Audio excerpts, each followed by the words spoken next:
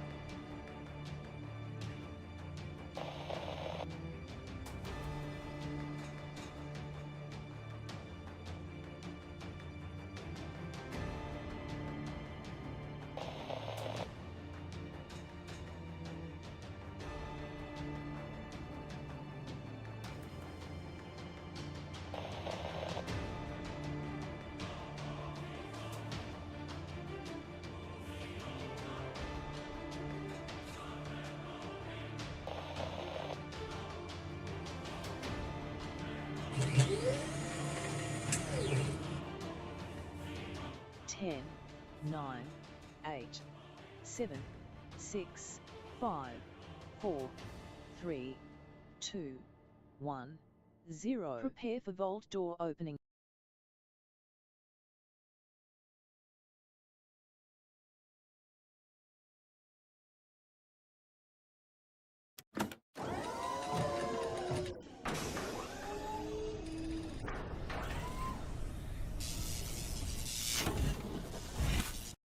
Hello and welcome, everybody. I am back. Sorry I wasn't here yesterday, but man, I was exhausted. But I've rested up and ready to rock and roll. Put a 1 in the chat if you can't see and hear me. Totally bummed I didn't get an extra day in 7 Days to Die, but hey, that's okay. We'll get back to that next week. Try to get a bonus stream in next time. But today we're going to do some Satisfactory. We've got it going right over here. See my cool little 3D animations with live video on it too. That wasn't easy, everybody. It wasn't easy. It takes a lot of steps to make that happen. Now, don't forget to go out and retweet, everybody. I'm going to go throw that link in the chat. Feel free to go ahead and follow that link. Go up there and hit that like button, hit that retweet button. We get 5 retweets. We're going to give you 5 times the caps right now for the Vault Van Life project. During the Vault Van Life project. We're getting there little by little. We're getting close to our next milestone here. Let's see where we at. We're at 3,100 right now. And I have to go through and calculate all the bits and stuff too, because I got to do all that manually. But I'll get to it eventually, everybody. Just so much going on right now, everybody. So much IRL stuff.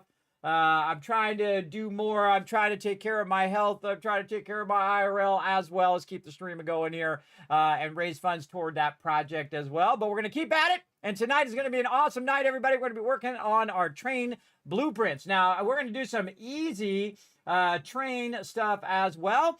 So we're going to be doing...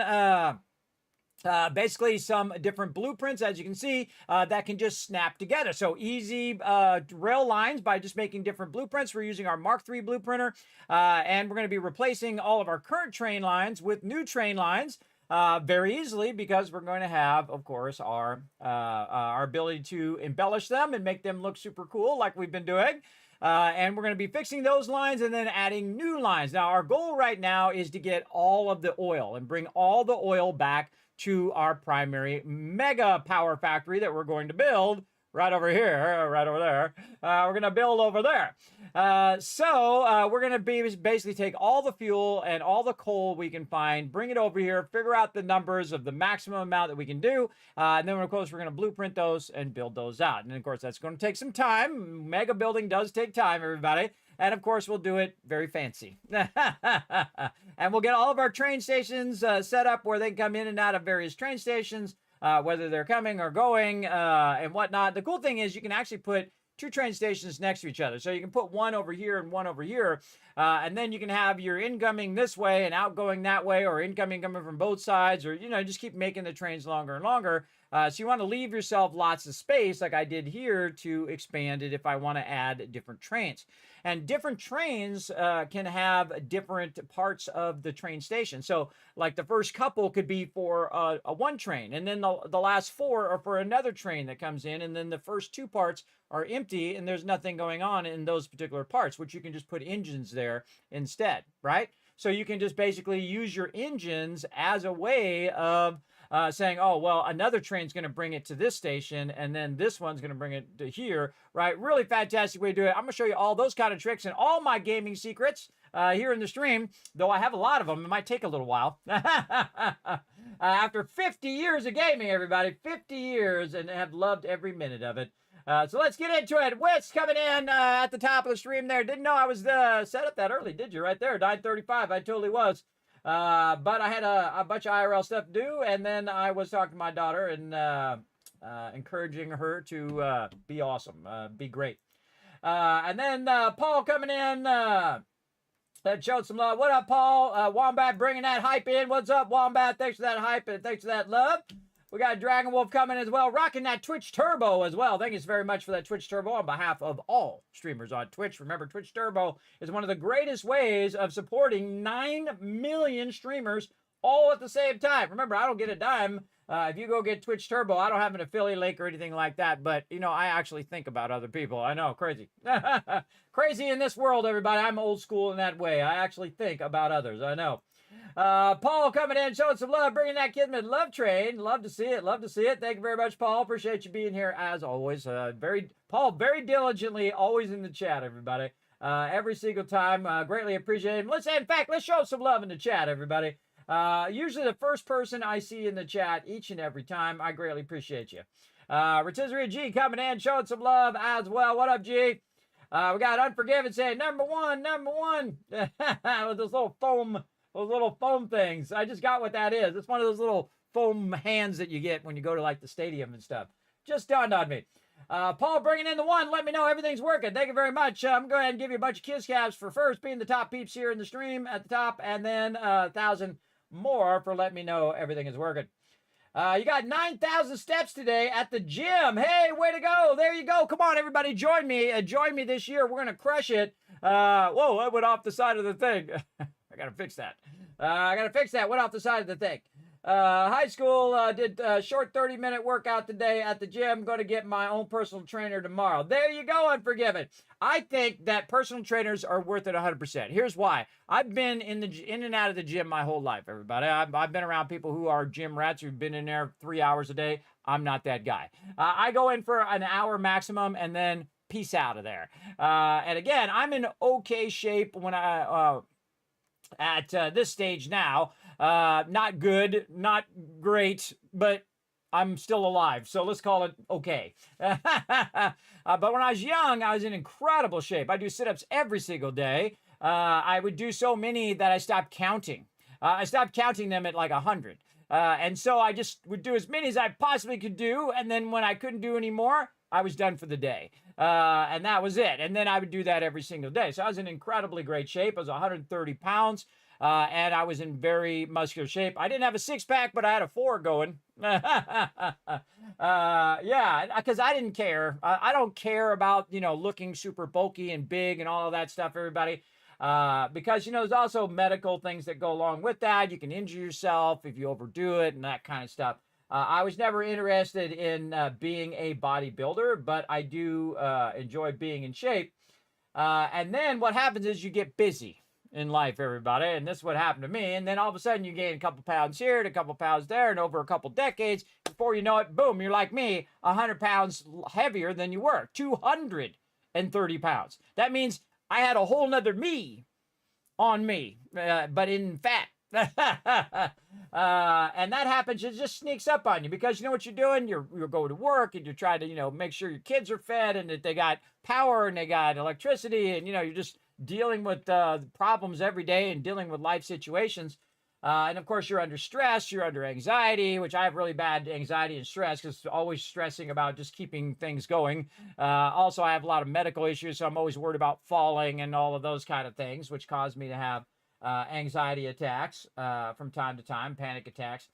And it feels like your life is being sucked out of you, everybody. It's like a heart attack. It's like you're ebbing out, which is a very scary feeling. It's very scary to feel. When it first happened to me, everybody, I went to the emergency room and they didn't know what it was. And eventually they found out, yeah, you're just having a panic attack. You're not actually having a heart attack, but it feels like you're dying. It really does. It's really scary. And so I have anxiety medicine now. So if it starts to kick in, I go straight for it. I don't have to take it every day, but when it gets bad, I go and I take it and it does help. So again, if you are having issues like that, everybody definitely seek some professional help to help you with that. And so on. So that's the main thing that I've been working on as well. And I've lost 55 pounds now, everybody. I'm down to, well, I go up and down, but I've been down to 175 before. So that's 55 pounds, because if you think 230, there's 30 pounds there. And then from 200 pounds down to 180 pounds, that's another 20, so there's 50. And then from 180 to 175 is 55 pounds. And then I go up and down 5 pounds or whatnot. I have a real problem at that plateau losing any more weight. And it's because I've spent so much time working and not enough time staying strong, right? I'm not out, like when I was young, I'd be out running, I'd be out exercising, I'd be out, playing baseball or having fun with my friends or whatever it was. When you're young, you're doing a lot of that. But as you get older, you spend a lot more sedentary life where, you're enjoying your success. You're out eating fancy restaurants, you're out, socializing and having a good time. And then over time, and I know a lot of you are probably in the same boat, it builds up. And really, even if you're not doing all of those things and you're just not doing anything, you're just playing games all day long or watching TV all day long, it's the same thing because you're not building up your muscle. Your muscle is what keeps your fat at bay. Because if you don't have that muscle uses the energy of that fat to like batteries, to burn that, to build that muscle, to keep that muscle going. So as you get older, you start losing muscle too. So at my age, not only is your muscle starting to drop off because you're getting older, but also if you're not taking care of yourself, it starts to drop off as well. And I, of course, am dizzy all the time, so it's even more difficult. I have to have the maximum level difficulty, everybody. It's like playing the world in survival mode. That's the way I am right now, everybody. I'm playing real life in survival mode. Just like in Fallout 4. Wow, the timing is perfect. Just like in Fallout 4, when you turned it on the hardest mode, that's my life right now, in the hardest mode. But I'm working at it, right? So a little bit each day, everybody. And again, it's taken me 10 years to do it very slowly so I don't fall, I don't injure myself, I don't do all that. And I do a little 7-minute walk, right? So once a day, I 7-minute walk and 7-minute walk back. And then eventually I got to a point where I was doing it twice a day. And then I was doing it when I was taking a break. I would take a break from the stream. I walk up and down my hallway, 15 minutes, 10 minutes, or whatever the break was. And then I'd come back and I'd do it again. So again, every few hours, everybody, that's when you're supposed to take a break. Now, even I don't follow my own thing, even though my doctor's like, you better every 2-3 hours, you should be taking a break. I'm like, all right. And then I forget and I get all wrapped up and you know how it goes. But if I set a timer over here, hey, Siri, set a timer for 2 hours called break. And then there's a good 50% chance I'm going to remember if she reminds me. And again, at my age, you also, because of my medical conditions, I am always sleep deprived, everybody. Every day, not only am I dizzy, but I'm also sleep deprived because I have really bad insomnia and sleep apnea. And I don't take any medicines for anything else. I don't like taking medicine. I don't even like taking aspirin, everybody. I don't like taking any drugs at all. And sometimes I just tough it out, just man it up kind of thing. From my age, everybody, from my generation, it's called man it up. Oh, you broke your arm? Walk it off. Man it up. I'm not kidding. That's how parents were in those days, everybody. Probably broken arm, they'll take you to the doctor. But, you know, if you cut yourself or you skin your knee or whatever it is, walk it off. You'll be fine. Put some Neosporin on there nowadays. We didn't have Neosporin when I was a kid, everybody. Just like, you know, rinse it off. Oh my God. Oh, that hurt so bad. And then, you know, Put a little gauze on there or a Band-Aid. Okay, you're fine. Go ahead. Those are my days, everybody. You had to tough it out. We didn't have no Neosporin and fancy, what is it? Doc McStuffins, Band-Aids. See, the problem when you have kids, everybody, is the only stuff you have around is kid stuff. Like, Doc McStuffins, Band-Aids, or Hello Kitty Band-Aids, whatever. I rock those Hello Kitty Band-Aids. Hey, I'm very secure in myself. I'll rock them every day. I'll do what I got to do. They're my kids' Band-Aids, but hey, if that's all that there is, I'll wear it. I don't care. See, you get to a point in your life, everybody, where you stop caring about what everybody else thinks, and you stop wearing clothes so that you can impress other people and having fancy cars and all that stuff. When you're like me, everybody, and you're on the brink of your own extinction, all that stuff you will find becomes not a big deal. That stuff is irrelevant. It doesn't matter anymore. And when you face your own mortality, everybody, you will say, hey, what a waste of my time that is. The only thing that matters is how you treat others. And of course, you want to have them treat you well too. If they don't treat you well, everybody, they don't deserve your love and your respect. They don't. They should be treating you kindly and with care, just like you are treating them. Now, remember, respect is not earned, everybody. That is a falsehood. Respect is on you. How you treat others is on you, and how they treat you is on them. So if they treat you badly, like somebody's bullying you or something like that, that's their shortcoming, not yours. So keep that in mind, everybody. If someone's treating you badly, remember, that's their issue. They're the one who can't get it together. It's very hard to understand that, especially when you're young, everybody. People are treating you badly. They're making you feel bad. And say, oh, you're a geek, or you're this, or you're that, or whatever. And they just don't have the self-esteem inside them to realize, or empathy for others, to realize that that's not how you treat people, everybody. That'll be the one thing you answer for in your life, everybody. You stand before whatever you believe in, the Almighty, and he'll ask you one question.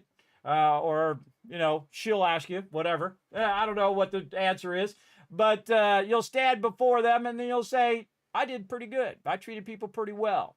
I'm good, everybody. I feel I've done a lot of good in my life, but a lot of kind things and whatnot, and I've stood up for myself and said I don't want to be treated badly, and I've done that over and over again.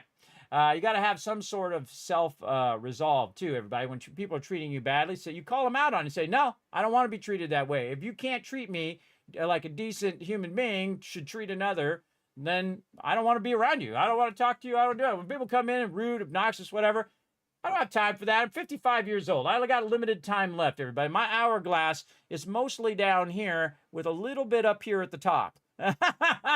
So you think I want to waste those precious little hourglass, things of sand dealing with idiots? No, I don't want to deal with that. I want to hang around awesome people like all of you in my chat. So I appreciate you being here. Hopefully give you a little inspiration. So let's get out there, everybody. Take small walks. Take little journeys. Start lifting a little bit of weights. Not heavy. Don't go in the gym and just go crazy and burn yourself out. Nice and slow and steady. Little by little, and you will see it happen. You can see it happen in me, everybody.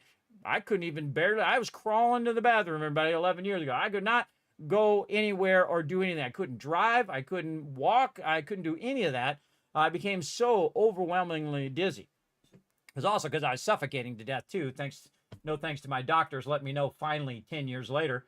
Yeah, thanks for that, doctors.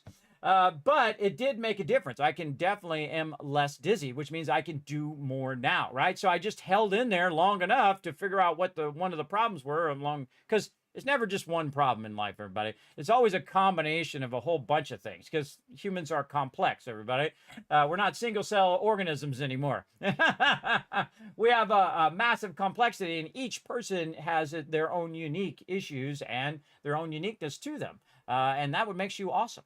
Your being you is what makes you amazing, right? Because you're the only one of you. Even if you were a twin, everybody, you're still not exactly the same because in here, you're not the same.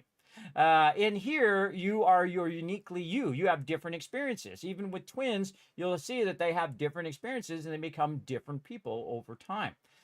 Just because they look the same doesn't mean they are the same, right? That's the same way with people and groups of people and people from all over the world. Just because they look like somebody else from that same group doesn't mean that they're the thing. And I hate when people put people in groups, everybody. I think you should just think of people on the human scale. There's human beings. There's the ones that are evil, and there are ones that are decent human beings, right? Those are the two sides of human beings. Try to be on this side over here, the decent human beings, because every human being, everybody, is like this, right? You have this meter, right, of the evil things that you've done and the mistakes that you've made in your life, and then the good things you've done. I'm way over here, but I've done a lot of good things in my life, and I've done a bunch of stupid things too, like run across top of rooftops and go down in manhole covers and go out in my little ninja outfit when I was about 10 and run the neighborhood and do all sorts of crazy things that we'd have to do a Kismet after dark. A lot of partying and whatnot when I was young, and just a lot of stupid stuff you do when you're young. I was telling my kids the story of when I went to Laughlin, and Laughlin's like a little Vegas, right? A little mini Vegas. You go over there and you gamble and you have a fun time. I was hanging out with a friend of mine who's a pilot, and I paid for him to fly so he could get us some hours, right? Because I had lots of money in those days, everybody. So he he rented a little tiny plane, and he flew us there in his little tiny plane, and did the most amazing landing, everybody. We didn't even know we had landed. He did like the perfect landing, just like nailed it, everybody. Amazing, amazing pilot. So we get there and we're gambling or whatever, and then I realized that he's over there gambling, right? And I forgot to tell him you have to be a certain age. He's only like 20. He's not 21. So he's over there gambling, and he wins like, I don't know, $30. He's like, oh, I'm gonna get in trouble. I'm getting in trouble. Like, they don't care. Just go up there, act like, you know, because he looks older. He looks like he's in his 30s. So I said, hey, just go over there, turn the thing in like no big deal. If you go over there and start acting funny, and then they're gonna think that, you know, there's something up. But if you just act like no big deal, then boom, you go over there. So he went over there and he got his $30, and I said, let's get out of here before something bad goes happen. Yeah, so I was telling the story of we rented some Sea-Doos, and I'm, you know, this one, you know, you go out with your bros, right? The bros go out to the river, wives and girlfriends stay home, and then you're just out there partying and having a good time. So we had gotten some Sea-Doos, and I drove up to the Hoover Dam. And we're all sitting there, and we're like half a mile from the Hoover Dam. Hoover Dam is huge, everybody. If you've never seen it, it is massive. So I'm on the water end, so the dam is here. I'm down here, and it is massive from a half a mile away. But I get this idea that I'm going to drive up to the dam and touch the dam. Stupid. But I didn't think it was stupid at the time. I thought, well, that's cool. I have a great story to tell. Well, I get on the Sea-Doo, hit it in, going 60, 70 miles an hour in the water. Boom, boom, boom, just barely hitting it. Run up there because my friend's too chicken to do it. So I run up there, and I touch the thing, and I look up, everybody, and you got to think, I'm under the spill well. Now, if you don't know what a spill well is, basically it is where they release the pressure of the dam, where they let some of the water out. Well, I could tell you if they opened that spill well, I would have been dead, because that would have been thousands of pounds of water hitting me in that moment. They don't know I'm down there. I'm just this little tiny speck at the top of this ginormous dam that's like this big. And I'm looking up at this thing thinking, well, this was stupid. And then I, boom, got out of there. And that was like 10 seconds, everybody. Like 5 or 10 seconds of realizing how stupid that was. And then I got out of there. You can't do that today, by the way. You go anywhere near any kind of a federal facility or dams like that, they will shoot you. So don't look out. This was back in the 90s, everybody, when it wasn't so crazy as it is now. People weren't doing as many stupid stuff. They were still doing stupid things, like going up and touching dams. I mean, I didn't have any ill intent. I was just up there. I wanted to touch it, so I have a great story. And now you heard the story. The moment in which I realized I made some dumb choices in my youth. But I've also made a lot of good choices along the way, too. Again, that's that meter, everybody. That meter in your life, your good choices and your bad choices, right? And some of those bad choices, some of those failures and everything, they make you into what you are today. That's why you are the way you are, right? Because you've learned from those mistakes, hopefully. Not to do that again, because that was dumb. But crazy, absolutely. There you go. Hey, thanks for the double lurking. I appreciate it. There, ISP. I'm going to call you for short. I don't know how to say your name, so I'm just going to give you a new one. How about that? Tab, bringing in the love, saying thank you over there. Thank you so much for all the love, everybody. I don't know what's going on with my activity feed again. It's broken again. It is broken. Hold on. Probably because my plug-in thing is broken. Yes. Oh, and I forgot to say one Kiwi Wolf said, I wanted to see this van in action. Bazinga, we know who that is. That's Itzifer coming in. Hey, Itzifer, what's up? He's got his own command. What's up, Itzifer? Look at that love trade. Holy mackerel. That's how you rock a love trade right there, bro. Right there. Thank you so much for that love and support, Itzifer. Always appreciate you. Again, you get your own command, by the way. If you are part of the Vault Van Life Project, by the way, the top 5 people who donate to the Vault Van Life Project and they get their own command. And if you already have one, I'll make you another one. So there you go. Very cool. I got great ideas for the new ones too. So there we go. Oh, it's Jonkers. Hey, Jonkers. Thank you very much, bro. I appreciate the double love over there. I appreciate it big time.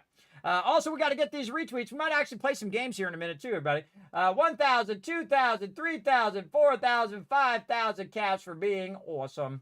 Again, I appreciate all the love and support, everybody. I appreciate you guys going out and retweet. Keep those retweets going. I'm going to go ahead and throw that link in the chat. Hit that like button, hit that retweet button. It's free, and it really helps the stream. And you earn Kiscaps toward future giveaways as well. Just takes a second. All right, everybody. Again, I'm just here to inspire you to go out and do what you love to do. I'm living proof that if you work at it hard enough, that you really want it bad enough, you're going to have whatever you want. Now, of course, sometimes when you get there, you don't want that thing anymore. Now you want something else. That's usually how that works, everybody, how goals work. And that's okay because it pushes you forward as a human being. It pushes you forward in your life as opposed to just being stuck in one place. And that's what working out does. That's what working on your health, eating a little bit better.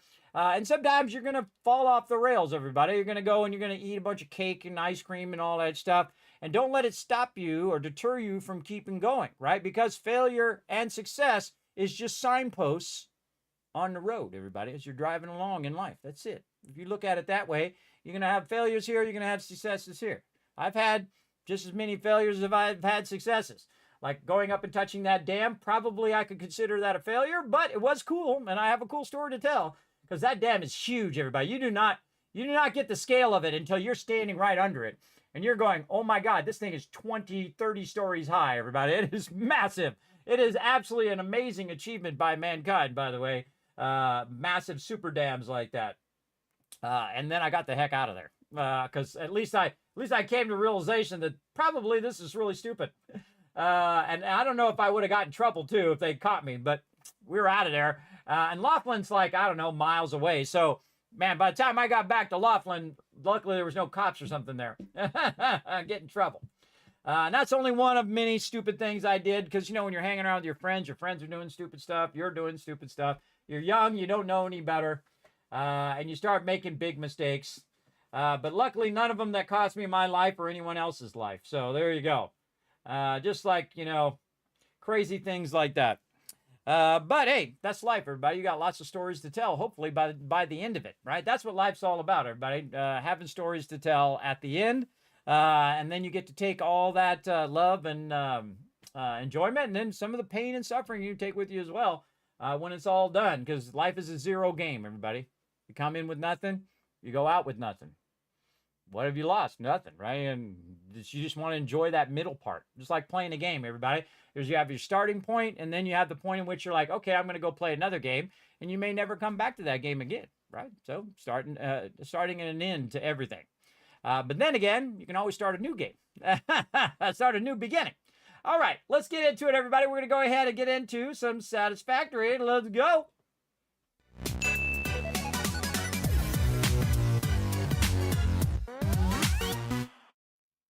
All right. Again, everybody, part of my purpose here in the stream is to inspire you guys to go do what you love to do.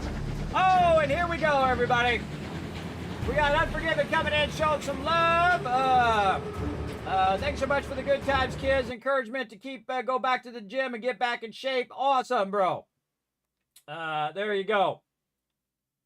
Yeah, it just don't go in and just say, hey, I'm just gonna go all in and do all too much. The thing I've always found, the reason why I get burned out in the gym, everybody, is I go in and I do too much too fast. Right? It really, you want to do it in moderation. And again, you can try to quick start and really go to it. But usually what happens is after a couple weeks or a month or whatever, you just stop going because you've burnt yourself out. I think it's always better to start a lot slower and just work on consistency more than work on you're doing a lot of weight or you're running a really long distance or any of that stuff, because that doesn't work for me, because I've done that many times and then stopped and many times and stopped. What's been working for me is just working on consistency first. And I'm not trying to lose, 500 pounds in a week or anything like that. Ridiculous, which would be incredibly bad for your health to do that, to lose 100 pounds in a week. Everybody, you'd be on your deathbed. Don't do that. It's really bad for your body too. But it's really is the consistency, keeping consistent as best you can. And some weeks you're going to have bad weeks, right? Like sometimes I'm doing stuff with the family or I'm doing whatever and I miss a gym workout or whatever it is. And then just say, okay, well, that's just part of the journey. That's just what's going to happen. You're going to miss sometimes, right? But the more consistent you can be, the better results you'll have over time. Now, me, I've been very consistent over 10 years, and that's how I've gotten to where I am today, which is theoretically impossible, according to my doctors, to be this better off this much time, because my diagnosis was there's nothing we can do. Basically, you're dead. That's basically what they told me. Lay down and die. That's it. There's nothing we can do for you. Well, thanks for that, bro. There's something I can do. Not listen to you and go out and do what I need to do to survive. So here I am. Here I am this many years later. So stay out there and stay inspired. Good to hear it there, Unforgiven. Get out there and start taking good care of yourself, everybody. And again, don't do it because I say to do it. Do it because you want to do it. Because the only person who has to do it is you, right? Nobody can do it for you. You have to make that choice every day, whether you're going to take good care of yourself or not. And some days you won't. Some days you will treat yourself badly by, eating bad food and, not working out and that kind of things.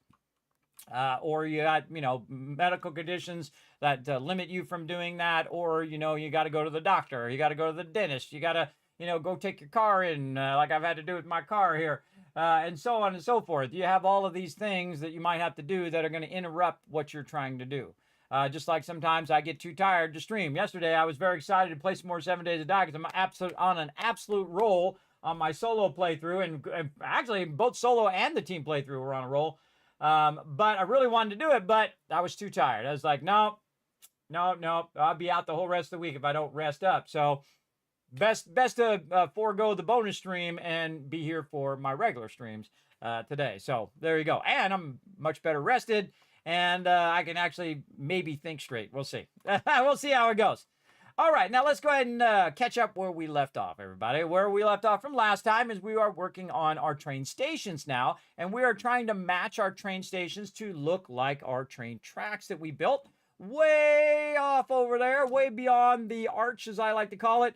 Way beyond over there, there's a bunch of oil that we set up for our trains to pick up and bring back over here. Now, what I'm doing is I'm setting up the kind of template that we are going to be using for our trains so that we can build them very quickly, because the world is not a small place in this game, everybody. It's a very, very large place.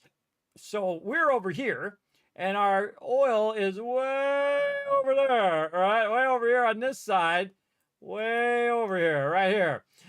So that's quite the distance to go. And then also I'm running it through the terrain and all of that. So I, of course, made the blueprints where they can be adjusted based on the terrain and the height of the terrain and whatnot and the supports and everything, and made it so they're in a modular system. So you can add this or that, or if you want to add a post or whatever it was, you're building this kind of modular system out that you can use over and over again. Right? And that's really the trick to blueprints is when you get into the larger mega building, it's about having modular pieces that you can put in, because the blueprint is still not big enough, even though it is much bigger in the Mark III versus the Mark I. But it's still never enough, because if you wanted to build the thing, it would be very large. And there are mods to do that, by the way, where you can, have truly massive blueprints. But I play with no mods, so that everything that I'm doing, you can do too. Whether you're on console or on PC, you can do anything and everything that I'm doing and try it out on your end. And of course, if you're one of my Patreon supporters, you'll also get these blueprints whenever I get a chance to upload them. And plus, I'm still working on them anyway, so once I have them done, we'll be good. Okay, so now what we're doing is we are building out our train station. So you can see that I built out this train station, and this is normally how you would build it. You would just build, put the stuff down, run the trains, GG, all good. And then you'd run it in there. Now, in my case, what I'm trying to do is set it up where I can build a whole bunch of these train stations. And so if you're going to be replicating multiple of that thing and you want it to be themed based on the theme that you've set up, you'll want to use blueprints for that. And in our case, in this particular one, what I'm doing is I'm setting up a blueprint that is the main station part of the blueprint. We also set up the part that is the train stations here, the depots or the whatever these things are called, platforms. There we go. I was trying to think of the name. The platforms of each of those stations, I've set those up as well. We want to go through and theme those in the same way. Now you can see that the train tracks, wherever the train tracks are, we have this translucent. It's actually a roof that I'm using, but it looks like a foundation, so I'm going to use it like a foundation. And so this is this kind of translucent roof that's going through there. And then what we're going to do is we're going to try to make this so it works. Now, there's two ways of doing this, everybody. There is the just leave it like this, and then I can just connect the in part. Or I could make another part that's the in part that has the loop in it, and I can just attach that to what we have going. And so we can do that either way. Now, the problem is that I'm doing everything. These are 6x6 blueprints. So I'm doing everything in 6x6. So if I make one that's only 5, we're going to have like, say I'm running a bunch of them this way, and then I have this one at 5, these are not going to match up. So you want to think about your foundations and how you're going to match them up later. So you start making smaller foundation ones, they're going to start to be weird in there. So it's actually smarter for me just to do this and then put down a bunch more foundations and then just finish the end part because we already have the ends, right? So all I have to do is just take my track tool and just do this. Boom. And then we'll just connect right there because I've figured out the distance and then how to make it return back to the other way, right? And that's what I was doing over here. I kind of pre-thought all that stuff out way over here ahead of time of how I want my little turn to do. So I want it to come out of the station, turn like this, and then be contained within those 6 foundations. I can also make it go out.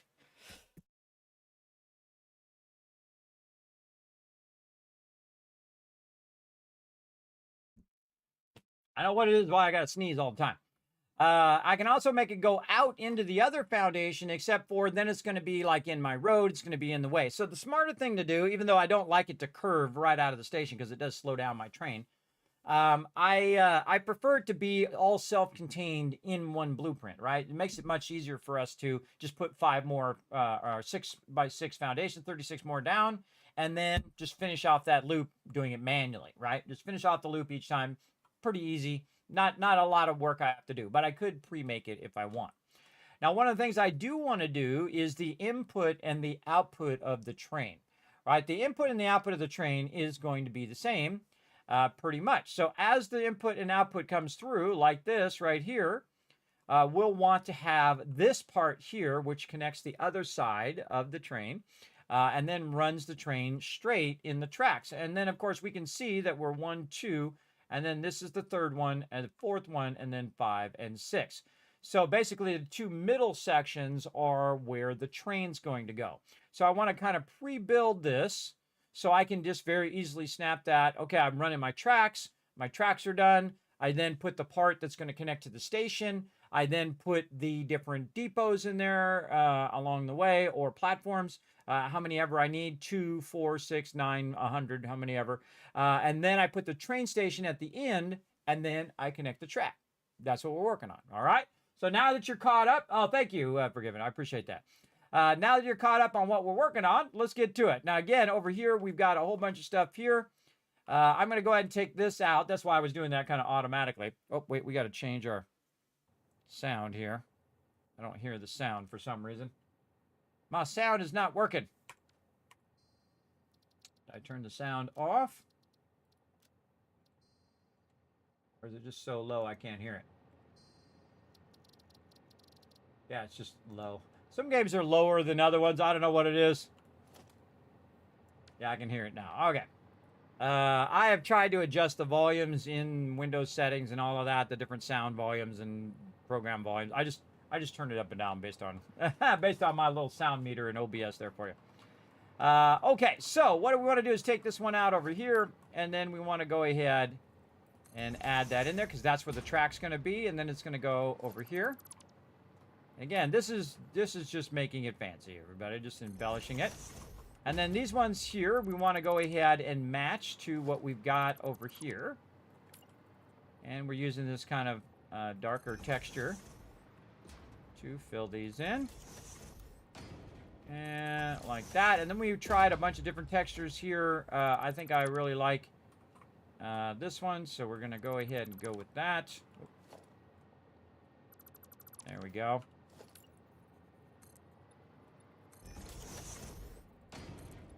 Keep those in there. And like that. There we go. And then over here, we've got some that are kind of hard to see. They're underneath the actual object here, our train station. So I'm just going to kind of reach underneath here and take all those out just to make it the same. You won't see those in the game because, in fact, you could leave them out, and only you would know that they weren't there. But I like to be thorough, everybody, because again, if you're looking at it from underneath, you're going to see the difference in the texture. And there we go, and then we'll fill this one in, like so, and then we'll take this one back out, and that's because this has the electricity.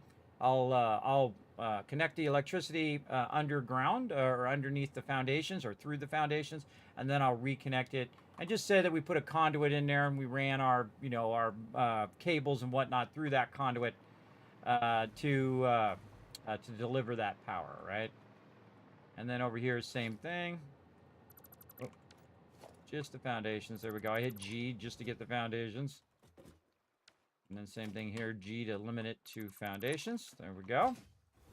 And then we'll grab these and we'll run it in first. And let's get down here where we can see what we're doing. There we go. And we'll replace those, and those should be with the same texture as this over here. All right, very nice.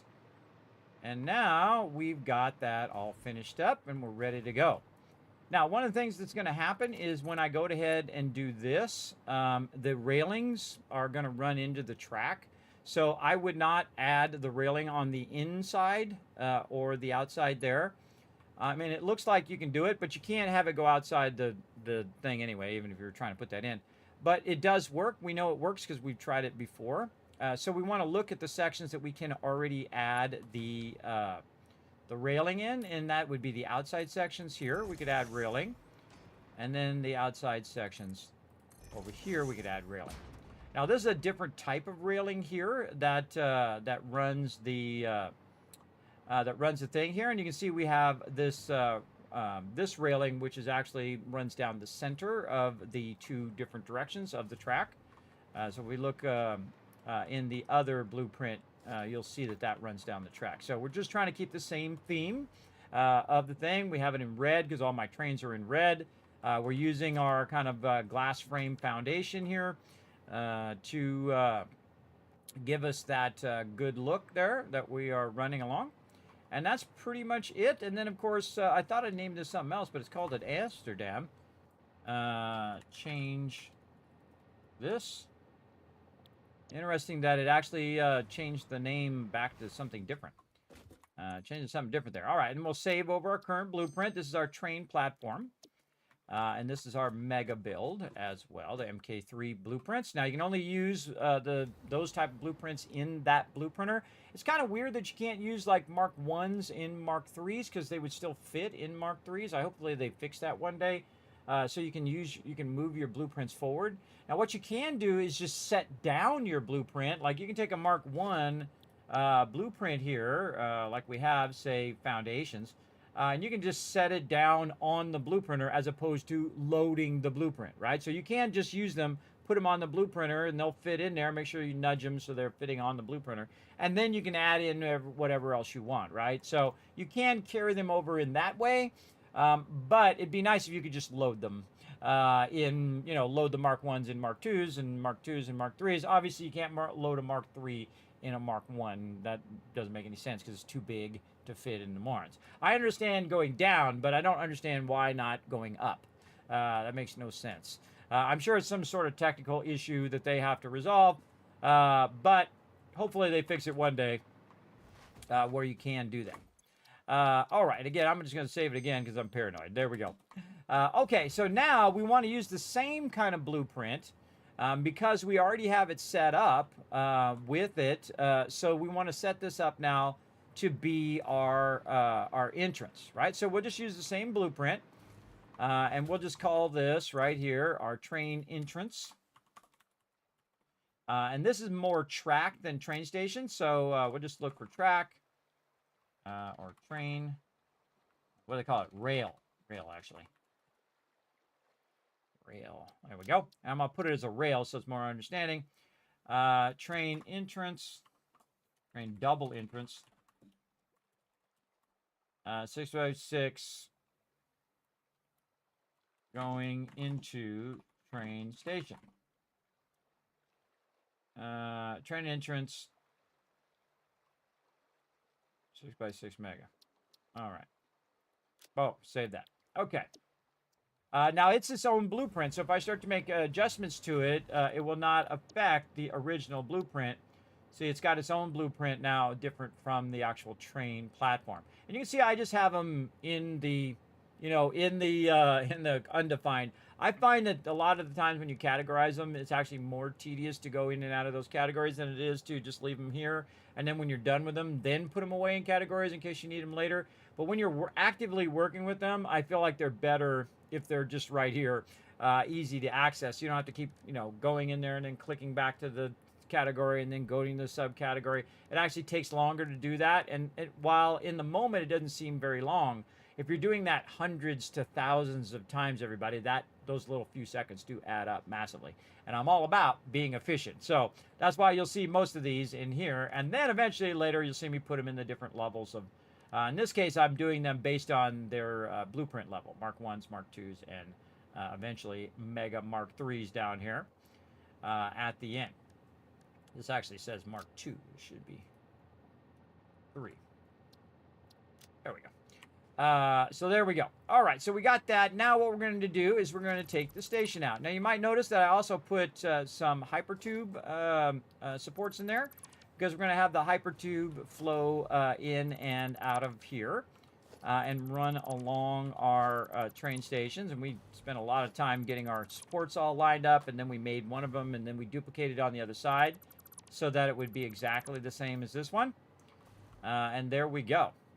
And then again, we'll take this. This is going to be an arc here. So we want this to basically connect. And now they have an auto connect feature, which is why we're doing all of this now, is because that auto connect feature is awesome, everybody. It is an incredibly great addition. They just kill every single update they've ever done, everybody. And I've played the game since it first came out, and every single update has added a major amount of gameplay, probably to the best tune of any game ever, everybody. I mean, that's saying something.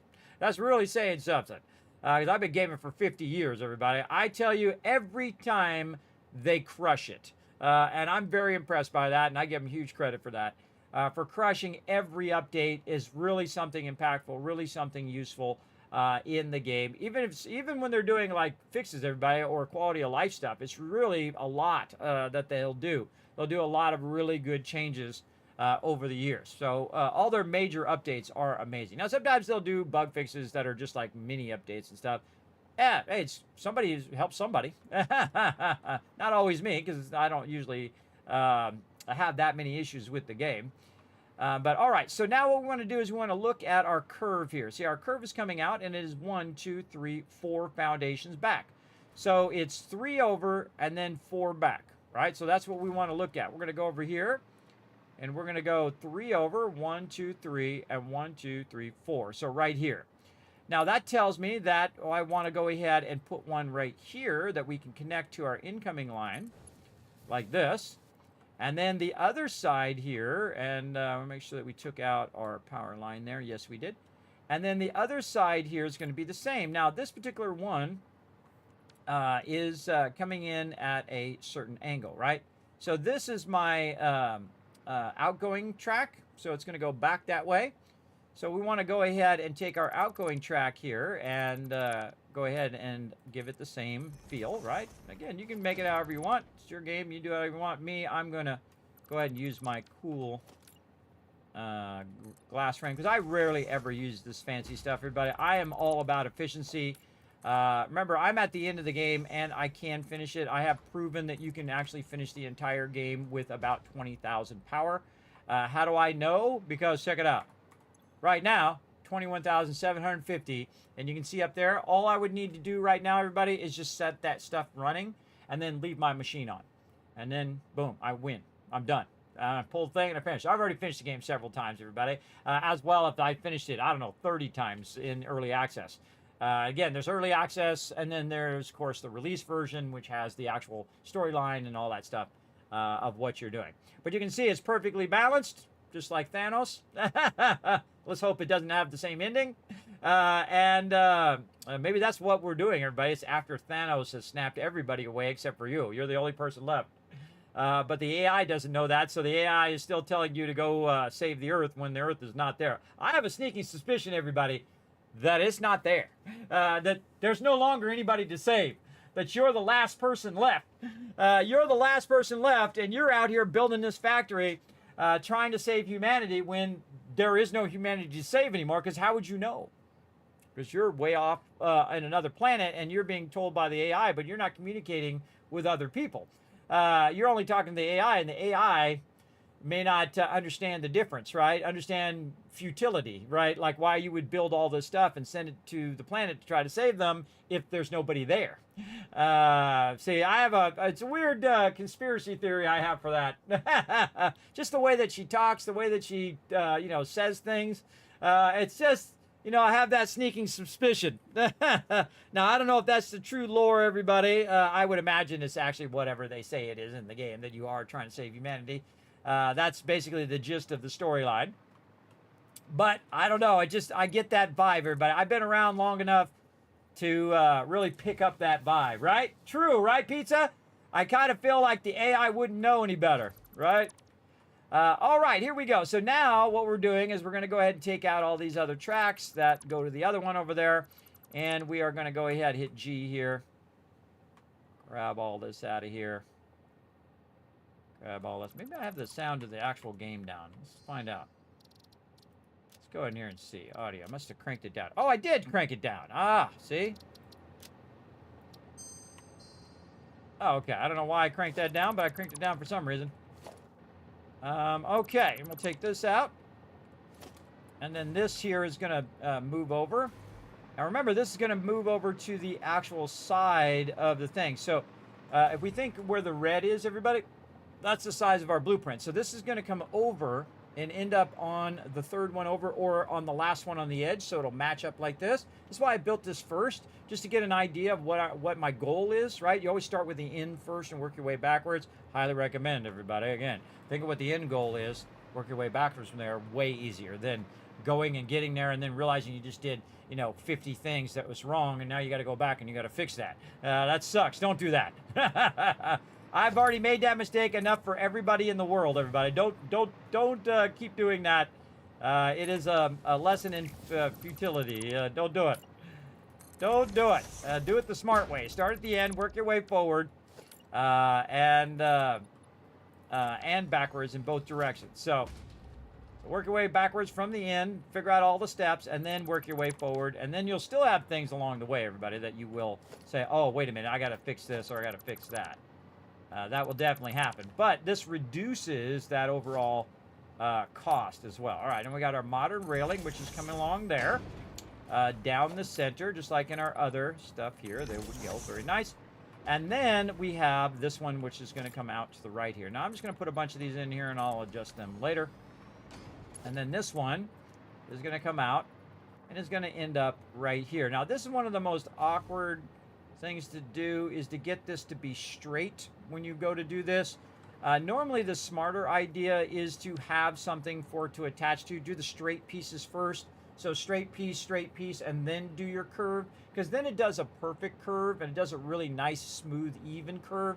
Otherwise, when you're kind of hodgepodging it and patching it together with curves and whatnot, I find that it does these little wiggles in there. I don't like that when that happens. It slows down my train. I don't like that. It makes my train less efficient. But we're going to go with it because, again, all we have is the room we have on the blueprint. All right. So there we go. We got that done. And then we can go ahead and fill in these that are going to be the outside edges of the train here. Might leave that one. And then we'll just do this. And then, of course, this will be our little safety rails. Oops, actually, we need our other safety rails here under architecture. So I'm using two different rails. I'm using the modern railing and I'm using the industrial railing. The industrial railing, I am running down the center, which is what I should have been running down the center. Oh, these are modern railing. No, this should be over here. This is this stuff. There we go. And then we'll get rid of the modern railings.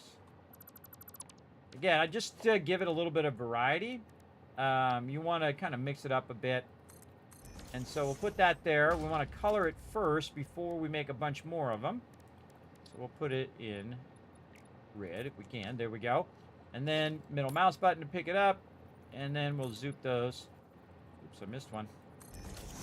We'll zoop those down the center to match up with the rest of our railings. There we go. Very nice. Now, what's going to happen, everybody, is you are going to need to have stops and starts in your train. Now, I'm not doing it yet. We're going to come back and modify the blueprints after the fact to put in our block signals. Right now, you can build those directly into your stations so that when you do put them down, you don't. Oh, look at this. See how this is on the wrong foundation? See how it flipped this way or that way? You got to pick a side on those. Pick a side, and these are actually incorrect. Let's take those back out. It's attaching to this foundation and not that foundation. That kind of detail bugs me, so I go in and I have to fix that. I'm that guy, everybody. Like, nah, if I'm going to do it, I might as well do it right. There we go. And there we go. Now they're all on the same area. There's not like a little shift in the thing. And if I see that, I will fix that. Okay, so this actually probably be better if we just did maybe a little bit of this. And maybe all the way up into here. And then railing out this way. And just to, you know, for safety's sake, keep people off the rails. They don't get hit by the train. There we go. Now, I wish that the train track tool was also a foundation tool. And I talk about this nearly every stream, everybody. Imagine if you could just have a tool that's just a rectangle, you know, because obviously this is a certain shape. You can just see the shape by looking at the front. It's extruding that shape along that line, everybody. So it has a basic shape, and then that shape is then extruded, and as it goes a certain distance, it adds the side stuff. Right, so it will do it in sections. So they already have the technology to make it happen. All they need to do is just make it a simple rectangle and then have it extrude and basically curve just like it is there. Just change the shape of the object.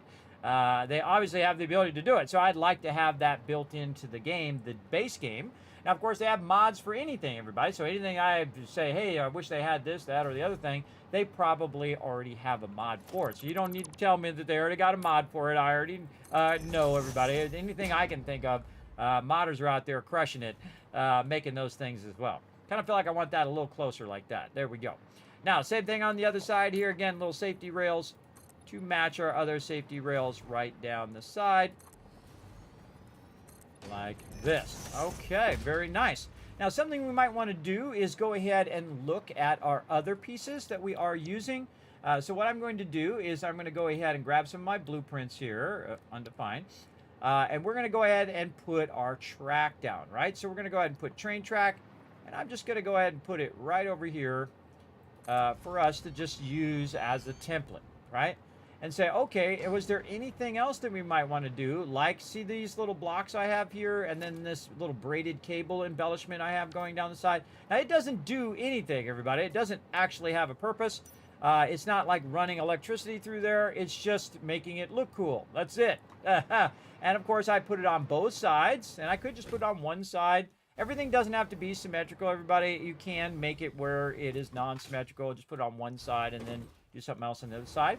You can also see that we have the hypertube up across the top here that is running along, and it will automatically connect those ones together using your auto connect.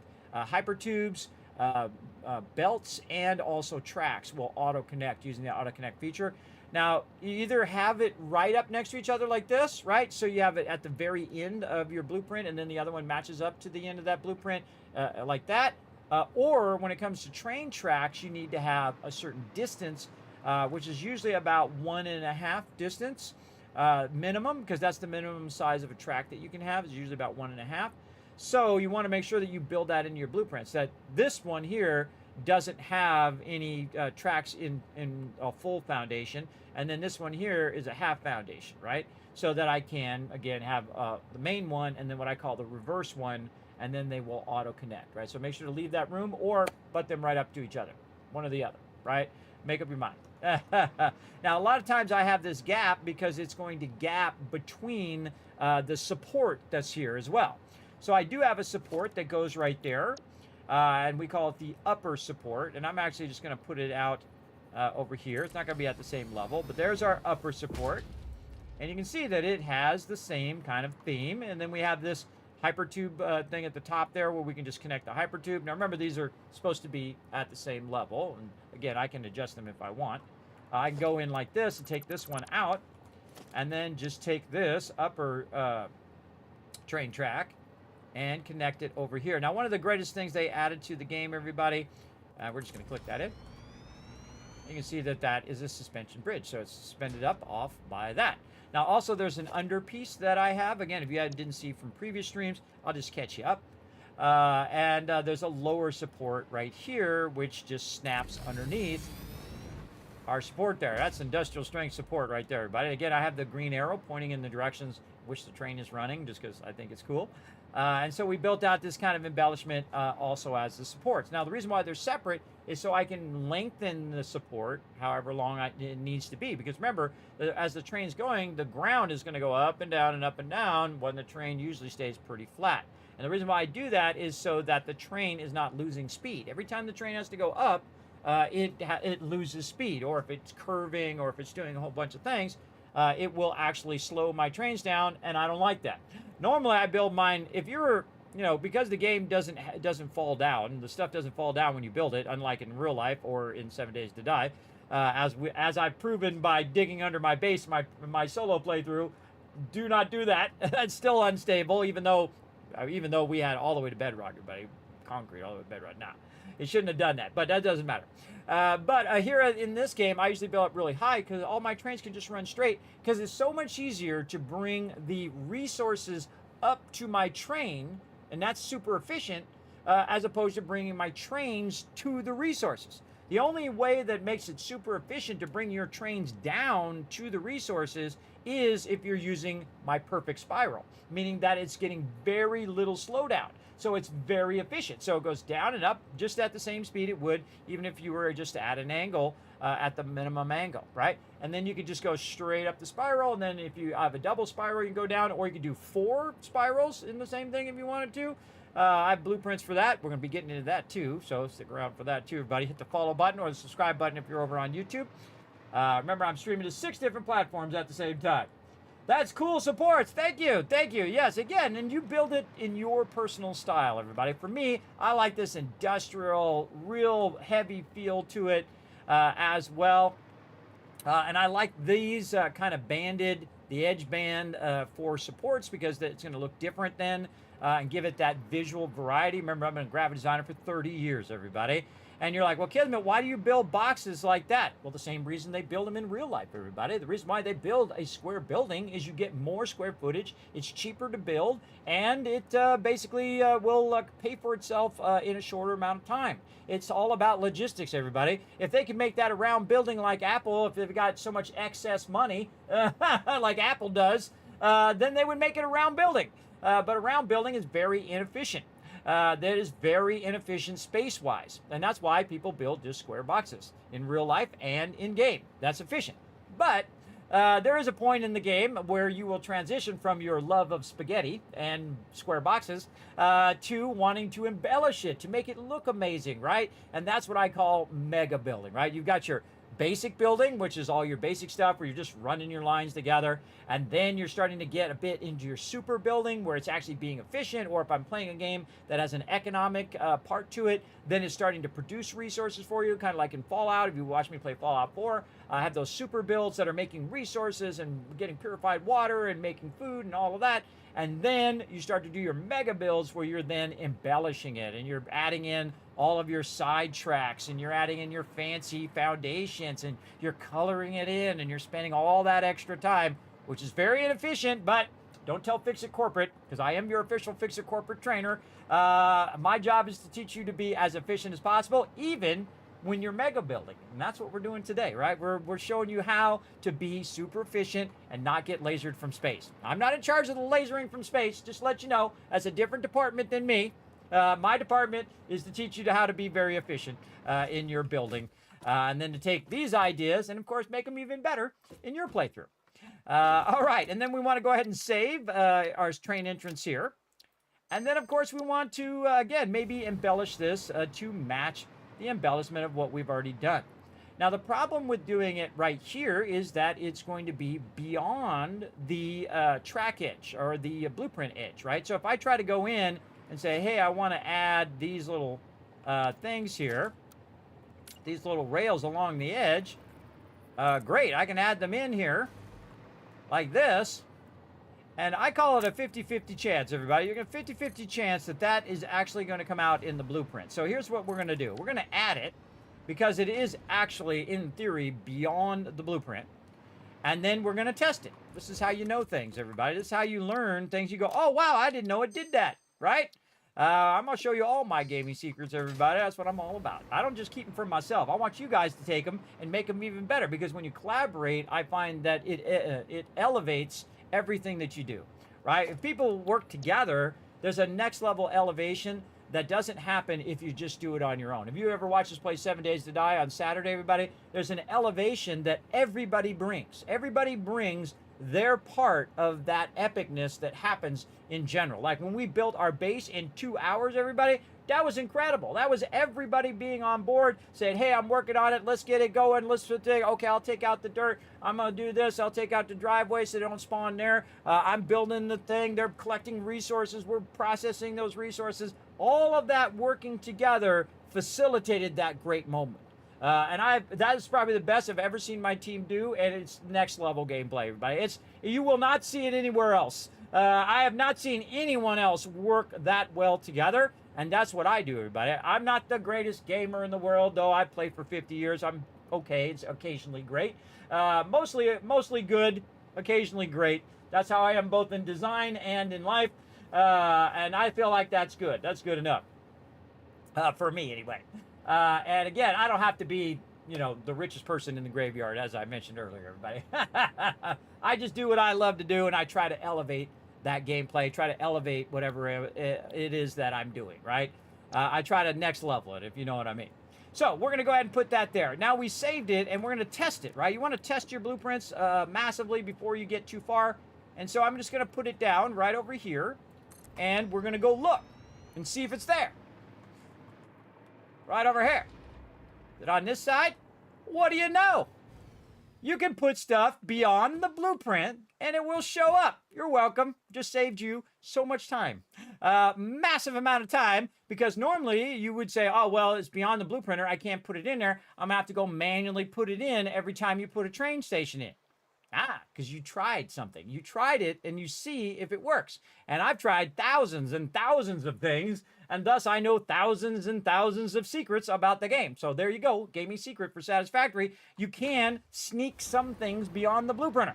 So what we're going to do is we're going to save ourselves a lot of work by just adding these over here. But look what happens. Oh boy, we can't do it. Oh, there we go. Player was in the way.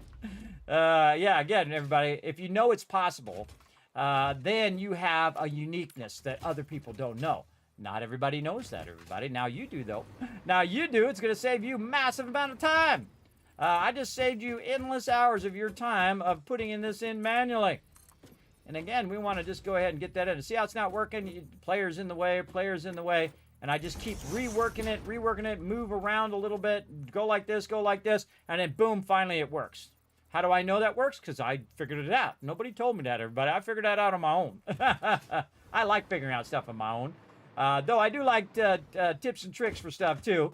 But I love the moment of discovery. That's why I like the beginnings of games and whatnot. I love those moments of discovery going, oh, okay, now I understand. Oh, okay, I get it.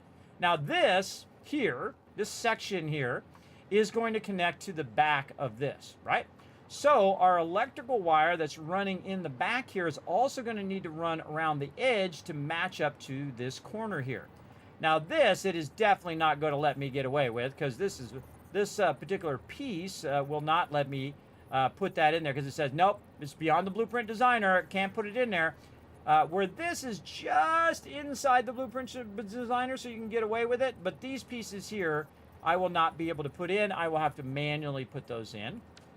But that's okay, because I will look at the offset distance here, which is 2. So, right, you got 2 foundations and then another one. And then this one, on the one that connects to the other side, has this, and then another one, and then it has already built in, so it's 2. And then the only thing I need to do is usually connect those edges. If I have a gap there for my supports and whatnot, I just connect those in, or I build them into the supports, so I don't have to build them in. Makes it much easier. You get the idea. So we'll go ahead and let those run, but we are going to have this, so it goes from over here, where it's running along this edge, and end up right here, and then we'll put that corner piece in to cap that off, and then here on the other side, on the return loop, we'll want this also to go into the corner. Again, if it's being feisty, usually you're in the way. That's why I like to float up above, so that we're not having that issue. Now, remember that I'm going to be putting foundations beyond this edge, right? So I'm going to be putting a whole bunch of foundations here that's going to basically connect to this. So I want to think about in my head, okay, I'm going to connect this piece and this piece together, right? And when they connect together, I'm going to need to keep that going down the line and then circle back, going back the other way, right? So that is going to happen on the other edge. And I can customize that however I want, which I will do. You'll see. I'll actually put the cap on, and then we'll customize it, and then just already have the loop edge that we're going to use, right? Like that over there, the loop edge in there. So I have all the embellishment in there too. Now again, I could just add that loop edge and just use basic foundations, but remember we're mega building, so we want to put in all the embellishment too. So that embellishment is much better if you're using blueprints, because then otherwise you got to do that, all that embellishment. Look at the Z clipping over there. Let's block that. Sometimes when you're really far away from a texture, but it's called a moire pattern, and what it will do is start to flash like that. Starts to flash. It's also called Z clipping when you have 2 objects inside each other, like 2 foundations, and they're like this, and it starts doing that weird texture thing. Just throw some concrete on there, everybody, and then it stops doing that texture stuff. As you'll see. What up, One Up War? Thanks for bringing that love in. I appreciate it. Thanks for being here, everybody. Make sure to hit that follow button, because I'm showing you some killer stuff right now here in the stream. All right, so there you go. So showed you a little trick there with stuff that does fit in that edge of the foundations. We're going to put those all the way around. Again, we'll fix all those when we do run this part up into there. Now, these are just here so I can use those for reference. In fact, I have this now over here, so I can use it over here for reference as I can look at the different pieces. Like we can see in the middle, right here is the industrial railing, and then on the outside is the modern railing. We have our little corner road barriers, which I'm using like an electrical box, right? Like an electrical connection box where say the electricity is running down that edge. Because the actual electricity runs along the railway, but in real life, if it's not an electric train, everybody, if it's a steam train or whatever type of train it is, the rail tracks are not providing the power. In real life, there is power lines running along in that thing. So only if the rails themselves are electrified is it actually running power down there. Now, if you electrified the railroads, everybody, of everywhere, what would happen is many people and animals would die because they would touch those tracks and they would die from the electricity running down those tracks. So running electricity down tracks, probably not the best idea unless the electricity was inside the track itself and it was insulated against damage and animals and people touching it and dying, right? So while it's cool in game, in real life, it would actually be a huge danger. But again, you know, life is full of danger. I still have electric trains. I'd be all for electric trains. Like, have you ever seen trams and things like that in major metropolis that have electrified railways? Very dangerous. Do not jump down on the tracks. Do not touch multiple tracks together because it'll create a circuit and then you'll get fried. That's why you don't fall on the tracks, everybody. Stay away from the tracks. One, you get run over, but two, some of those tracks are electrified, and if you touch them, you are dead. You are very dead. So be careful. Be careful out there, right? Have you ever played Planet Coaster 2? I'd be great designing, building, and scenery. You know what? I kind of feel like I have. Let's go see. Planet Coaster. I've played a lot of roller coaster games here in the stream. Trying to think of what the name of that one. It's not in this library. It might be in my Epic library. I feel like I have. I feel like I have played that one. I played a lot of those roller coaster games here in the stream. I like to bring... See, there's only so much time in the day, everybody. Always so much time for me to play games. So I try to play the games that I enjoy playing, as well as I think that would contribute to something cool in your day. But I love all those type of games, everybody. I'm a big fan of those type of games because I love the economics. I like to win by economics, everybody. You see me play Fallout, you see me play any game. I like to figure out how I can make the most cash, and then I make the most cash, and then I win every time. How do I win? Because I can buy anything I want. I can buy all the best armor. I can buy all the best weapons and everything. That's how you win. That's how you win those games. Now, you'd think you'd also apply that to life, and it's partially true. If you have lots of money, of course, you have fancy things or whatnot. But guess what? Billionaires still going to die. So if you have lots of money and you don't have any happiness and you're suffering, and I've known lots of millionaires who were absolutely miserable, everybody. They were miserable drunks, hateful, mean people. They lost at life even though they made a lot of money. The thing is, you're trying to win at life by being a decent human being. That's how you win. Because you came in with nothing, you're going out with nothing. How did you do in the middle part? Were you a decent human being between here and here? Everybody's got a little scale, everybody. Maybe a little bit bad, a little bit good. Reminds me of what's that movie? So good, that movie. It was so good, it was shocking. Guardians of the Galaxy. Yeah, what's that guy's name? I always forget. I'm not that much into it, everybody. I'm into it enough where I enjoyed it. Star-Lord. He said, are we going to do a little bit of, are we going to do bad or we're going to do good? Or how about a little bit of both, right? Incredibly great quote from that movie. Yeah, so Planet Coaster 2. I played Planet Crafter too, this thing. Oh yeah, we absolutely played that. Planet Coaster, yes, I do remember that. What did I have that on? I must have that on Epic. Hold on. Let me find it now. Now inquiring minds want to know. See, I think that's what it is. Epic Games Launcher. Let's go. All right, let's go look. I have games in all these different launchers, everybody. I have so many, I don't even know what I got anymore. I don't even know what I've got. Where did I, because, you know, some of them are on GOG, some of them are here on Epic Game Store. Oh, a bunch of sales going on. I don't want to look at the sales. I want to see, you can also see I have Satisfactory on Epic Game Store. I'm playing on Steam. I originally played it on the Epic Game Store. The reason why I played it over there is because it was exclusive to Epic Game Store originally when it came out. And you can see I have about 1,000 hours played it. And then also I have more hours on the experimental version too. So let's call it, you know, easy 1,000 hours as well, over 1,000, because you see the experimental is another 183 hours there. So it's 1,000, what? 1,000, 1,100. Over there. And then on Steam, I have 1,500 hours, so it's 2,500 hours. But also, there was other versions in between that I don't know if my numbers are right there, because I feel like it's more like 3,000, but let's just call it 2,500. And I feel like those are rookie numbers.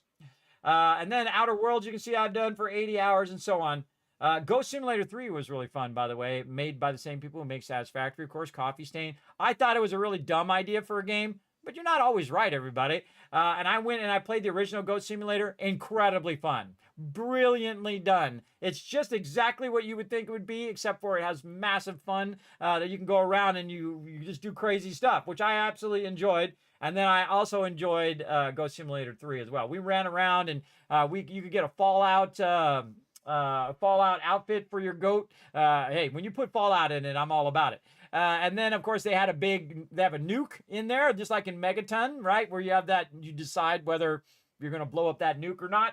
Again, at the end, I'm not going to spoil it for you too much. But you can do that also in Goat Simulator 3, which I really like. And there's a lot of theme stuff in there that's really fun. Grand Theft Auto 3, 33 minutes. Totally not true. I finished the entire game and played it for who knows how many hours. But all right, we're looking again. Look at all these games I have, everybody. Look, I just don't have enough time to play them all. I can't play them all, bro. City Skylines, one of the greatest games of all time, by the way. Up there with SimCity. Hey, Telus, thank you very much for the 37 months of sub love. Show some love in the chat, everybody. Appreciate the love. I forgot what I'm looking for. I better search for it. Coaster. Right here, Planet Coaster, base game. Let's see, do I own Planet Coaster? I don't want to look in the store. I want to look at my thing. No, I don't have it here. I know I've played this, everybody. I know I've played it. I just don't remember which library it's in. But yes, I have played it. Look at all these games, everybody. I haven't played any of these. Look how many I got. Now, some of these games are free games because and I actually got to update. I have so many things going on, everybody.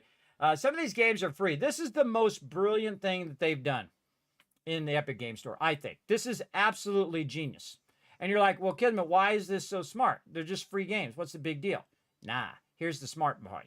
You get these games for free. And then you start building up your library like you do in Steam, right? This is the only way they're going to compete with Steam, is to give you a bunch of games, and then you have a big library of games, and then you're like, wait a minute, oh, that's over on the Epic Game Store. So I go over and I start playing on the Epic Game Store. And then I start saying, oh, well, actually, the Epic Game Store is getting better. Okay, now I've got most of my games that I'm playing now over there because I got them for free, and I'm playing a bunch of indie games and whatnot. These are all free games, everybody, right here. You can get them right now, free, Epic Game Store. Not sponsored by them in any way, everybody. I'd be like to. I like them to sponsor my Vault Van Life project. That'd be awesome. But they're doing the most brilliant thing. They're making it so you are going to use the Epic Game Store more often because you have a whole library of games that you can play. Brilliant, and also great for the consumer. So it's a win for everybody. I mean, this is a big win, everybody. You're getting free games. And a lot of these games are really, really good games. I mean, like I have the whole Fallout series in here somewhere. Let's go down here. Let's see. Where's my Fallouts? I think it's here, or maybe it's somewhere else. I forget. But you can see that I have a lot of games that I haven't even touched yet. And I'm just going to scroll down, everybody. Now, these games were free, right? These games most of them were free. Some of them, I think, I bought a few, or I got codes for a few along the way that the developer sent me for me to look at. But most of these were free that I just got. And this way, if I want to play it, I can. Like we played a bunch of Civilization 6 there. We played about 30 hours of that. Really fun. Dead Island 2. I played both on Xbox and also on the Epic Game Store. Very fun. Ark Survival. I played it way more than 2 hours, but I played it also on Steam and elsewhere. Because a lot of times, like, the company itself will have their own launcher. Like, Bethesda has their own launcher. So I played Fallout 76 on the Bethesda launcher for, like, 1,400 hours. And then when they switched it back to Steam, I brought my hours over. And so now I have another 1,500 hours. So it's really like 2,000 or 3,000 hours. You get the idea. And then the same thing between Satisfactory on the Epic Game Store and then the Steam. I have, hours on this one and hours on that one and so on. So yeah, so it's not in there. Let's go check GOG. Let's go see. Let's load her up. Load her up. Or not. Is it loading? As you never really know with GOG. It's thinking about it. Come on, GOG. There you go. All right. All games. Now I want my games. Not all games. Where is it? Owned games. All right, I only have 131 owned games in here. Only. Look at some of these games, everybody. BioShock, one of the greatest games of all time. Baldur's Gate in there. Again, some of these are from the Twitch Prime. Look at this. This is 100. Now, look, I pay like, I don't know. It's like, for Amazon Prime, it's like $16 or something like that per month. And I got 131 games out of it, everybody. Most of these GOG games are from that. And I can tell you, say the $30 each, that's, you know, times 100, that's $3,000 worth of games that I got, just say on average, between all of them. And look, all the Fallouts are in there. We have Fallout 4 Game of the Year. I think actually I bought Fallout 4 Game of the Year to go along with, because I already have it on Steam as well. I have like Fallout New Vegas like 5 times, floppy disk and CD, and all of these Fallouts so many times, I tell you. But again, this is what's so great about having your Amazon Prime, which becomes your Twitch Prime. And I say get every one of those free games, everybody. Get every one, because one day you're going to be like, you know what? I really want to play some Lord of the Rings Lego, right? I feel like today is the day we're going to crack that one open and we're going to have some fun, right? So that's why I get every one of those games, because remember, not spending money or saving money is making money, everybody. Remember, look at these as value, right? These are value to you, right? They have a value because you can go in and play. Ooh, like Quake 4 right there. Man, some of these I haven't played in a really long time or have not played them at all, and they're just in my library here. And one of these, we're looking for that coaster one. Oh, Overcooked is a really great game as well, everybody. Outer Worlds also really amazing. I can't wait for Outer Worlds 2. Definitely going to play that. Oh, isn't that coming out soon, or did it already come out? Did I miss it? When is that coming out? That's 100% playing that, everybody. 100% playing Outer Worlds 2. When's that coming out?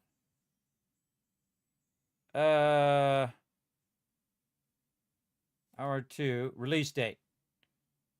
Oh, end of this month, October 29th. Oh, we know what we're doing at the end of this month. I'm going to have to use Monday as our Outer Worlds day. So there you go. Yes, I can't wait to play some Outer Worlds too. I love the original Outer Worlds, everybody. I like the unique story. It very much gives me that Fallout New Vegas feel because it's from Obsidian.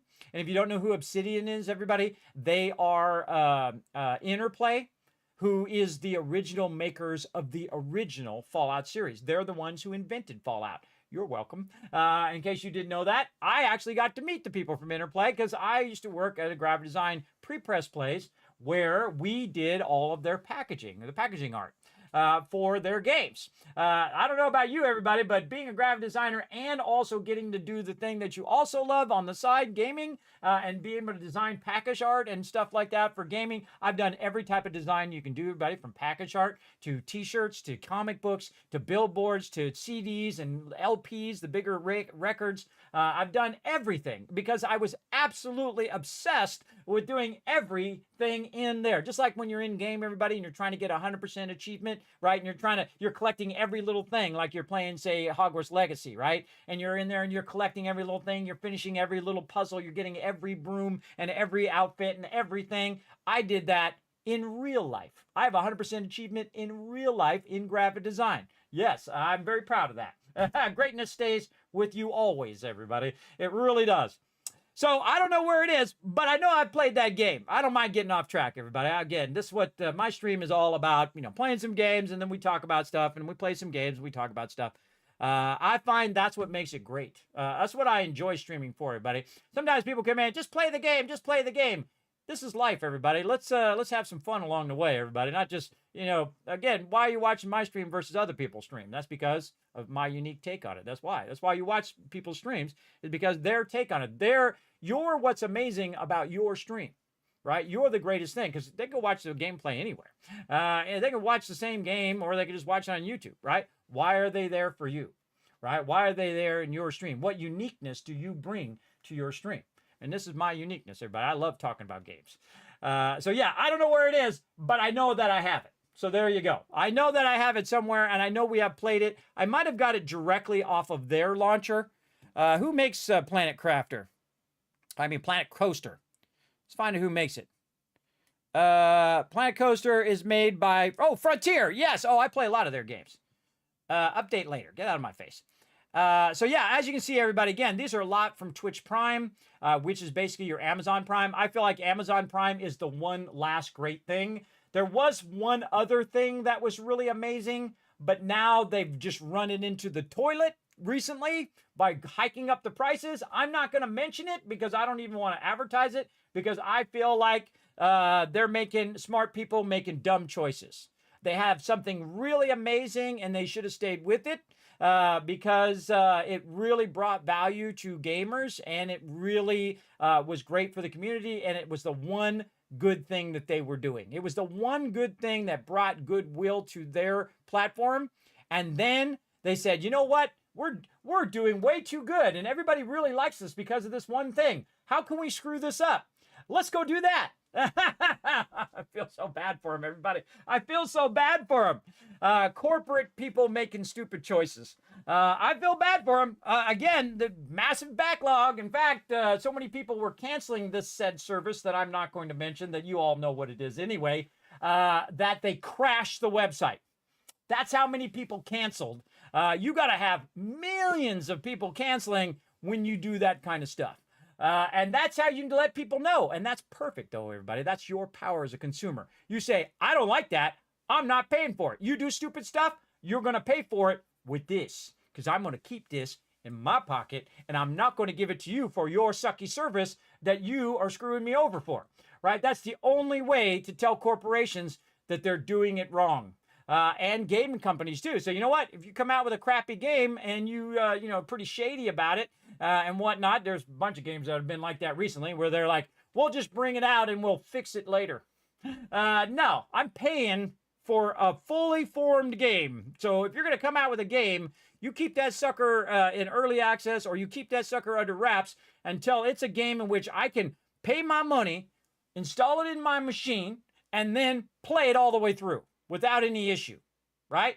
That's how it used to be. Because back in the day, everybody, we didn't have the internet. You had games, you put it in your computer, you played the game.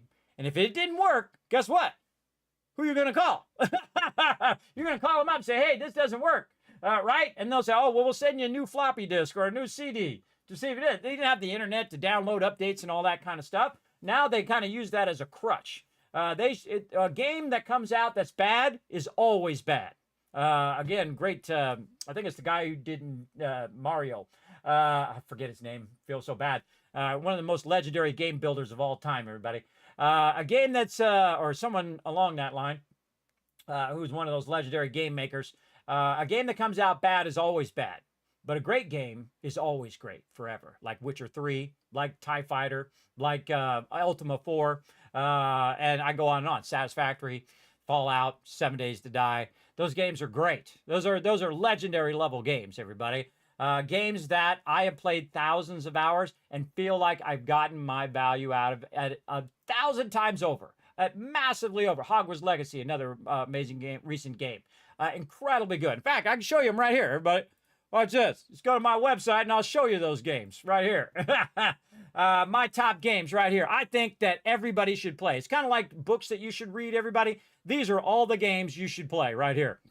You should at least play those at least one time through. Spider-Man, incredibly good. Game defining. I wish I could play it on stream with the music, but sadly I can't. But I played it and 100%ed that one, everybody. 100%ed it. Same thing with the Hogwarts Legacy. Fallout New Vegas and Fallout 3, of course, one of the greatest Fallouts of all time. The protagonist in Fallout New Vegas is next level, is incredibly good. I think they should make a remaster, everybody. See, again, smart people doing stupid stuff, everybody. Why are they working on other Fallouts? Why are they not working on Fallout 3 and remaster that one in the Unreal Engine and change nothing? Talking to you, Bethesda and Xbox and everybody else, change nothing. Everything the same, except for in a modern engine. That's it. Boom, easy. Now, don't put it in the Fallout 4 engine. That's antiquated now. Put it in Unreal 5. Stop being a baby. Man it up. Go in there. Remake that sucker. And you will have the highest play rate of any game ever. You have no idea of the size of the Fallout community. If you made a really good remaster of Fallout New Vegas, it would break the internet. I'm telling you, everybody, it's like printing money. I know I would buy it again, and I know millions upon hundreds of millions who would buy it again and play it again, just like that Obsidian remaster that they did of, God, it went out of my head. What is the name of that? Oh, we were playing it on stream too. What was the name of that one? Oh, so good. It's such a good remaster. Now, I didn't have enough time to play the other one, the original one. What is it called? Elder Scrolls Oblivion. That's what it is. The Elder Scrolls 4. Yeah, Elder Scrolls 4 Oblivion remastered. Incredibly fantastic remaster, everybody. An absolute home run masterpiece of what you do on a game. You stay to the original. You change nothing. You just make it in a modern engine so people can play it on a modern machine. And, of course, with the modern graphics and all that kind of stuff. This is brilliant. One of the best remasters I've ever seen. 100% recommend. 100% recommend. We played it for about 40 hours on stream, and then, ooh, shiny new game, I get distracted. We might come back to it. We'll see. But again, I only have so much time in the day, but so I have to make choices as to what games I can play. But yeah, you remake Fallout New Vegas, and again, why are they not doing that right now? Why are they not doing that? I mean, it's obvious to me that it would be hundreds of millions of players playing that Fallout New Vegas. I know I would stop everything that I'm doing, everybody, and I would play another playthrough of Fallout New Vegas if that were to come out. Absolutely. Absolutely. It'd be like, okay, well, we'll come back to 7 Days to Die. We'll come back to Fallout 4. We'll come back to that, and we will play that. Change nothing. Don't change one line of dialogue. Don't change anything about the thing. Don't put your little spin on it like they've been doing with movies, Disney movies. Don't put your little spin on it. It was already an amazing tale to start with. You don't need to change it and modernize it and do all that stuff. The reason why it was great is because of the storyline. The story is what makes those great, everybody. Not whatever crap you want to add to it. Don't add your crap. You know, it's already a masterpiece in the way it is. That's why you leave it the way it is. Don't put your spin on it. Go do something different, your own thing, and don't crap up the thing that was amazing in the first place, right? Don't put your spin on Fallout New Vegas. Just leave it as is. It's already great. It's one of the greatest games of all time. So don't change it. Yeah, see, Hair Luda agrees. Don't change it. Absolutely. Right here. Please change nothing. Exactly. Change nothing. Just modernize it. That's it. Just like they did with Oblivion, Elder Scrolls Oblivion, or Elder Scrolls 4 Oblivion. Change nothing. It'd be like remastering Skyrim, everybody. Don't change anything. Just modernize it in an Unreal Engine so it runs really well on modern machines. And hey, while you're at it, why don't you fix a bunch of the bugs in there too? Like Fallout 4. Let's go. From 10 years ago. Fix those bugs from 10 years ago already. Get on it. That kind of thing. Kids, a movie they did that was Twisters, the sequel. They put their own spin on it. It's not like the original. That's why I haven't watched it. There's very few movies that I own, everybody. I used to own, laser discs way back in the day because, I'm a pioneer in technology. Big, like, LP size laser discs, the big ones. Before there was, like, the minier ones, right?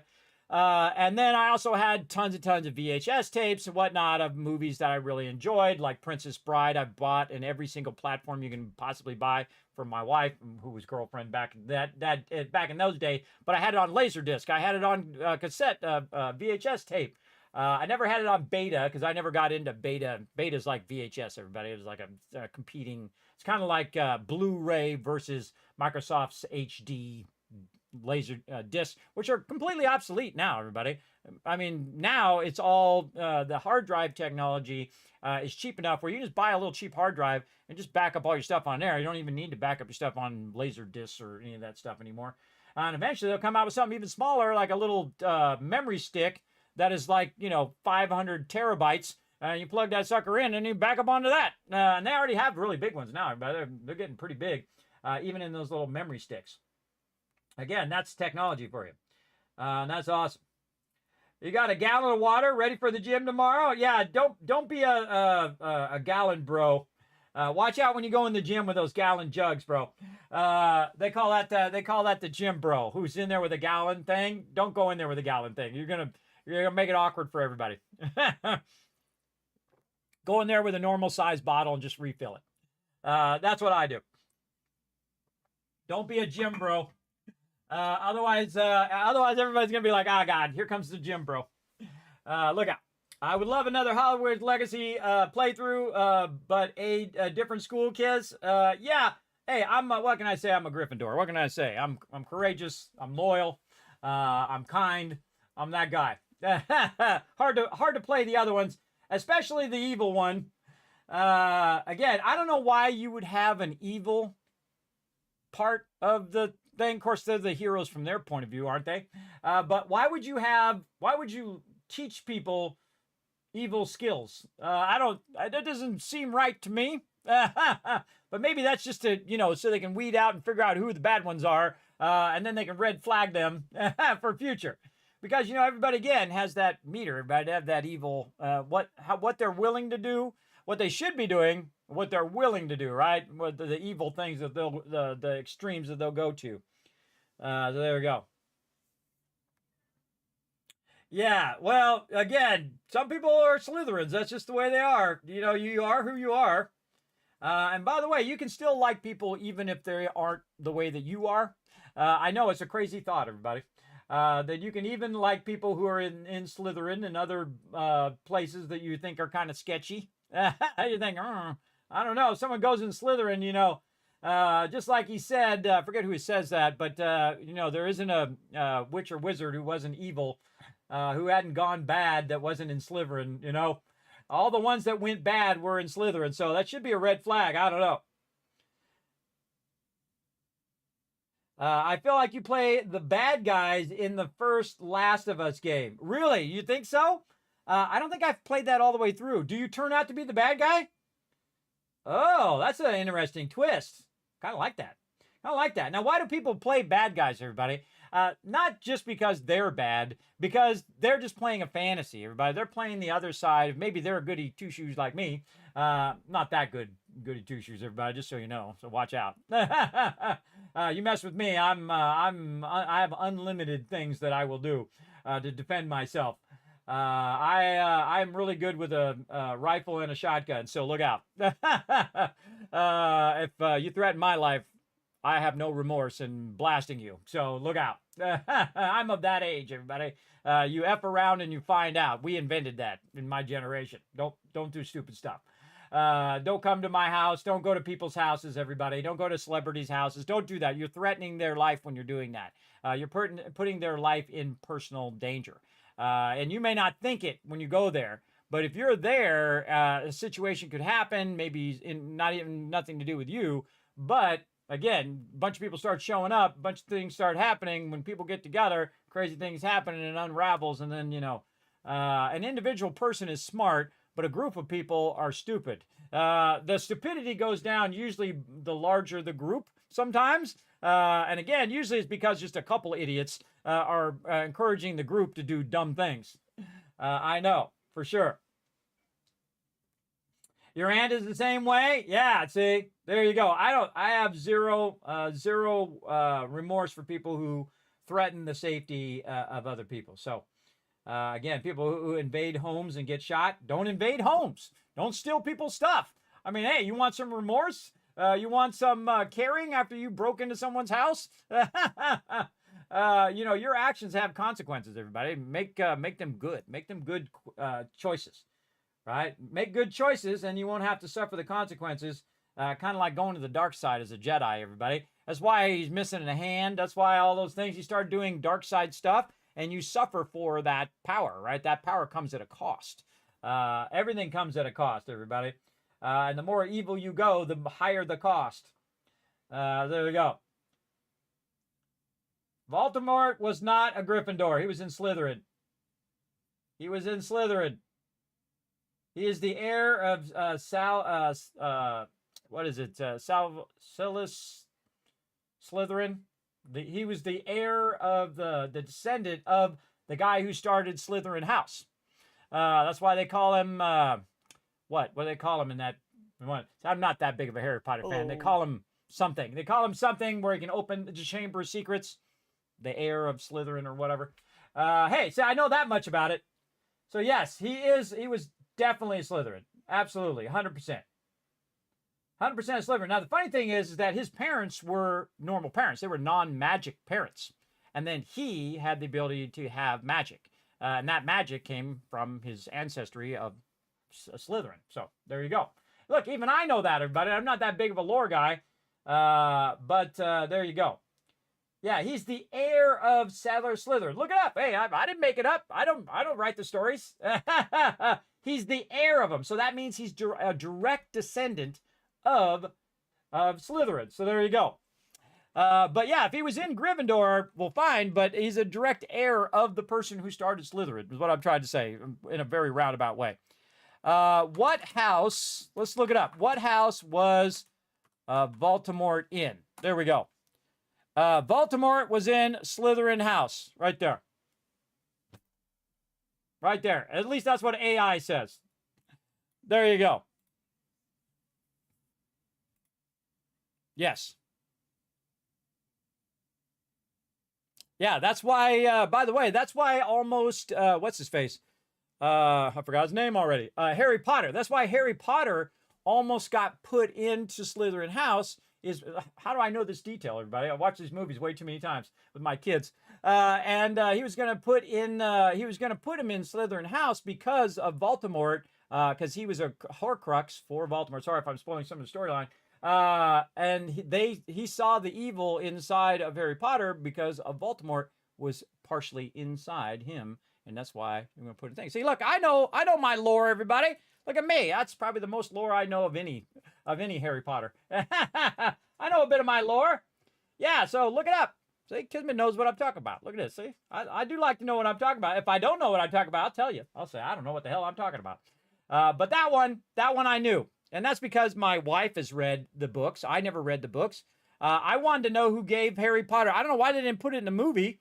Who gave Harry Potter that invisible cloak? You'd think that would be very valuable, everybody. You'd think that would be one of the most valuable things in the world, to have an invisible cloak, right? It's like when you're playing Lineage back in the day, but the invisible cloak was the most expensive thing in the game. And I had one of them. I sure did. I grinded forever, and I sold everything I had to get that invisible cloak so I could use it for leveling my character and also for sieges as well. And it worked well. It really did. Because what I would do is I'd polymorph myself into a little gnome so everybody would ignore me. And then I go running in there, and then they would detect me, and all they would see is this little gnome. They wouldn't see the prince. And so I would run in, and I'd get past all their defenses, and I wouldn't fight anybody. I would just run in because I had to grab the crown so I could take over the castle.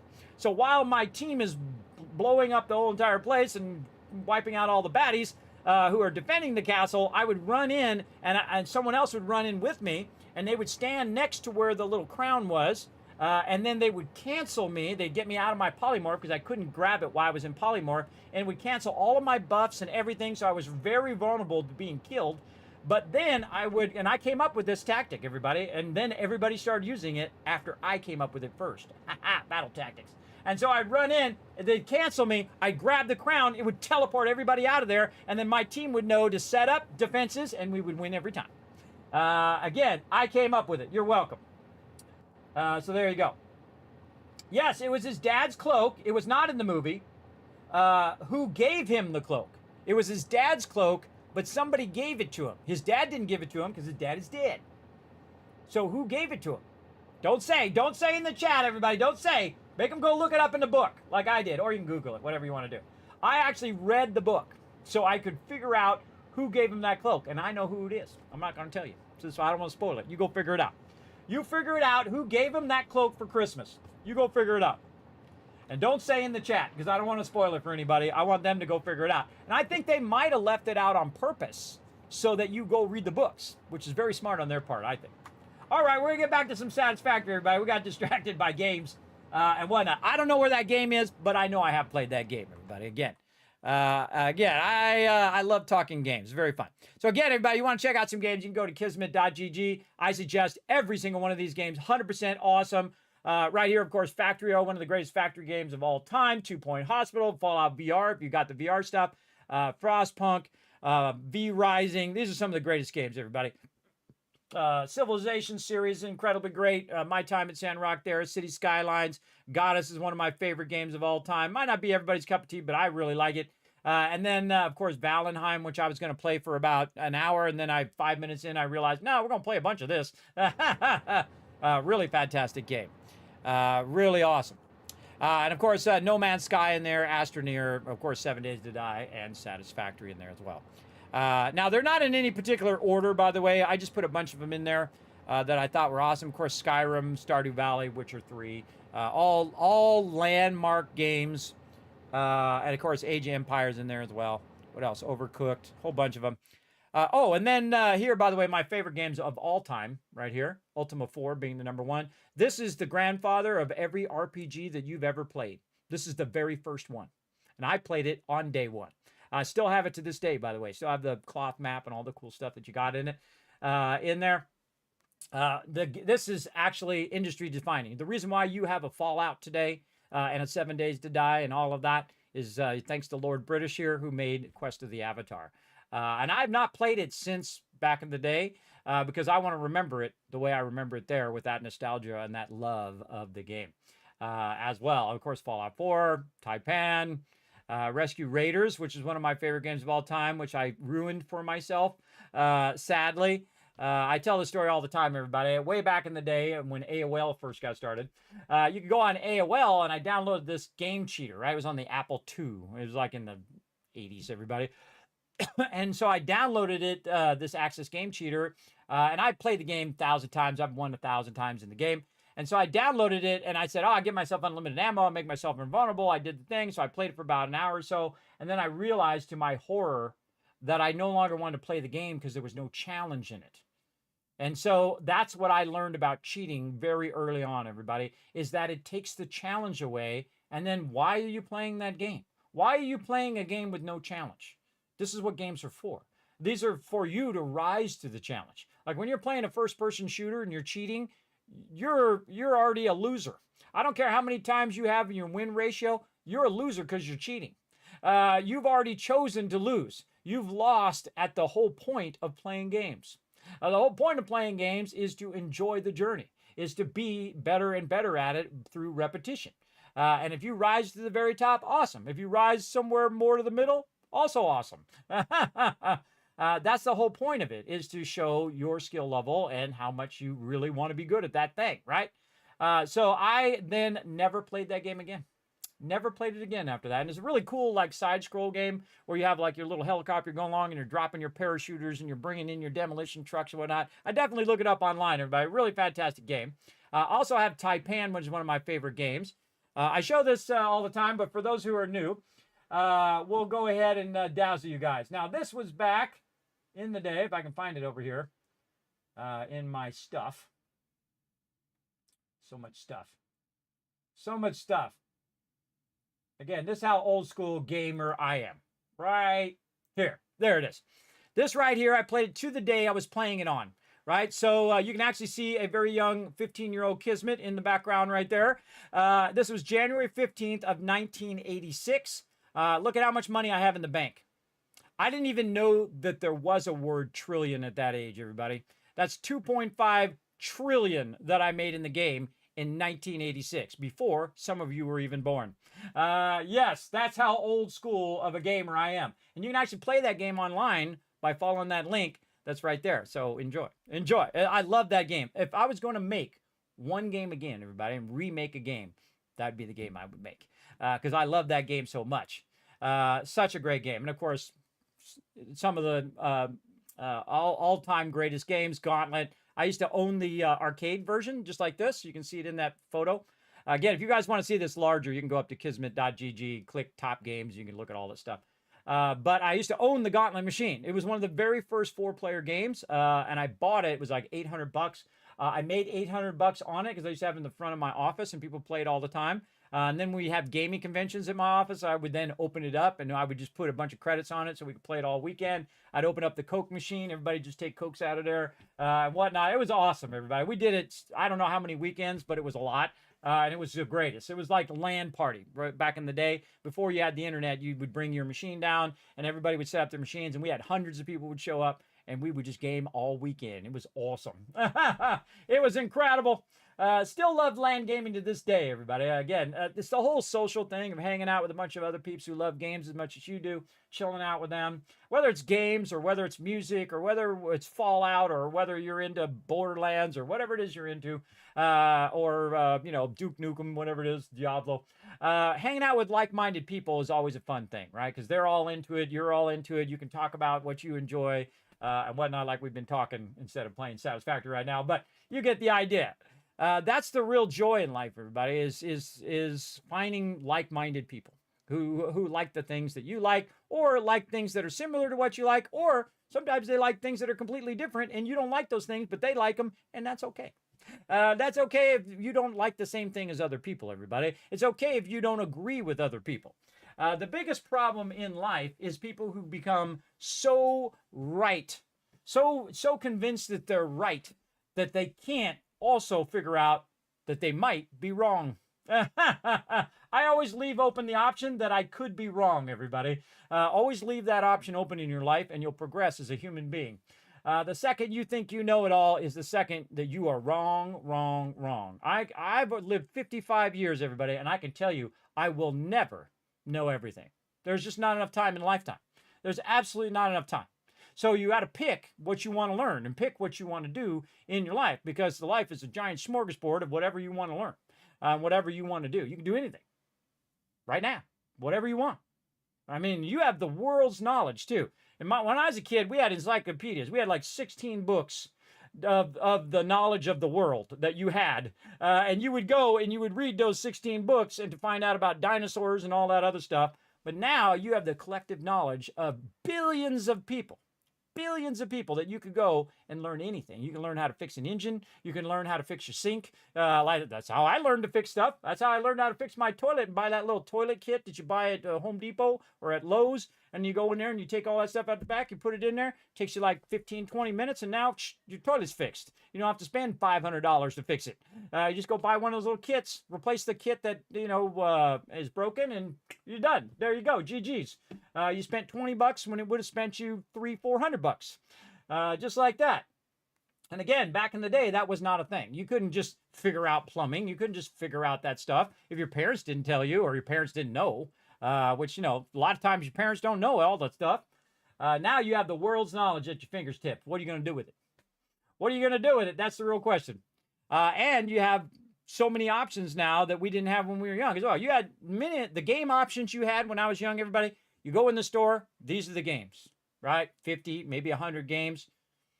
Those are your options. Now you have unlimited options, right? You have every game that's ever been made at your fingertips. Just download it, boom, play it. Either whether in an emulator or in Steam or wherever. You can play any of those games. You can play any movie in the world of all time. All movies of all time. You can play those unless they're lost to history. And again, you have that all at your fingertips. You have everything. And it can actually be overwhelming. Like when I go to watch a movie sometimes, everybody, put a 1 in the chat if you ever have this problem. It's called too many choices, where you're scrolling and you're seeing all these movies, you're seeing hundreds of movies, but you're like, do I really want to watch that movie? I've already seen that movie. Do I want to watch it again? And then you scroll so much that you scroll almost for as long as the movie would have cost or in time. So like you're scrolling for several hours looking for a movie, and you could have watched a movie in the time you were trying to decide the movie. I've done that before. I've gone down that rabbit hole many times where I was doing that, or I go look for like a power, like to add power to a band, right? And I'll start looking for it and I'll say, okay, well, I'm just looking for a couple videos. And then before you know it, 2 hours later, I've gone down a rabbit hole. Oh, well, this is the best system. No, this is the best system. This is how you build this. And this is how you can put a bed in your van. And this is how you can do maintenance and fix up your car. And this is the best van for van life, and so on and so forth. And then before you know it, 2, 3, 4, 5 hours go along. I've watched people mow lawns for hours, everybody. Because I have sleep apnea. So, I'll be in there watching some guy and he'll go to some lady's house. Now, I'm not there about the lawn. I'm there about the guy's doing a good deed, right? Somebody who's in their 80s who can't push the mower anymore, who's financially has issues. They can't afford to hire someone to fix their, lawn that's overgrown for a year. And these guys just go out and for free, they go out and they cut their lawn. And here's the weird thing that I always find really weird about human beings, everybody.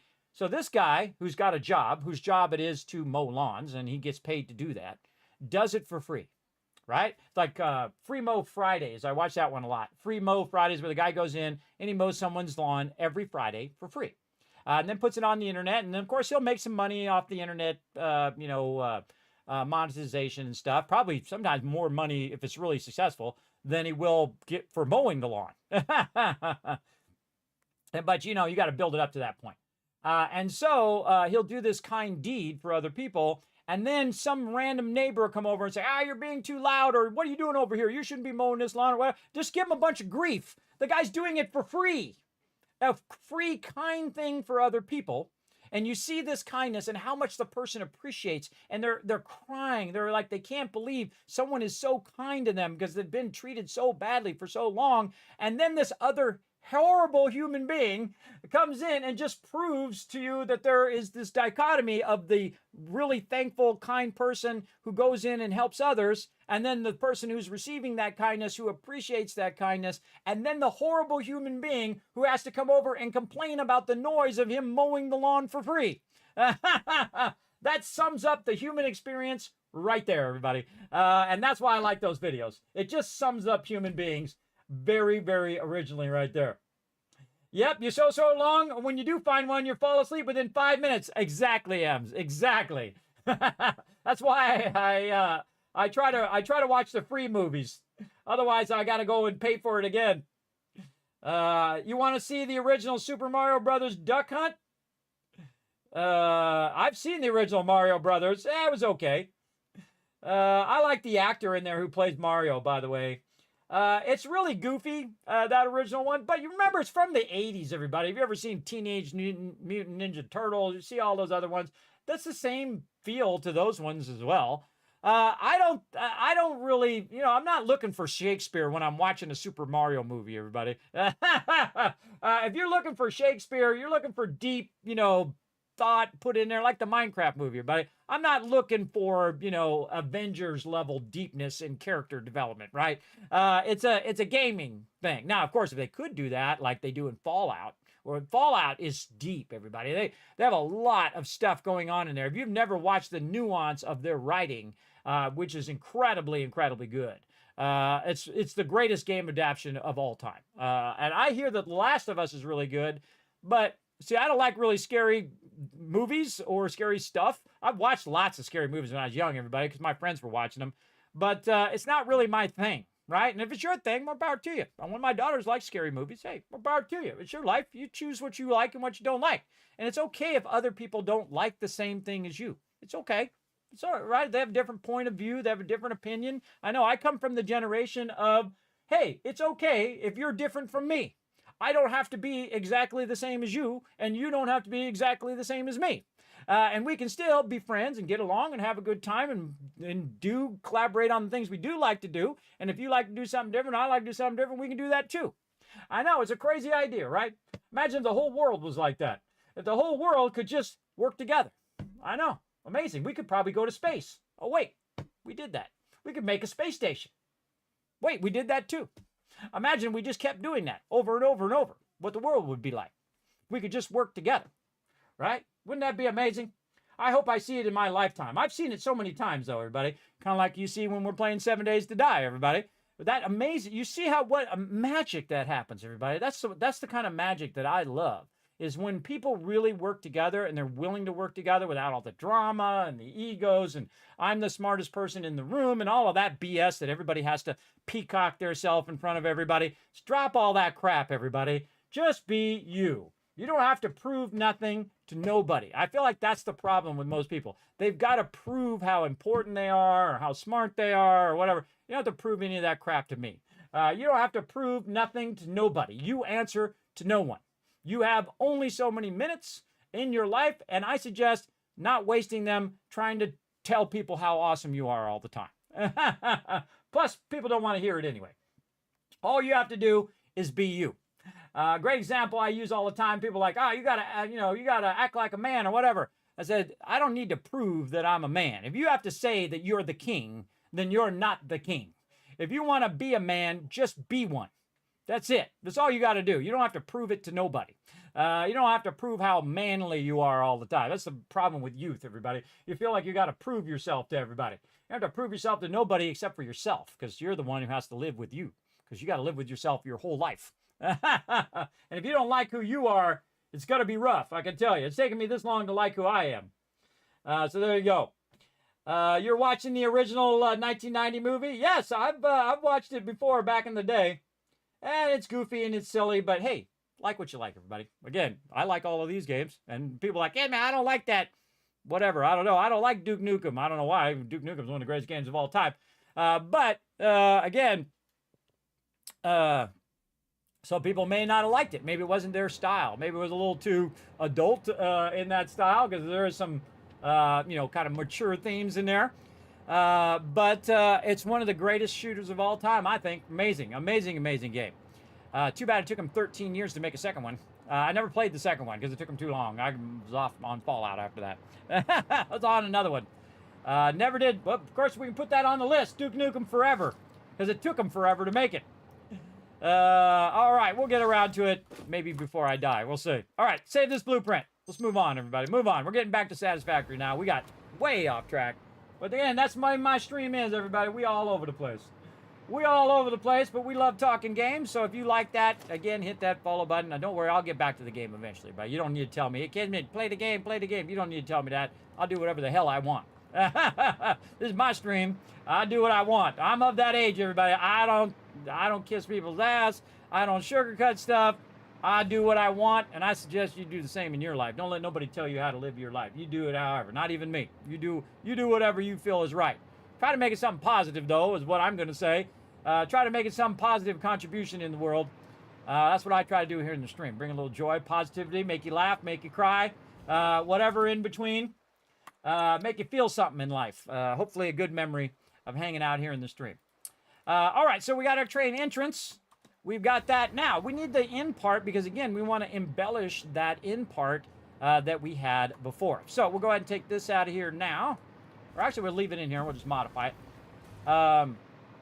Actually, we need to use the other one because that would be better because then we could find the end of it. Let's do that. All right, so we're going to reload the train platform. There we go. Now that we've done that's the part that snaps in the beginning, that goes into the train station, and now we're going to do the part that's at the end. So we can see that this is coming this way, and we've got this one gap here. Now remember, we need 1.5 for it to actually work, right? So if we're going to either put it right next to each other and then the auto connect will work, or it's got to be 1.5 when it's train tracks so that that auto connect will work in between. So we got to factor that into our blueprint here when we're going to do that. So we're going to have to offset that a little bit, even though I don't have that like that over there. I'm just going to do it anyway. And I actually like a little bit of an offset from that thing so that I can add like power connectors there or put stuff there that I might want to use. Okay, so let's go ahead and look at where this is coming in. So this gap is back here. So we'll take the train station out, and we're going to take this, and we're going to put this right here. All right, so you can see here I've left a full gap, right? One full foundation, and then I'm going to have the half gap here in the back so that those can connect. So my actual turnaround is going to start right here. So let's go ahead, take this out like this, and again, we'll come back and readjust all of that here in a bit. Gonna hit G for our modern railing there. Take that out. There we go. Okay, so this is going to come in here, and it's going to turn around the other way. So we want to just kind of think about how this is going to connect, right? So this is going to connect here. Now notice that this does not allow you to do a single foundation. It's 1.5 foundations is the minimum size. But we know that it's going to start right here. So we're just going to go ahead and do this, right? Oh, God, what the heck? Why is it doing that? Well, for some reason, they made it where it's really awkward, and you have to turn it around the other way first, and then you can do the thing, right? And then we want this to come around and end up right here where this one is right here. So we want to take this out. We'll check and see that our power is removed. Oh, right there. Take that out. And then I think we'll take that, put that there for now. We might change that. And then we're limiting taking out the railing there. And again, we're going to leave half a foundation gap here. So it's 1.5. So this is actually going to start here and come all the way over to here, again, at half a foundation. And that will make a perfect arc where it's not at an angle, right? You don't want your trains going, because that does happen with these tracks, and it's really obnoxious, and it slows my trains down. I don't like it. So there we go. All right, so we've got that curve in there, right? Wrong, because that curve is a perfect angled curve. But that's not how this curve is over here, is it? So let's go look and take a look for our reference over here, what that curve should look like. Oh, wait a minute. This one is a couple in, right? It's like 3 in over there, and then this is 3 more, and it's on the outside edge. So we have our outside edge one, and this one is 3 in, so we want to line that up where the original track was. So when we're doing that curve, we want to accommodate that so it'll line up perfectly with our train station. So we're going to go ahead and take that out. We'll do that again. This time again, 1, 2, 3 blocks here, and then half. Now this is about as small as you can make this arc, and you're going to see that it does not want to do that, right? It does not want to do that arc in there, because again, it's going to be this one that we're actually going to connect to, because the front of the other one I put in the previous blueprint. So in the previous blueprint, it actually does this arc here that arcs out like this, right? So it arcs out of there, and then that's going to connect in there. So we have these 3 in the front, and then we have an empty one here. So what's going to happen is this actually is going to arc out further. So it's not actually inside here in the third one in. It's actually the second one out, right? So this is what you have to think about in your head, everybody, that this part here is a separate piece that we're doing, right? We're putting modular pieces together so we can just put them in sections. So put your first section down, going into your station, and how many ever train cars or train stations you need, and then the end cap where it's going to turn around and go back. Now you can make clover leaves, you can make all sorts of crazy stuff, really advanced stuff you can do in the game. You can keep it simple for right now. Just a quick turnaround. Now we can always come back, take this out, readjust it, make other parts that can make it in clover leaves and all sorts of fun stuff. And we are going to do that in this playthrough. We'll get more advanced as we go along, but right now we'll keep it simple, all right? So again, when we come out, this is actually 2 over, and it's right there, and it's 2 over, 1 over here, 1 foundation over, and then on the end there. All right, so we'll go back. Just like to explain it while I'm doing it, and then once you get the gist of it, everybody, then I'll just do it over and over. You get the idea.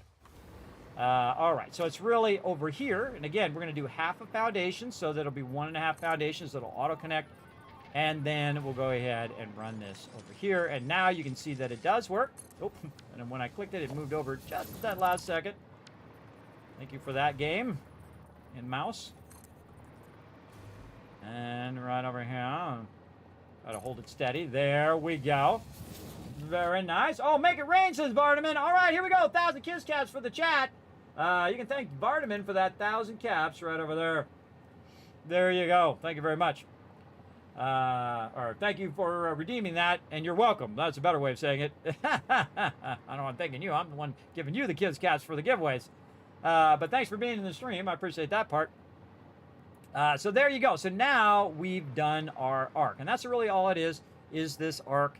And this is about the shortest arc that you can make. And I've made it just so it fits and goes along the side of the station. Now, if you notice the way I have the train is that the train goes on the opposite side of where the outputs are, right?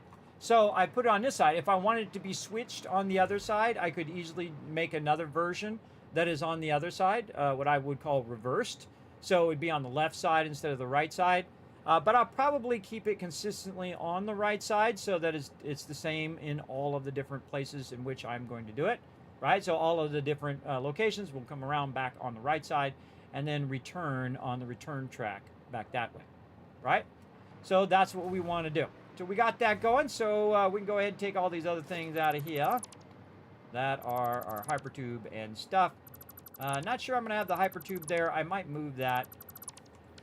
I should probably have left that in because then I could move it forward. Actually, I'm going to leave the base in there. Because I do have a blueprint of just that upper, support itself. Hypertube. Yes, right here. So I made a separate blueprint of this where I could go in and just move this forward. This. And you can see that it's actually sitting up a bit because it was on foundations. And you use your page up and page down to bring it down. Right there. And then we're going to go ahead and... Oh, we got to rotate it first. It's going to be useful. Here. That's hard to see because you got to move it away first. There we go. And then again, we'll put this kind of where it already is. Just to make sure it's lined up. And that looks pretty good. That's lined up. Let's bring it down just in case. Yep, looks good. All right, and then we're going to nudge it forward so that the hypertube will be beyond the track so that when I'm connecting the other one from the train station, I can connect it to here and then basically have an exit here if I want to get out of the train, or I'll have a what's known as a splitter, a diverter. So one will get me out, and then the other one will keep me going if I want to go further down the track like that. So I definitely want to add this, but I do want to adjust its height. So page down. So it's down on the track, so maybe a little bit up. Oh, okay. It is not aligned properly vertically. You can see that it's actually sitting incorrectly. Because when I page down, it should just go down just a little bit. So what I'm going to do is hold down Control and then page down, and it will go less than it just did. So instead of it going like a full 4 meters down like it did, it'll just go 1 meter down, which is the height of the foundation. So now you can see it's sitting on the foundation way better. You're welcome. I just saved you endless amount of time trying to figure that out. You're welcome. So we'll line that up so that our train will go there. Now, of course, we're going to do it on one side. We want to do it on the other side in case we have the train, the hypertube coming back, or we have two separate lines of hypertubes. Or I'm running the hypertube on the right side, or if I'm running the hypertube on the left side, whatever I feel like doing, coming and going or whatever. I might run dual lines of hypertubes, who knows. We can multi-stack the hypertubes above each other if we want. We can do all of that stuff. But on this one, I'm just going to go ahead and take this out like so.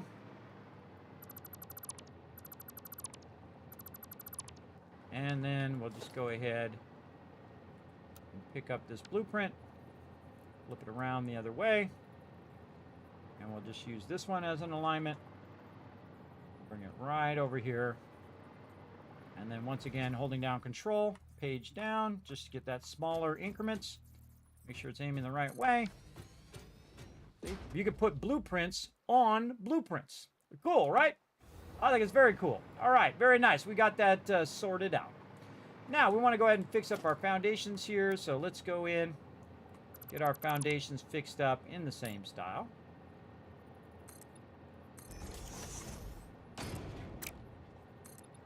That in, and then we'll dismantle all of this, and we'll go ahead and the rest of our railings here. And again, I'm going to cross our railings across this way. Again, F, F, and then G. Taking these out just to match it up nicely. Now, one of the things you can do in here, in your foundations, is you have a lot of cool foundations you can use. There's actually a rounded foundation over here. Now, I wish this rounded foundation was much larger. So it's the size of a full foundation instead of a half foundation, which it is. Like, I don't know why they didn't make a full foundation. If there's one in there, everybody, you let me know right now. But why would you make just a quarter foundation rounded? Why would you not make a full foundation rounded, right? Maybe I haven't unlocked it in the awesome sync. Maybe it's just me. Let's go look. Let's go see if it's just me or if they crazily did not add a rounded full-size foundation. I don't know why you wouldn't do that. It seems obvious to me. But there you go. So you have your quarter pipe extension packs, right? You have your foundation sets here, and then all of these, and then all of those, and then all of these. But why would you not have rounded edge foundation? Because that's what I would do. I'd round out that edge to match the roundness of my turnaround of my thing there. But we can work around it, everybody, as I often do. I work around a lot of stuff. So I'll show you how to work around that issue of not having it round the full block. I don't understand why, again, they wouldn't do that, but there is a way to work around it. So we want the end of this to be rounded, right? That quarter part right there to be rounded. Now, we also want to go in and fill in the inner part, the little square part here, with this. Now, why would you not give people quarter foundations? So then you could fill in that part with the quarter foundations, right? Nope. But we do have a half foundation that we can put in, like this. And then we can go ahead and customize it with, I forgot what the heck we were using here. What were we using on this one? I forget. I think it might have been asphalt. Or is it metal? Oh, grip metal foundation. All right, there we go. Yes. So we can match that there. Now, we can go in and do another half foundation in here. Get it to go in there. Come on. So feisty. See how feisty it is? Feisty. We can put that in there. But you're going to have that problem called Z-clipping, right? So we're going to go in there and put grip metal in there. And notice the Z-clipping a little better, right? You just barely see it trying to fight for that because it's overlapping. Again, I don't know why you would not just put a full foundation in there. I hope they're coming out with those where they have the smaller pieces to round out the edge like that, right? To give it a thing. Now, of course, I would like it to be even more extreme where you can control the angle of the thing. I don't know, just me and my crazy ideas. But again, that's how you would kind of do it. Now, it would actually look better if you just went and did asphalt like that. See, but the corners still, because of the way that the texture is, still you have the very hard lines. And it would be nice if you didn't have the hard lines. Very much reminds me of like a sidewalk, where when you hit a corner and they make a corner, you can really see the hard lines of where the two of them meet together. That they just made that one edge and then they made the rest of this. I think you shouldn't be able to see the lines, personally, where it looks like it's all one piece. But that's about as best you can do with that as well. But again, we only have so many pieces. And I feel like they could easily come out with a lot more pieces that you could use of different sizes. To the tune of like 10,000 more, everybody. Because whenever you're looking for a piece, it's always the piece that's not in the game. Same thing happens in 7 Days to Die. Even though there's 22 pages of pieces, everybody, it's still not enough. You want more. And I feel like that's how you make a game like this even better, is that you give more options when it comes to building your foundations and whatnot. I really want Astroneer to come out with foundations and do this here. Now, the problem with Astroneer is that the Astroneer is actually curved when you're playing the game. The world is curved because it's a much smaller perspective of the world than it would be in a very large game like this. This world's very flat, where, no, it has mountains and things like that, but overall, the base of the entire world is flat, and then everything is built on top of it. Where in Astroneer, it's actually rounded. So as you build a flat foundation, the world itself will start to taper off, and then your foundation will get taller and taller and taller on this side, right? So that's one of the things they would have to overcome. But it would be way better for base building if you had those foundations. Now, they got their mega stuff coming out. I can't wait to try that at the end of this year, or actually about a month in November. I think it's November, right? Let's go look it up. Astroneer Mega DLC, Megatech DLC. Let's see. Yes, November. Right over here. Right here. Astroneer is getting a new DLC and major free updates. So some of it's going to be free, some of it's DLC. 100% getting this, without a doubt. Even if they don't sponsor the channel, everybody, I'm just going to buy it. I think I already did buy it. Now that I think about it. Did I already buy it? I bought the last update. I don't know. Can I buy it now? Let's go see. Let's see if I can just pre-order it. Few things I pre-order, everybody, but this is a 100% chance I know I'm playing this. This is absolutely 100%. Can I just buy it now? All I can do is wish list it. Yeah, I can just wish list it. Oh, they got, wait, hold on.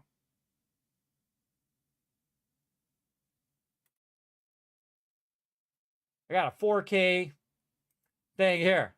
We'll save that. Save it. Save it in the Satisfactory for now. I'll track it down later. So yeah, they have a 4K wallpaper. I'm gonna grab it.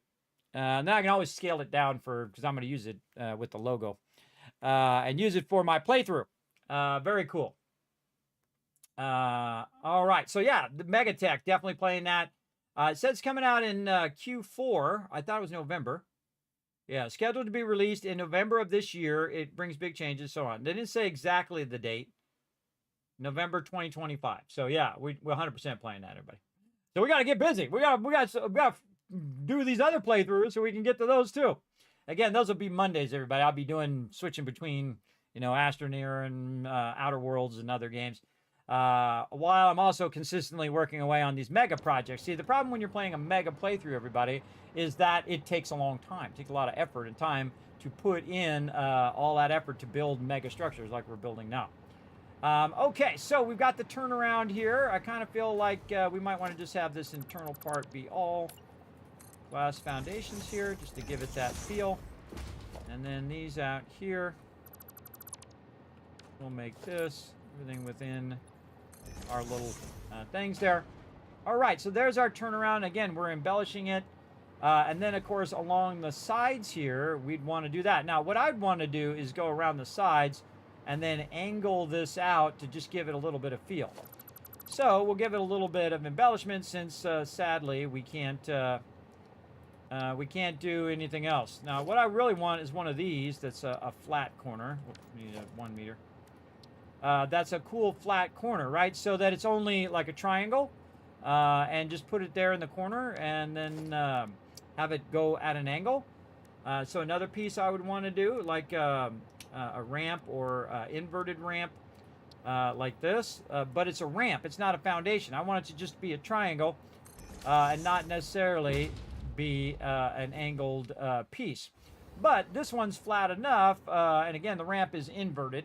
So the flat part's at the top and the ramp is going down. So I'm going to use that as an edge just to give it a little bit of flair, right? So again, remember mega building, so we are embellishing what's going on like that. And then, of course, we'll use another one of these over here in the front.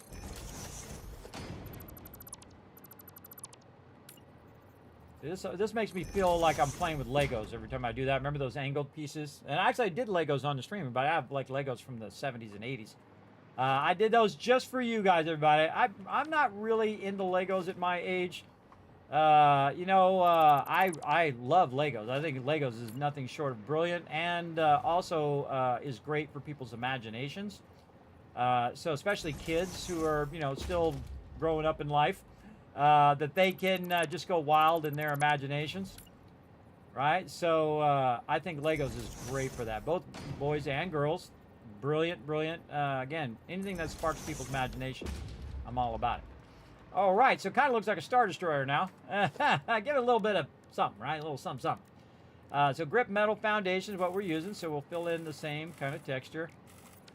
And then it gives it, instead of just being a square thing, it gives it a little bit of embellishment there. Now, you also have a bunch of other architectural things that you can do, actually in here, that I haven't even unlocked yet.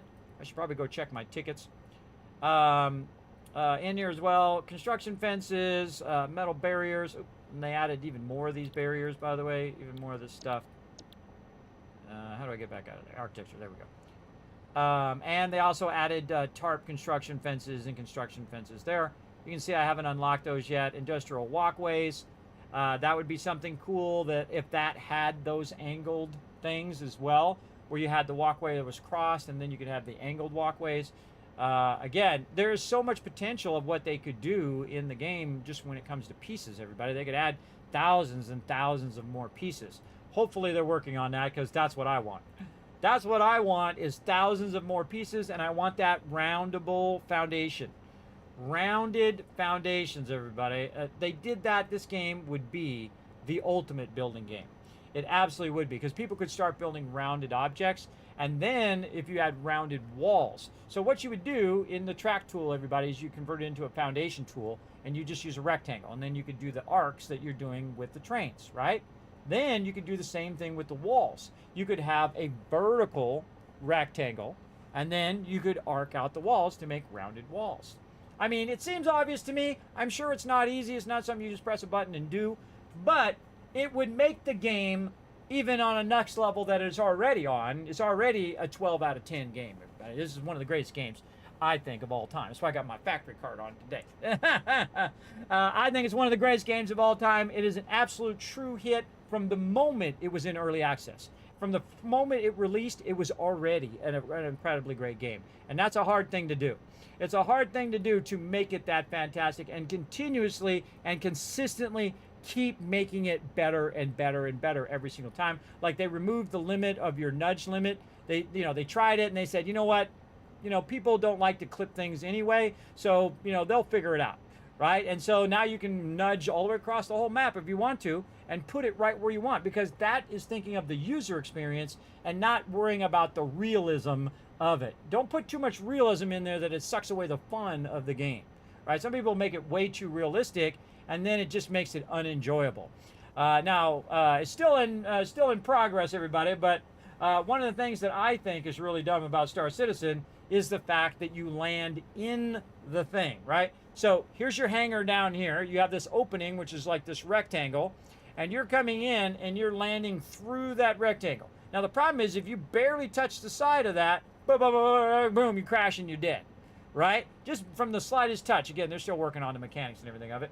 But you would not do that in real life, everybody. You would not risk $1 million planes or $1 billion spaceships to try to land in between these little things. You would not do that. You would have the landing pad up here. You would land perfectly on the landing pad in the center and make sure you were centered. And then the landing pad would go down into the thing. It makes zero sense to me, everybody, why you would risk the cost of that spaceship on that design. That's not that hard of a design to do, to use the hydraulics to have it come down, and it would look cool. So I think they should change that. I think they should change it where you come in and you land on the thing and then it goes down. Because again, if you're coming in at the wrong angle, because maybe you've gone from space flight to atmospheric flight, which is different. It's harder to keep it steady in atmosphere than it is in space. In space, there's no up. So there's no up, there's no down. So it's easy just to go in and just go down and land. But atmospheric flight is different because you got to constantly keep moving and constantly keep correcting because of the air resistance in which you're flying. So I think it's dumb to have that on the planet where you're landing in these little things. You would not build it that way. It would be dumb. It's kind of like an aircraft carrier, everybody. Those guys are not flying into the aircraft carrier. They're flying on the top and landing on the top of the aircraft carrier for a reason, right? That's why they have that. And then they have it where it goes out. They move the plane over. The plane then goes down, and then they put the plane in there. They don't land inside the aircraft carrier. How many crashes would happen? That's nuts, everybody. That is nuts. Again, hopefully they go in and fix that in the game. Now, I haven't looked at it in a while. They could have fixed it by now. I don't know. But I seriously doubt it. I bet I could look it up right now. It's still in there. I bet you it's still in there for sure. They finally fixed the mobile game I play so I can actually switch out the app to chat now. Oh, awesome. Oh, it kept freezing? The trick to that I found also is that if you're in borderless window, so when you're switching, one of the things that causes games to crash, everybody, is when they're trying to readjust the size of the screen. It happens to me all the time. It used to happen with my old capture card too. It doesn't happen with my Elgato capture card as much. It's really based on how the game is made, not the capture card. It's not the capture card's fault. But when you're in the mode, I'll show you here. And this is something I've learned about streaming too, that not all capture cards like to capture in full screen mode. But you'll see I have it in windowed full screen over here. I play every game in windowed full screen. And the reason why I do that is so I can tab out. I can tab out to Astroneer and pull Astroneer over here or whatever. I can tab out to another tab. Now, not everybody's going to be doing that. Most people are just going to play a game with their controller or with mouse keyboard. And they're just going to play the game. They're not worried about anything else. But someone like me who's streaming and then also, has another monitor and I pull my spreadsheet and stuff in, I need it to be in that window full screen mode. Otherwise, what it does is it tries to readjust the whole monitor. So the whole entire thing will flash, and then you can then go to the other window, and then when you come back, it'll flash the whole thing again, and that's usually when it causes it to crash. So window full screen for the win, everybody. For the win, if you're doing any recording or if you are you know, using second monitor or third monitor or 6 monitors like me. Actually, the funny thing is, everybody, only 1 monitor is actually attached to my gaming PC. The other 4 monitors are on my streaming PC, which is monitoring all the stuff that I'm doing. Because I have a very complex stream, and also it's to 6 different platforms at the same time. So there's like next level, and then there's the Kismet level. There's like the really high level streaming, which is what I do. It's on your phone. The problem was a fetch error, which I actually kind of guessed. They just added a new stats page, which requires a massive amount of calculation. Oh, I see. Yeah, it's calculating stuff in the background, which is causing it to crash. I see. Yeah. There's a lot of great mobile games. Again, people get like that too. But, oh, well, you know, PC Master Race or consoles are the best. Or, oh, man, I don't like people who are on mobile. That's not real gaming. Whatever. Hey, you play games, you're a gamer. If you say you're a gamer, then you're a gamer. That's it. Boom. That's it. End of story. Kismet, it's old school. I make the rules. I don't care what you're playing on, everybody. I don't care what system you have, whether it's a Xbox or PlayStation or on a PC or a Mac or Android or Samsung or whatever. Remember, these are just tools, everybody, just like a wrench and a screwdriver. They're just tools. They're an end result. They are facilitating the games. The games is what it is, everybody, and the players is what's most important, not the platforms. Screw them and their platform war crap. Make it where I can play my game with whoever I want on whatever platform they're on or I'm on. That's all that matters. That's all that matters in gaming. If the first person who does that is the person that I'm going to support until the end of time. So if it's Xbox, if it's PlayStation, I mean, PC already kind of does that, where you can play with console players and whatnot. But whoever does that, who makes it where, hey, we got this game, where you want to play it. You play wherever you want with whoever you want. That's what I want to see gaming happen, everybody. I want to see where I can say, oh, you're playing some Satisfactory on console? Cool, let's play together. Right? That's the thing. This really should be about the player experience and not about their profits that they're trying to do.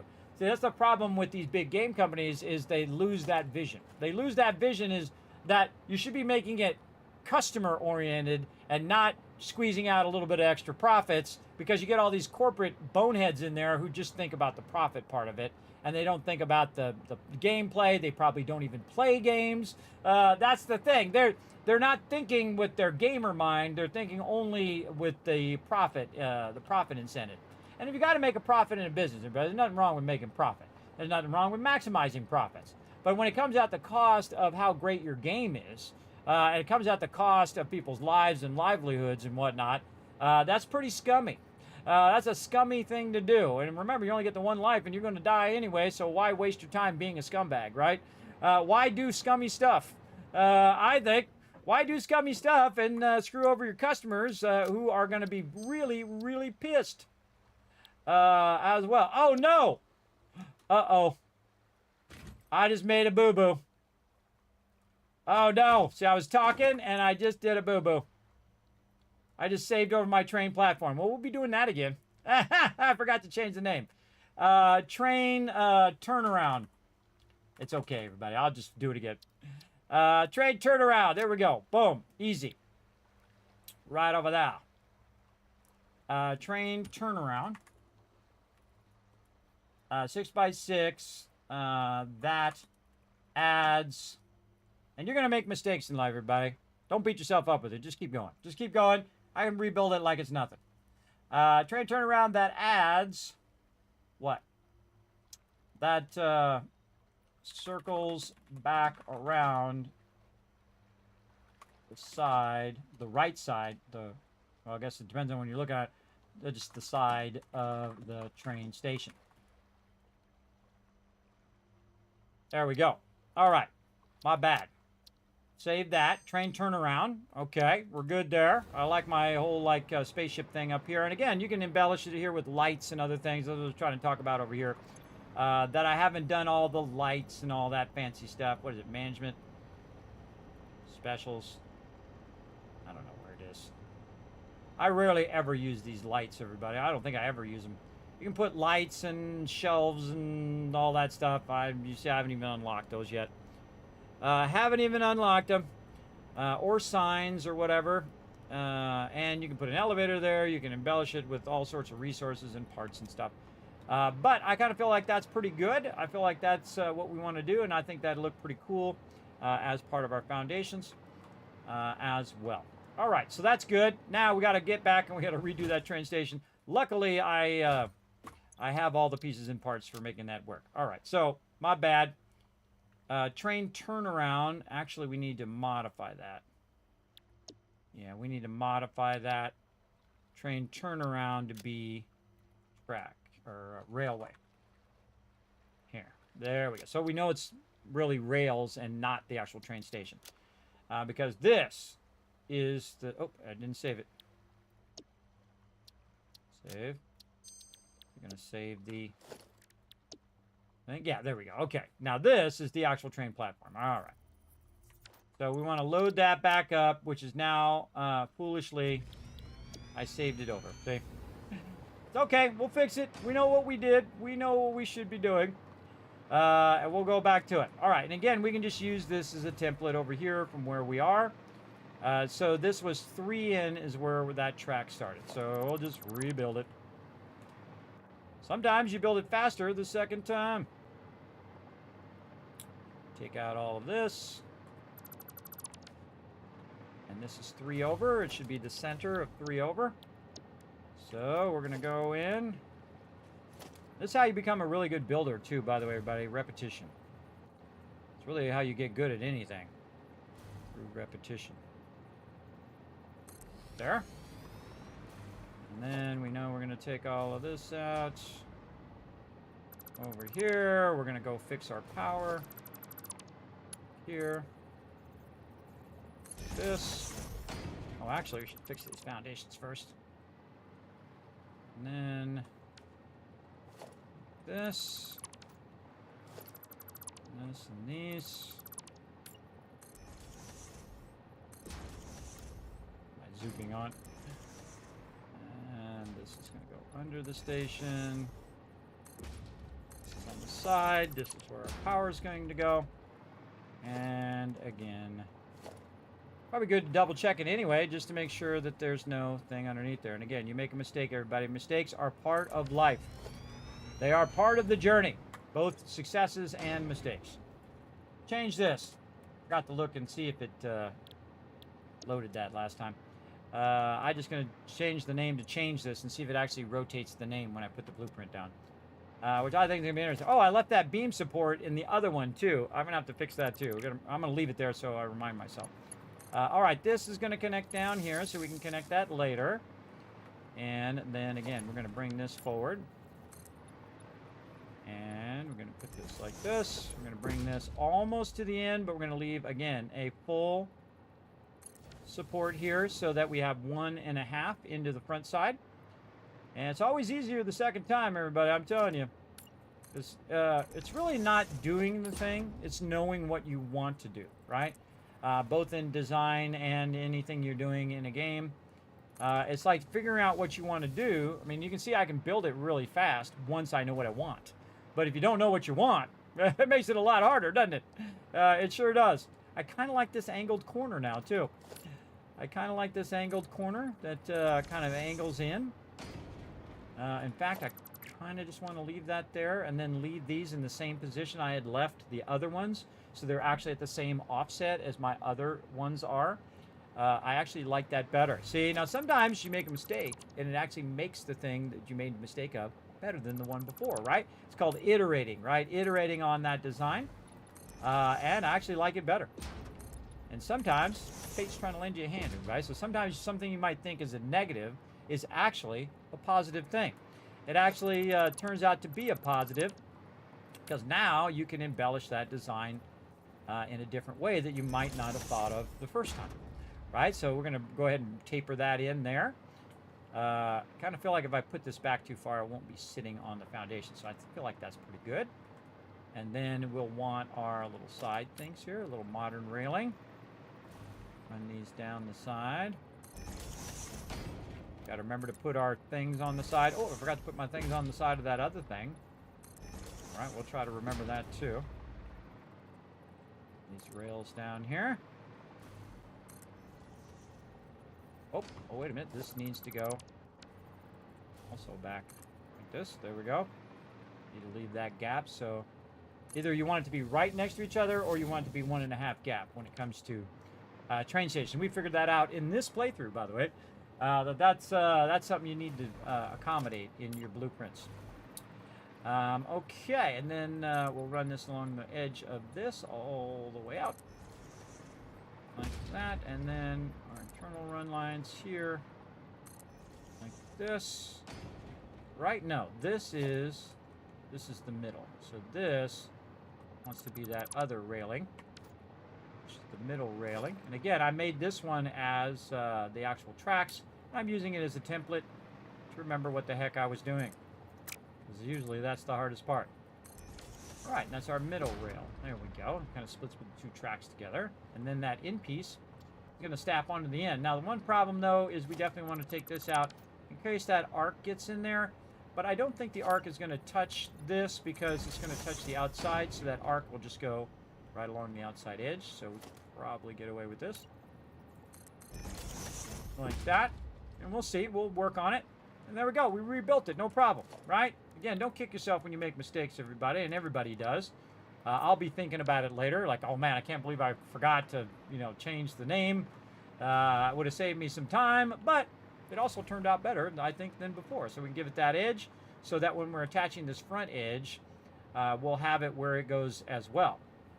Now, that makes me want to change the other one now to accommodate the angle of this one. And I'll show you what I mean here. And we need to add our embellishment back to the sides.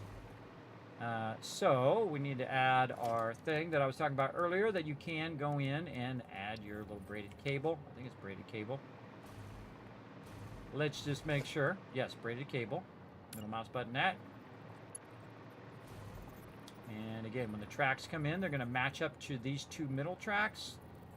We're just going to run this along here. And if you didn't know, you can actually do this on the edge of your blueprints. As long as it physically stays in the edge there, it usually will let you do it. Not always. Oh, that's too far. Too far. Again, I love just going in and finally getting to some mega building here. Now, again, why wasn't I mega building this whole time? Because the game wasn't ready yet. Wasn't ready for me to mega build. Again, I'm going to do some freeform here to just match up to the center there. I changed the mode. If you didn't see, I changed the mode to freeform. So I can angle that in, and then I'm going to change the mode back to default so I can then corner this out. Remember, this is going to go to the next one. So I'll need to accommodate that. It goes into that next one. And then just do the other side. Very symmetrical on these blueprints, everybody. It just makes it easier for you guys to understand. I don't always... once you get into more advanced building, you'll find symmetry to start getting a bit boring. So... again, remember, not everything is about having perfect symmetry. It's cool, though, once you get it down. But I find that symmetry does get a bit dull. All right, so things I can do, though, on this particular one is I can go in and I can use my little box. Or went to. And I can actually just pre-add that in right there. So it's going to be a gap there. And then over here, I can't add it because, again, it's outside... it's just a little too big. Where is it? Right here. It's a little too big to go on the blueprint, so I'll have to manually add that later. And I'm doing it every second foundation. So I'll do one in the corner. I'll do one here. I'll do one around the edge here, because if you think about it, this would be 1 and this would be 2. And then it would go over here, and then I'll put one here and over there. Okay, so there we go. Better than we had it before. Improved design. I like it. We get everything we need in there. Yes, we got our power already run. We got our lines returning. We got our things that are running down the sides. Like it. Except for, in theory, this should also be in the internal part here.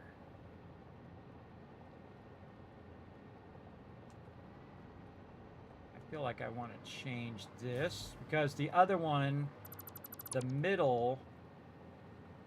between the two tracks is actually this one here. So I think what I'm going to do is just double up on this one. Just give it a little bit of variety. And then we have the internal fence, which is like that. I would think that also you would want this internal fence to block access so people don't come along and run into the train station because there's not a ramp there. Though I totally could put a ramp there if I wanted to. I kind of feel like you would want a ramp there if you had a vehicle and you were running along the side of the train. Again, look, we're improving upon our original design, everybody. Again, sometimes it's, you know, it's a good thing when you make a mistake. And, yeah, then I can just take the railing out. And now what I would want to do on the backside is make a thing on the backside, too. But we can use a 2-meter ramp. Or wait, no, if we use a 2-meter ramp, it's going to be too high. If you do a 2-meter ramp, it's going to be either sunk down in the ground or it would be up too high, and then there would be just nothing underneath there. So let's go ahead and do a 1-meter foundation and a 1-meter ramp. Here and right there. We feel like a one. You know what they need? They need a half. Now they need a half block, a half foundation ramp, and then a flat ramp. So I have one part that's flat and one part that's going up at an angle, right? That's what I need right there. I need that piece. But they don't have that, so I'm hosed. But what I would probably do is just leave it as a flat one here and just have our angle one here, which would get us up here. Now, is this going to impede the train coming through? That's my real question. Doesn't look like it is, not even close. And so again, if we have a vehicle and we want to drive that vehicle there, now of course, we'd probably want to do the same thing on the other side, right? And then of course match the texture as well. And we'll put one on the other side. Like it. Yeah, we're getting somewhere. Yeah, I like the railings, so the railings match up to that. Okay. Liking it. Improving upon our original design there. And then we try to save it over the other one. And then you can just save it over the one you accidentally saved over. And then now you got the one back that you needed in the first place. So there you go. If you blacked up the blueprint outside the game, you could just copy it back in. That's 100% true, Rotisserie G. If I had thought that far ahead, I could have done it. But I just designed it, and it's only the one copy right now. Now, of course, also when I put it up for you guys on Patreon, it will also be there as a backup as well. Not only because I also back them up on my local machine as I do the blueprint, so I can pull them back in case they get corrupted or whatever. But yeah, I like the angle. I like the way we've got the things running now. I like that, and then I like the new ramp there. So if I am buzzing along here in my little vehicle, I get up on the thing. And now I'm gonna have to fix the backside though. So that means that we might want to add a little bit of the backside, but again, there's no accommodation for any side roads on here. Now I could have, and now that I think about it, it might have been a smart idea to accommodate just driving roads along the train tracks so that I could have my vehicles driving along the train tracks as well. Because if you're going to build train tracks, everybody, you might as well build roads next to them so they can go. But I feel like just in the case of mega building and embellishing, we're going to do the actual physical car roads separate. We're going to do those separate from the trains. So I think the trains look awesome when they're separate in their own kind of industrial style. But again, you could totally integrate them on the side because remember, it's 6 wide. So we could definitely make a big road and we could put little dotted lines and really embellish it with lights and things and whatever. And then, of course, set up the routes. And then you could put multiple cars on the same route, by the way, because you can just load it into that car and say go, and then it will just follow that particular thing. We're going to get into all of that. We'll be working on it, but we want to work on all of our little pieces first and go with that. All right, now we want to test it out. So we're going to go over here, and these have the foundations built in them. You can also build it without the foundation. You can just place them wherever you want. I like my foundation to be built in, so it's just easier to snap it to each other. It just makes it a little easier to line up. So I can line it up to any foundation here. And then kind of nudge it into position. Like this. Now, we actually don't want to do the train station first. We actually want to do the part that's going into the train station. So the train entrance is what we want first. And again, these are 6x6 blueprints, not 5x5. Sorry, my mistake there. They're actually 6x6. And we have this kind of entrance. Like that. We need some power over here too, so I'm not... Let's see the aerial view of what we're working on. All right, so there we go. Bam! Just put that down. That's the entrance of my train. I'd love to have these where the things here. If you can make this tool, everybody, you can make a foundation tool that does that, but you could also make a railing tool that does that, where you could just do, you know, rounded rails along the side. Wouldn't that be amazing? Along the side of your train tracks. So just like you go here and then you go here, and it does matches the same angle as your rail track, and then it just arcs that out. And again, all it would need, because if you could do it with the tracks, everybody, you could do it with the railings. Whoever thought of this is brilliant. They did an incredibly great job. Get that person to work on the railings, get that person to work on foundations, or the group of people, whoever worked on it. And then we'd have the ability to round railings. We'd have the ability to round foundations. It would be incredible. It'd be amazing. Imagine the crazy things you could build with that, everybody. It would be insanely awesome. And again, I want it built into the game, everybody. I don't want to have to add no mod to do it. I want it built in because I know they're amazing and I know they could do it. I believe in them 100%. 100% that they could get that done. All right, now we're going to go ahead and put this in here. Now, notice I have it in the default mode right there, that little black square there, everybody. You can actually change the mode while you're in hologram mode. So I hit 8. First, I got the blueprint. I put it down. I aligned it to the foundations so the two foundations are at the same level. Then I used the arrow keys to nudge it in position. But before I did that, I hit the H key, which is your hologram mode, which is one of the greatest things they've added to the game for alignment, especially when you're using blueprints. And when you're lining stuff up, you can see it's lined up. But while it's in holographic mode, I can actually change the build mode. Right now it's in default. I can also change it to auto connect, and you're going to see these little locks here, which actually reminds me of a wonderful game called Turmoil.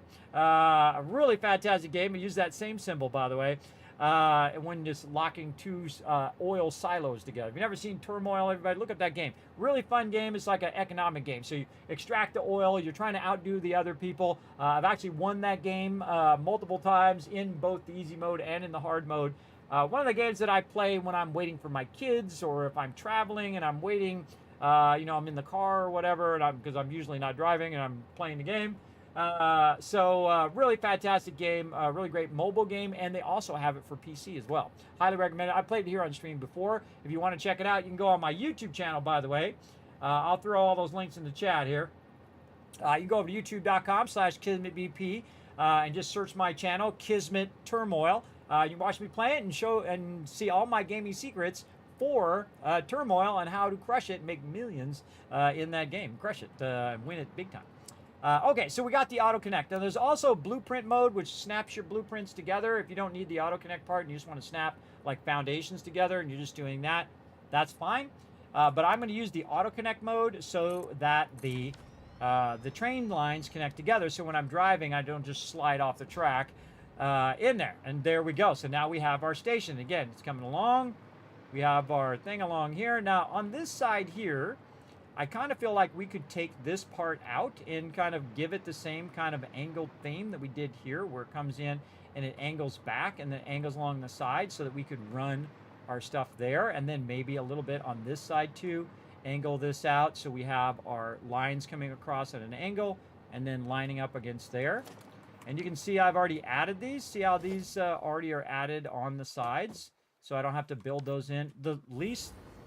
The less you have to do it over and over again, everybody, the better. Now, I'm not going to have as many stations as I am going to have train tracks or train segments. But, again, if you can reduce your own work, that's the best way to go.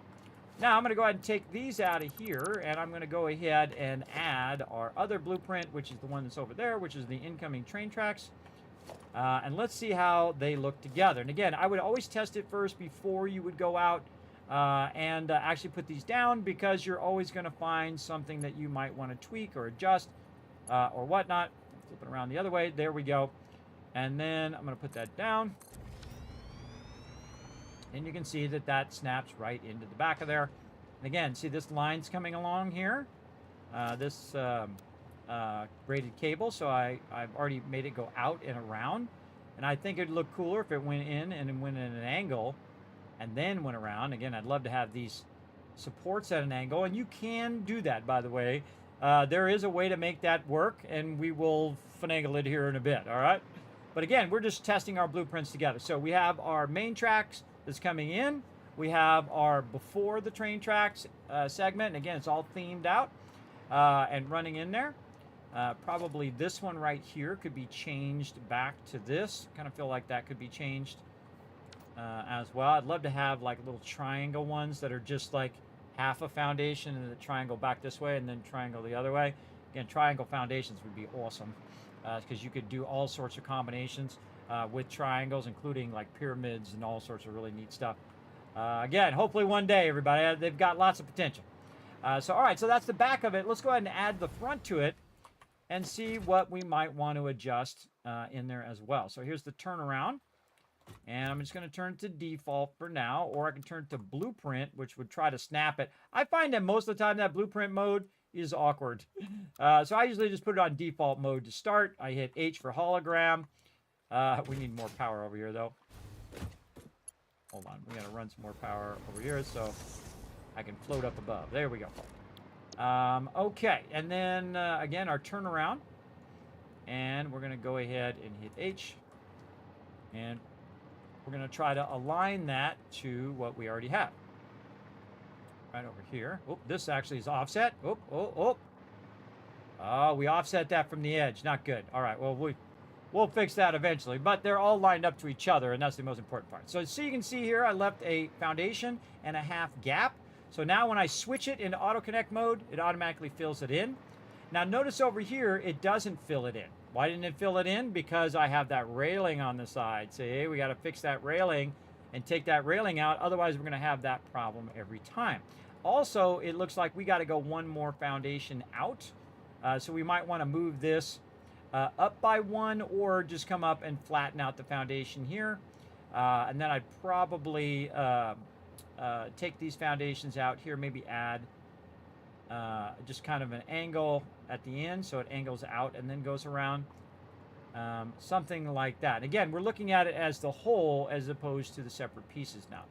Now again, this is part of my main train station, so I definitely would want to flatten this out here, take these out, angle, and around. So again, visualizing in my head, take out these railings, add another, probably one of these over here, and then take this railing and go like that, and eventually angle that railing. Now, how could I angle the railing, everybody? Well, we got the piece right here. We got this corner like this. And we get it to snap in there. Go in there. Just do it there, and we'll hit H and we'll nudge it up. Or actually, I can just do it on the one I already have. Just go over here to the thing, and it's just super easy. Just add it right here to the side. Now, you're welcome. Just saved you endless hours of figuring that out. You have angled railings. Now, the problem with angled railings, as you can see right there, is that they're going to go inside the other railings. And that's because the length of an angle is sometimes longer than the length of just a straight 90, right? So you want to keep that in mind when you are doing these railings, that could turn out a little awkward in the middle positions. But as you can see, it takes a little bit of overlapping to get it to fit right. And again, I could just take out the middle one and just have it like this, or I could try to go in and nudge the middle one in the thing. Hold down Control, and notice that it nudged half the amount. And then now it's centered between the two of them. Again, that's a tricky thing to learn. Or it's smarter, just take this out and use the smaller railings. Use the longer railing, like this. Take this out. Use this longer railing in the center to try to line that up. But you're going to still see the overlap, right? Now, again, it'd be nice if it adjusted to the one length of the foundation, right? That's what I want to see them do. I want them to make that where it adjusts to the length of the foundation, not just the, it has a set distance, right? That's something I would fix, everybody. It's like when you put it down, it figures out the length of the foundation on these full ones, and it just automatically adjusts to that length, because an angled foundation is going to be a different distance as well. So, and again, there's a lot of workarounds that you can try to do.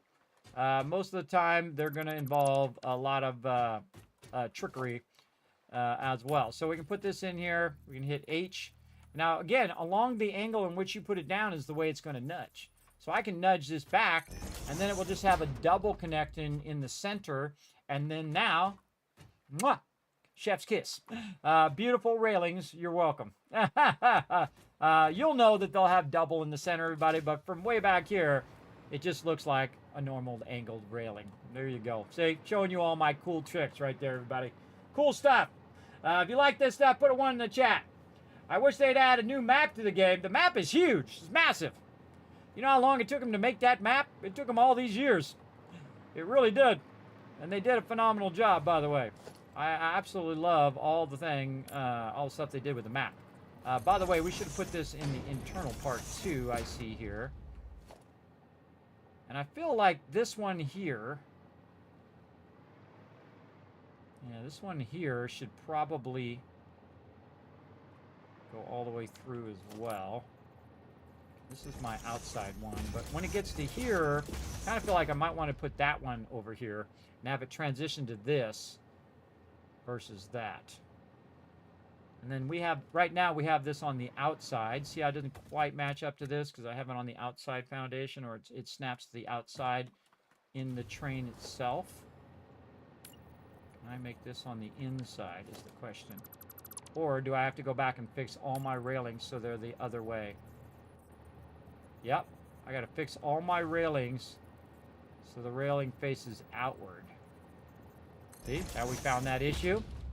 See, it faces outward away from the train tracks. I just noticed that all my railings here, these ones are good. But on this, on my actual train tracks themselves, that middle railing is on the wrong side. It actually needs to be on the inside. So that means every railing of everywhere that I've already built that, I can go back, take it out, and reuse the blueprint, the modified blueprint, or from this moment forward, I want to go ahead and fix that. So let's go ahead and fix that on the blueprinter right now while we're thinking about it. And I'll have to fix it on everything. So it needs to basically lean to the left of that. And it's on the non-gap side. So that's the gap side there. Also, we want to fix some stuff over here, too. So, what do we want to do here? And then fix our railings at the end. Yeah, so we're going to take this out. Let's fix this first. Hopefully, I remember to do that other thing. We'll see. And then we want to do this. We want to take these railings out because it's going to go out. This needs to go this way. And this needs to come forward. These railings need to go like this. Again, we're embellishing it big time here. Again, go at freeform and back into default.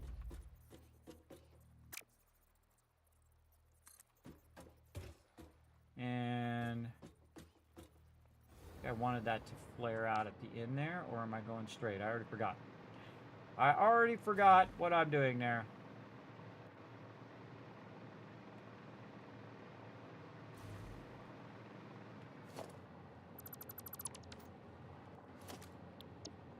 Take that out so we can put our turnaround in here. Turn to default mode. There we go. And again, I'm using the foundations to line this stuff up like this. And now we'll turn it on auto connect. Then we lined it up. Or you can not put it down when I press the button. Whatever you feel like doing, bro. Also, the auto connect sometimes works too. We'll just deal with that. All right, now left, click. Oh, I have it too far over. Turns too sharply. My bad. It's actually supposed to be like this. My bad. Oh, okay. Maybe the offset isn't enough. Or the way that it turns is too close. Maybe we didn't offset it enough. Let's see. Yeah, turn around. So we're trying to do this. We're nudging this over. Well, this side's fine, but this is not far enough. I bet you we didn't go out far enough on the turnaround. So this is coming out to here. This is the flat point here. There's a gap. 1, 2, Huh. Oh, this front side. Thought I built the, I made a mistake. When I was building it the second time, I didn't put the arc in there.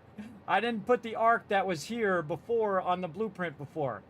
That's exactly what it is. Oh, my bad. All right. Well, see, that's why you test. You test. Check, check, and triple check.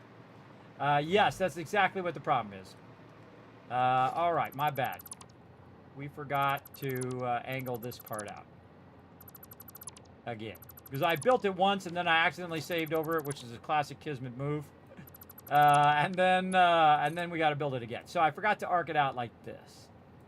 Yes. Okay. Now we got it going. And then we'll take these out. We'll put these back in here. Now you might like, Kismet, this is a lot of work you're doing here. True. But I think it's going to pay off in the end.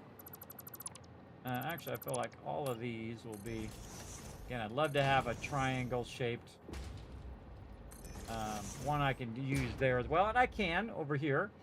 But I'm not sure. I would think so. If you can use, again, this is a glass frame foundation, which is a very specific piece here. So again, what I'd want is a glass framed. Where did I get that from? I got that in here, flat roof. Glass frame foundation. Oh, I put the texture on it. That's what it was. I went in and I said glass roof. How did I get that to be a glass foundation? That's a piece in here. Architecture. Flat roof. Foundations. I forgot how I did it. I have these moments all the time. They're called senior moments.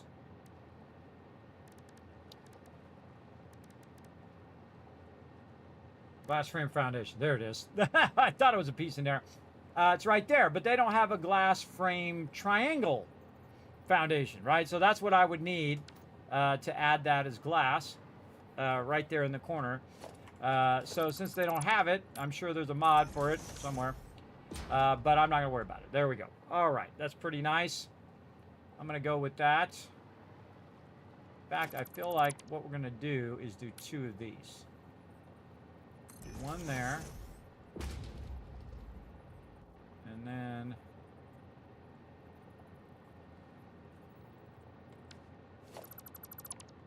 identical buildable is already there. Why do these two foundations not match up to each other? Why can you not put two inverted corners? That makes no sense.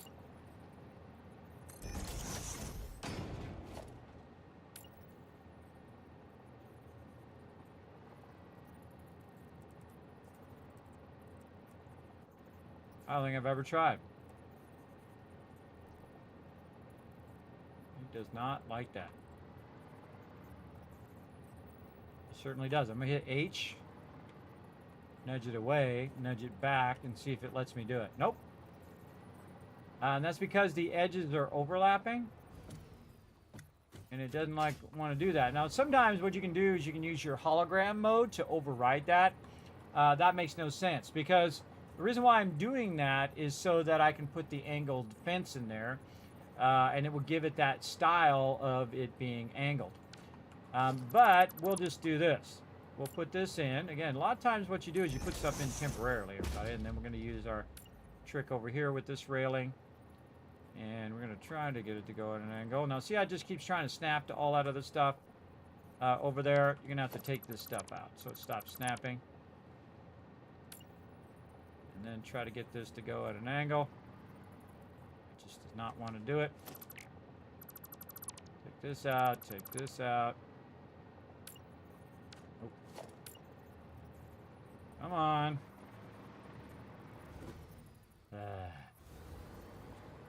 Obviously, you just did it over there. All right, all right. That's how you're going to be, are you?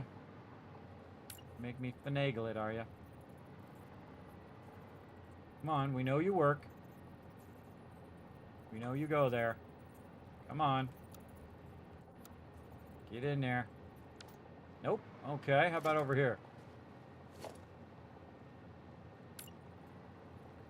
Wow. What the heck? Not working on the blueprinter. Ah, there we go. Gotta aim at the you gotta aim at the outside edge. It's all about where you aim. See how it's just snapping and I can't get it to do what I want it to do? So you just gotta take all this other stuff out around it so you can make it work. So the most powerful thing is you know that it works. You know that it works. You know that it goes there. But this thing does not want to go there. And again, this is a very unusual thing for them, everybody, that this doesn't just snap normally right in there. That's awkward. That's double awkward. All right, here we go. We're going to do another workaround here. We're going to go over here. And then we're going to try it again, but this time with 2 railings in a row. No? Only does it this way? Why is that railing going there? Is it because I have this industrial railing along the side and it's snapping to that? Huh. That's a good question. Let's take this industrial stuff and we'll put it here. And then we're going to turn it to freeform mode. Angle. Not good. Not good angling. Actually, I think the braided cable is letting us do it at an angle. Not the foundation. It should be the foundation. Then... Yep. Huh.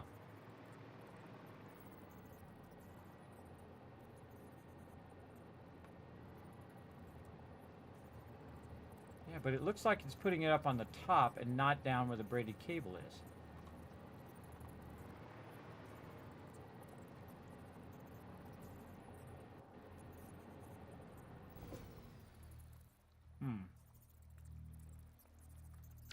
Kind of strange.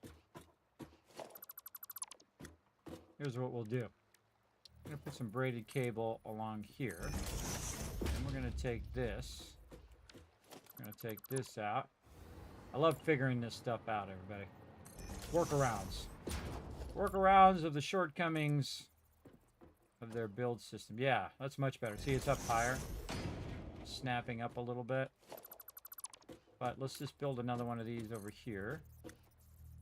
And then we'll snap to this one. And then we'll angle it to here. Yeah. See, I'm looking at the top angle of it so that it doesn't, it's not going up in an angle or down in an angle. So it's matching up. Look at us learning new stuff today. On railings. They snap in there. Industrial railings. Let's snap that one. Okay, can we get it over here? There we go. Workarounds for the win, everybody. All right, let's take this out and try it again without the thing there. Maybe it's just the angle at which we're doing it. There's always a magic spot, everybody, that makes this stuff work. Yeah, see that? Does not work. Huh, I never even thought that it would be this thing. Normally what I do when I'm doing angled railings, everybody, is I actually have the other piece, this piece. And I never noticed that that is actually what's causing that going. So I usually have the, this going across here, which is what's making it work, the painted beam. Yeah, let's take this out. Take this out. See if the painted beam does the same thing. And then now, take the industrial. Yep. I'm usually using the painted beam to match that up. I never thought of it that the actual beam is what's making the angle and not the foundation. You'd think the foundation would be able to do the angle. But I use that painted beam to work around the shortcomings of the systems massively.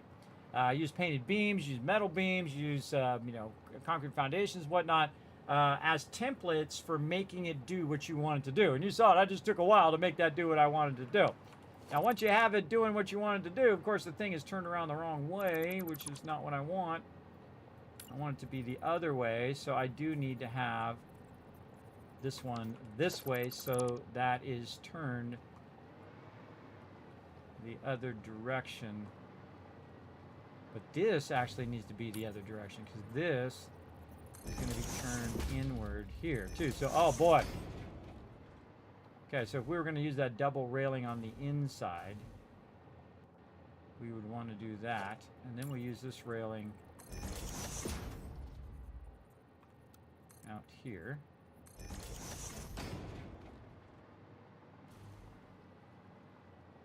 So, we probably want to use that double railing so that we could angle that better.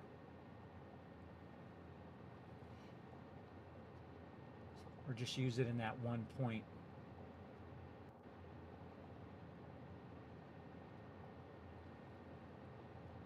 Yeah, use it in that one point. Okay.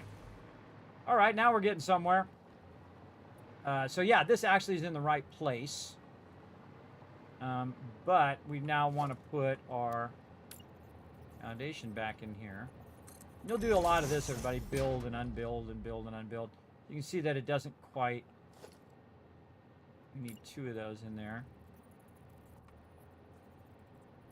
And you can't just now use this as a template unless you put it up on top.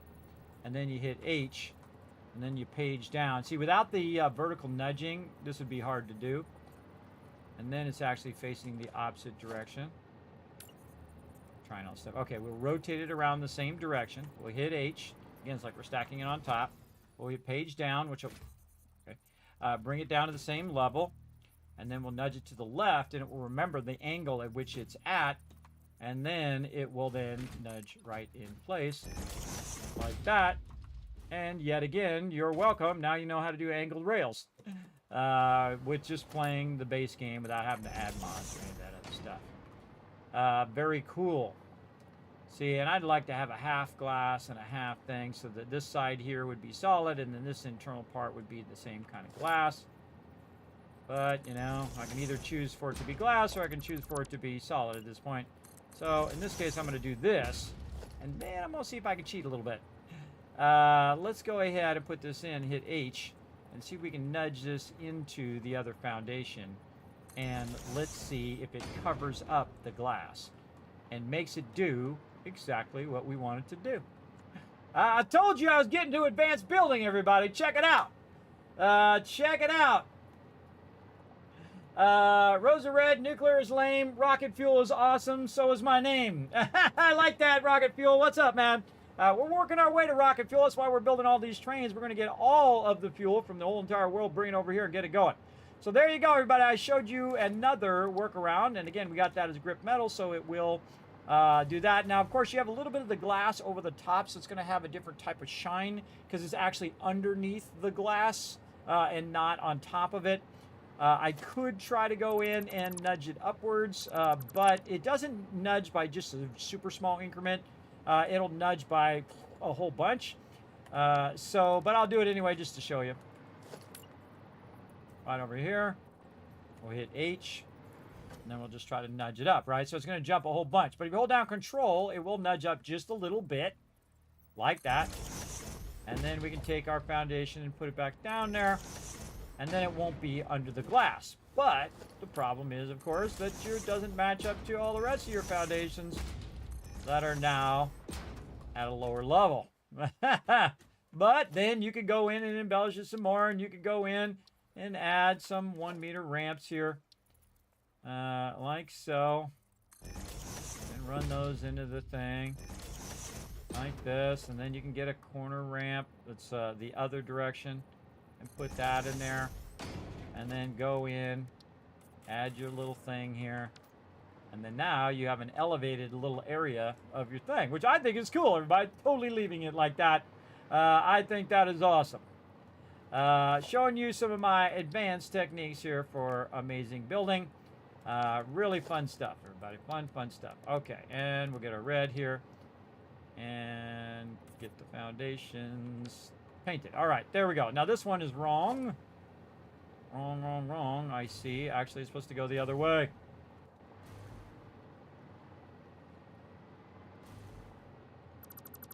Thought these were going the other way. No, I can switch them this way. I think they should be this way because the railing should really be on the outside or the inside. That's a good question. You're rounding a rail. Do they normally have it on the inside or the outside? You'd think it would be on the outside to protect anything that's coming along there and it hits the edge, right? On this side, this is just you standing against the thing and whatnot. That's a good question. Let's ask the internet. Do rounded rails go on the inside of a walkway or the outside? Let's ask AI, see what it says. Carved railings can be placed on both the inside and the outside of the walkway, depending on the walkway's path and the desired design. The installation is determined by which side needs to protect the guardrail or handrail for safety, or where the railing is needed to match the overall architectural design. For curved stairs and ramps, if the walkway is also a ramp or included curved steps, building codes usually require the handrail for safety. On a tight curve, a rail is often needed on the inside for security handhold and on the outside to prevent falls. For retaining walls, for uneven ground, the walkway is inclined. Railings can be placed on either side. Following the architectural lines, rounded railings can also add to be matched curves of house or porch, creating visual flow, framing a view. And that's what we want to think about, our visual flow. Brings up a great point, as we do as a graphic designer as well. So all the rest of my railings, I can go back and fix. But I just discovered that this railing coming in from my original rail here is on one side. And then when it gets to my train station, it's actually on the other side. You can see that it does switch here. Now I would think if the train comes off the track, you would want to have more protection on the inside of the rail where that train's going to hit the edge of the railing than on this side. Now also, there's a train on this side too. So it makes me want to kind of do double rails in the center like that. But it's not going to let me do that. No, no, no. No, you don't get to do that, Kismet. Too bad. I think they should let you do it anyway. I think they should let you do double rails if you want to do double rails. What do they care? I want my double rails there because that's what I would do. I would put rails on both sides because then if the train came off the track on either side, they would hit that extra thick part of the railing, which is why it's there in the first place, to protect it crossing over into the other side of the rail. But since we've already set the precedent of the rail turning this way, we're going to go ahead and do the same thing on our blueprint where the rail, if you're standing, on the outside of the tracks and the train's coming through, it would be toward the train. And you want to keep that visual flow going. And those are the mega details that we were thinking about, everybody. Now, normally, on one side or the other, doesn't matter if you're just trying to run the train. No big deal. But since we are mega building, we want to think about all the little cool details of our build. So let's go ahead and do this. And we're going to put this right down on this. There we go. And we're going to turn it inward here. And we already have our angle at that way. So very cool. Like this. All right. And we're continuing that on. Oh, I like how it goes through the foundation edge there. Oh, that's cool. I like that, like it was meant to go through there. So it has like a brace that's holding that railing. Because I guess that's the part in which it's going to run into the most because it's coming down the tracks and it just keeps going straight. It pops off the rail. It's going to hit right there. Gives it that very much industrial feel. I like it. Okay, let's get back to putting our train in here, our train tracks, and fixing our thing. I forgot to make the track actually swing out like this. My bad. Like that. And then our train is going to go forward. So we'll want our rail to go forward as well. Again, we have a nice little ramp edge here that's going along the thing. And then this is kind of weird here, though, because this, if you really were going to have a vehicle go along here, you wouldn't want to have this because then the vehicle is going to go up on the edge like this, right? So that I would probably just take out and leave flat. Again, I think of if I was really there, everybody, what would I do? Right? If I was really there, I would not put that edge ramp in there like that. I might put a little ramp here, and this is for the person walking and watching the train go by, because we'll do that. We'll stand right there and watch that train go by, everybody. But a little elevated edge there, just kind of like a viewing area for people to watch. Now, of course, if cars are coming by over here, you'd also want to say, oh, well, maybe we might want to put a railing on the other side, too. If somebody's actually standing here, we wouldn't want them to have that problem. Also, by the way, you can see that it does angle that ramp down, which is pretty cool. I would actually go ahead and use our other railings, though, so that it's not awkward when you're trying to connect it on the other side. So I would get an angle there, and then I would probably just try to flatten. Oh, it automatically adjusted. See, that's what I want the other rail to do. It automatically adjusted to the length of the angled railing. I thought I saw that earlier. Yeah, so it did adjust to that length. And then you can see that it is a lower length there as well. But I probably would not go with that. I would do this so that it came down just a bit and then flatten out to my regular ramp edge. But then this is going into the ground, which I don't really like. So I would want this to be like this, and then just this side over here. Now I can't control that thing. So now it's like all or nothing, everybody. You can't just say, hey, go into a different mode and make it just the half thing because I want it to flatten out. And these are all the things they can add to the game, everybody. All these little details make a difference when you're building out elaborate structures, right? So these are the type of feedback you want to give it. You want to give to them. Say, you know what? Hey, it'd be great if I could fix this problem right here, right? So the railing is automatically adjusting to the angle of the ramp, which is awesome, which is what you wanted to do. But it doesn't automatically adjust to the angle of a triangle, right? Because the triangle is going to, again, through the middle, it's going to be longer than if you were just to go on a side because it's going from one edge to the other. You'd think it'd be the same, but it's not. It has to do with the Pythagorean theorem and the thing about distances and angles. We can get into it, but we're not going to. So we could just live with it and say, good enough. But I don't like that at all, so I'm going to take that out. And then what happens if we take this one and we put this one in here?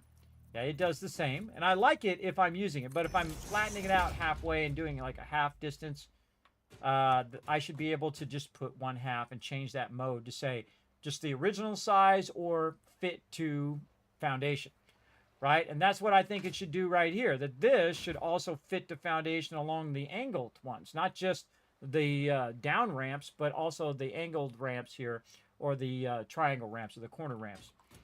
That should also, because if you can do it on that one, you could do it on this one. Just saying, if you figured out the technology that makes that work, you can figure out the technology that makes this work, right? Again, those are the little details that hopefully they'll add in the future.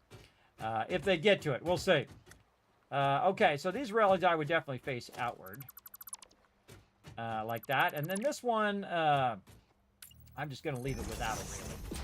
I'm just going to put the railing up here. And again, this will keep us from getting run over. But we'll just consider this like a crossing.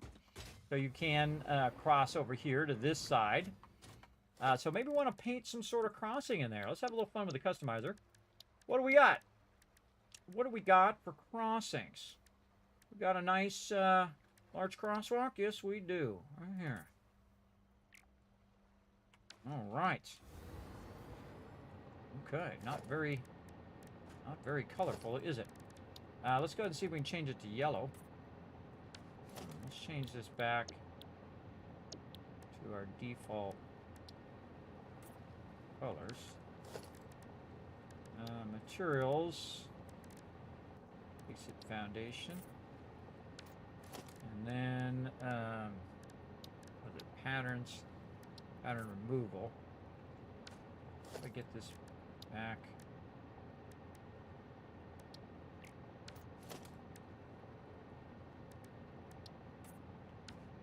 Basics. There we go. Okay, so we want to go in. I feel like you want to put it back to the thing before you use the customizer so it's easier for you to see. How can I do a crosswalk in here? Just like a gray crosswalk. How do I adjust the coloring of the crosswalk itself? That's a good question. I would think it would have to do with the swatch itself. So the crosswalk color is black and the foundation color is yellow. And we want it to be the other way. So let's just go to swatch 18 down here. And we're going to do it the other way. So this would be dark, almost black. I don't like to make it 100% black. It has to do with texturing and light reflections and things like that. You don't want to make it 100% black. When you're doing 3D animation or whatever it is, just make it just ever so slightly less than 100% black.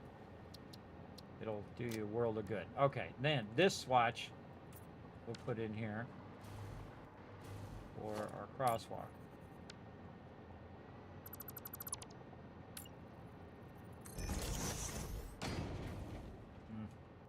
I don't know if I like the large one. Yeah, so that fixed that problem.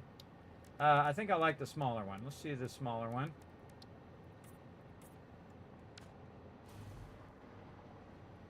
Yeah. They have a rounded crosswalk. So you'd want to round that corner where they would go across the crosswalk.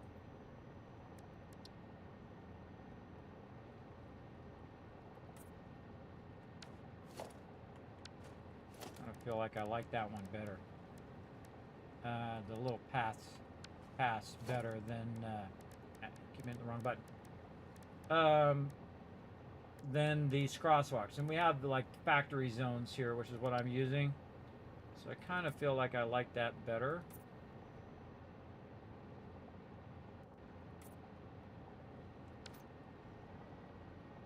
And then can I attack my materials to it, or does it take that out? No, I can still put my materials in. Okay, good. And then we'd want to color with our crosswalk color.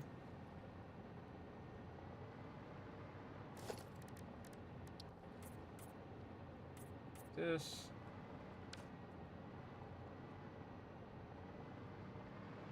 I wonder what happens when you put this pattern on this. We want the whole pattern. Doesn't match up.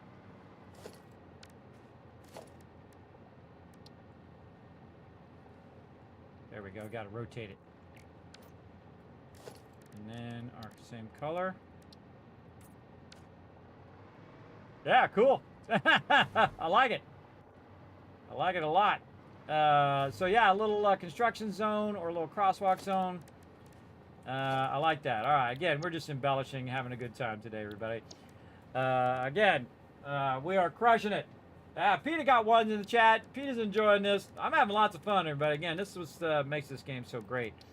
I don't really like the crosswalk. I like more of this industrial zone. Again, I'd love if that was if I had a half block angled. That would be amazing. Again, they can always add it later. And we're coloring that in as a little spot for us to stand. Watch the train goes by and then not get run over by the vehicles coming along. And then, like, you know, you look right, you look left, and then you start out and then it runs you over. Because you forgot to look right again. That's why. That's exactly why. All right. So, yeah. So we're going to standardize all of the foundations to be facing outward from where we are. This foundation is definitely up too high. And we're going to put this down here. Normal height. And this kind of one here is up too high. You always have something you have to work on, everybody. Now, again, I'd want to have a little small wall there, which you can do. So we have a basic wall. We could just set down in there like that. And now we definitely color it the same as what we already have.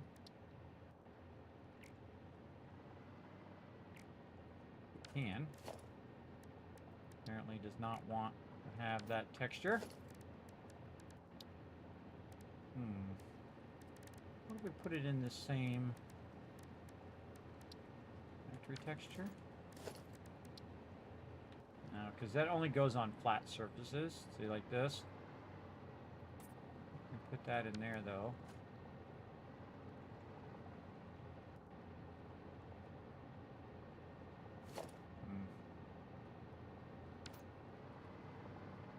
I don't know if I like that or not. We'll just, again, it's weird that we can't just color that in. Just color it in with some carbon steel.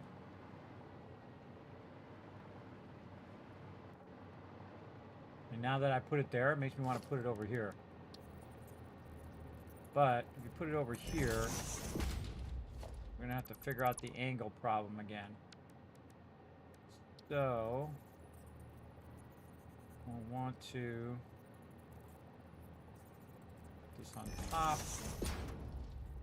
Put it on top, but then move it down so it's sitting in there. Not sure it's really worth it, but we'll see. All right, hit H. Again, when they added this nudging, everybody, hold down Control. When they added this nudging, they really added a lot of cool stuff. Now, it looks like it's reflecting, but it's actually not. It's actually down in the foundation there. And I'm going to go with that and see if I like it. Always try stuff, see if I like it. If I don't like it, trying to get the one over here. Come on. H.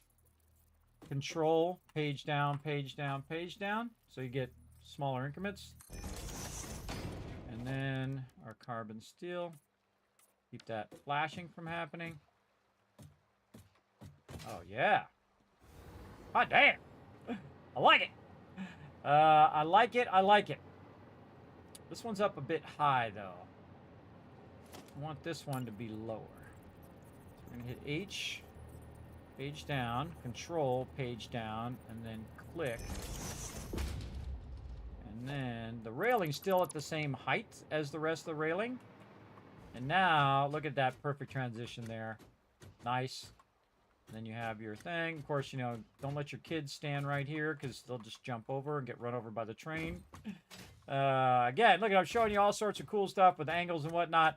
I'd probably do the same thing with this railing here, too, so it doesn't look awkward like it's up on its own. So, Control it down to the same angle as the other railing. Again, it's all in the details, everybody. All in the small details is what makes things look cool. Man, I'm liking it. We better save it. See, now we came back and we're really embellishing the heck out of this thing now. Way more than it was before. And having a good time doing it, too.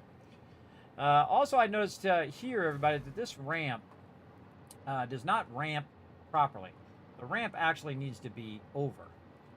But our hypertube things are in the way.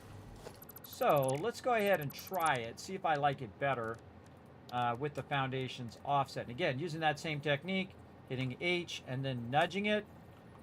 We can try to get it where we want it, or hold down Control and just do like a half nudge. To try to get that corner to line up like that. Again, look at those smaller increments, right? And then Control without Control, it's doing big increments. Now, by the way, once you set the precedent, notice it still has a gap here. Once you set the precedent of those half things, and then you start to move even further, it'll still remember the half increment, right? So if I move a half increment, and then I nudge it, notice it's in a different position. And then if I move it a half increment and then let go and then nudge it, it'll then be have that small offset. So yeah, very, very useful. I kind of feel like that is a better way of doing it. Would I put it here? That is a good question.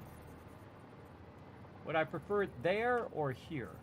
Because if you're on the very edge of that, your tire would go down and would roll along this edge. And you really wouldn't want that to happen. So again, more railing, I guess. Try to prevent that. What about this? Because then you know that the wheel is not going to get caught on that railing and slide off the side. And then, see, now we have this problem of it's halfway into this other part.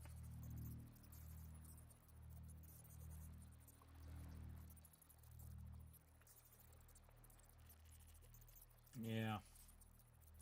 I don't even know if I'm going to put cars through there because this next part, everybody, just goes down into the entrance. So, and then it just flits down to just 2 wide all the way through.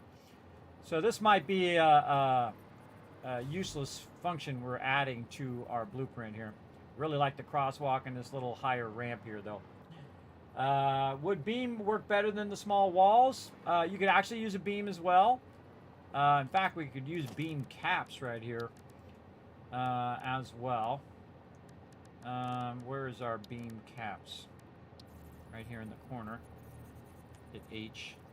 Mouse. And then page down. Control. And then try to cap the edges. Don't like that angle. Try it again.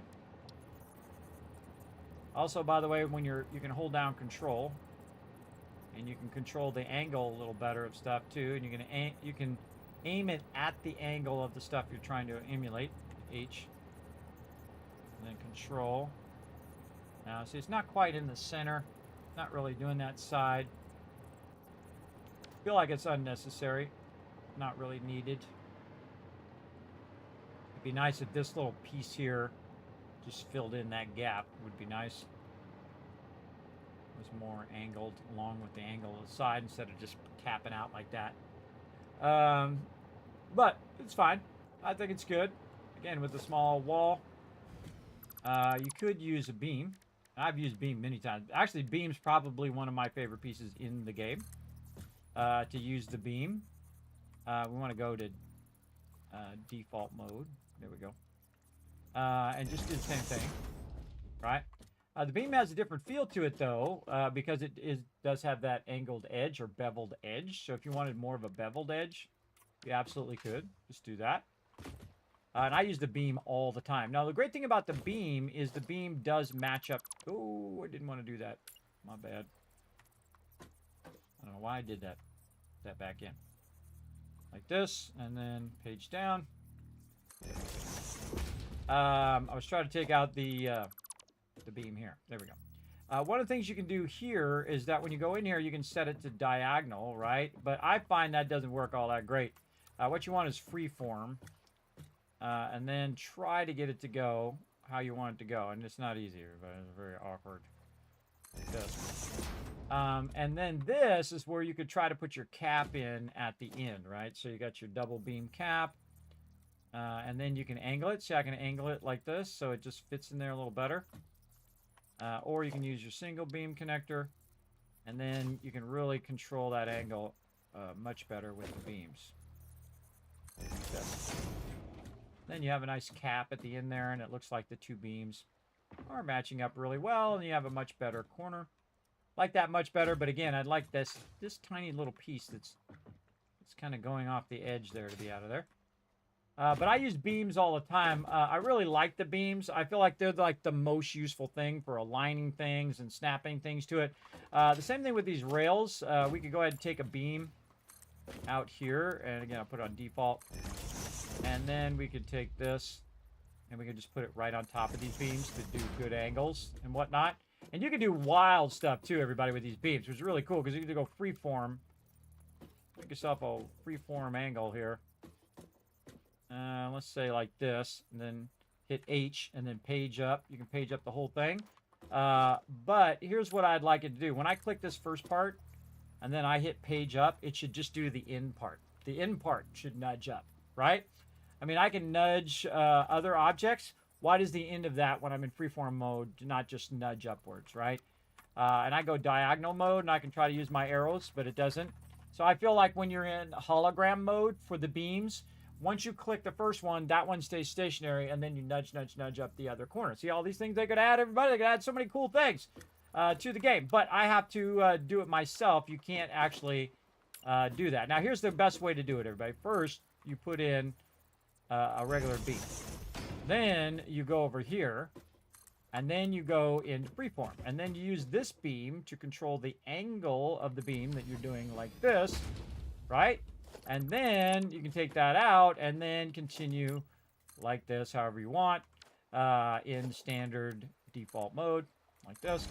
And then this is why you want to put the caps in there to kind of hide that transition.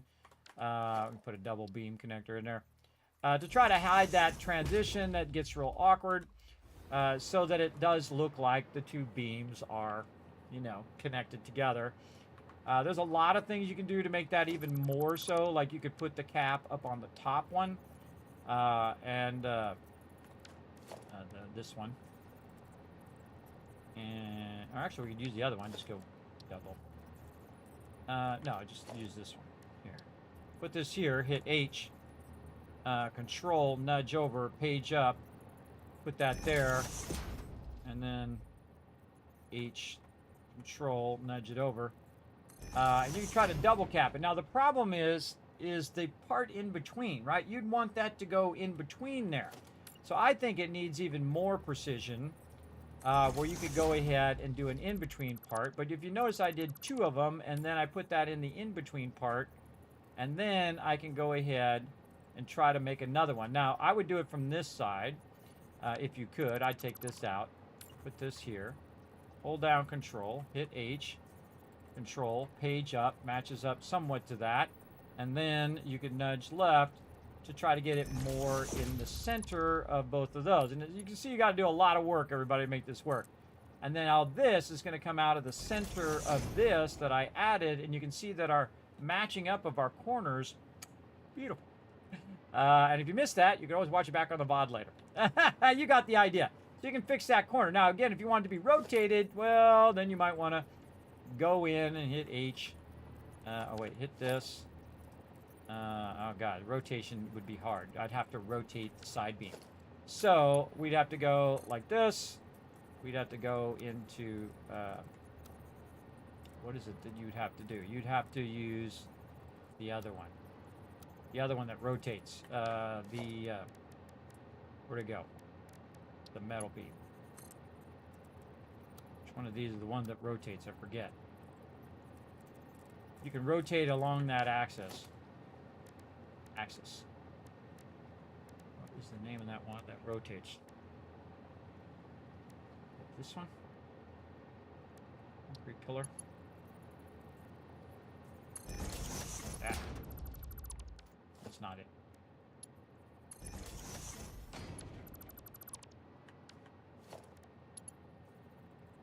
Yeah, it's the small metal pillar or concrete pillar. You can rotate along that axis. So if you wanted to turn that sideways, like that, you could then turn it sideways, and then use this as a reference.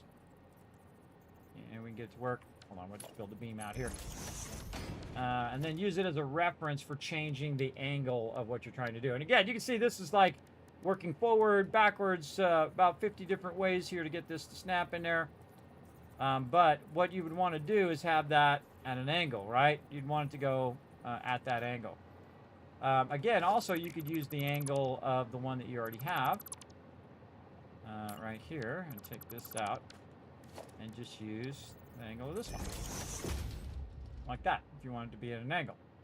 Right? But it's not, I feel like it's not like perfectly angled, because you'd want it to be, you know, like a diamond.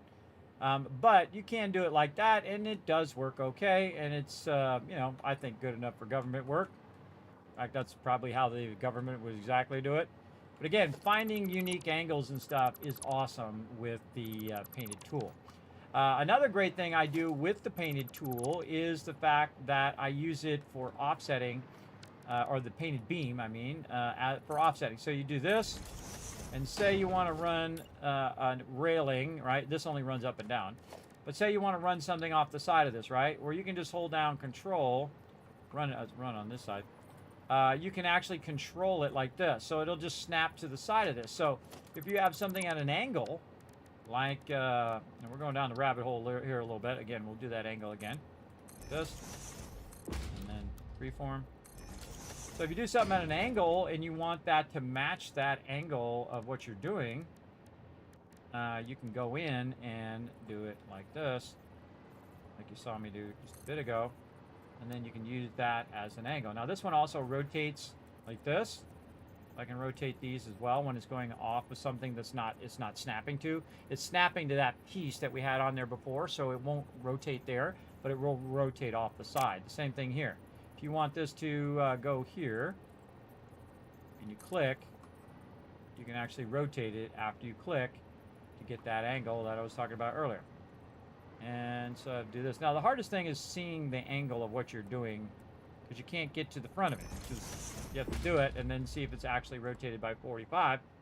And then now you've rotated it, and then anything that you put on the side there, like for example, if you go in and you're like, hey, I want to add some cool fluorescent lighting, you can go ahead and now use that angle for your lighting along here. Look at me showing you all sorts of killer stuff, everybody. And you're like, well, how do you add lighting in there, Kismet? Well, this doesn't matter. The only thing that matters is that you have it illuminated, right? It doesn't even matter if it's upside down. You take out the text, select yourself some colors, like say some nice green fluorescent lighting. Right there, you turn your emission strength up so it's brighter. And then you got your fluorescent lighting, right? Well, no, you got to make sure you do the right color over here, which is the bottom one, by the way. And then here. And then now you got yourself some lighting, right? And then you can copy it. And then you can just apply it to this other one. And now you got yourself some angled lighting, a nice little light post as you're driving along. Or you can put a sign there that says, you know, factory up ahead or whatever. You can do all sorts of cool stuff. Now, again, I would go in, and now, because we do have it at an angle, we can go in and utilize our little cap here. And then, of course, it would be here. And then we hit H to go into hologram mode. And then I can nudge it forward. And now you can see that it is perfectly as a diamond. Sure did walk you down the road on that one, didn't I? So things are possible, and once you know they're possible, like I know they're possible, then really sky's the limit, everybody. Again, you can make that perfectly as a diamond if you want, and then do all sorts of angles and things. And this is why the painted beam, I think, is one of the greatest pieces in the entire game. For that, I also use it to align my extractors. For those who've never seen me do that, I actually align the foundations, and it is the best way, and I'm the only one who did it. I started it. If you see anybody else doing it, everybody, I did it first. So make sure they give me credit.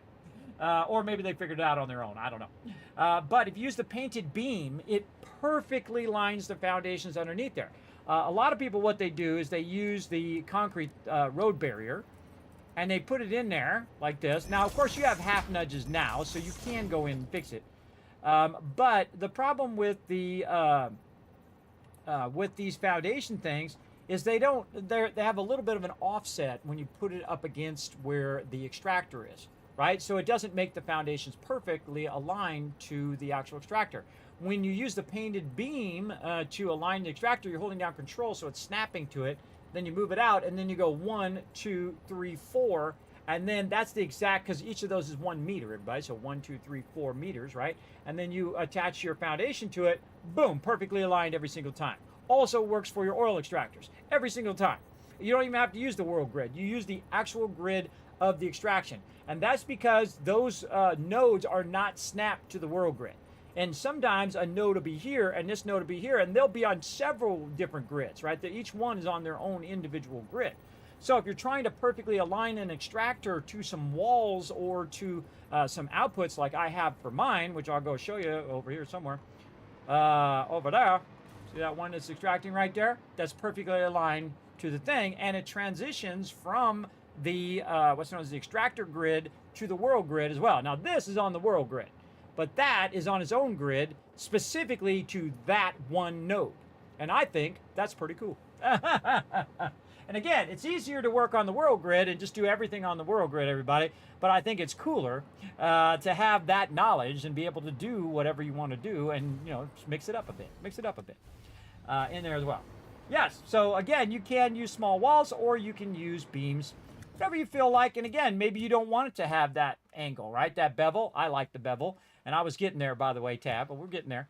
I was walking people down the road, as you see, on how to make perfect angles like we did over here, and how to change those angles there, and so on. I got to get this away from the blue printer, though. I got to get it. It's too close to my blue printer. I don't like it. But you get the idea. So now you understand all about painted beams and how awesome that they are. Okay. Let's get back to finishing this off over here. So we're going to have this go through. We're going to have this go forward by a half and then circle back around there. So then that means this is the edge of what we're doing. So I kind of feel like we want to leave that straight. And I feel like we want to get these over here going at an angle through here as well. Let's see what we can get away with here. This. And again, it doesn't want to let me snap that in there, so I have to finagle it. Putting this.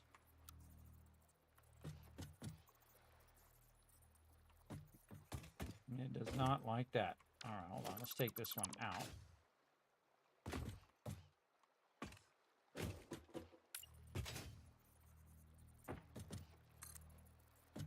I'm doing this because I noticed that it works a bit better. Totally missed that other side. Try this again. This one should be snapping there. All right, there we go. And this should go to this corner. Like that. There we go. Now it's matching that angle.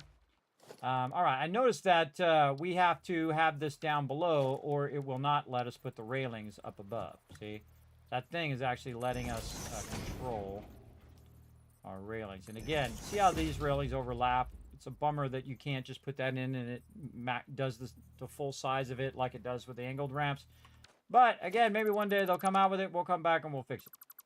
But for now, we're going to use these over here because they overlap a little bit better. And again, these are going to be on the inside. And then we'll put this one over the top of this one, angle it toward us, hit H, page down, right mouse or right arrow, narrow that onto the corner, like that. Yeah, it looks much better, I think. Okay, and then we'll use those there, and then we'll just kind of resume modern rails along here. Put those in. Okay, like it. Then we'll take this out. And do this. We're not going to put this one over here because it's not going to be any road go through there because the train tracks is coming through. Again, see, this is a bummer here. We could take this corner like this and hit H. Page up, down control, just to bring it up a little bit. That.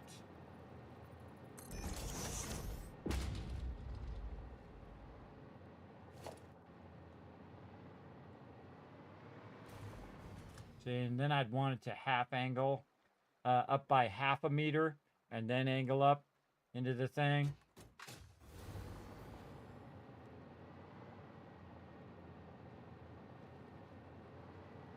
Yeah, that side it looks cool. This side it just looks awkward.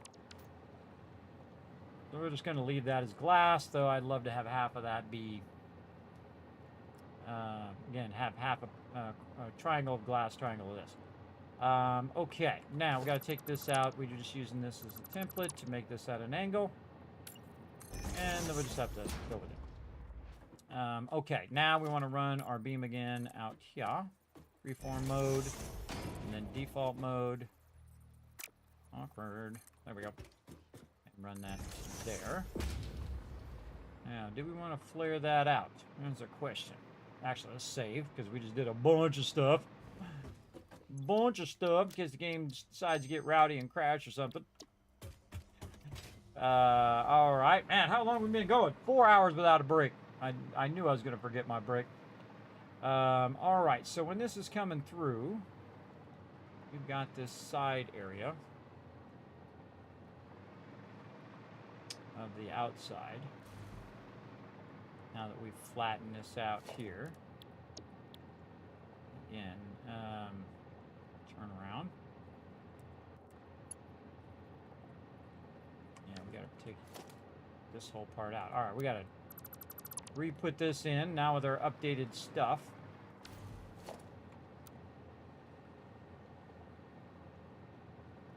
Take all that out.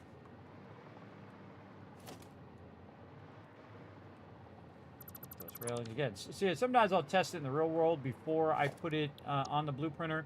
Or a lot of times I'll do that. Let me really clarify that. A lot of times I will test it and see how I like it. Right there. Oh, wait, wrong thing. We want the train itself, train platform. There we go. And then hit H, and then that should match up, and you can see we have our auto connect on. And I'll put that arc in there in the end, but we want to just make sure that what we're doing is going to match up now to the front of this. Like that.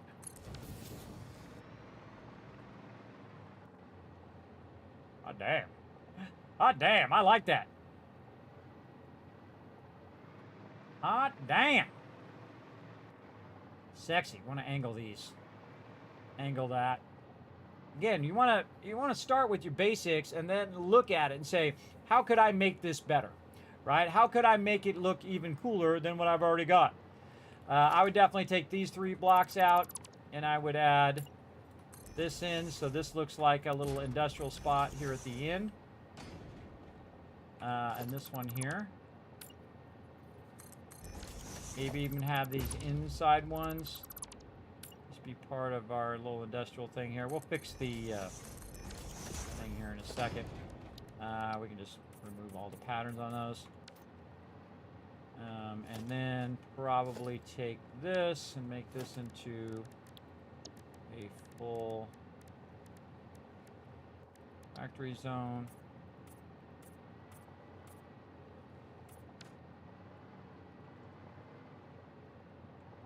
Cool. Okay.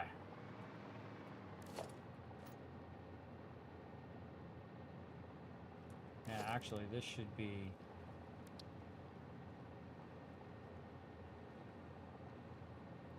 Yeah, I wonder if it... if you put one here... What if I do crosswalk here? And then put a crosswalk here. Does it auto... I was going to see if it auto changes the angle. It says, oh, wait, there's another crosswalk one here. Change that angle and fix that angle. Another thing I would like. I don't really like the crosswalks. I think these look better for crosswalks than that other stuff. But that's up on that front edge now, and really you'd want it to be back here because you would come down the ramp first, and then you would cross here. So you would cross here, like that, and then end up like this. See how that looks way better? And then this part here is just like industrial zone. Why am I trying to pick that up? I can just do this here and here. And then this is the industrial zone. Now, kind of makes this kind of like this over here. Not so hot. I might want to go... Do I want to go square with this, or do I want to go angled? Right, angled out to here. Which matches this angle of the outside here.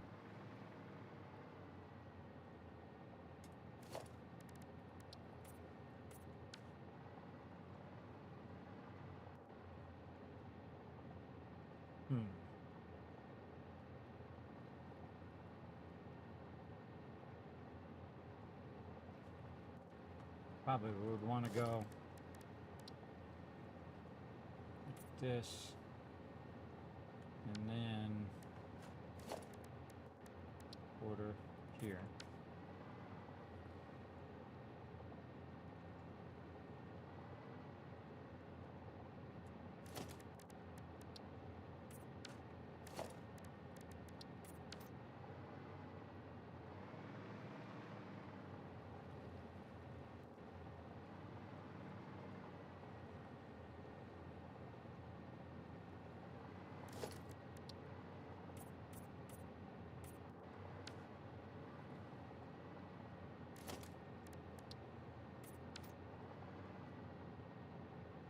That's what I like. All right. Remember, it's all about what you like, everybody. Again, this is where you're walking. Again, crosswalk here. Again, I don't think they have half crosswalks. Again, that's what I would want there, like a half crosswalk. And they don't need to be offset and smaller. It doesn't matter what they have, everybody. You always want something else. Pioneer path.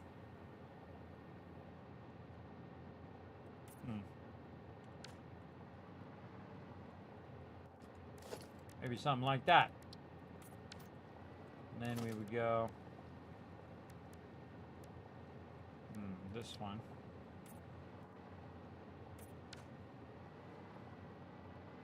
And then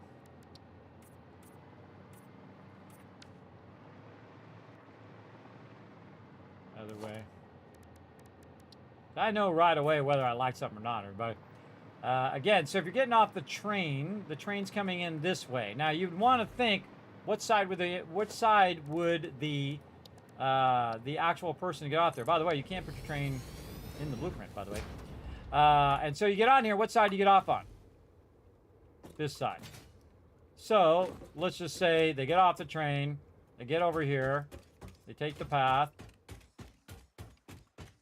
Try not to get run over, and then they can sit and watch trains go by.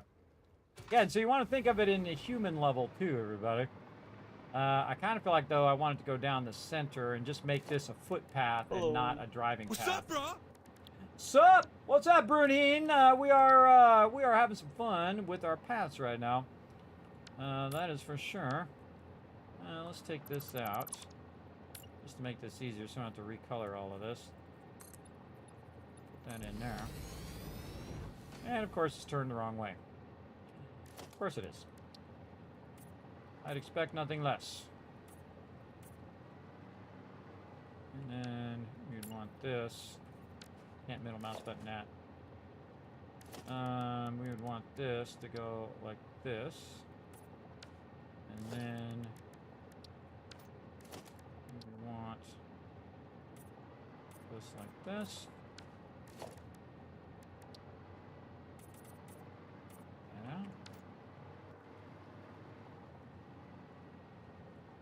Something like that. Do you really need that many of them? Probably need one at the beginning. And then I would probably put it in the center.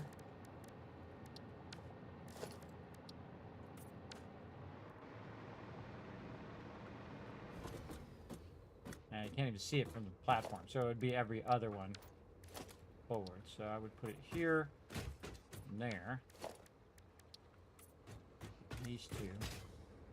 And I'm looking at it from the human level, everybody. When you're looking there as a human, you would say, oh, okay, there's the path. I'm gonna go walk down this path so I can get over here. Now, why we would need go all the way there, and why you would need the railing, is most likely because you're probably gonna drive your little vehicle along through here and get into some trouble. Kind of feel like I want that ramp back now again. Yeah, so now I feel like I want that ramp just so we could put our little path there. And then colors like that. And then our materials. And then the color not kick in. Just so all the coloring matches. All right, that's much better. Yeah, I like that. Again, if I offset it, then the path would be all messed up. So I'm going to have to leave it like it is. But this is a walking path, so this is different than a driving path. If we're going to have a walking path, that makes no sense to walk all the way around, though. Now, it makes me want to do this.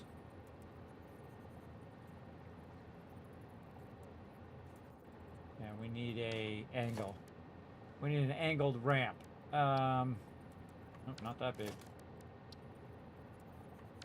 I want a ramp to counter.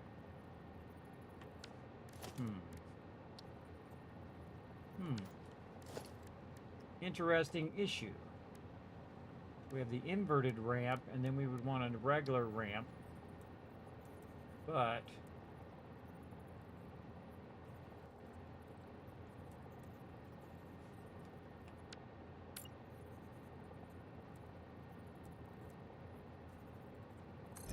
do something like that, and then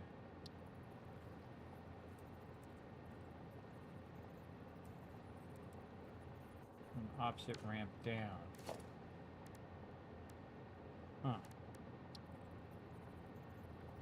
something more like that, but it's not like coming up flat and then squaring out, which is what you'd want it to do.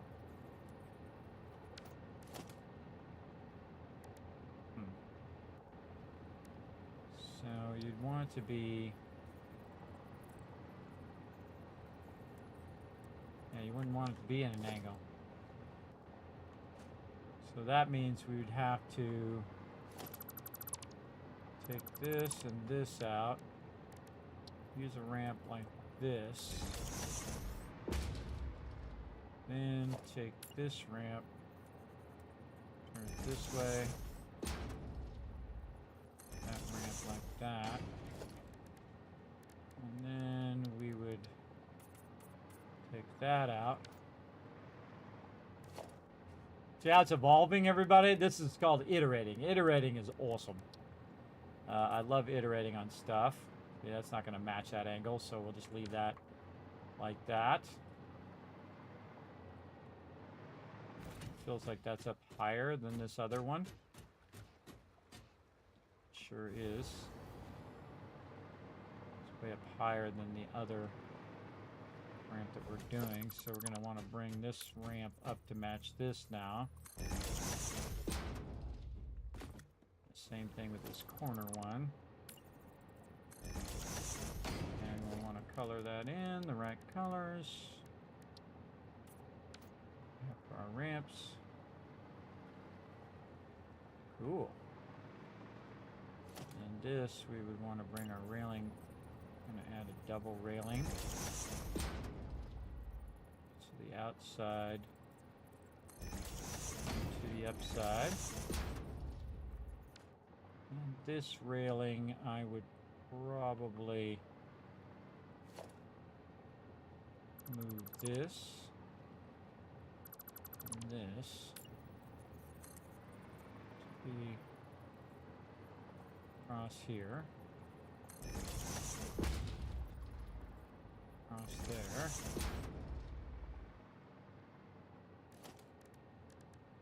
Okay, and then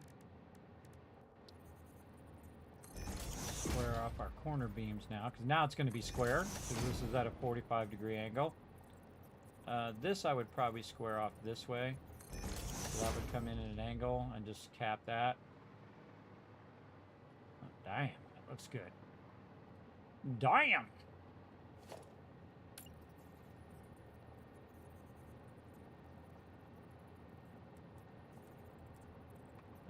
That's trying to snap down to that thing. So we got to use our little trick that we learned. Take this out, take our braided cable. Braided cable across here.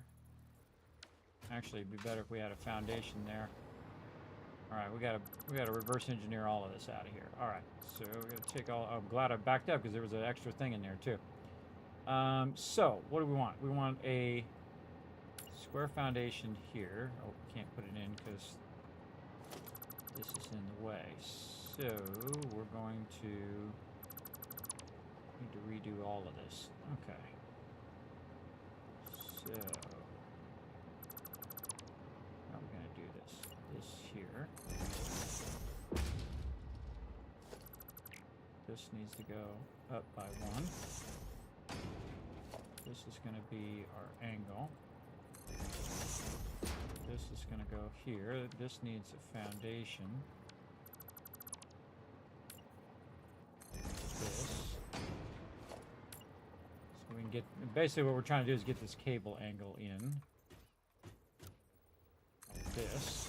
So then we can put the railing in. The lettuce. There we go. On the outside, hit H, nudge it over, and get another railing. Just flip it, nudge that over. Again, those railings overlap each other a little bit, but you know it's okay. It looks way better than using those other railings. Okay, so now we got the railings in, and we'll want to do the same thing here. We'll take this and snap it to itself, and then get this out of here so we could get that in there. This is all about doing the railings on the top. Again, we're working around the shortcomings of the snapping. Yeah, doing what we got to do. You know how it goes. So there we go. And then we don't... my headphones died. I've been taking a break in 5 hours now. 4.5 hours. But that's okay. We're in the zone. We are in the zone. We're going to try to get this finished, and then maybe I'll take a break. We'll see. We'll see how it goes. Let me switch my headphones. No, I know it's been 4 hours. My headphones last about 4 hours. On a charge. I love these wireless headphones, everybody. They are awesome. No more cords. No more cords up in my business. Again, we're just using that temporarily so that we can set the railing up on the top. That's why we're putting that cable into there, which we learned earlier. Then we want to put back in everything that we were doing before. So we would want to put these back in. And again, see how it evolves over time. And then we'd want to color them in with yellow, which you won't really see yet. And then patterns. We want that pattern to be this. Squirrel! We got that going. Big screen. Oh, sorry. I bumped it. My bad. Thank you. Appreciate it. I bumped it with my mouse. Okay. So we got the lower railings and the upper railings so that if the train does come off the track, it'll hit that. I actually kind of like it how it does the railing there too, because again, it's protecting against people standing there getting hit. And we got a nice footpath over here. Yeah, break time. Unforgiven. Yeah, I already figured that out. All right, and then... Come on. Pick up the railing. Nope. And a mouse button. Does not pick up the railing if it's at an angle, I just realized. See, if you try to middle mouse button, pick that up. It doesn't do it when you're in deconstruct mode and you hit middle mouse button. I found a bug. That's how it should work. It should work if I'm in deconstruct mode. But if I'm out of deconstruct mode, then I middle mouse button, then it does work. Yeah, I find all the things. I find all the things. Now this is much nicer the way this is matching up. And again, we'll put these railings the same way. There we go. All right, really embellishing our railings. So if you do want to get out, we're totally going to use these, everybody. These are just purely cosmetic, just for us to watch the trains go by. I know where I'm going to sit when I'm AFK, right there, everybody. You can watch the trains going. That's all just for you, everybody. I hope you guys appreciate all that hard work there. A lot of hard work. I guess I could make these red to match the train station. Let's see how I like the red. Oh, it's got to be reversed red. Hold on. Hopefully I'm not messing up anything that I did before. Put a black here. Again, I gotta reverse the colors so that it is the opposite thing. There we go.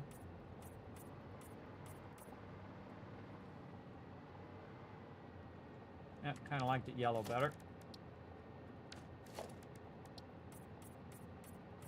Oh yeah, 100% better. Yeah, and then it has contrast between the red of the thing. Red of the building. Okay, like it. I actually like this little trimming of the outside edge there too. I wish it went that way too, instead of just this one way, but such is life.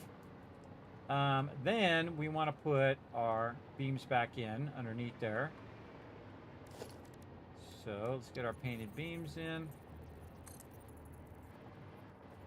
This is the tricky part, since you can't really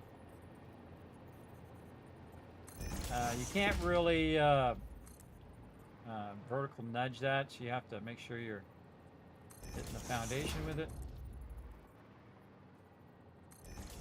There we go. And then we'll put our caps back in.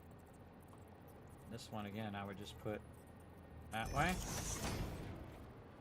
These caps that way. Just like that. Put a cap at an angle on that one, but it would go into the path itself. Probably back that up just a little bit. So just to keep that same angle, I'm going to put that in there. And then what I'm going to do is I'm going to go ahead and put this as default. Make a little bit. Make another little bit. And then this that goes into that. Then I'm going to take this out and this out. And then I'm going to put this on this side. Come on. Get in there. There we go. And then I'm going to back it away from the corner a little bit, like this. Then when I take this and I put this on here, it's not going to be poking out of the corner. See? Like that. Perfect. Look at how beautiful that is, everybody. And not poking out the corner now. So it looks like it's right in there. And of course, we just finished it off with a nice little carbon steel there. Make it look awesome.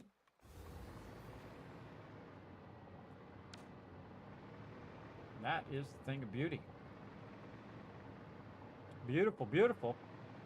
Now, the biggest problem, everybody, is this is not my blueprint. This is actually in the world. So I actually built this in the world. And what I want to do is replicate this on my blueprint. So when I snap these things together, it's going to build that very thing. But sometimes you just want to build the whole thing first and get an idea. Because, again, we're going to replicate this over and over again.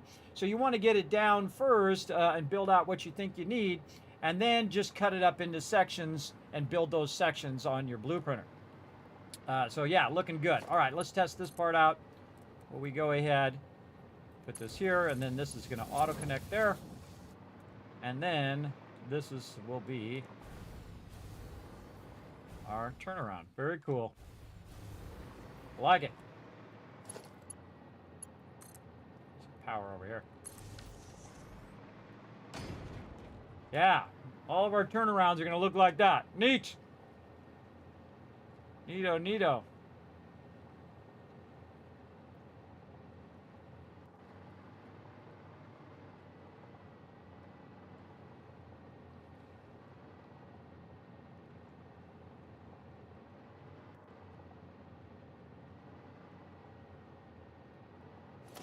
Get these three foundations out here. Flip it this way.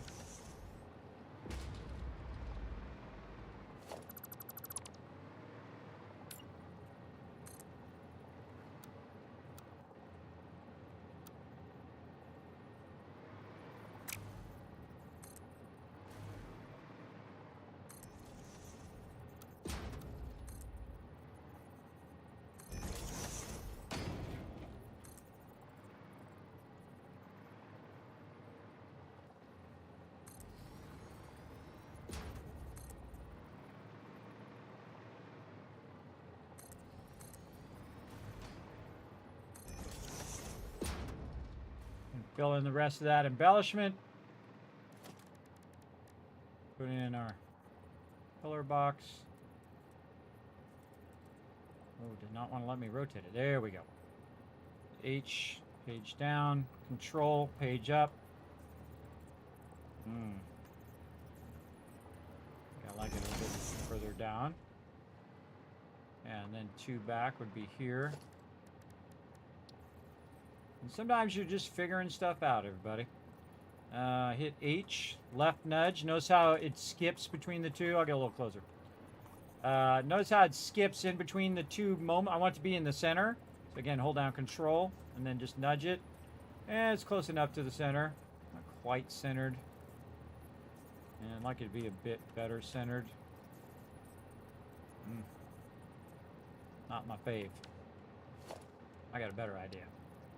We're going to go right here on the top. We're going to hit H. We're going to nudge it. I accidentally hit the wrong button. Where'd you go?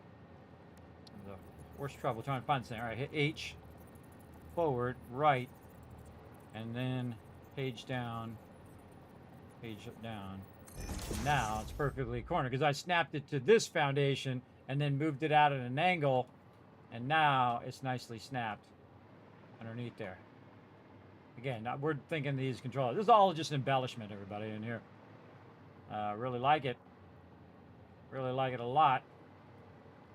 Kind of feel like I want these, though, in the corners. I want them to be straight. Nudge it in, page down. So yeah, when we get here, we'll do corners. Maybe just take this out and have that a 3 length. So we want to run that all the way to the end. The 3 length corner, then back, then halfway here. Here. And then this corner, which we'll have to walk in position.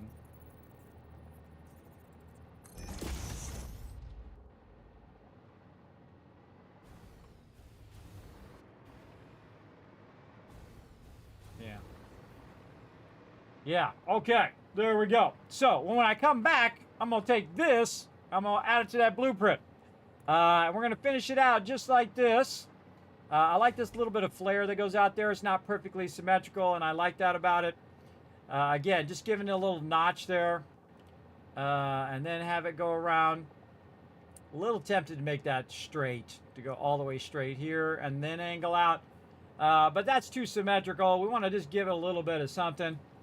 Also here in the back, we might want to just give this a little something too when our train stations are coming in. One of the problems is that this back part here is not necessarily going to be just in the train station. This back part could be going into our actual stuff that's going to be loading and unloading stuff, right? This is just connected to the train station for now. But the stuff that's actually connected behind it, all of our fluids and our items, are also going to need to be embellished like the ones that we already have. So we're going to work on those as well. But if I angle this to accommodate the train station, it's going to look weird when I do it to the actual stations unless I account for that. So I want to think about that as I'm doing this so I can account for how that's going to go. But I could go ahead and say take this out. And then, again, it's all about this kind of embellishment too, that we're running this embellishment down the side. So that's really why we're doing all of this stuff. Well, there's some behind there too. Let's take that out of there. Yeah. Well, we might want to do something more like this.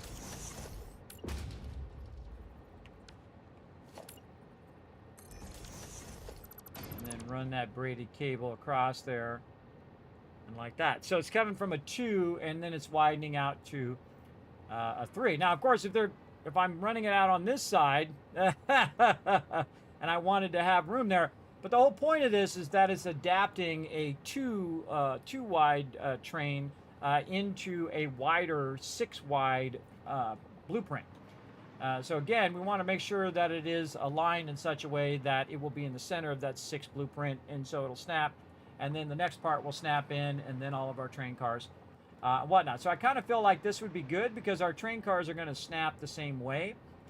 It's only if we want to have a bit of a walkway over here. So as we're in here, and if we want to have a little walkway here, or do we want this walkway to be a bit wider?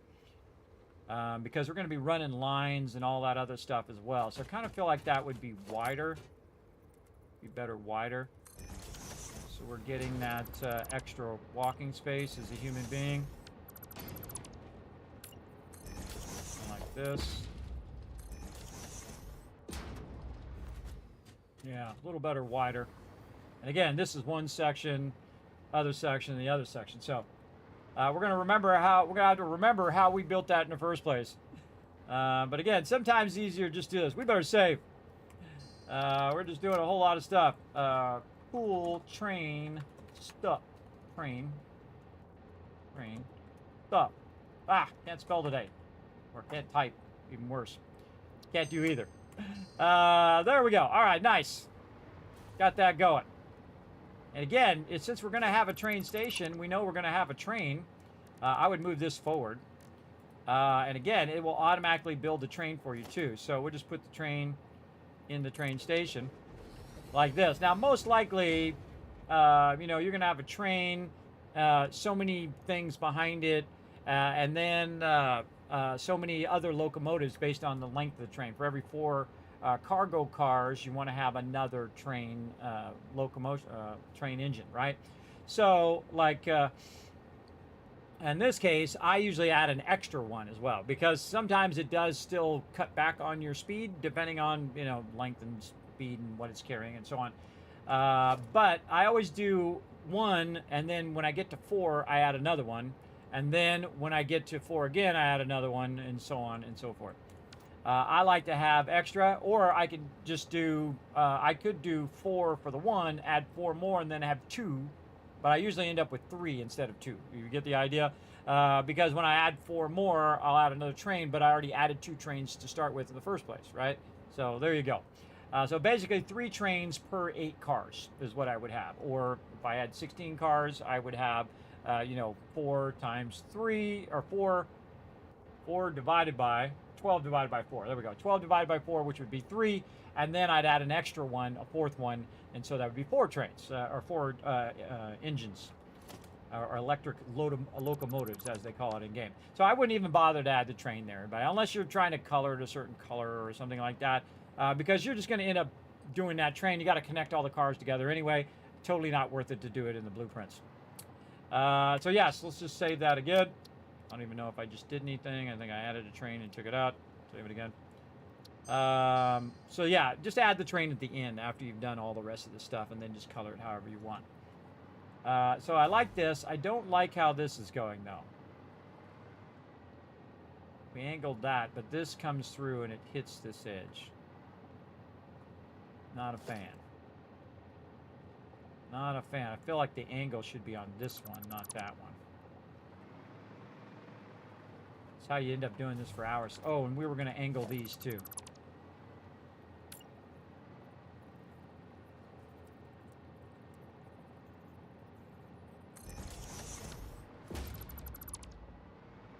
Okay, one more thing, everybody, and then 500 hours later, you're still doing it. Okay, notice I'm doing it on the outside so I can put it on the edge of this piece. I can do it the other way too.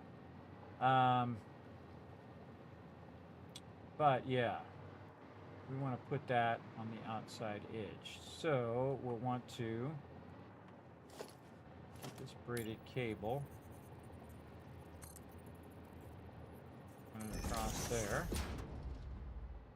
There are angled ones. Building stuff at angles is fun. Hard, but fun. It's not that hard. I showed you how to do it, so it's not that hard for you now. You know what to do. What I should do, it just dawned on me, what I should do is make this, make a blueprint of this, so I can just use this over and over again. The other way. Oh, and I didn't put those on the outside, my bad. Oops. Got to take it out. Let's take these and flip these. See, now that you have a template, you're good.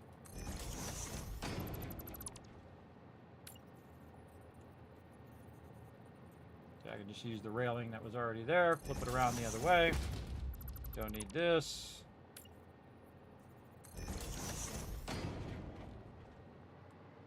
Now we got a problem with this, though.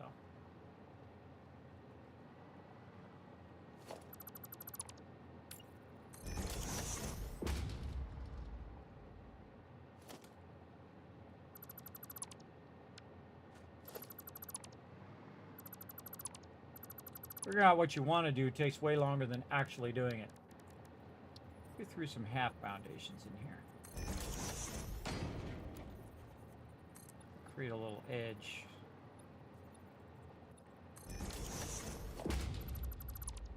And again, you might want to just build the whole thing ahead of time before you get to the blueprinter. Kind of like I'm doing now. And then come back and work on it. See, we would need like a quarter edge, which we could use here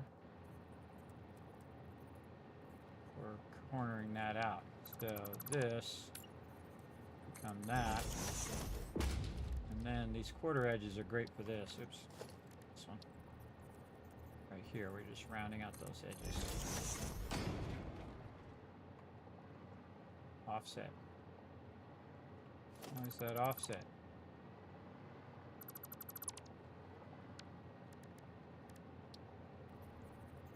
Oh, it sticks out beyond the foundation.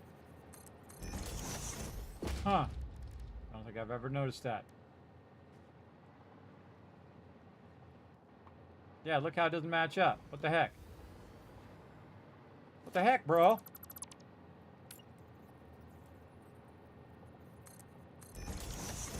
Something weird there. Something weird there. I think that's offset. Let's try this again. Why the heck would you have it doing that?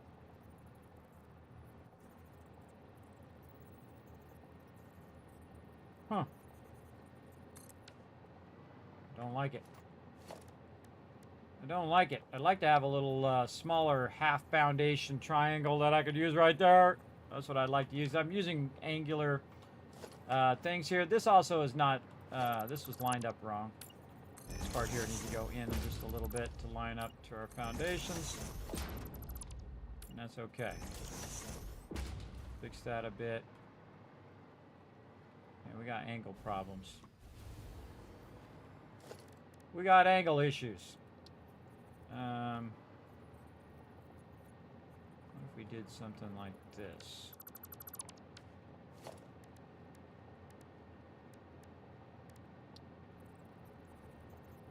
Yeah, weird that that does not line up.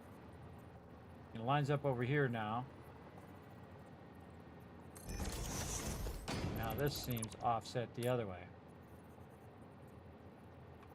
Weird. Very strange.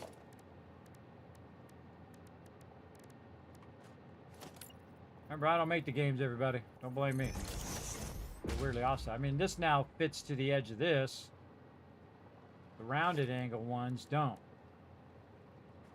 What if we just do a reverse corner?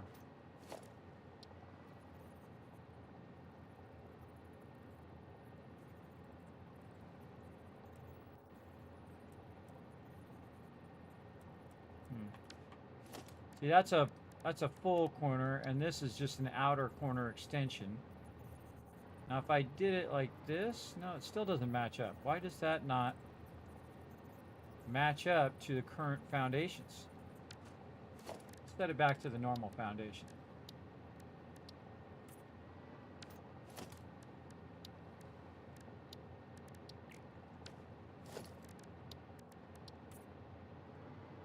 Hey. Why are you not going back? All right. You're gonna be like that, are you? I got your number. I get your number. Boom. Oh. What the heck? Did we change our actual base foundations? I think I changed my base foundation. I must have done that a while ago. I did that probably just so I could see the difference between all my other foundations. I know exactly why I did it. But weird that I can't just change it to one of these. There we go. Yeah, I just changed the product assembly. Okay. And that changes throughout the entire game too. And that's so I could see which ones were new ones, which ones were you know, Zoop ones, and which ones were blueprint ones. That's why I did that. Yeah, why is that so weird? Why would they not notice that? That is offset versus the basic foundations. I mean, that way it's not offset, but the second you turn it, the outside one goes outside the foundation. That has to do with the arc of the thing, because when you put in multiple of these together, they're going to be like this. But if you were to put one of these in, put a half foundation in, it doesn't match up. And then put this one on this side.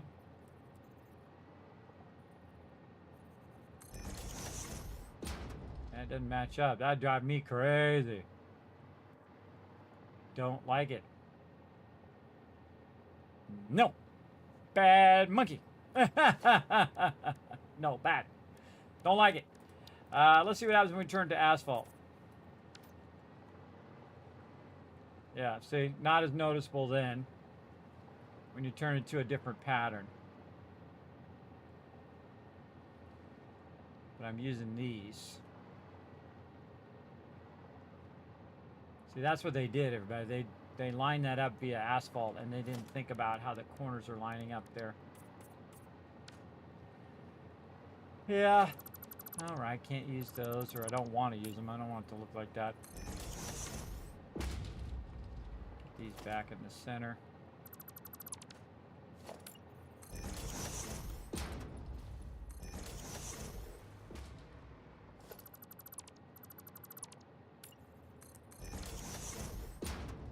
Bummer Rooney. I guess I could just have it clip through there. Do what I gotta do. See, a lot of times you just gotta do what you gotta do. Uh-oh, backwards.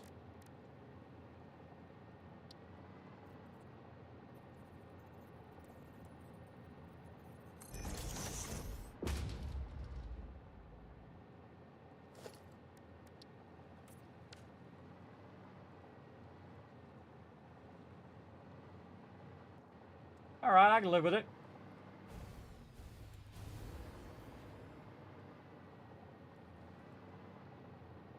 Yeah, see, this way it gives you a walkway on the outside. On the outside edge. Again, is there going to be anything else connected over here? Factories and things like that. So if you have a bunch of factories over here, everybody, the problem is you're going to just like, I got off the side, right? You're going to fall off the side where they have that little embellishment. Kind of tempted to... oh, and this I got to fix over here, too. Got to fix that angle of that.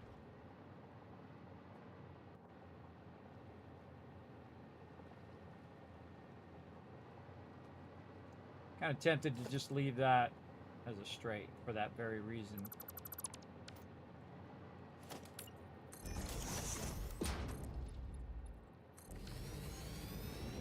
So this is where I'd want to use my my walkways.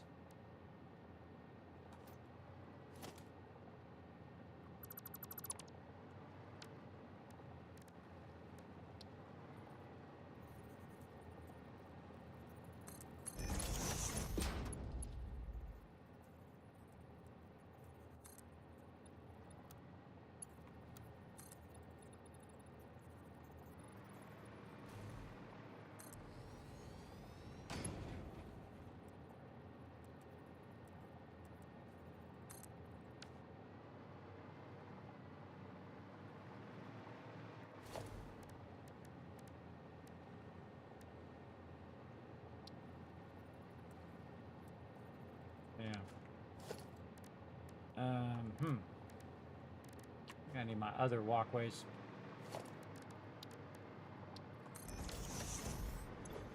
I open up all the walkways. Where the heck are they? No. Foundations. Architecture. Yeah, my industrial walkways. How many tickets do we got? Let's go see. Tickets. Let's get our awesome sink over here. Run it some power. Checking our tickets. 29. That ought to do it. That ought to get us there. Man, we got a lot of tickets. Running that quick wire in there. All right. Industrial walkways is what we need. All right. Let's get the... Oh, wait. No, not... Put that up there. And then buy it. Ada's got something to say. Go for that extra purchase. Go awesome. Go awesome. I like it. All right, while we're in here, let's just buy the rest of this stuff. All righty. Buy all. All right, we unlocked all the architecture stuff. Now I'll show you why the difference between the walkways over here. Again, I kind of feel like I want to put walkways on the outside edges as well. And I might want to replace all of this angular stuff with walkways on this side, because this side's going to be, you know, other foundations and road and whatnot. This whole thing is offset a little bit too from the thing. But again, this is just temporary to figure out what we're doing, figure out what we want to build. But here's the difference between the walkways. So you have your catwalks, and then you have your walkways. Now, you can see this is a catwalk, and this is about a half of foundation. Now, your walkways are something completely different because they have a different look to them. Again, you can walk away, and then we'll do a straight catwalk right next to it. Again, what they do is they have a different railings, right? So you have these railings, which is the railings we're using out here, or you have these other railings. Notice those railings are turning outwards, by the way. Hey, I didn't even realize that we were doing it the right way based on the railings that they already have. So yeah, the rounded part of the railways go on the outside according to their catwalks, which I totally had forgotten and looked up. So I have the opposite way on the inside, but if you were running railings along this edge, that's what would happen. If I was running walkways along here, it would actually, the railings would be facing outwards, right? And that's what we want. So we'll want to do this. And then maybe with our walkways, we could get away with our stuff over here. Do a little bit of this tucking under to give it that walkway feel. Very rarely do I use walkways, everybody. Very rarely. But they do add a really cool accent to your building. These ones especially, because they look very industrial. And they look like you're supposed to have beams right in the center. Oh, too big. Small ones. They look like beams go right there. And of course you have your painted beam, which just happens to perfectly match right in the middle of those. See, so really cool if you want to do your beams. It does a little bit of Z-clipping there. See that? That stuff drives me crazy. So just painted something that's dark and hard to see the clipping. And it's not too bad. But you can also do this to fix that problem. You can go in to wherever your beams are. You find your beam support, put it over that thing. Then you put your beam in like that. And then you don't have that problem, do you? And then I would still paint it because you don't want to really see the beams. And then now you don't have that problem. But it does show you a great way of centering that in there. A great way of also pacing out your beams like every so often to give that feel. So I'm kind of liking that. I'm liking that. And then I feel like we'll have our railings have the same vibe all the way down. So we'll take out these railings. And these are built into these catwalks. Now I'm going to show you something super cool here in just a second, everybody. So we're going to take these and we're going to run these walkways along here or a little closer. Oh, the problem with the walkways is, there we go, is there's a bit of a gap. Forgot that. A bit of a gap with the ones with the rails there. Yeah, I don't like that gap. The whole point of what we're doing is to eliminate this gap when we have stuff next to the trains. But we still want it to feel like a walkway. So what I would do is I would just go ahead and use the intersections. I would run the intersections. Oh, get my fingers to cooperate. I would run the intersections. Then I would just run the rails myself. These rails should be on the inside. Match over here. Yeah, these rails are the wrong way here. Man, look at all this detail we're adding. Lots and lots of detail.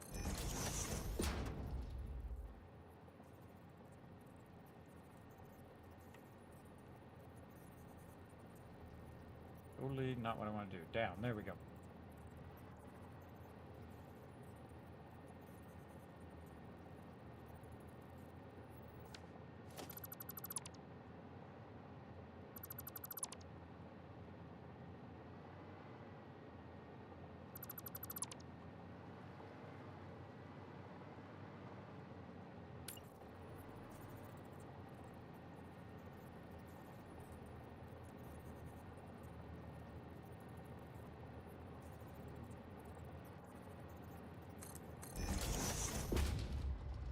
So yeah, I would just do it like that with the catwalks and just kind of manually put in your own rails so you don't have that gap. I don't like that gap. I'm not living with that gap. There's no way I'm doing that gap. Of course, it should be like 7 Days to Die, where 7 Days to Die automatically widens the rails when you put two of them down next to each other. So if I were to put one here, you can see that that gap is actually built in. That's what this is here too. So there's actually a gap in between to give it that rail feeling. If you go ahead and use your straight catwalk over here, you can see that the catwalk itself is right at the edge. So another great use of catwalks versus walkways, right? So this catwalk, this walkway. So a walkway is supposed to have that gap, gives you that feel of, you know, people walking on one side and the other side with a little bit of gap. And then this one's to be exactly down the center. Though I would like it if it took out the center one and automatically joined and then widened it like it does in 7 Days. That's something that's really awesome. I love that. It does do that. But yeah, I think I like that better. But again, with that, I would not add that. I would go in and take out all these. Those are, each one of those little holes is an opportunity for somebody to fall to their death. So maybe take this out. But great if you're running walkways like among your stuff. And then we will go ahead and use catwalk here. And I'm going to show you something cool here in just a second. We'll run this along here. This. Take this out of here. Okay, then when we get to the corners here, these catwalks are actually pretty awesome for this. Take this out, put this here, hold down Control, and they'll allow you to rotate the catwalk. So what you would want to do is get a nice 45-degree angle here. Get over here a little easier to see. You'd want to get a 45-degree angle. Notice if you aim at another catwalk, it'll let you do it at an angle. But if you aim it at the foundation that's flat like this, you can't rotate it. Keep that in mind. And then we can go ahead and do something, let's say, like that. And then we hit H, nudge, nudge, nudge. And then we can try to get that to go where we want to go. Hold down Control to nudge it a little less. And we're going to try to get it to go as an angle like that. And I feel like we could probably do a little better than that. We'll go with it for now. And then the more you do this angle stuff, the more difficult this becomes, by the way. The more difficult these angles turn out. Okay, now the angle of that one will not match the other side. Alright, and that's because we would want to put another catwalk along that outside to make it symmetrical. But in this case, we would probably want to back this one up and then try to angle it in. Maybe start with one over here. Nudge it out this way. Unless it's going at an angle. Then work our magic. Nudging. Yeah, to somewhat get it customized to that angle. You see, you got that Z clipping. I hate that Z clipping. I can't stand it, so we ain't doing that.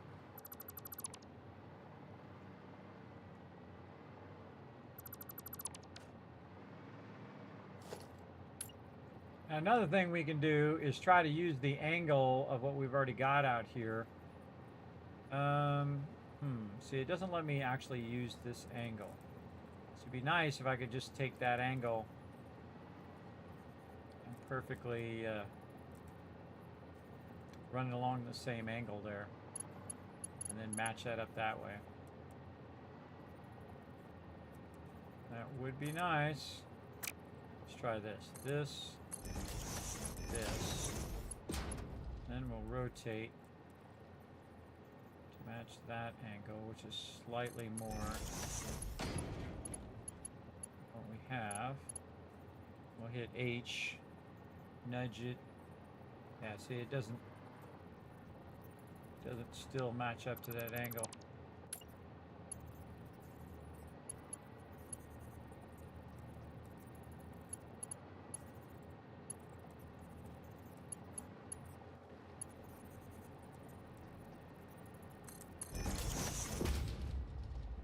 There we go.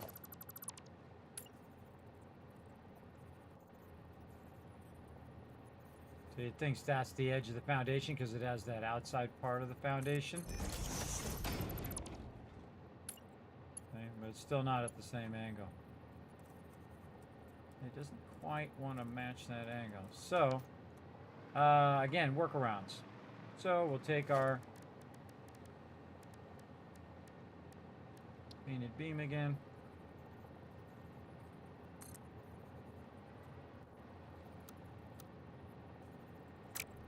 So we'll just start it from here.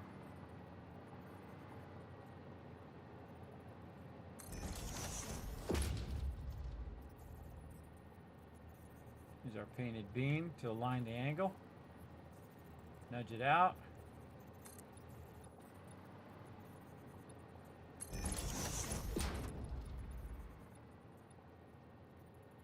This needs to go this way just a little bit. Hold it there.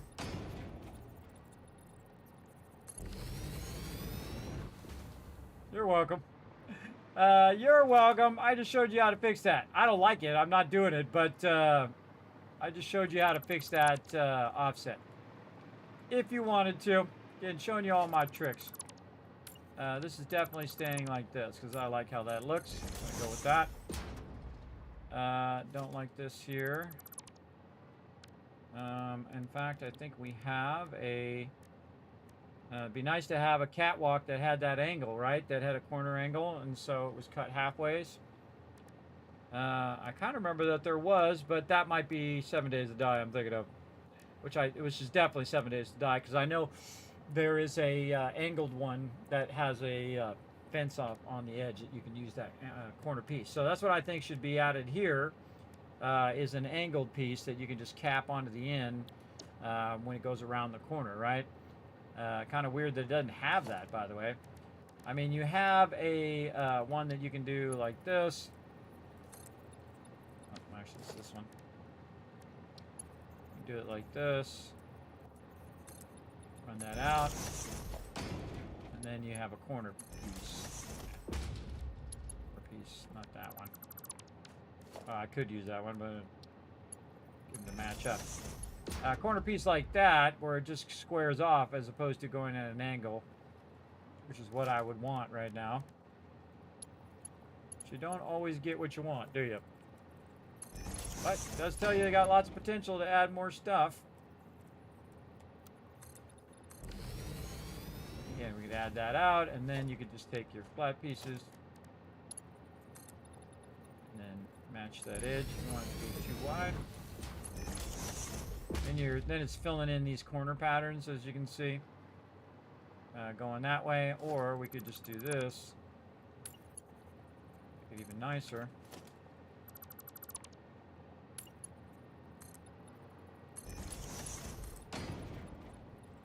That, and then this corner one here, you wouldn't want to do this. This one you would take and you would make just a regular catwalk section if you wanted to do have those match up.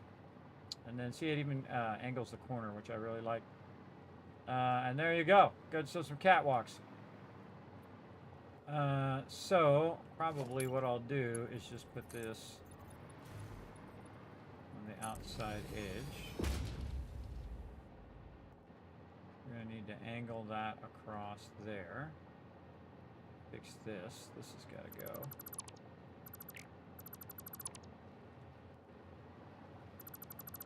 Let's take all these out. Take our angled piece from over here. Might as well just fix it now while I'm thinking about it. And this will not go here. But is this the same angle as that one? I think it is.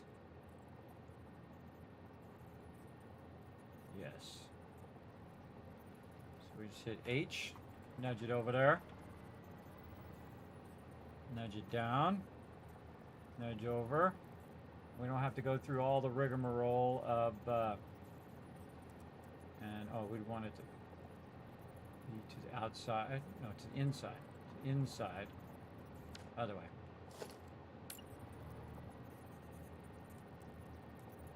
So this way. You gotta rotate it first before you start to nudge it, because you can't rotate it once it's in holographic mode. And this one here. And once you get the angle from the one that already exists, makes doing the rest of this much easier.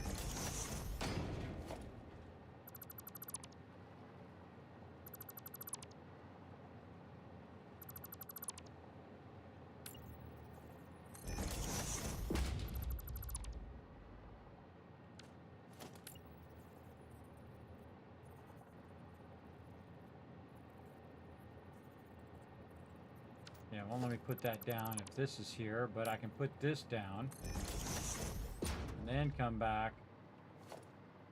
This is called build order here, everybody. You build this one first, then you come back and let me get that to build in there. But oh no, we can't build that in there, but we can build in our catwalks, I believe. Yes. Build in our catwalk there. Hold down Control. Angle this so it looks like the same angle. Oof. Oop. Let's just use this as a template. H. Down. In. Yeah. Okay.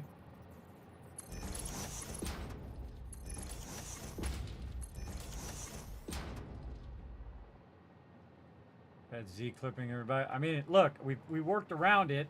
It's nice, but why can't I just have that piece? If I had this one, if I had a glass piece over here that I could put those two pieces together, that would be awesome.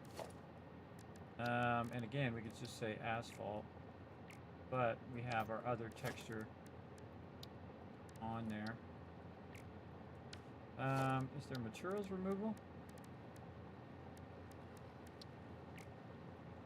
No, because they're catwalk intersections. So I'm going to take this out.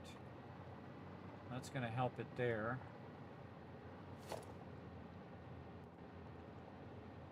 Yeah, that's a bummer, everybody. That's a bummer. That's a bummer. But we'll just do that. Works for me. Why is this railing so off? That railing very off. There we go.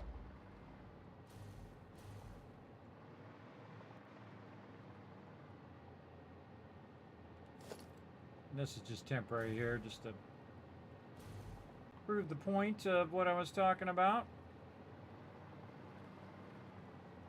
Definitely worth the time now, everybody, instead of discovering it later and say, man, I sure wish I would have done insert name of thing here ahead of time. I wish I had troubleshot it before I built 50 of them. And then realized that I really wanted it to have a little catwalk on the side here.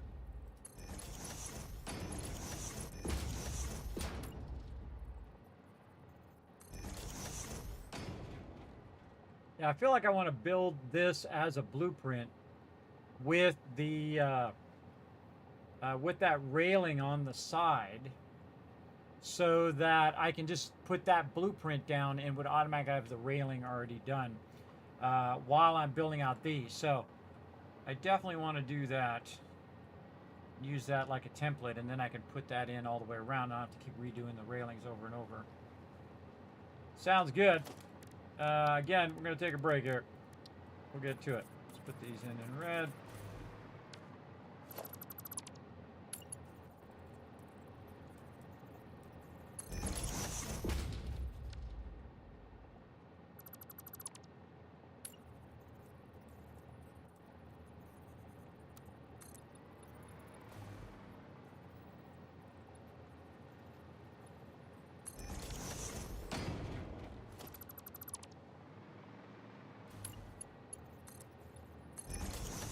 Good use out of these catwalks.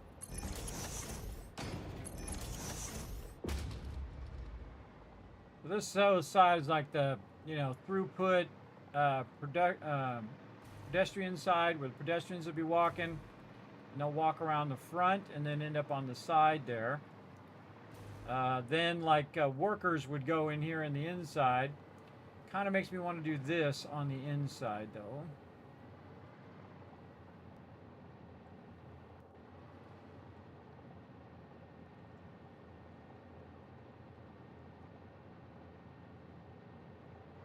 Yeah, and then this railing.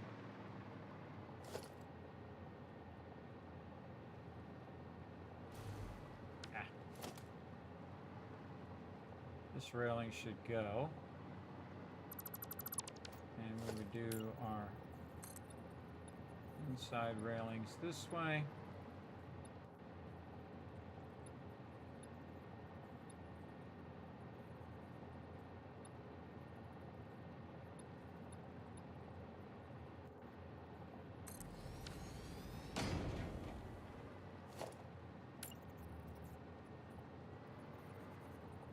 Still got to do these railings out here because it's not going to work because those other ones overlap too much. They don't automatically adjust to the length of the thing. Yeah.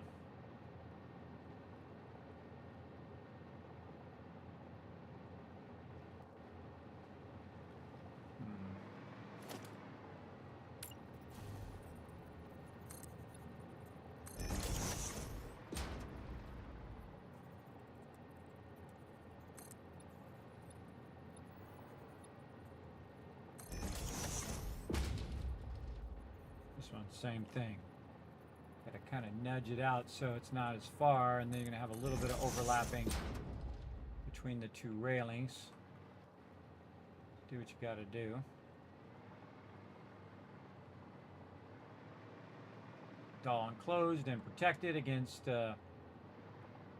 all of that, and then this we would then connect to whatever else we have over here. And this part here would be off over there, and then this part here would be part of the factory.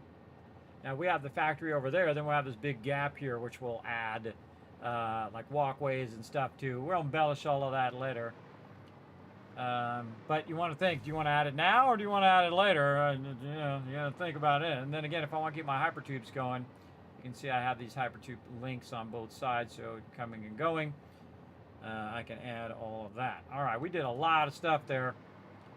A lot of cool embellishment. And I feel like if you have this, you don't necessarily need all of this.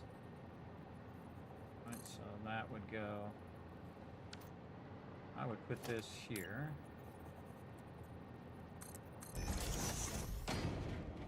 As well. And then we're going to angle this one and that one.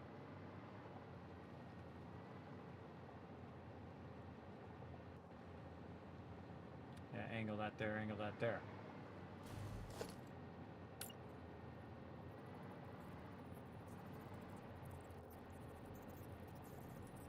Go this way. Again, we already have the angle, so we can just Nudge it over. Try to get it where we want it to go. It's going to be awkward. Actually, based on what direction we're looking.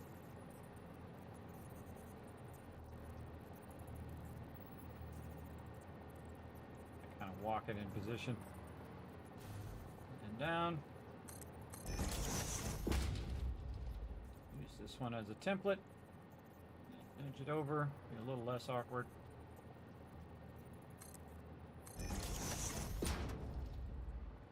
And we haven't done that side over there, so we don't have that there, but we do have this here.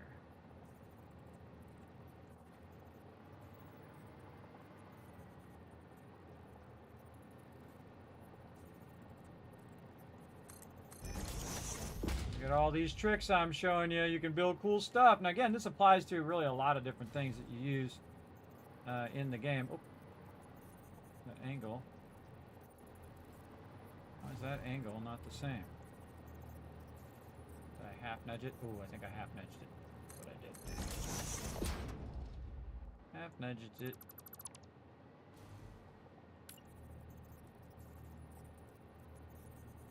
I feel like it doesn't feel the same angle.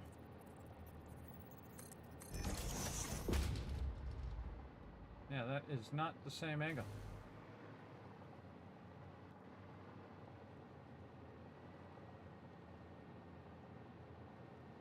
Yeah, that's why we got to make one. That's why we got to make one piece that is like the universal angle, and then we'll just take it and rotate it and put it into place. We'll probably want to do that first. Yeah, big time. All right, over here to the blueprinter. Just gonna fix that angle thing, and then we'll have to rebuild all of that over here on the blueprinter. So when we build this each time, it'll automatically be built. All right, let's just save this one where we left it. Like this. And then, which one wants to be the universal one?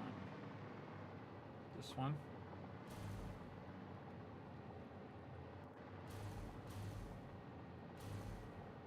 Kind of feel like that would be a good universal one.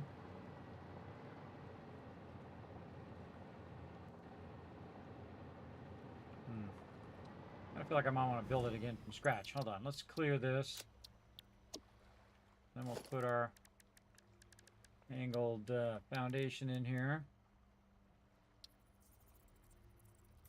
Other way.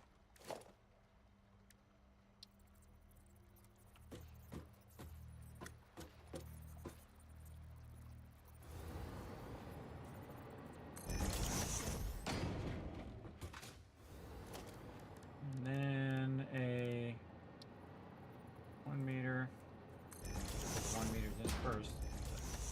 Would have been easier to line the corner. And then we use our braided cable. We use our freeform mode to put that in there. Line that up nicely. There we go. And then modern railing. No. Industrial railing.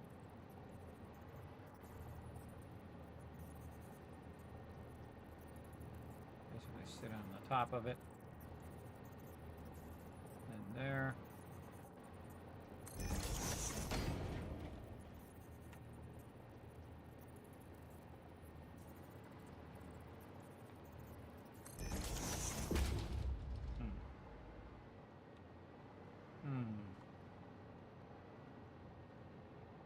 Flip the other way. Wait something.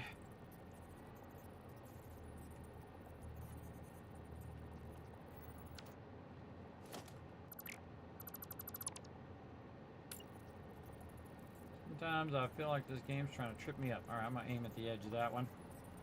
Just nudge it back. Alright.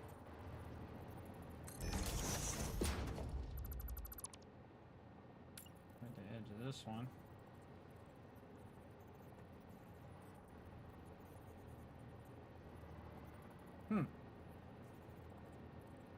That is not lining up how the other one's lined up.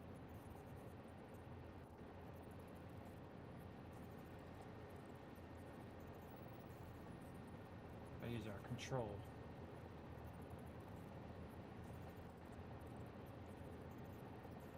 Weird.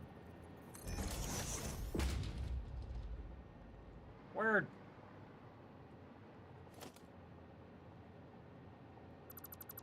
Pretty strange, everybody. Those other ones lined up really well. Now, all of a sudden, it's doing weird stuff.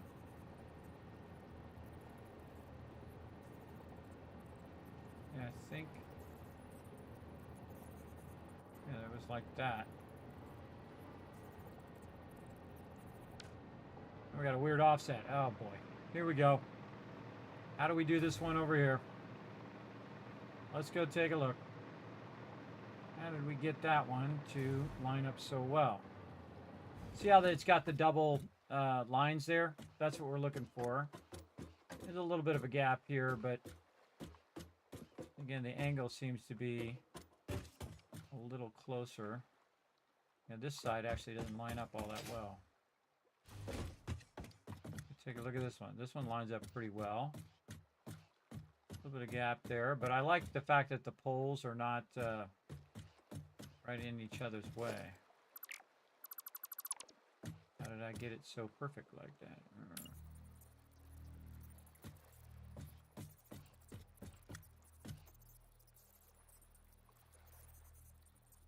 Yeah, if I make it go all the way to the edge of the rail, you get the double stuff there. Do it at the end.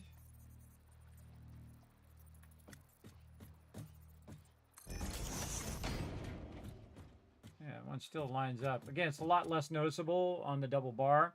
Now, it'd be great if you could do even more precise offsets. The two things would be inside each other and you wouldn't see it. Or even easier if it would just auto expand to that width of the piece like it does on the angled ones. But yeah, this one's much better. I like that one. All right, well, now we got to reverse engineer what we already did.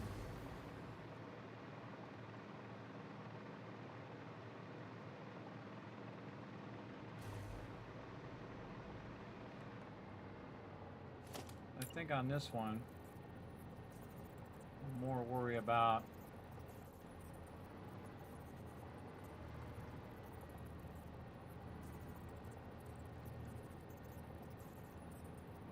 making that a little shorter. Yeah, see how, look how it aligns differently now. It's weird.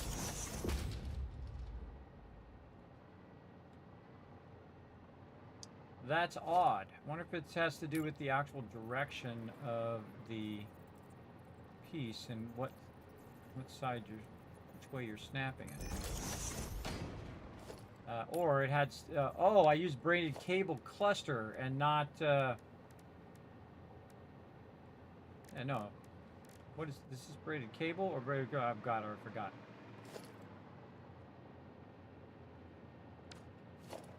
Oh, see, I'm using the cluster, not the braided cable. Could make a difference. Let's see.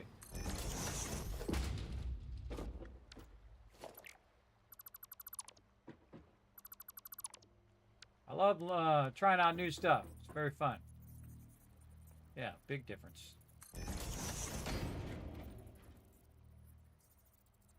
Yep, big difference. Yeah, look how it lines up much better now.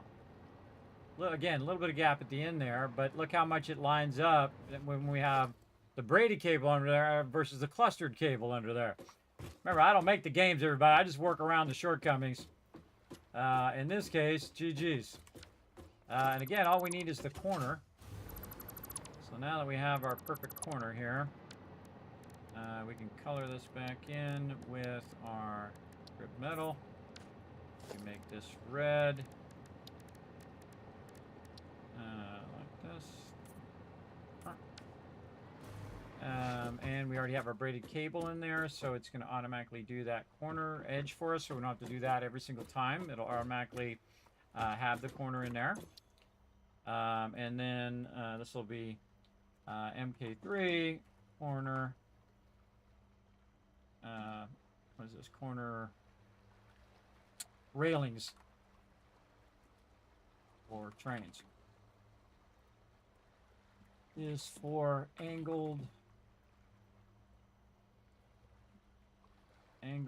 railings along train lines. All right, something like that, just to remember what the heck it's for. Rails. These ones are industrial railings. And we'll make it red for trains. Save. And then... Okay, so we did this right. Should be able to go over here. Just pop this in here like it's nothing.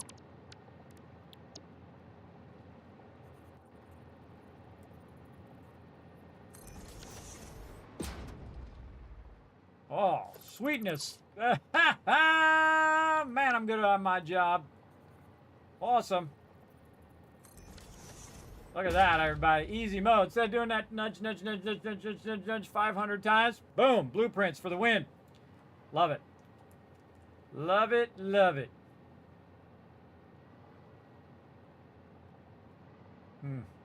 Now it makes me want to switch the entire blueprint, everybody. It makes me want to put these railings on the outside and put those other railings on the inside as well.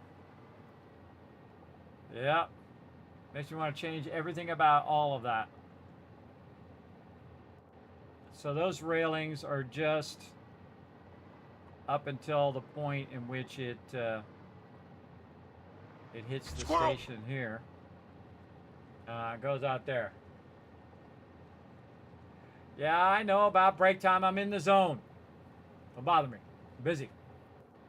I'm busy in the zone. You try to stay in the zone as much as you can, everybody. Your creativity is on your highest point when you're in the zone. And this is why I'm so bad about taking a break. It's 5.5 hours now. But I love to stay in that creative moment. It is awesome. Awesome to be in that moment. Then over here, same thing. We can just very easily take out these. Come on. This seems easy. Take those out, and then go in, put our corners in, and again, we can change them however we want. So this would face inward. Like that. And you take this out. Take that out. And then just do that. Yeah, wow. Okay, that's going to be awesome. And then same thing here. Again, just kind of fixing these angles by using corner pieces. Thanks for the reminder anyway, by the way. Sorry, I'm just in the zone. I'm in the zone. We're going to get it done. I know you're just backing me up. I appreciate it. Yeah, see, this is a problem here. These outer cables. The problem with those outer cables is sometimes that might be bumping up against the foundations. So we might not want to put those in and just manually add those later. Because I might forget them in there, and then they're just in there and you can't even see them. So we might want to just leave this part out here. Take all the side ones out. And again, just do that embellishment if we want to. If not, we can just leave it out and you'd never know it wasn't there.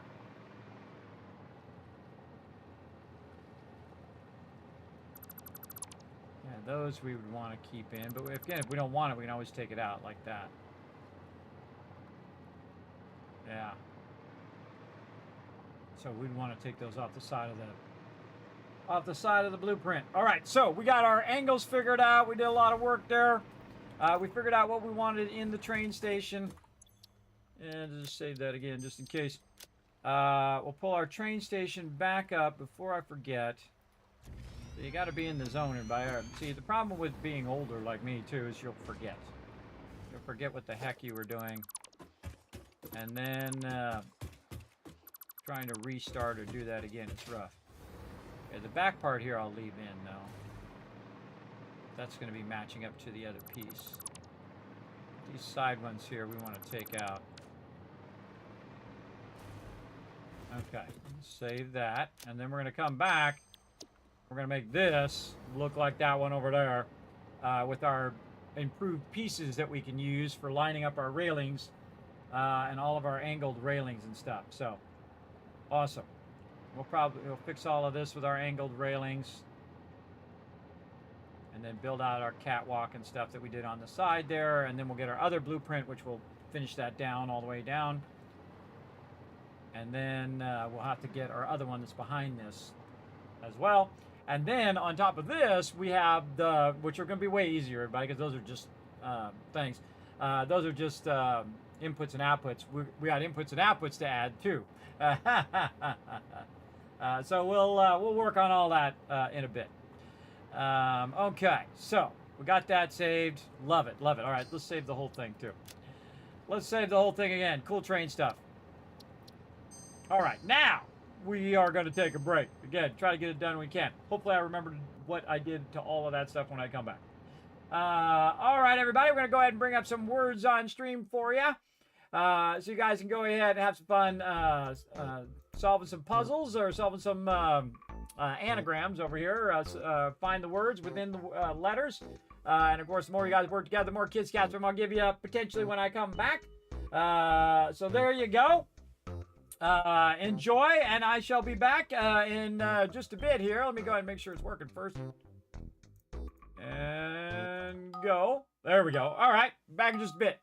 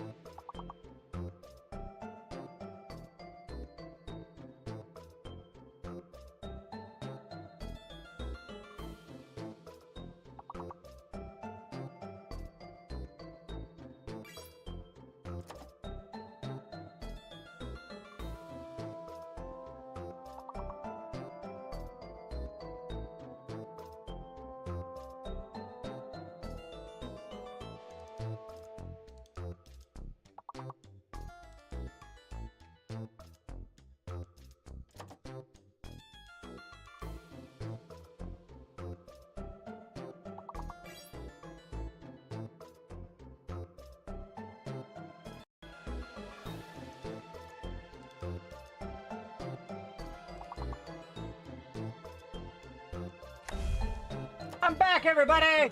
Put a 1 in the chat if you can't see and hear me. How we doing over here? Let me see if I can get a word in before it's over. Right over here. What do we got? Lear. L-E-A-R? What the heck? Why is that not working?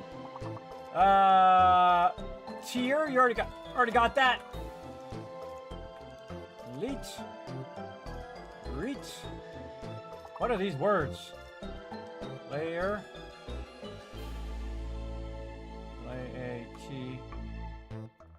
L-A-T. What are these words? I don't know what those words are. Oh, I did 2 L's. Whatever, everybody. I was going to get 0 of those words. Thank you very much for coming in, hanging out again. Thank you, MD Store, for that 1 in the chat. Gonna give you guys 1,000 Kiscats for letting me know everything's working, and then a whole bunch of Kiscats for working together. I see you guys trying to get it done. Trying to get it going on. All right, I took my break, walked around for a little bit. I am back and ready to rock and roll, ready to get back to our blueprints. Having a great time, by the way. Having a great time figuring out all of these details that we want to add to our blueprint over here. Gare. Yeah, it does randomize the name, even if I change it to something specific. Okay, now, what we got to do is we got to go over here and figure out what we're doing. So this outside edge, we are doing this. Did we put this underneath there? No, we didn't put it underneath there. So we want to put that underneath these and have the station there. All right, let's go. And we got that there now, so we don't need this up here anymore. Take that out. All right, let's go in and fix this up to how we want it to be here.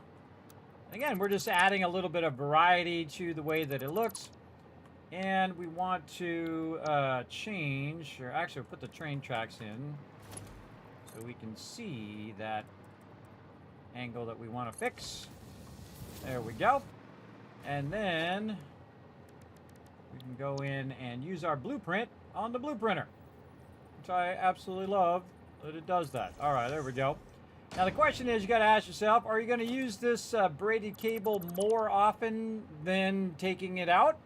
And that's, oh, and was it up too high? I think it was up too high. Are you going to use it more often? So it might be smarter to take it out and just add it when you're going to use it, or leave it in and go from there. All right, now the only thing I'm really adding here, the blueprint mode again. I didn't actually want to take that one out that time. Got to go into the regular default mode. There we go. The only thing I'm adding here is just the angle of the foundation here. And then we're going to take this out and put that in there. There, do we want to use our walkways there? Good question. All right, then we'll go down here and we're going to use our catwalks, not walkways, but catwalks. And I think we're just gonna catwalk in that corner. Like that. Yeah, again, it'd be nice if you could have just a corner block, a little triangle block of that. I kind of feel like we'll do that. Kind of makes me want to do a blueprint of that as well. But once I have this blueprint done, that'll automatically be built into the blueprint itself. And then we want to go and just take these out. And we're going to utilize our ones here, which we have facing out inward. No, no, no. These are facing the wrong way. Okay, inward toward the train tracks. And then again over here we decided that these were going to be swapped. And this needs to be facing in toward the tracks. And then this we will flip the other way. Now this is the actual blueprint itself. So we'll end up with the correct thing every single time once we get it the way we want it. Like this, and then down, and then that. There we go. All right, looking good, facing inward. And then we went through and we recolored all of this. Let's go take a look at what it looked like over here. So this is where the thing is, and then the end of this actually ends right here. So this is part of the train station, this part here, and then the part over here is beyond the train station. So this whole entire thing we want to build into our train station over here. Again, once you know what it is you're building, easy. But once figuring it out is the part that takes the 5 hours part. Again, now that I know what I want, much easier. All right, a little less ramp there. There we go. And then we want this not to have any patterns over here. And then this is actually going to be a walkway. We want to actually add, also to this, we want to add our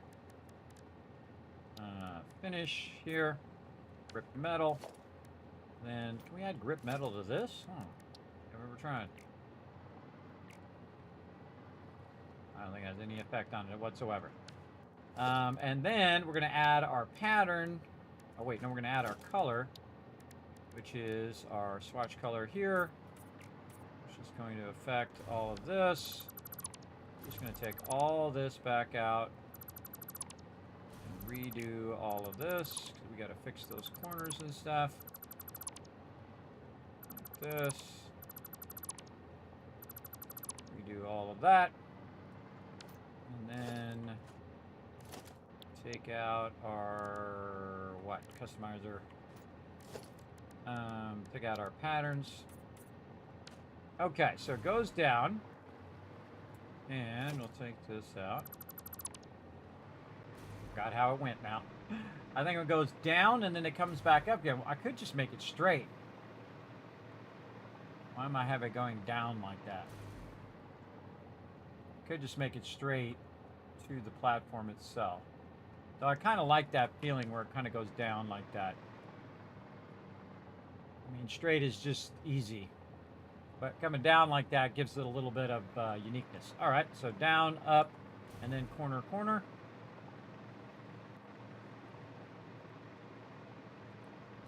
And then we won't have to build this every single time that we try to put this down, right? It'll already be there. That's the whole point of blueprints. All right, and then this comes up. And then we're going to use our corner blueprint here. Like so. Turn around the other way. Like this. And then we'll take this part out. It's sitting on the ground level. It is, but it's offset. Okay, we're going to need to fix that.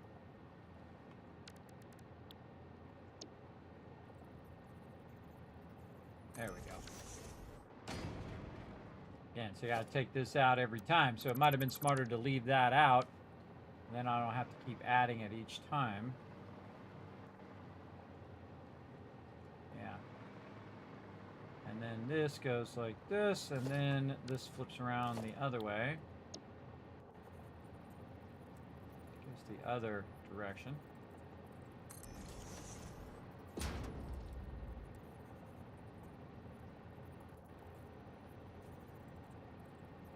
Turn off auto connect and just go to blueprint. There we go. Oh, this is in the way.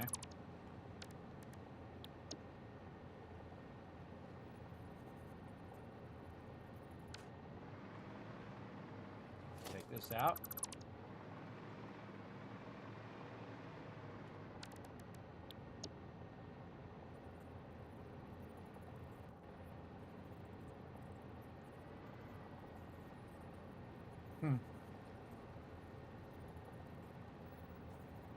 Overlapping the other object because of that.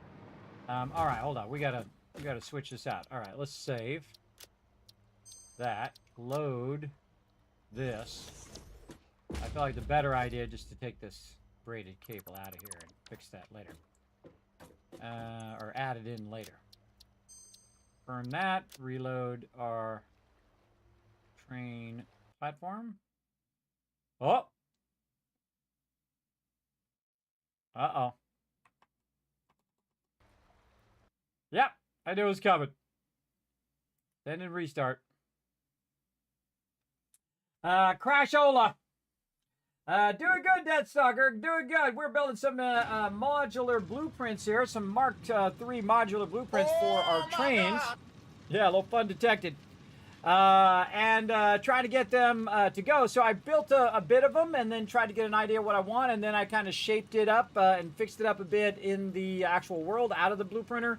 Then once I got an idea what I want, now I'm trying to recreate that again in the blueprinter, so when I'm snapping all this stuff together, it'll already be ready to rock and roll, and I won't have to redo a lot of this stuff every single time.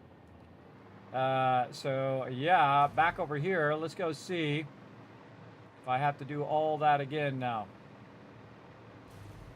Sure do. All right. Well, looks like we're doing that stuff again. All right. Such is life. Such is life. All right. Well, we know what to do. We're going to take all that out.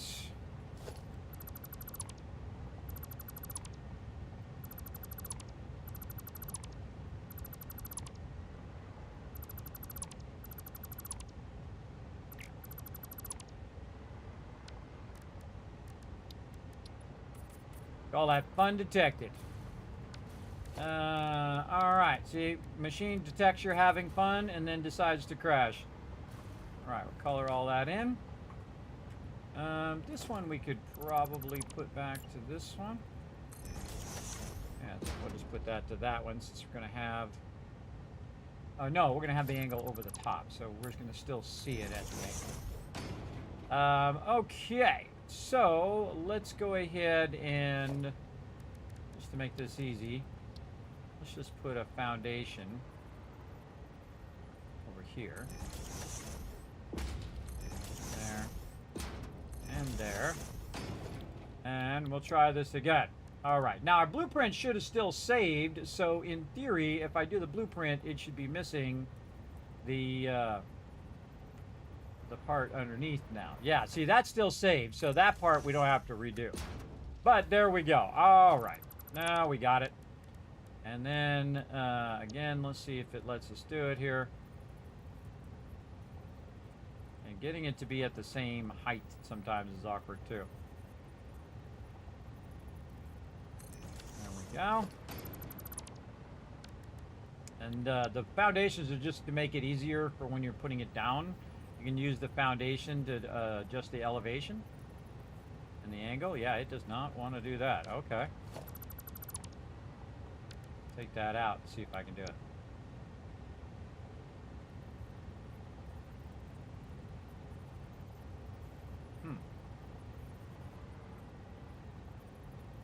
Yeah, it's because this railing is running off onto that side. No worries.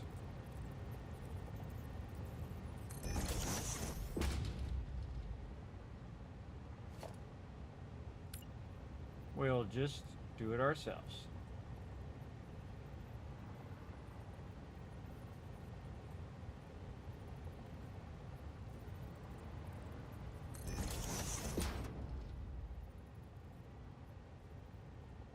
Again, using the pre-existing piece to line up the railings, and I used that piece over there to nudge it over. Again, they took away the nudge limit, which I think is amazing. Very, very useful. That's there. And then I have our foundations. Not that, not a blueprinter. Regular ramp. Like this. How do I did that? No, I did this back here. This is just a regular foundation. Yes, it goes through like a square. Okay, yes, very nice. And then this over here. Thanks for showing that love, Crazy. Thanks for that raid. Hello, how's it going? Going good, Crazy. How you doing tonight, man? Appreciate you. Hopefully you're having a good night. I am doing some advanced blueprinting here. And we are working on our trains, and they are turning out awesome. Absolutely love the way that it's coming along. And we are going to go ahead and do something like this. Yeah, no, I think I had that as a gap. Here, yeah, no, I do have a gap right there. Like this. And this has a railing. Goes along this side. Like that. Yes, okay, that's more like it. Okay. And I already built it over there, so I already know what it is that I want. I finally figured out what it is, which is not easy. And then this here. And then we want our pioneer path here. And straight path. Then we did our factory zone. And then we want to color it with our yellow. There we go. Look how much better that is than the one I originally built, everybody. And that's because we had the ability to make that smaller blueprint and then really figure out the angles and make those angles way better than the ones before. So again, I built it the second time, but it actually is going to turn out nicer than the first one I built, which I really like. And then, oh wait, actually I'm going to leave the lower one. Like this, and have the upper one go up like that. Do I want to make this double high?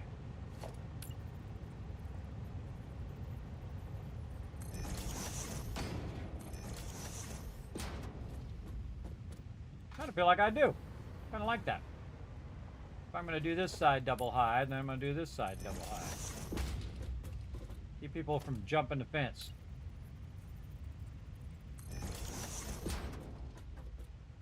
I mean, they can just go over here and jump this fence. But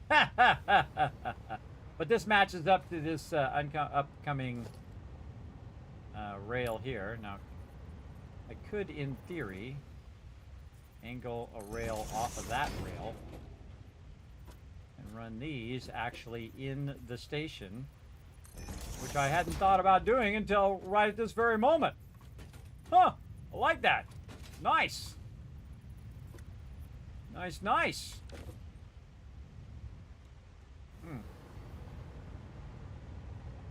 Now it makes me want to put an angled ramp over there.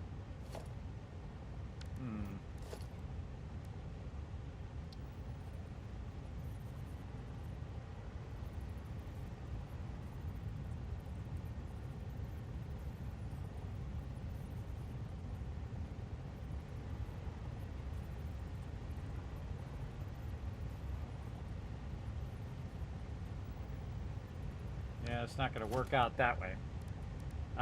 It would be something along this line where you'd have the foundation. Hey, thanks for the lurker, love. I appreciate it, Crazy. Hope you have a great night, man. And again, if you are new to my stream, feel free to come on in, hit that follow button, relax, take it easy. It'd have to be half a block. See, that's not going to work out to be at that triangle angle. So it'd have to be triangle and then match up.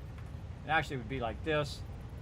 and then it'd have to match across to the angle at which we're doing, more like that. So it'd have to be half that block doing that same thing, coming down at an angle, and then you'd want a fixed corner here that was fixing that edge. They actually have a lot of those pieces in 7 Days to Die, by the way, those pieces that make that work. But I'm just going to leave it as is. I think it's fine. We're going to go with it. Okay, then we want to take this and this out, and we want to run this all the way back. Now again, Crazy's one of my awesome mods, everybody. He's been with the stream forever. I appreciate him greatly. If you haven't done so, everybody, I want you to take me, do me a favor and take a journey over to his stream real quick and hit that follow button. Let's go. 520 LQ. There it is right there. Let's see, what was he playing? Disney Dreamlight Valley. Oh, I've seen a bunch of people playing that. Looks like a fun game. Anybody play the games you like to play. Don't let nobody tell you what games you want to play. It's your life. You play whatever you want. I play whatever I want, everybody. I answer nobody. I'm old. I'm old in that way. Where, man, it's hard to get underneath this train station here. I got an idea. Let's take this one out. Let's take this one out that we put under here. Yeah, I can't reach it. It just wants to... It wants to just get this one. All right, let's get the side of it here. There we go. Take that out and then just zoop this all the way back from here. Because awkward. Very awkward to run that under there. All right, there we go. Then we want our catwalk edge over here. And again, we're just like massively embellishing this, everybody. You don't really need to do this. If you, only if you want to. Me, I like to get in here and embellish all this stuff because it's fun to really go to town on some of this. And then you can see I'm adding visual variety to the thing, so it's not all the same piece. It's not all just foundations. It doesn't all look the same. It's not 100% symmetrical. All of that stuff. Symmetrical is fun to do when you're starting off, but you want to, you know, give it a bit of variety, give it a bit of visual style. That is uniquely yours, or at least close to uniquely yours, in your style. And again, you can copy my style and then make it your own. That's what I say. Make it your own style, everybody. Now, right here, I'm going to go ahead and also put this on the lower side because I thought that looked really cool. So I'm going to definitely do that for wherever the train's coming up here. And just have that where it's down below there like a little cage. Like it. Down, down. And just using this as a template, aiming it at the thing. And then I hit H and then just nudge it back. And then we have this kind of lower gate protection so you don't have like kids or animals or whatever trying to get under your stuff here.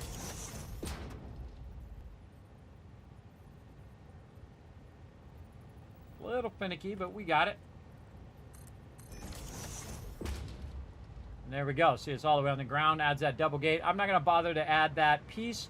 I actually like the double gate. Oh, a little too far here. I actually like the double gate.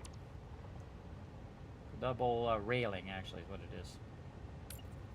I like it, I like it. All right, down, down. Zooping off. Click. There we go. Yeah, I like that better than having the bar down there. Though the bar was cool too. I like the bar cool, but I think that looks way better. Again, we'll save it so we don't end up redoing all that again. Oh, you know what I just thought of? We could, because I saved the actual blueprint, even though it rolled back the game, I could have just reloaded the blueprint because it was already saved in that blueprint. Just dawned on me, but that's okay. We redid it now. It's fine. It's fine. All right, now I have to decide whether I want double rails on this side or not. Kind of feel like unnecessary on this side, necessary on that side, so it's following the gate of that up. I love how it's on the inside here. I don't think I've ever bothered to even think about putting it on the inside edge. I like that. Then a little walk path here, so you get off. You go right here. I could also add like a power station thing here, like a what's the name of that? The power thing that controls all the power. Brain, come on, work with me here. Priority power switch. So that's like the priority power switch is right here. So you can access all of your priority switches, right? But it would need power if I was going to use that. So we can get real tricky. We can take out this foundation for a second, and we could run. And this way, every train station would have a priority power switch that we could access like so. So I'm going to go ahead and get underneath here like this. And then I'm going to run this up to, oh, that's backwards. See how this side says B and this side says A? A is the input, B is the output of your switches. So you want the A side, typically I like to have it on the left side, that's just me.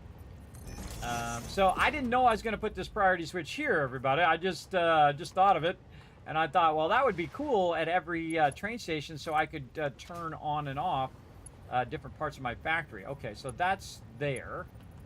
So I would probably want this to be a little bit further, and then maybe turned, so it's like up against this thing. So that's why we're going up here to access this priority switch or to check on the train lines.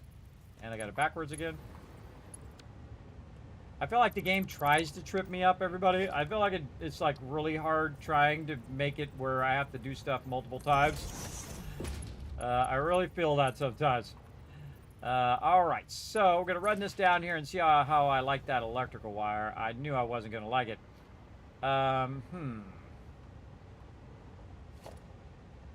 Let's take that out, but leave the connector. And maybe we can do a little bit of trickery here where we run it underneath. Where is that? There. And then do that.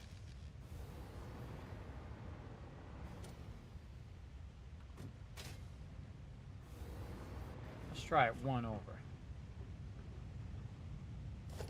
If you didn't know, you can get underneath here by holding down Control to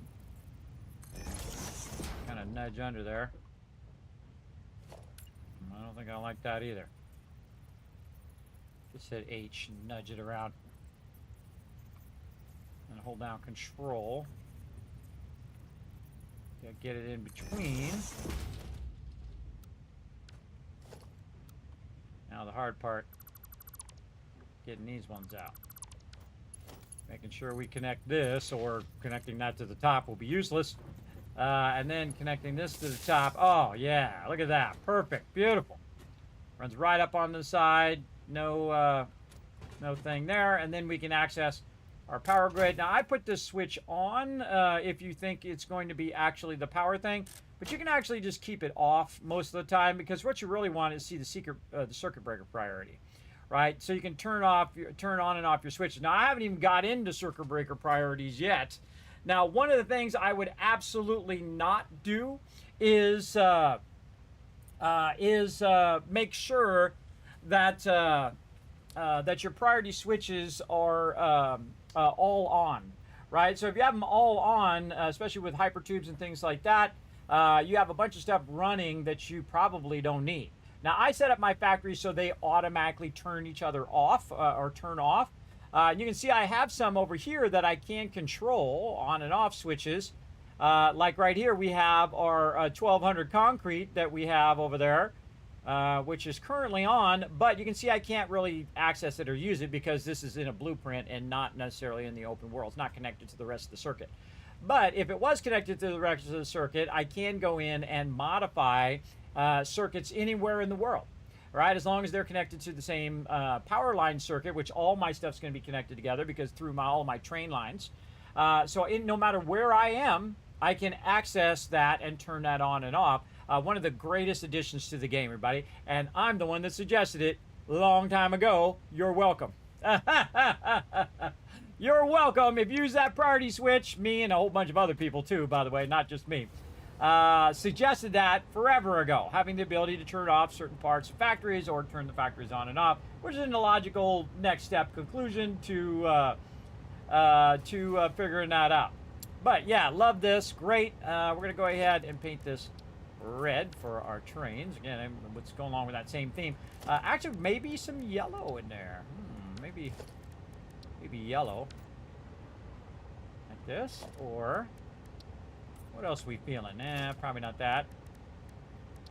A little blue, just give it a different color. Maybe just orange. Default. Again, if you mess up your colors, everybody, you can always go back and just set them back to default like that. These are my foundations are in this black color. Now remember, whatever color you set that to, and if you change that color, it's going to change it globally to whatever is applied to that. What about a nice Caterium finish?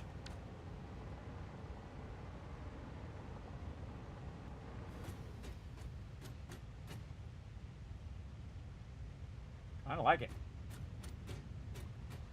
Yeah, I'm vibing on it. All right, let's go ahead and leave that as is. I like it. And save. Okay, so that's all good. And then we have our 1 block gap. We want to put our foundation back in over here.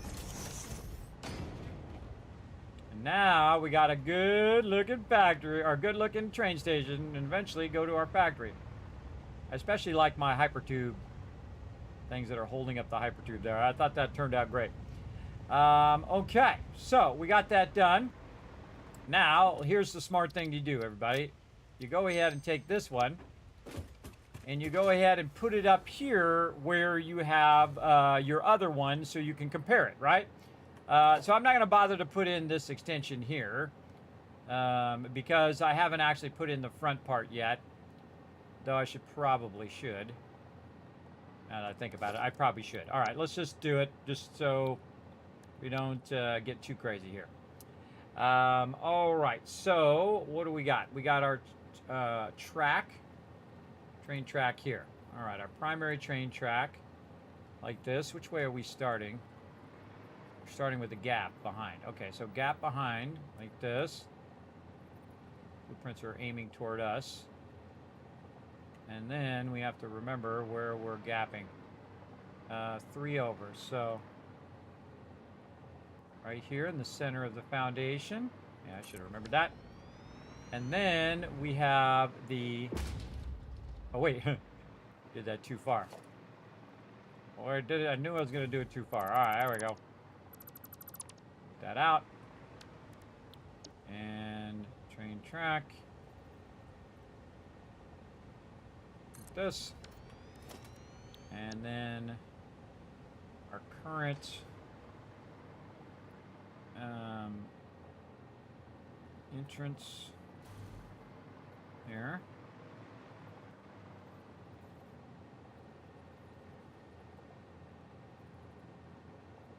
So we want to aim away. Nudge that over, turn it on auto connect so it connects those lines. And this should match up to the one we currently have. Nice.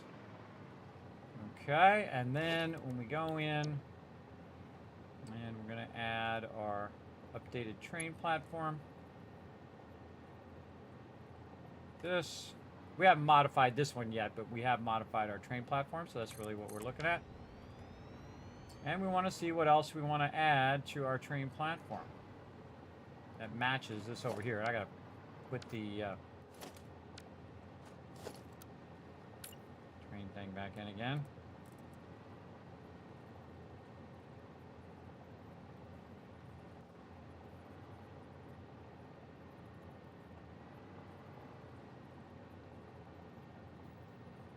Why the heck is it offsetting it?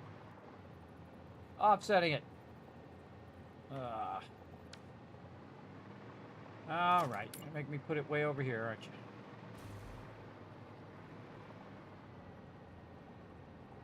Watch this nudging, everybody. They added where they have unlimited nudging now. It's not like so many foundations or so much distance based on the size of the object. You can just nudge it however far you want. And so if I want to nudge this into position, all I gotta do is do what I'm doing right now. And then nudge it right there. And then auto connect. Does it have an auto connect? No, it doesn't have an auto connect if you're just putting it in. But that's okay. Just for reference. Okay, so yeah, good. Like it. And again, we have this coming in. We got to add this to this front part. Our whole entrance area here. Again, I'd love to have this, have that same look as that. Kind of walkway feel. But we've done what we got to do. Yeah, I like that. Okay. And then now we're just comparing them to see how they look. So this is this way.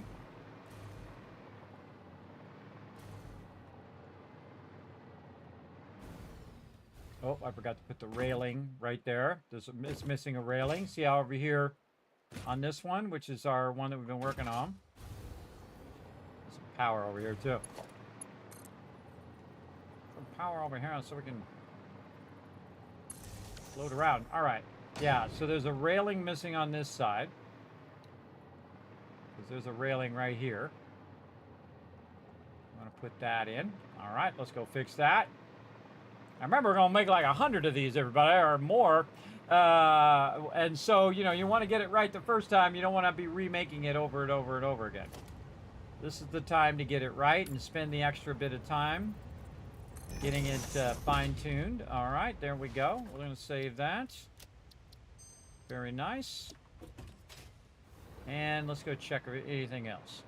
Now, I can only remember like 1 or 2 things at a time. That's why I go fix it right away, because it's my age, everybody. You know, I can't always remember all the stuff.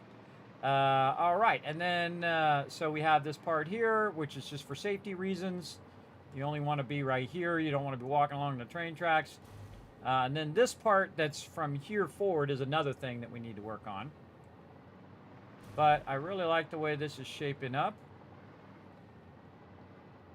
It's all looking good.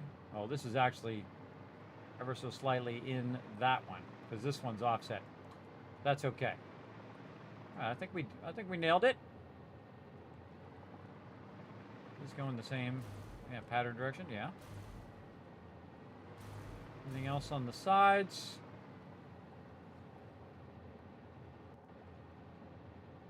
So this has got a gap. This is what got filled in here. And this has got a gap here. And again, you can see it's 1.5 foundation, so to auto-connect. Kind of like that, because this way if I cut it closer, I wouldn't have room for this cool little thing. So all right, so now we just need to fix the front part and the part behind it, which we want to angle out that corner. So that looks like it's done. We'll go with it unless we find something else we want to change. You know how it goes. You know how it goes, everybody. All right. Yeah, I'm just going to save it one more time to feel comfortable about taking it out of there. Okay, now train entrance.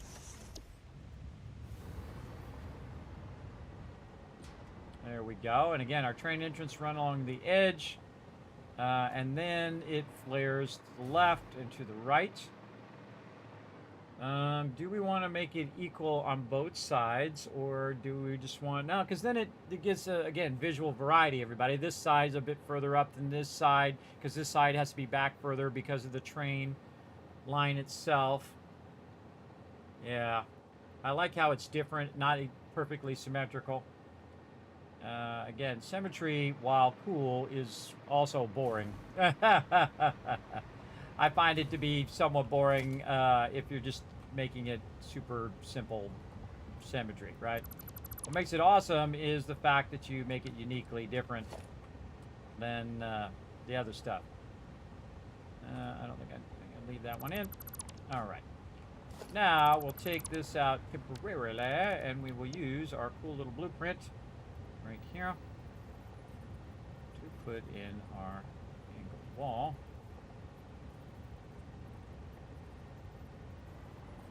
So, okay, and it doesn't like the fact that it's overlapping something over here, so we're going to take these out anyway, because we're not going to use those. Take this out.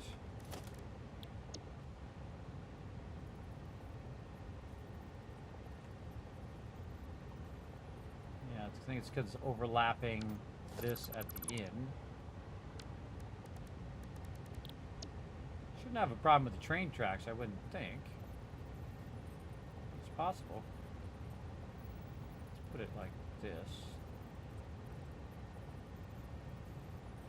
This. We'll nudge it back in the blueprinter. Nudge it over here where we want it. Huh. Really? Okay, well, take the train track out. Do what we gotta do.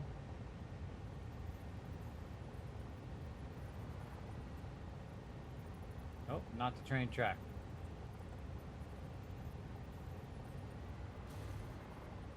What the heck is it touching?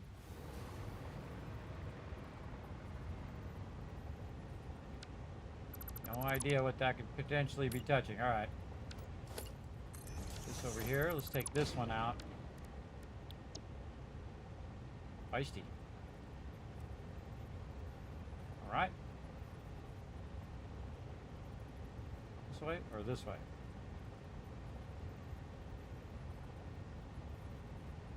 Partially overlapping blueprint designer. Going out of the designer, is that the problem?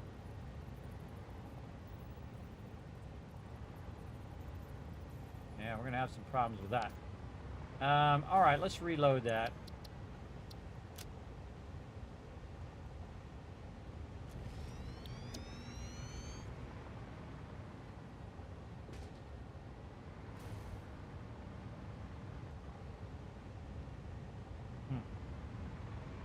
How to do this?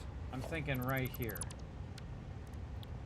So we take this, put this on this one. Yes. Then, in very sneaky style, we take this out, take this out. Like so, actually we just do it here. Better. Better here.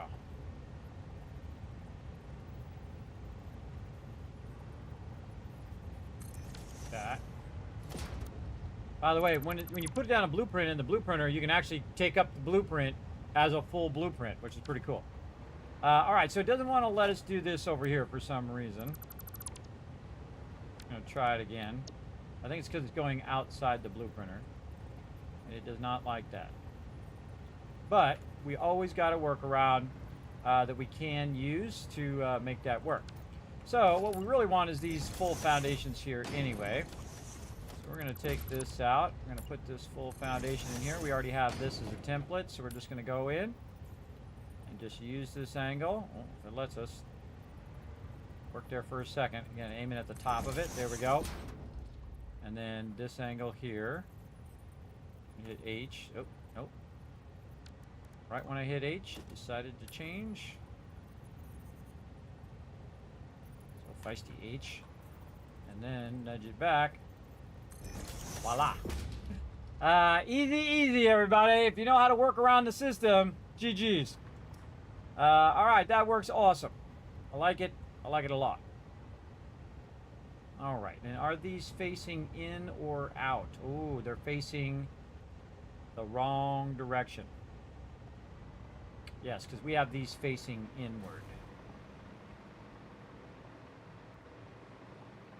Let's go double check. This one's facing outward. These ones are facing inward toward the track. I have it outward here and inward there. I think we were testing that, so we want that to be inward. Meaning that if the train comes off the track, it's going to hit that thicker rail edge. So we want to flip these around the other way, and I can grab the blueprint and do it again, or I can just do this, hit H, and then nudge it down and put it right there. Way faster. And then once you have one, by the way, you can just use that one as a template. But also, we might be able, across two foundations, just dawned on me, it might actually fit better across two foundations. Let's find out. Nope, it certainly doesn't. But we can use less pieces to do it. So instead of using 4 pieces, so two on each foundation, we're using just 3, and it gives us the same effect that if what would happen if we had used 4. So actually really like that. Looks good. And again, we're using a combination of railings here too. So we have we're using these for angled because they just look better. And then we're using the outside ones. Though it does make me want to go and change all the railings on the outside and the inside, but we'll go with it again, just a little visual variety there. So we got that done. All right, now we want to work on our side angle, which is way up here at the front. And so we'll 1 block back, and then we have an angle here. Again, we'll take out all the stuff on the side and probably just add that in at the end after we decide what we want here. So it should be 2 foundations this way, and then the rest of this is out, and then we're angling out. Oh, it's actually like this, and then we have 2 angles that are right here. Okay, and again, we want that going outward, outward.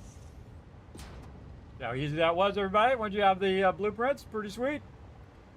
And then this one we want to be a walkway, catwalk actually is the name of it, and then there and right there, and then again it'll transition to that catwalk. This and some red. And there we go. So again, this is like you can walk around the other side and come over here if you need to. Maybe got to do some maintenance on the train or whatever it is. Again, just thinking of it in the human level, right?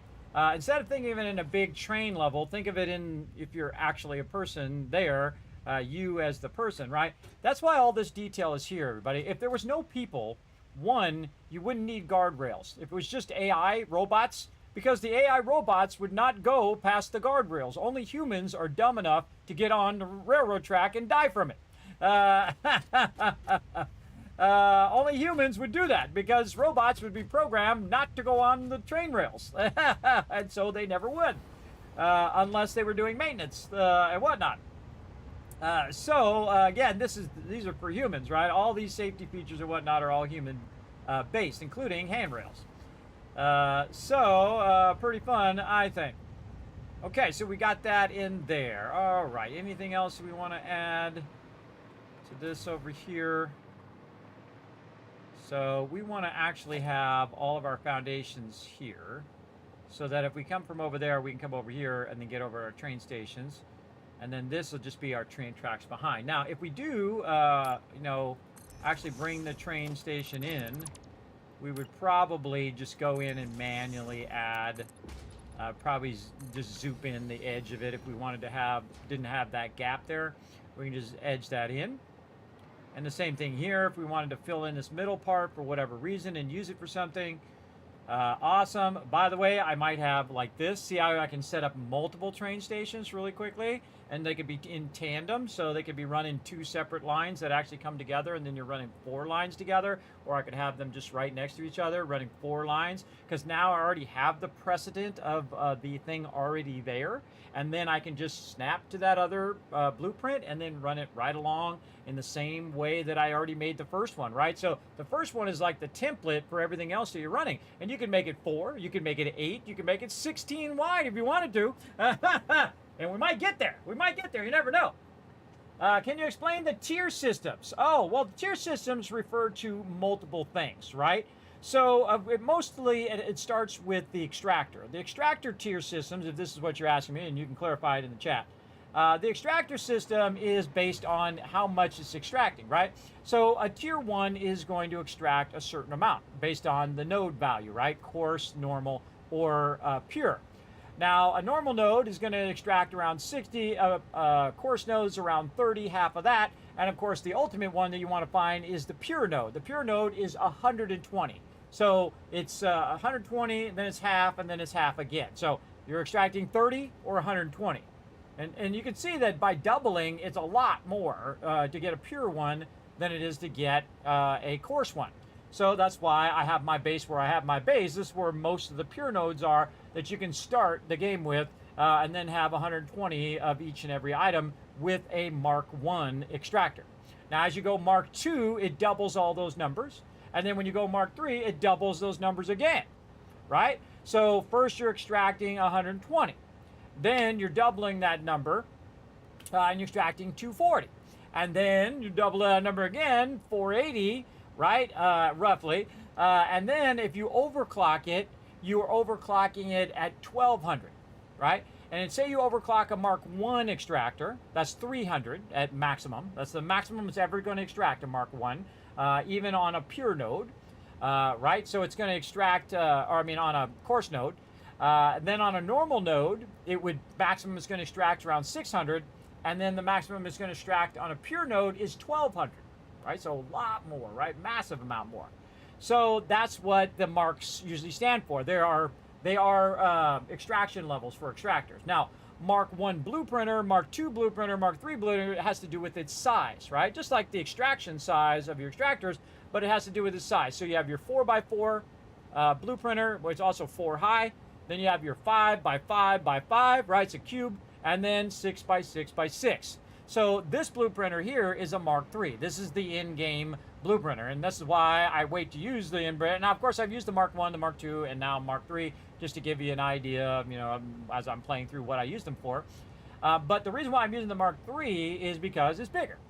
Simple, right? It's bigger, I can put more in it, and it's easier for me to do long distances because I don't have to keep adding 4 and 4 and 4 and 4 and 4. I'm adding 6 and 6 and 6, and that starts to double very, very quickly. Those extra 2 rows is extra 2 rows that I don't have to do, right? So less of my time, effort put in there. And your time is your most valuable asset, right? And so that's what the marks stand for. There's other mark things in the game as well, like you might go in again and have a in other games, not in this game. In this game, it's pretty much this, but you might have other things that have to do with logistics, right? So you have your Mark I belt, which also is about quantity, right? So it's 60. Then the Mark II is double that, 120. The Mark III is actually not double Mark II. When it comes to a belt, it's actually 270, and the reason why that is it has to do with the extraction of limestone. Limestone extracts at 45. So if you take 45 and you divide it by 270, hey Suri, she's asleep. Hey Suri, what's 270 divided by 45? It's 6. Oh, actually I can do it in game. Hold on, I forgot. I always forget. Suri ain't doing nothing, so I always try to keep her busy, but I spent all that money on her. But you can do it right here in game. So you just hit you hit N, that brings up your quick search, and then you can just type it in 270 divided by 45, and notice that it's a whole number. It's not a fraction. And that's why they made it 270 instead of it being 240. So it's a whole number for when you're doing that, when you're scaling up your limestone extraction. And they're really brilliant about their numbers in this game, by really true geniuses in the way that it all works out. And there's what I call the Kismet rule of 8, or the equilibrium that you get with each and every process. Each process has a perfect equilibrium based on how many you're doing, right? So maybe in the early production, you're using your Mark I belts, and they're working just fine, and you're extracting 60, and then you're breaking it up into 2 smelters, and those smelters are then going in the thing, and then it makes the finished product, right? And then later on, when you're using a Mark IV, well, that's for a higher end process that uses 480, and then that works the thing, and so on. And all that math just trickles down into all of your processes. And if you can reverse engineer that math, you'll know exactly how much extraction you need to do at 100% efficiency as well. And then, of course, as you go up, the different marks mean different speeds of belt. Same thing with your lifters. The lifters are exactly the same speed as the belts. They're just basically lifter belts. And that's what those are.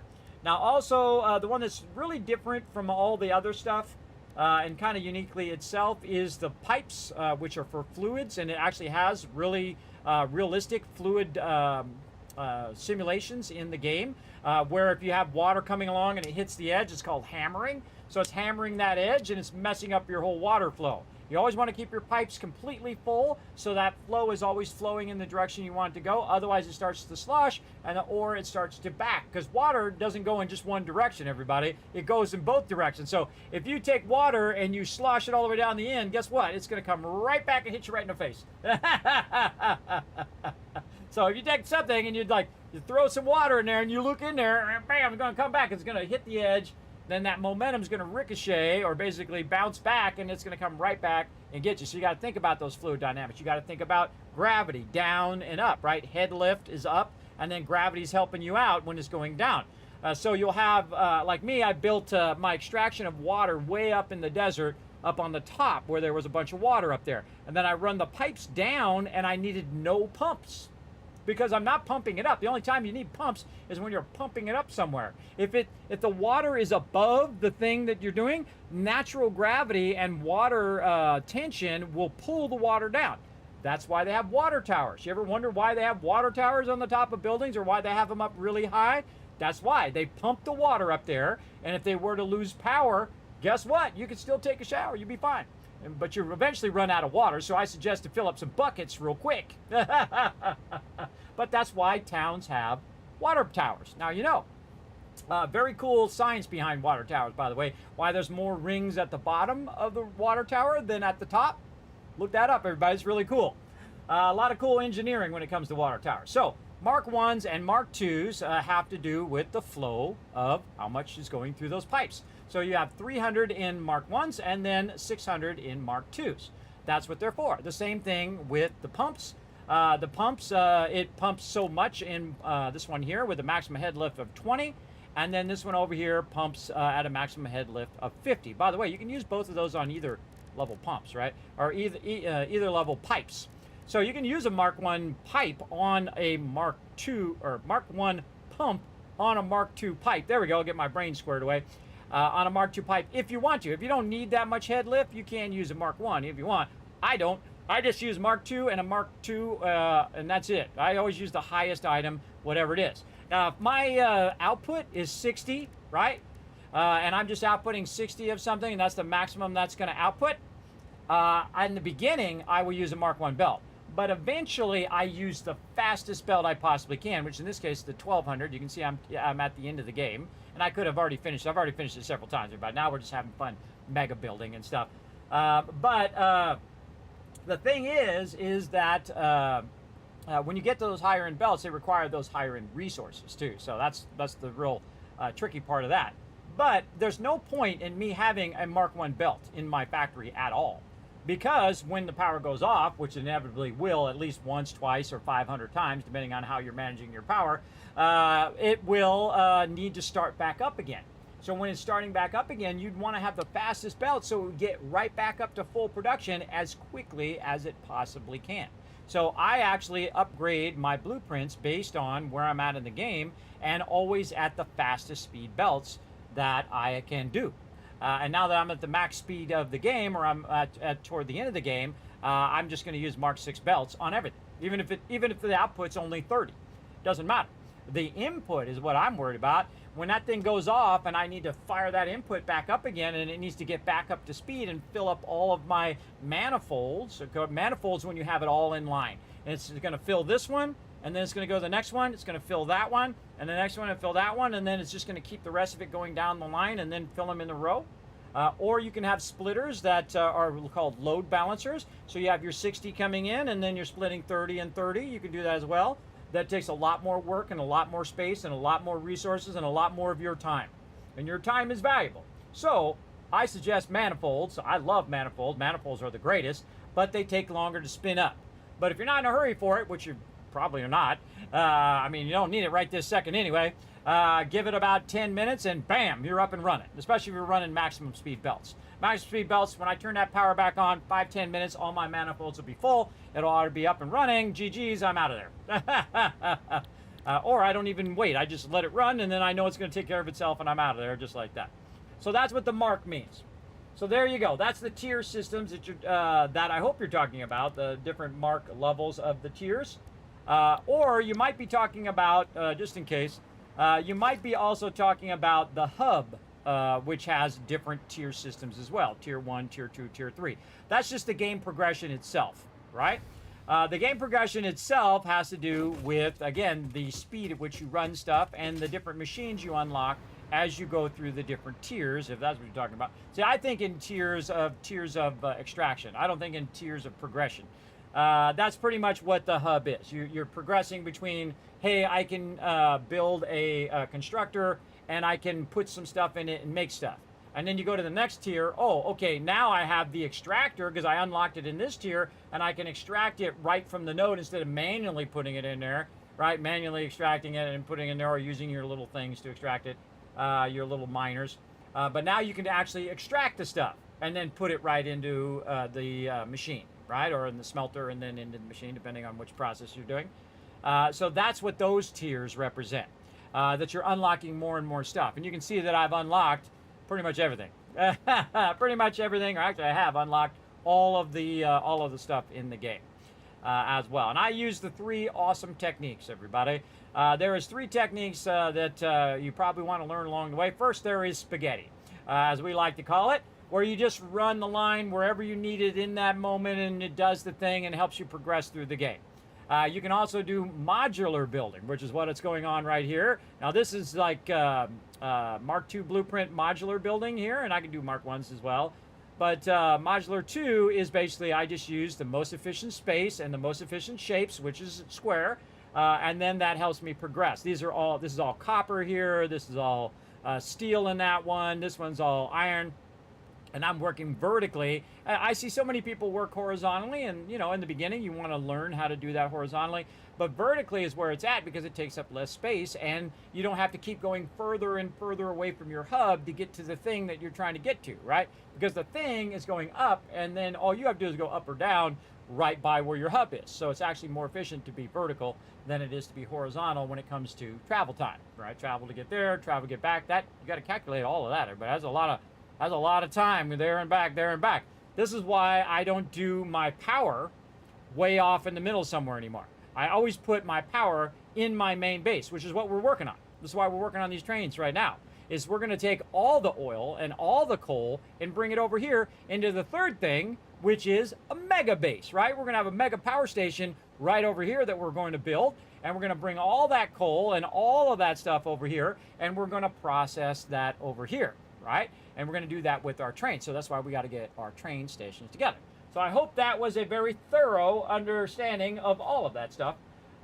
So you can get started and be awesome at your next factory as well. So thanks for that question there, Aqua. I appreciate it. All right, back to our train stations over here that we're making our modular things. We can just connect together. And I love the angles. I love how it sits out like that angle. I think that's looking great. All right. And did we save it? I can't remember. Let's do it again. Just in case. All right. Let's save it. There we go. Now, let's go over here and replace. And now, here's another cool thing about this game, buddy, is the fact that I can just go, take that blueprint, take the whole thing out. It's awesome. And they added that when they added blueprinting, and I love them for it. They did an incredibly great job. This game is a 12 out of 10, everybody. Yes, it exceeds 10. That's how good it is. This is always an instant buy for me for that very reason that they have lovingly made this game, everybody. They made it with love and care and attention. You can tell while you're playing it. People who really love these type of games. So I appreciate them big time. Okay, so train entrance here. Okay, so we're going to take our train entrance. We're going to flip it around the other way like this. I just realized that I have these on the back of here, which I don't need. Yes, because this is coming in here, so the actual stuff would run around there. Let's go fix that too while we're at it.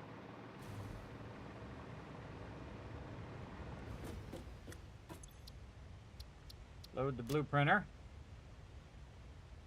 And train platform.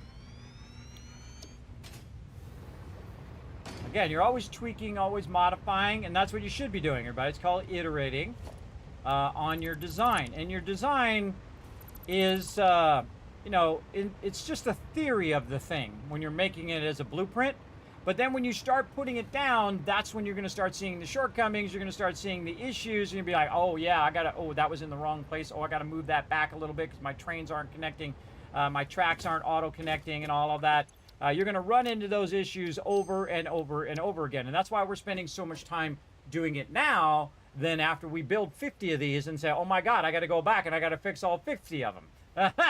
We don't want to do that. That part you don't want to do, everybody. Just like when, you're a graphic designer like me. You don't be fixing stuff when it's printing.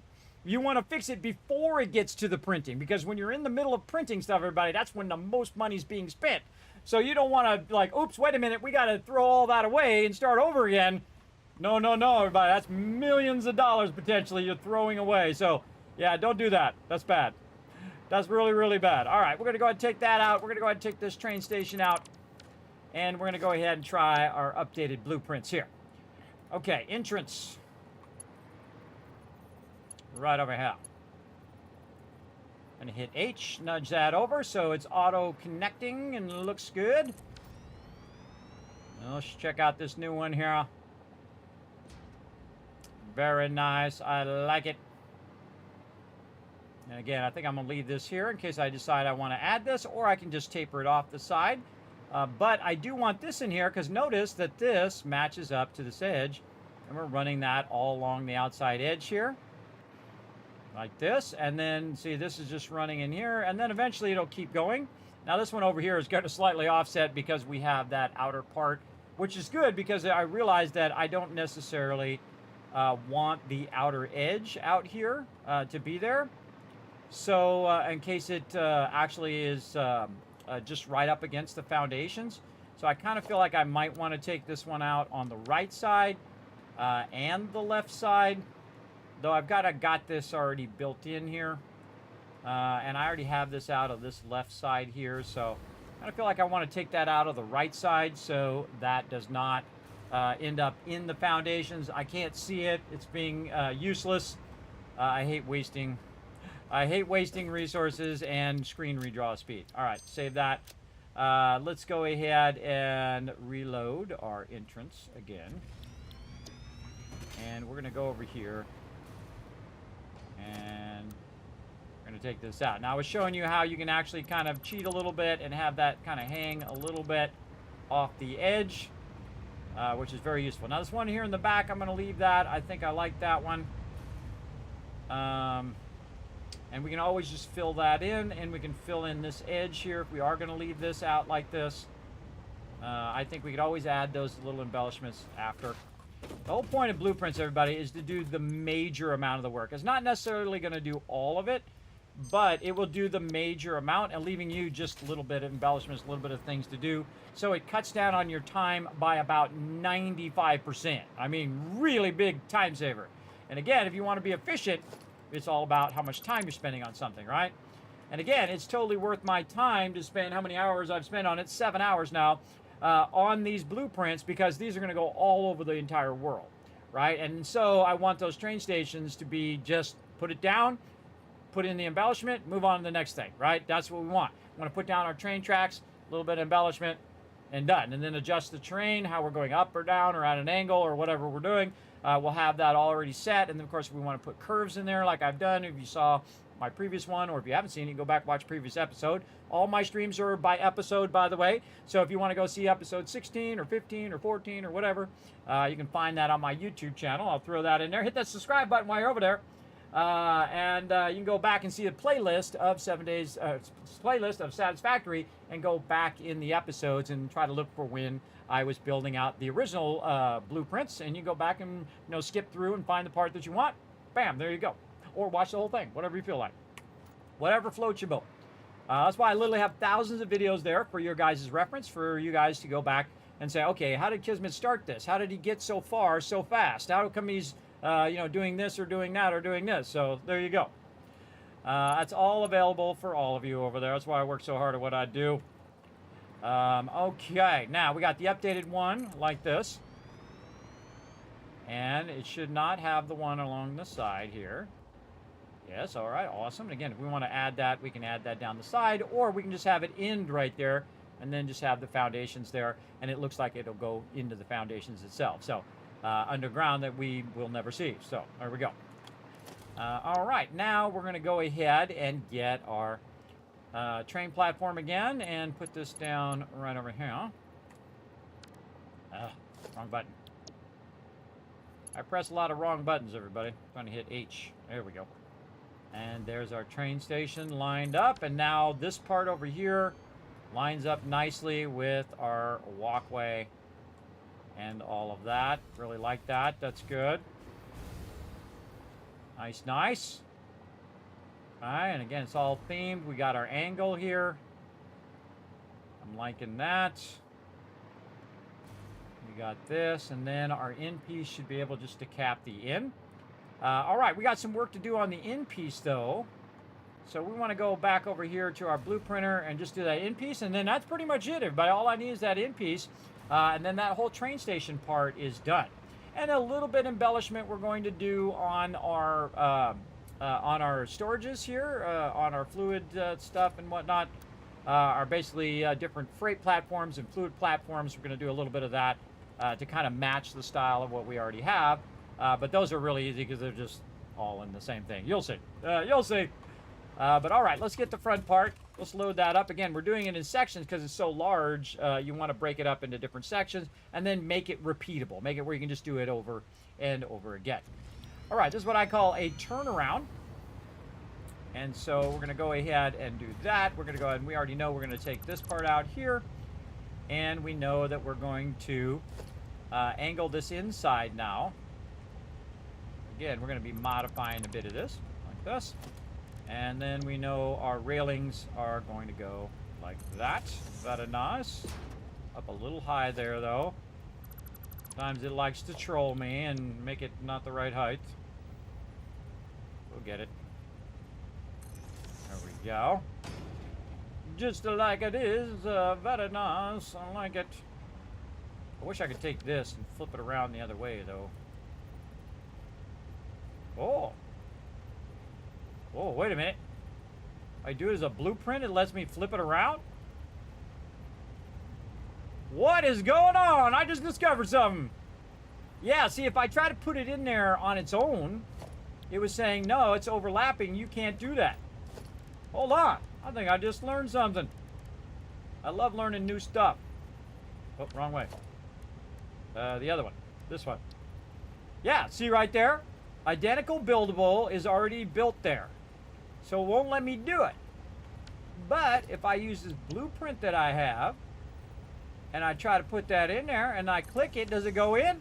Oh my God! Oh! We just learned something, chat. Let's see some GGs in the chat. I just showed you something awesome right there. Hey-o! That is awesome. Oh man, I love that. Oh, I just learned that myself. See, I love when I get to learn stuff, everybody. I'll tell you if I already know, if I don't. That is awesome. Totally using that technique now. Yeah, wow, right? Let's go. Let's get it going on. Nice, nice. I'm going to double that up like that. And then here's the trick, everybody. You just go ahead and take out the row that you don't want. Like this, and GG's all around, everybody. GG's. I love it. I love it. All right, now let's see if we can really go ahead and try to put this in. Identical buildable already there. But if we made a blueprint of that foundation, can we put it in there even though it says we can't? Right? That's what it makes me think I can do.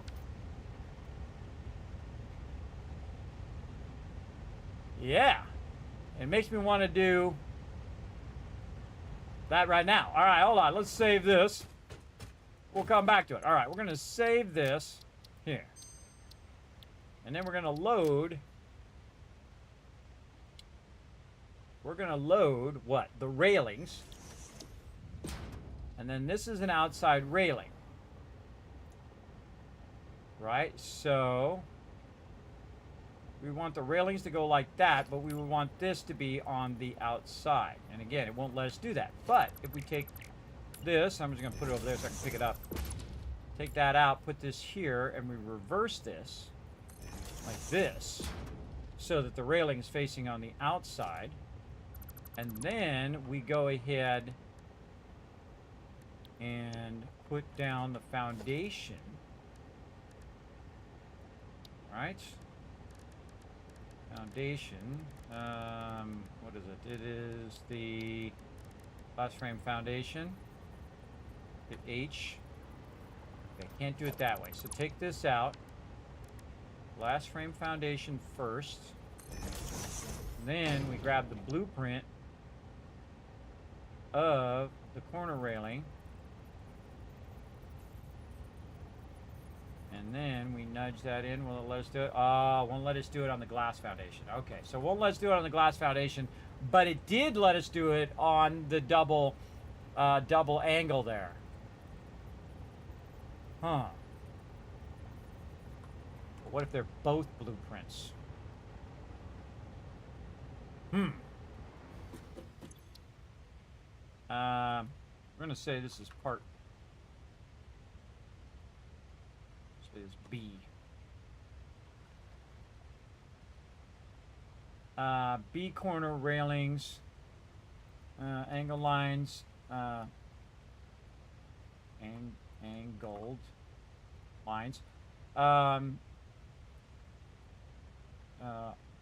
B version for combining glass foundation. All right, we're gonna call this the B version. We just learned something, and let's see if it works. All right, I love learning new stuff, everybody, because I tinker. See, I love to tinker with stuff, and this is how you find out things. You try stuff, right? B version here. Dang, I'm good at what I do, everybody. Hey, oh, it works! We found a secret. See, I'm showing you all my gamer secrets here, everybody, even in the moment in which I discover them as well. Look at that! That's what I've been trying to do all day. Bada bing, bada boom, everybody. And now here's the coolest thing, is if we know it works in the world, we know it also works on the blueprinter. So we're gonna go ahead and take this out, take all this out, and take our two blueprints and merge them together. Ah, we got stuff. We know how to overwrite the shortcomings of the blueprinter. Awesome. So actually all I need is the actual, hold on, let me B corner radius. All I need is this part. Like this. Right? And then I need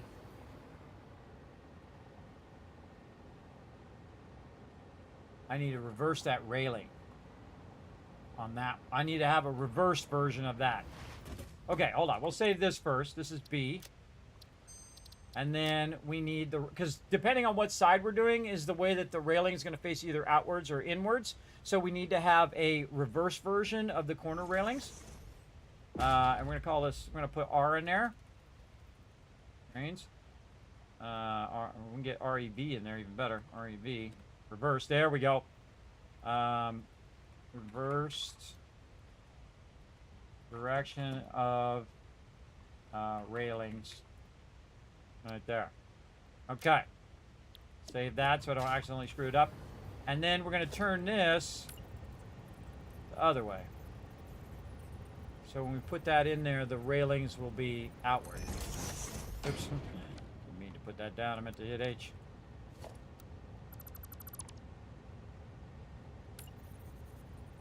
H. Page down. Click. Once you have that in position, take the other railings out. Take this. Snap it to the end of this one. Hit H. Nudge it in. Good. There's our reverse railing. There we go. And then we're going to take this out. And then load our B corner. And then the B corner is actually going to be a combination of both those blueprints. So We have our B corner that we're going to put down. Like this. Then we'll take our reversed one. And we're going to put that down. Like this.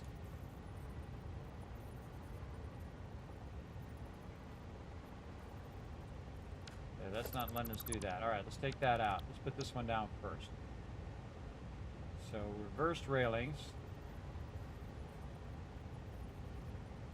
Oh, the railing is going off the designer. Okay, it's a little too far on that side railing.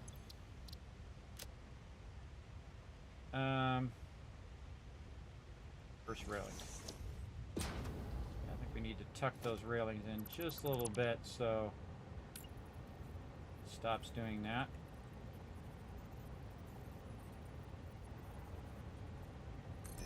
Like that.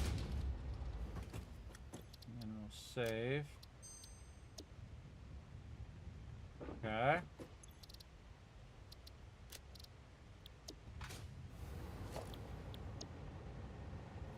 And then we're going to put our reverse railing. Still doesn't.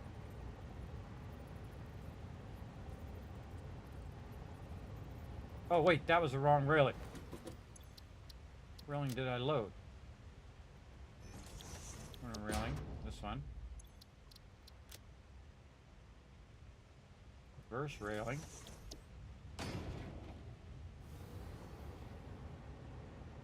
Oh, I see. When I rotate it, then it's actually the other side. It's the other side that's not doing it. Okay, this. Back to the way it was. This. It's going to be flipped. So it's this side that's hitting the edge of the blue printer. So we'll fix this side. Move that in. Like that. Yes. Okay. Now, save. Clear the designer. Load the corner. Yes, it has nothing to do with the actual thing being there. Because it's not there. I take it out. So it has to do with the edge of the blue printer. Okay, so these railings are going this way. Yes. Notice I'm doing it right in the center of the blue printer too. And then the corner transition here. This. We got our piece. There we go. Oh, that is awesome. All right, amazing. All right, way to work around. All right, work around thing. So this is a glass. I'm just going to take trains out. Glass corner railings. This is a combo of corner glass foundations.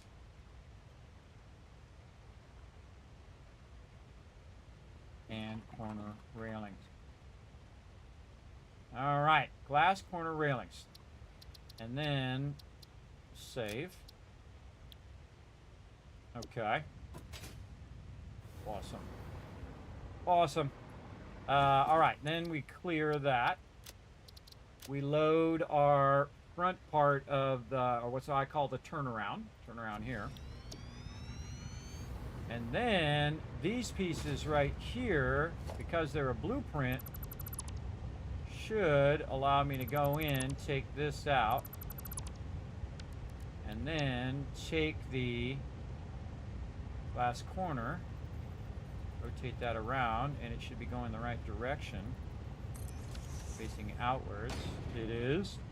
Look at us go, chat. Look at us go. All right, living the dream right now.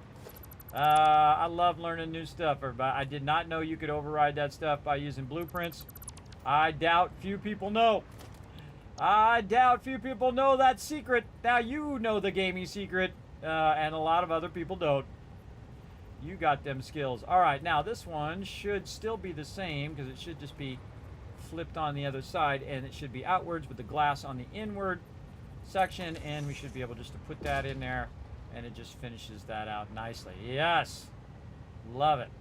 Now if I did want to move this over a little bit, everybody, I could just go like this and take this out, and then then come back and fix this so it's not off the blueprinter. I could really just leave one of them in there. And see, kind of fix that a little bit more like that is what I would do. Try to get that fixed later on. But I'm just going to leave it like that. And again, in the world, I can go back and fix it if I really want to. It's just in there to help me align that. Now, see, this one's not on the edge of the blueprinter, so that one's not an issue. So this one I could actually go and fix.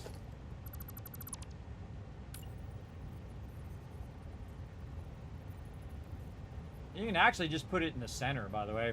You can just put one in the center and then adjust the one on the right, take out the center one, and then adjust the one on the left, and then have it line up where, see how the double poles are together? It just looks better than having them split out and they're at different distances and whatnot. I don't really like that. I like it to be like that. And I feel like it's not that noticeable, and I think it looks great. So we're going to go with that. And then this one over here, again, I will fix in the world. And it's, again, just a little minor adjustment, little minor adjust. Again, you want to have the minimum amount of adjustment that you can get away with. Now, this one over here, maybe we could see what we like about this. Maybe nudge this one a little further down the Alt key, or I mean Control key. See if I like it to be out further like that, or do I like it to be back? Actually, I like it the way it was, just like that. Very nice. It's this side over here I'd want to adjust, but again, it's on the edge of the blueprint, so we want to let that rock and roll. All right, we got that done. Now we want to build out our side area here. Over here, and we should probably save this in case we get another crash like we got earlier. Save that stuff. Save it. Big time.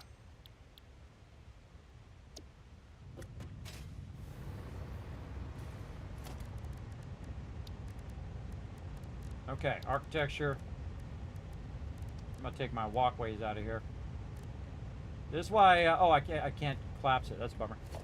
This is why I don't unlock stuff I'm not using, because I get confused as to what I should be using. I'm using the catwalk because I like the look of it a little bit better. And then we're going to use the outside T-junction. Bring that down like that. And then same thing here. We're going to take this out. We're going to use our non-reversed corner railing. Nope, that's not it. Right here. This one's facing on the outside. This one might have the same problem. Yeah, it's having that it's outside the blueprint problem. Okay, let's save this again. And we'll make sure you save it before you go in and modify this stuff. It's really just a blueprinter problem and not necessarily an open world problem. If I was to put it in the open world, it would most likely be fine because there'd be nothing blocking it. So I'm just going to bring that in. Flip it the other way. There we go. Just bring that in just a little bit to remind me that I need to fine-tune that later on. I'll bring my looping on.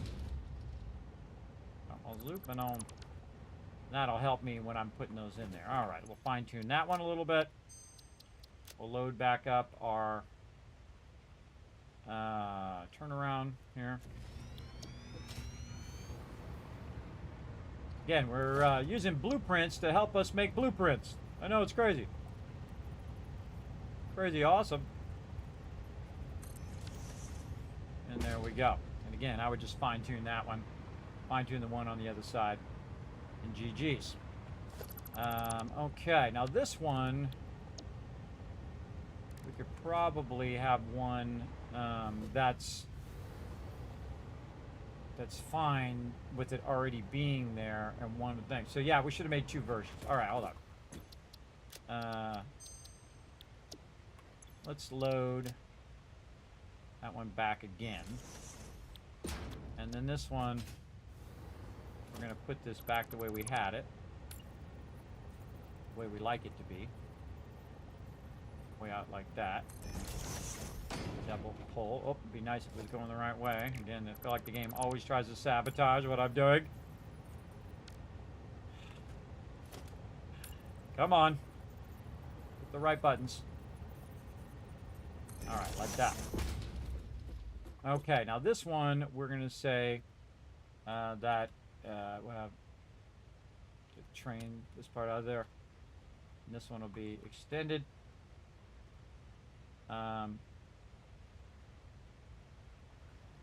Use this.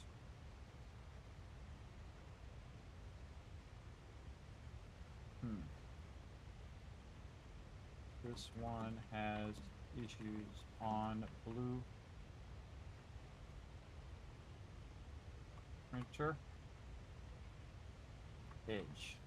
Use other one. There we go. I'll just leave a note as to why I'm using that. Okay, so now we fix that back. Just save us some time. And the train turn around here. Save some time on doing the rest of these. All right, so I don't have to keep moving it over and over again. And so this will be the extended one. Again, you want to make versions of all of these just so it saves you some time.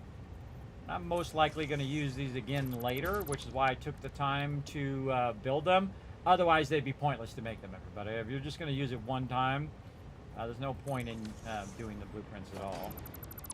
You can see that I'm using it over and over again, so this is going to be quick and easy now, and I don't have to go and do all the railings individually. Yeah, see that one? That one's extending past the blueprint designer. So we'll go ahead and use the other one, which is our corner railings, and then that one is not beyond blueprint designer, and that one we'll have to go and fine tune. And that's okay. Again, we've got to work within the limitations of what we have as well. And then, what are we doing? We're doing this one. No, the other one. It's already the extended one. It's already good to go. This one.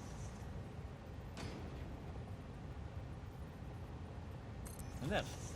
And see, say you're coming from these foundations over here, you could walk across these foundations and then be over here. Or you can drive your little vehicle through here too if you wanted to. Drive your little cart in there.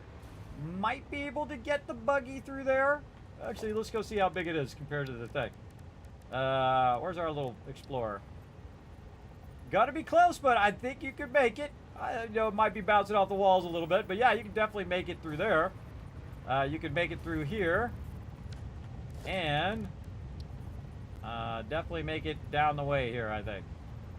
Didn't want to put it on there, but definitely make it down there. That's wide enough for the buggy. And your cart and all that stuff. Again, like this one right here, I would go and I would move that one forward just a little bit to kind of finish in that corner as well. And I'd like to cap that corner too with something at the end with that little electric thing that I put there, or some sort of something, just to give it a little cap, a little bit of embellishment there. Okay. Speaking of embellishment, do we want to pre-put in our lines in the front? No, save. So we got that figured out.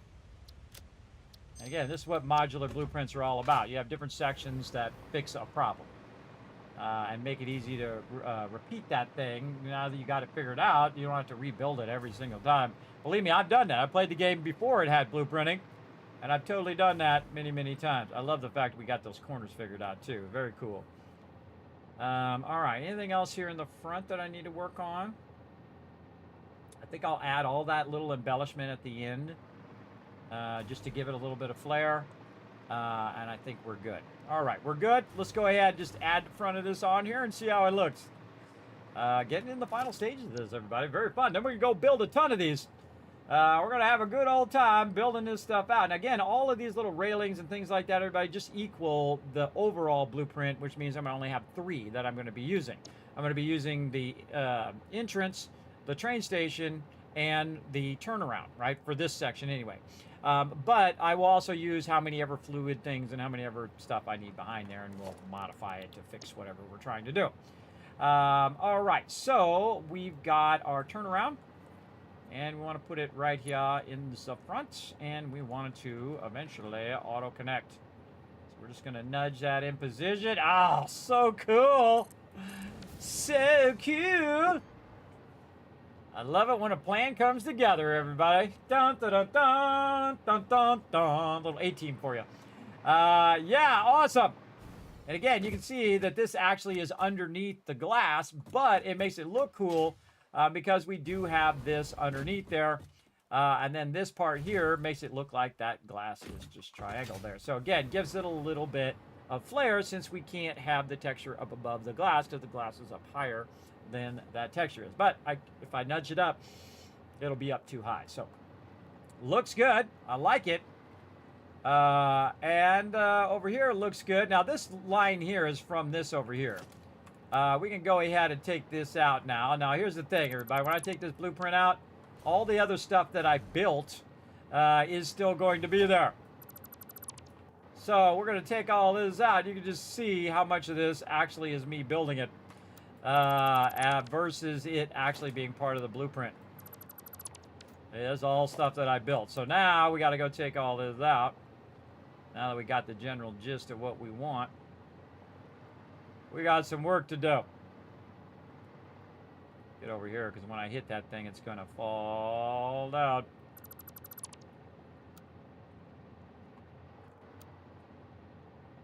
Get all this stuff. Let's go. Try not to hit stuff you want to keep. Try to get it all. Hey, thanks for the lurker, love. Appreciate it. All right. And the funny thing is we haven't even built the actual one. That's not the actual one. This actually is going to go right where this is. Right over here. We'll get to it. We are making big strides over here. Big strides. Changing my mode. Changing modes. Like it always gets everything but the thing I want. See, I think a better mode would be select everything but the foundations, right? That's what I'd want it to do.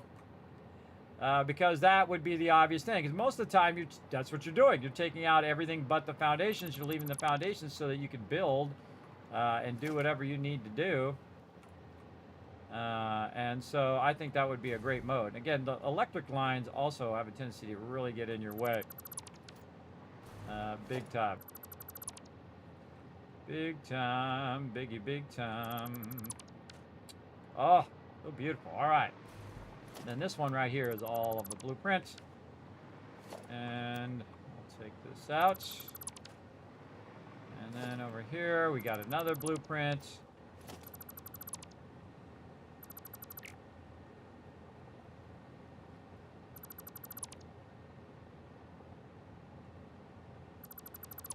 There, which I didn't bother to go to blueprint. Now this actually is my supports, this part here, which can connect to the bottom of these supports here, right? So I can add these little support sections wherever I want to add how many ever supports I want every so often. And they all interconnect, and then they auto-connect across this because I have made it where it has a distance where it'll auto-connect across there, which is 1.5 of the foundation. So, awesome. Got that done. Here's our other turnaround that we were working on. All right, GG's. And again, one of my favorite things I feel like I'm going to try is see if I can get this hypertube to end up right over there. Oh, yeah. Cool. What if we did it as a curve? I love the new curve feature, everybody. Pretty cool. Oh, yeah. It's going to curve out, end up right in there. Now, I don't want it to be in the way of it loading and unloading, so I've put this one on the right side. But sometimes I might want to unload and load on the other side, right? And if I do, that's why I have the other one that's on the other side. So I can go ahead and connect here and then connect over to that one, right? So it's up out of the way of the extraction. Now, I'm actually not going to do it to the train station. I'm going to be doing it to the platforms that are behind it. So I'm going to add another one of those to the platform behind, so it actually will go straight through the train station and then end up over there. But we're just testing it with what we have. So there we go. Now, something I would do right here, by the way, everybody, is I would, before I actually got to this junction here and did this, I would put one of these supports here, so there would be a support there. Then it would be this railway connection, support, the entrance, the trains, the fluid platforms or your different platforms, your train station, and then the turnaround, right? So again, a lot of blueprints there to make work. Now, we got that done and looking good. And again, I can go in and embellish it, but that's not the actual one. So we're good. Let's just save it one more time just in case. And then we'll load our fluid platforms and all of this other stuff that we had made. Let's see, where did I save it at? Here's the question, right down here. All right, let's start with freight platforms. All right, so as you can see, we just have some freight platforms here lined up in the area in which we had our other one. But you can see we don't have any railings, we don't have any of that stuff. So the smart thing to do is to actually use this, but to take everything out. And you're like, well, Kismet, why are you taking everything out? Well, that's because I'm going to put the other blueprint down. Wrong thing. Gee. I'm going to put the other... I'm going to put the other blueprint down on the top of this, and you'll see why here in just a second. Like this. And we want to keep the name of this one so we can replace the one that we already have. So that's why I'm just taking it out, so I don't have to redo the name and take out the other one and do all that. I can just modify the one I already have. Now, let's see if it lets us put it down on here, or is it exceeding the blueprinter. Which is a bummer when it does that, by the way. Let's just go default, and then let's see if it lets us put it down there. I seriously doubt it's going to. Yeah, it's going to not do that again because we're exceeding the blueprint designer, because we're doing a little tricky stuff. We're putting all the stuff right to the edge. And again, it should do it. But it doesn't matter what it should do, only matters what it does do, right? And that's this part right here, I bet. I bet it's these front edges that's causing that not to work. Oh, well, we tried. Now, here's another thing we can do. We can go ahead and copy the freight platforms, the name of it, load, and take our train platform here. And I would immediately save it as something else, and don't make the mistake I did earlier and accidentally save over the thing you're working on when you get distracted and start talking. Freight platform. Yeah, platforms. Here, so I actually can just go delete the other one. Yeah. So we're gonna do this. Oh, I can't save it because of the name. But then I can't grab the description. It's okay, I can rename it.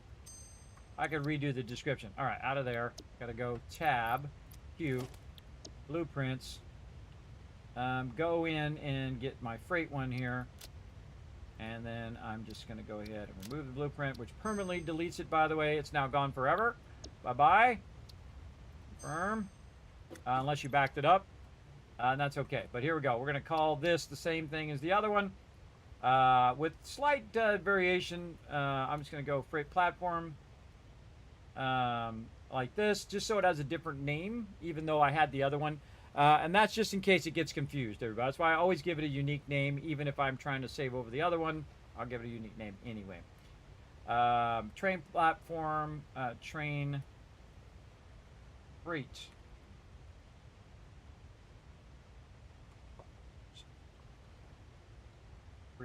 Mega and platforms that match up to the other train blueprints.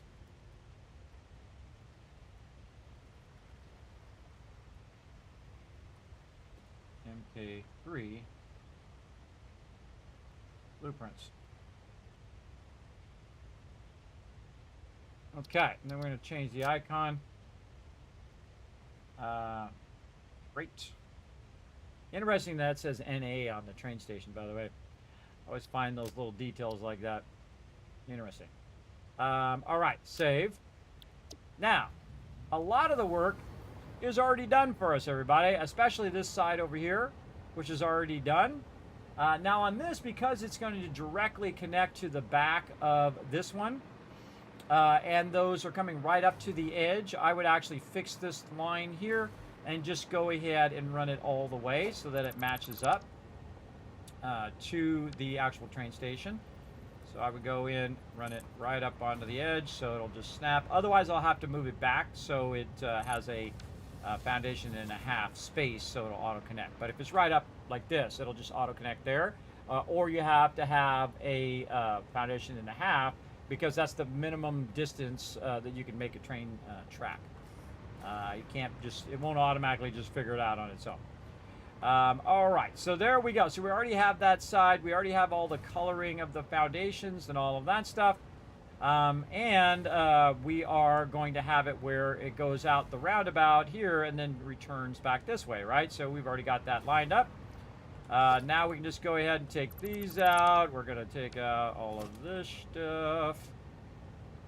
You name it. We're going to work a bit on all of this. Out of there, and then this. This stuff. These railings. Out of there. Again, we want the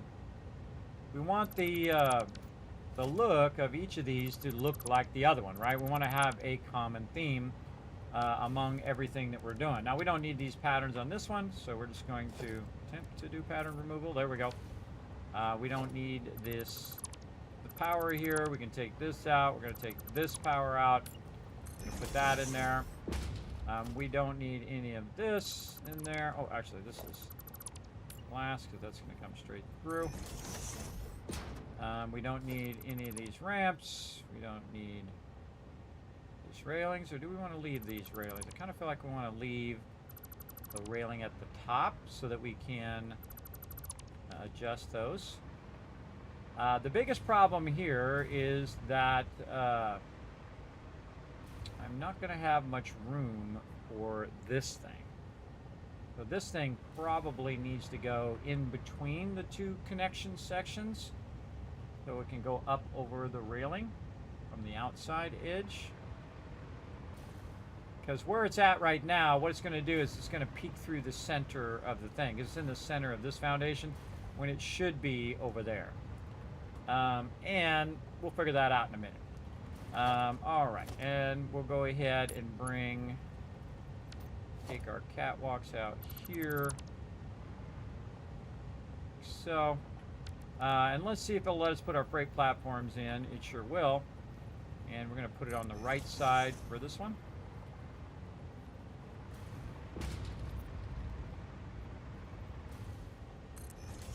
Like that.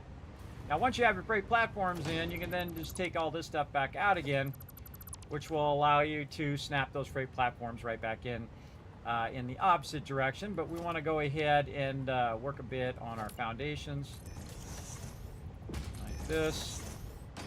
Again, we don't need any catwalks or anything like that underneath this. And so, again, we'll go back this way, keeping these in the same direction.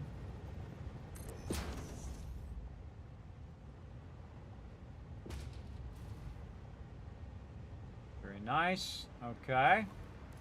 Paint them in red.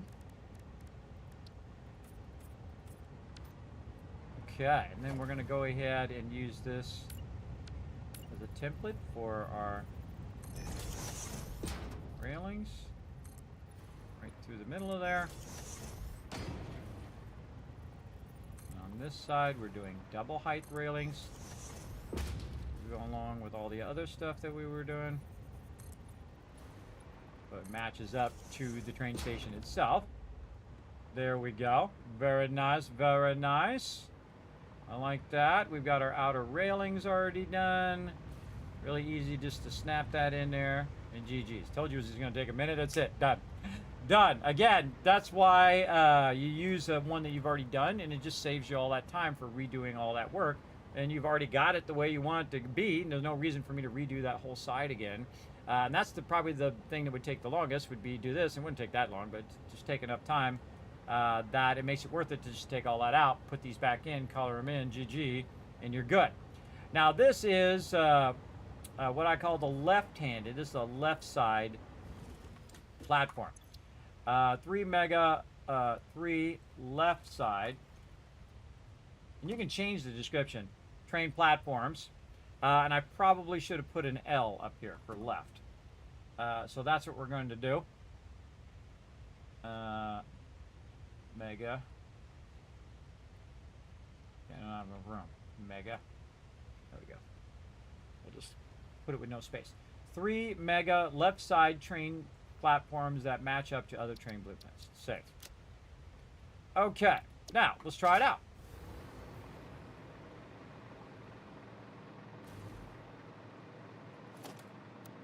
If we did this right, we'll be able just to pull this stuff out. Again, we didn't add any embellishment yet. And then we should be able to go in and say, right here, left side platforms. Put this here. Hit H, line it up. Hit R to go to auto connect. Boom. It's awesome, everybody. These are modular blueprints. Modular blueprints, and they're at the mega level, everybody, at the highest level. And you can see that it works awesomely. Really like that. I like how my rails are on the inside. I really feel like this rail here on the entrance area needs to be this other rail. So again, see how I just saw something? Again, if I had made 50 of these, I'd have to go back and fix 50 of them. But if I see it right now, you want to fix it right now and say, you know what, I really want that to be like this. So this is done. Now the only thing I need to do this is flip it to the other side if I want to have it on the other side. Now the problem with flipping it to the other side is I would need to flip the station too, because this thing would be on the other way, right? But most likely I have the station going the other way, right? So it's actually reversed and it's going this way versus going that way, right? So it's all going to work out in the end, everybody. And I call it the left side. But it doesn't matter. If I need it on the other side, I just turn the station around this way and run these line in from the other direction. So you never really have to have a right side and a left side. If you don't want to, depending on where you're outputting it, I would just have it come in and turn around and then go the other way.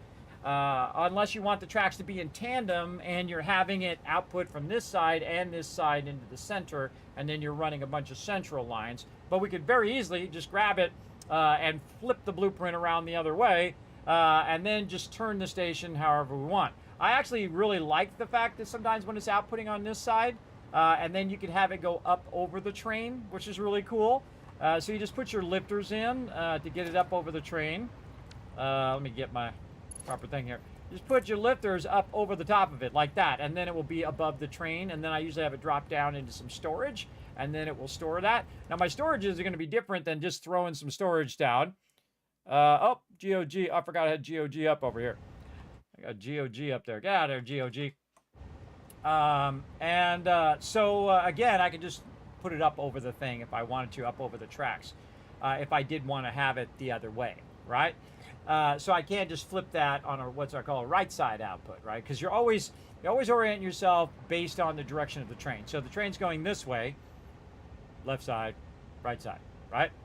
That's how that would be. Or for me, this would be left because I'm reversed of you. I'm reversed of the direction of the train. Otherwise, you'd be looking at the back of my head right now, and I'd be looking this way. I'd be looking down toward the tracks. But again, left side over there, right side train.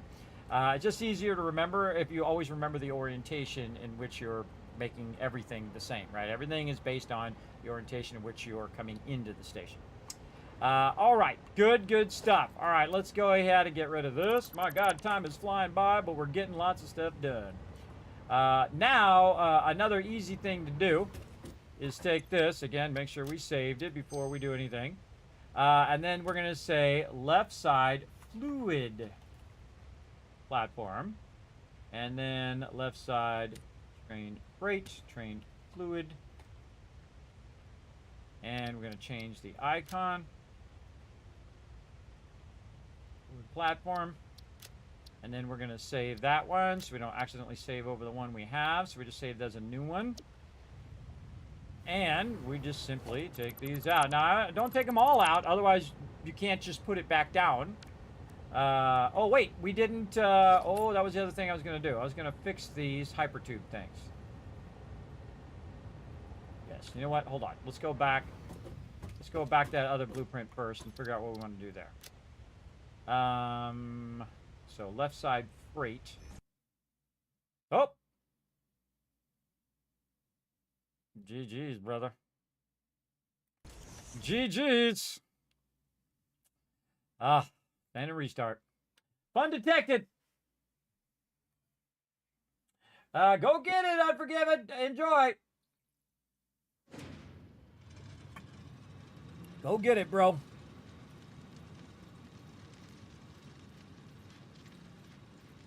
It's getting too cold for me to go outside. I run on the treadmill now. When it gets below 60 degrees into the 50s, everybody, I don't go outside. I don't like cold at all. I don't want to be part of it. I don't want to deal with it. I don't want it nothing. I just want it to be 72, 73 degrees all the time, where I don't have to deal with it. Yes.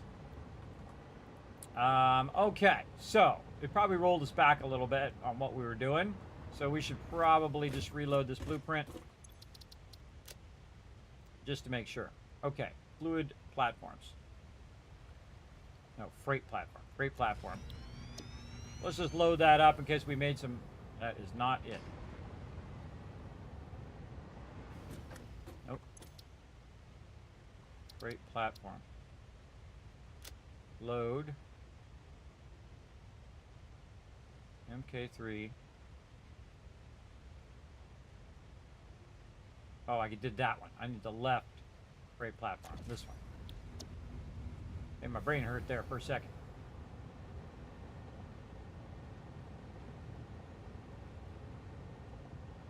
Okay, now it distracted me. I forgot what the heck I was doing. Oh, yeah, the hypertubes.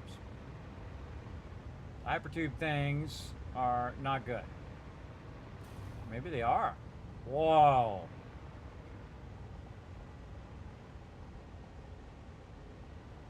That is pretty cool. I don't like this one on this side, though. Obviously, it's through the stuff here. This is actually really nice. I like this. That just happened to work out. I'd like it to probably be a little bit centered, but there's a ladder here. So I kind of feel like you'd want that to be offset just a little bit. So when you're coming up the ladder, you have a little bit of space to turn around. So you don't necessarily want it to be in the center. Not like I'm ever going to go up that ladder, by the way. There'd be no reason for me to go up that ladder, but I like its positioning there, just for that reason. Okay, then we'll take this freight platform out, and we're going to just take all of this stuff out of here. On this side, so we're deciding that this is going to be a right side platform here, over there. All right, then we'll put this in. And I like everything about it. Very nice. And that'll allow us, again, to connect from behind into here. But it also makes me wonder if I should put that here at the beginning.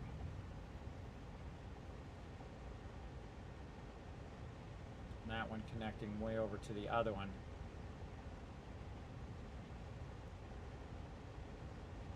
Or put it in the middle.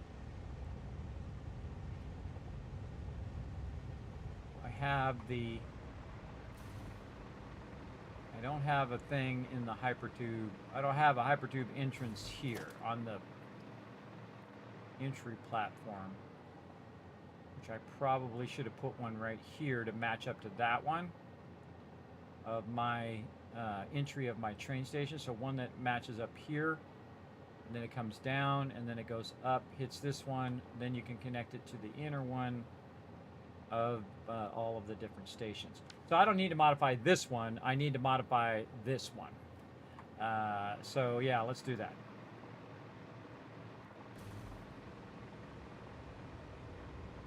But we'll save this one because that looks good.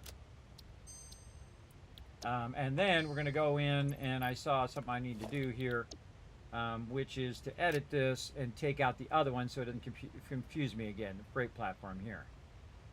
So we're going to take that freight platform out. There we go. And apply changes. Okay. And then we're going to save the game. More cool train stuff.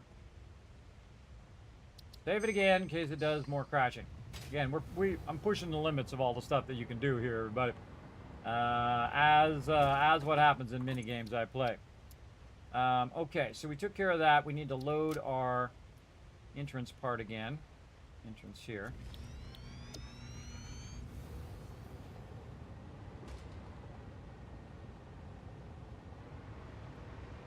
We need to make this match up.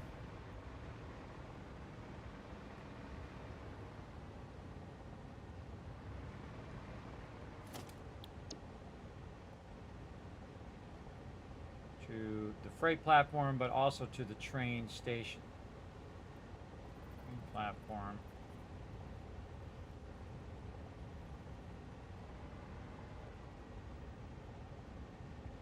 So what I'm going to do is just put the blueprint out here, like this, just so I can align the stuff that's on the blueprinter to the actual other blueprint, just visually. And then that'll allow me to also go in here and take my little hypertube thing and match it up here. And then down, down, and over.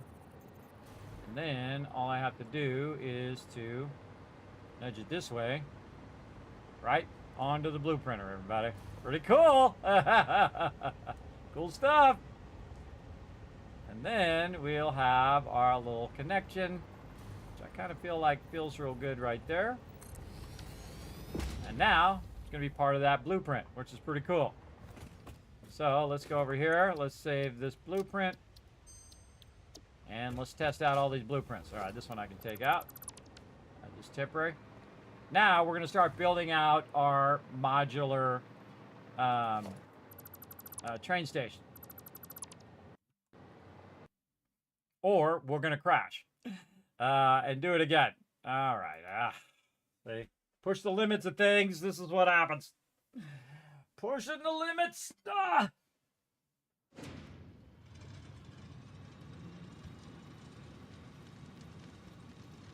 This would start happening on the server, too, everybody. We started pushing the edge of what the game could handle. There is a build limit in the game as well. I've seen people build really big stuff, though, everybody. Really, really big stuff. I've tried to build some big stuff myself, but it keeps crashing. It's going to make it not easy on me. Now, again, because I saved the blueprints are actually saved to the hard drive.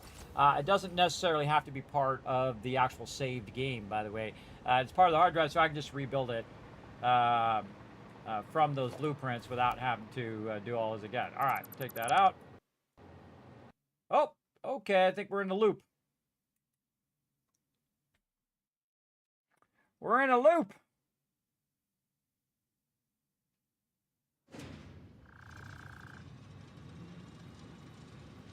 Bummer. That's called a crash loop, everybody. When you do the same thing over and over and it keeps crashing over and over and over again. And I send them the crash log so that they can look at it over there at Copy Stain. I don't crash that often, everybody. I really don't. But, again, when you start embellishing things, you start doing all this more advanced stuff, it's going to start crashing a bunch. All right, let's just try to take this blueprint out first. This one. All right, there we go. Something with about taking that blueprint out that causes it to crash. All right, well, let's save as we made a little bit of progress. More cool train stuff. And we'll just come back to that. We'll come back to it. All right. Entrance. Oh, wait. We want to try the full thing. So we want to go and do upper support next. I'm going to get down here so we can see how it's aligning. This way. Doesn't really matter. And then page down so it lines up a little bit toward me, and you can see it's got the little things on the side to match up that embellishment. And then there's our train supports. I'm going to show you how they work here in just a second. And then I'm going to have to take this out. Maybe I should just not use the blueprint mode and just take it out manually. I say we do that. Nope. Can't even take it out manually.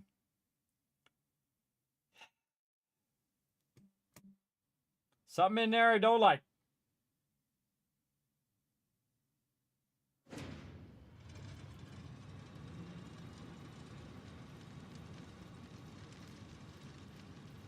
Bummer!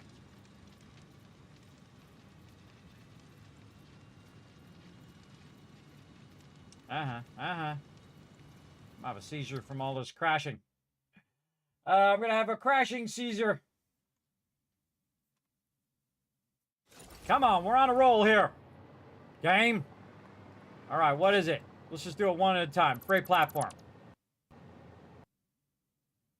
Seems to be freight platform. All right, here's the trick, everybody. We're going to just go ahead, bring up my background. I'm going to restart the machine over here. Now, the cool thing about being me is that I have two computers. One that's the streaming PC, and one that is the gaming PC. So if my gaming PC does act funky and have all these problems, I can just simply restart it. Like I'm doing right now. Now, I got a really nice machine, too, or a pretty decent machine. I'll be paying on for the next 20 years. But we got to restart, try to flush out the memory, right? Try to flush out the memory and see if it's just this having a memory issue.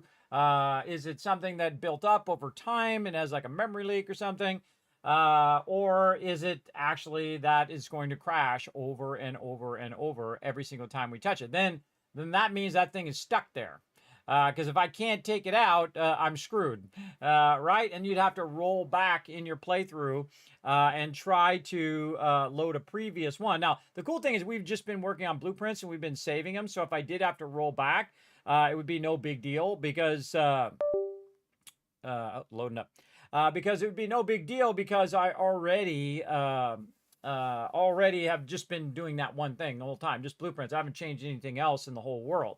So if I did back up, like, how many hours now? If I backed up 8 hours ago, it would still be exactly the same as it was when we started the stream today, but I would still have my blueprints saved to the hard drive. So that's what's so cool about blueprints is they're not relying on your actual save. So that means you can actually move them from one save to another. And if you had an issue, right? So that's where I brought some of those blueprints from my last playthrough as well. Just to keep that same theme, because we were having this kind of issue on the server. So I thought that it would be more stable on a local playthrough, and we'll see how it goes. We'll see what happens. So I'm just going to launch just Satisfactory. I closed down all my other windows and other things that we had open. I don't know. We can blame it on like Epic Game Store or GOG or something running in the background. We'll go ahead and close all that down and just have Steam, which I have up on my other monitor, and right here, Satisfactory. So let's see how it goes. Let's see what happens. Now my mission is just to get this out of my game here. Let's go.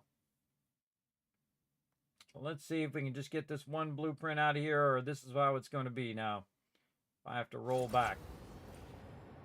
All right, you want to man it up and just give it a try. Here we go. Nope. All right, what does it say? No is a perfect build, no build cutter in Steam mode, blah, blah, blah, factor game agent, da, da, da, da, kernel 32. What does kernel 32 mean? Let's go look it up. Kernel 32 error. What is it? Kernel 32 indicates a problem with kernel 32. Wow, thanks for that deep understanding. System file, which can be caused by corruption, viruses, faulty software. To try to fix it, restart your PC, reinstalling the problematic program, or running a system file check, scan, and DISM command from the elevated command prompt. Other solutions including updated Windows and drivers, checking for hardware errors, in some cases performing a clean boot of Windows. Oh my God, that's like 7 hours from now if I were to do that. Restart your computer Simple restart sometimes resolve temporary glitches that cause things. That's why I restarted first, because I already know that. Reinstall problematic software. I say we go ahead and close out of there. And we just go ahead and wait for it to stop. And I'm going to go ahead and say manage the game. Or no, properties. Is it manage or properties? Browse local files. It's properties, I think. Installed files. And then right here, we're going to verify the integrity of the game files. We'll let that run and see if we can get it fixed. See if we have some sort of game file corruption or something like that. No, actually, Satisfactory, for how awesome the game is, isn't really that big, everybody, compared to some games. It's about 25 gigs compared to some things like Fallout, which is 140 gigs with your HD and your DLC and all of that other stuff. That's very big. That's very big, everybody. I remember games used to fit on floppy disks, which was about a megabyte. Gigabyte is 1,000 of those. There's 1,000 floppies, 1 gigabyte, and this is 25,000 floppies. Yeah, pretty crazy. If you think about how quickly that scales up, right? I think it's 25,000 if I'm doing my math right. Yeah, 1,000 floppies would be one gig. Yeah, 1 meg each would be 1 gig times 1,000 times 25 would be 25,000. Yeah. Okay, all 1,300 files successfully validated. All right, let's try that. Here we go. And again, I just right-click, went to Properties, and you saw the window on it on Steam. All right, let's hope that works. Always start with a restart, though. Most things can be fixed just by turning them off and waiting 15 seconds and then turning them back on. Phones, refrigerators, washing machines, any kind of technology, I always start with that first. Air conditioning unit, unplug it, 15 seconds, plug it back in, see if it goes. And most of the time it will. Save you lots of money and time calling customer support. And if it doesn't do that, well, then you know you're in trouble. All right, let's try something different. Obviously trying the same thing over and over, expecting different results. Let's see if we can just remove this. Okay, that we can remove. We can remove these. We can remove all of this. Again, we're just going to, you know, piece by piece take a look here. Okay, that's that. And then, ooh, over here we're going to fall. Oh, God, I'm out of power. I need some power. I don't have a ramp there instead of my thing. Power line. Throw that under here so we can use it for power. All right. So, and then we'll try these over here on this side. Is this causing an issue? No. Okay, train track in the middle is connected. All right, so try the foundations underneath. No. Okay. The front fluid platform, this one. Oh. Fluid platforms causing an issue. So sad. So sad. And again, as we build those, everybody, and we try to take them out, we have to build them in the first try. Otherwise, it will cause it to crash over and over again. Let's send in close that time.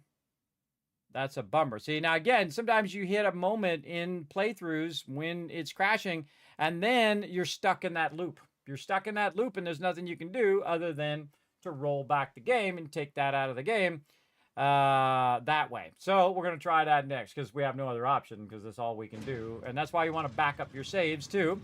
But I always make new saves. So that's why when I'm doing stuff like when I'm designing something, or especially if you're doing like 3D animation or 3D production, or even if you're doing a Word document, everybody, you want to save and then save a version 2, a version 3, 5, 6, 7, 8, 10, then a final version 2, and then a final version 5, 7, 8, 9, and 10, and then a final that is better than the other final that's a version 10 of that one. So you want to save different versions of it as you go, save multiple copies in case you have that problem. Now I'm going to go ahead and load a previous game because that one is broken. So we can go back back in time here to Crazy Train Fun. Right here, we're going to go back a while. The one that I saved, and that will no longer be there. And we should hopefully be able to take out our other stuff and put that in. Let's see. Let's see. Okay, where were we? We're right here. Look, we don't have even any of this built out. Nice.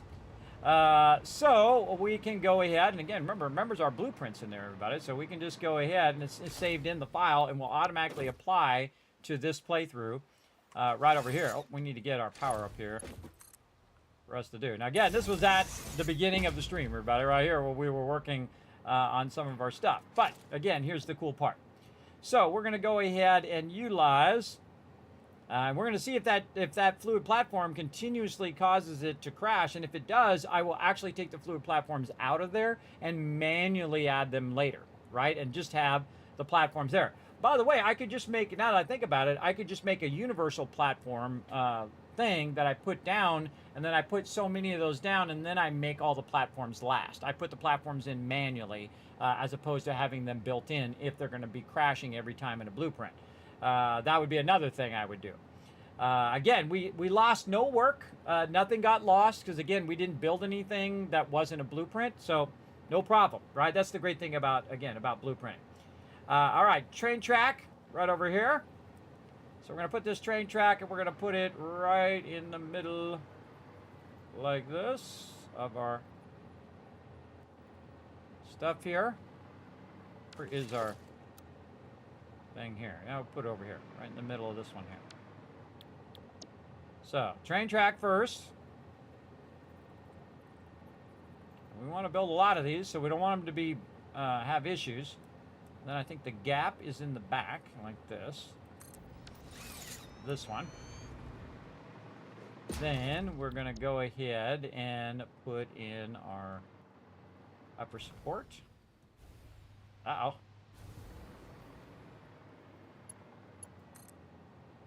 Down in the water, keep us so we're floating around. And then upper support. And really this one is interchangeable. It can go either way. It's symmetrical, so it doesn't matter which way the arrow is going, as long as it is at the same level as that one. There we go. And then we want to go ahead and do our entrance. Entrance. Right in front of my face, but I can't see it because I'm going blueprint blind. Entrance. Yeah, change the order of all of these too. Yeah, there we go. The alphabetical order of that has been modified. All right, let's see if we're going the right direction. Yes, okay, hitting H. Nudging that over, switching over to auto connect. We got problems. We got problems with auto-connecting it from this one to this one. This has to be moved up. So I see an issue already in that particular blueprint. It has to be moved up by 1/2 in the back. So let's go fix that.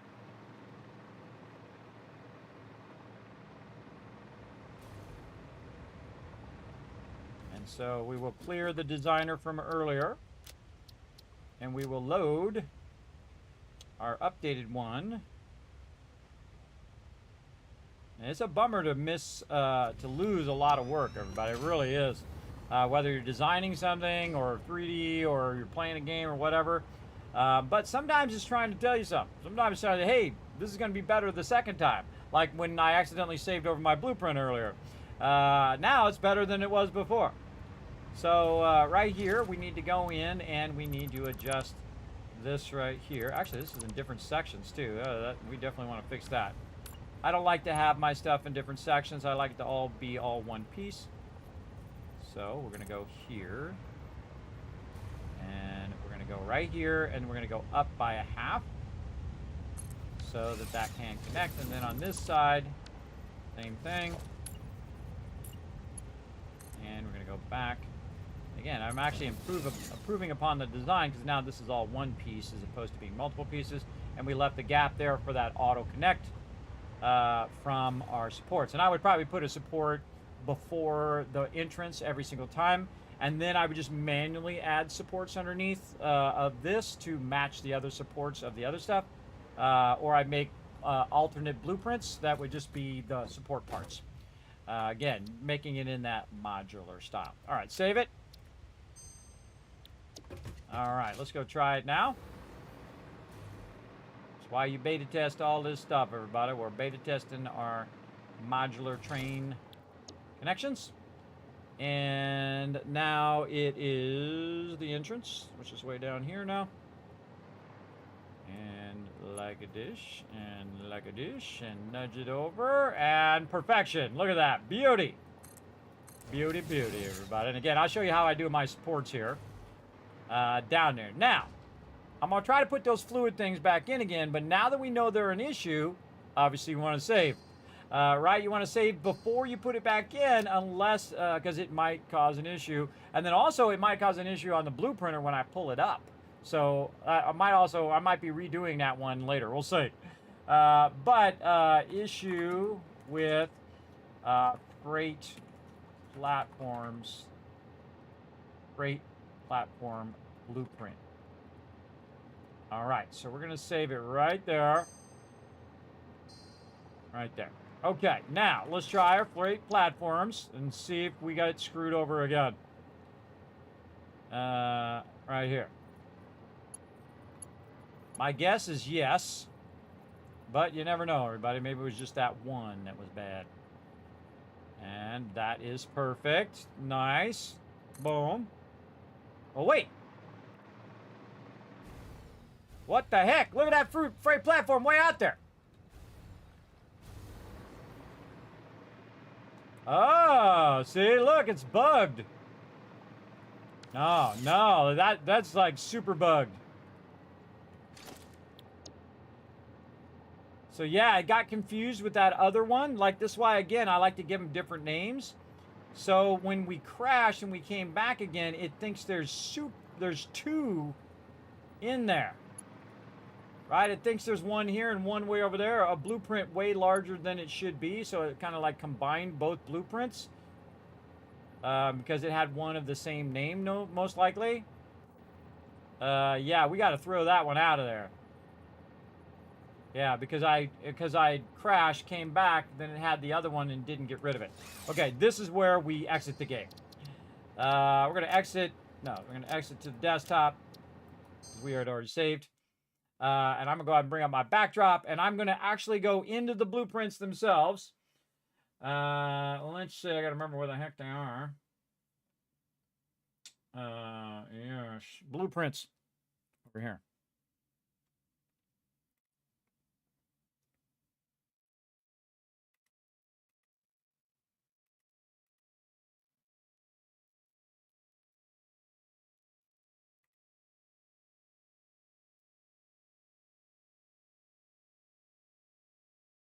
I have a whole thing where I wrote out where the blueprints are on my Discord.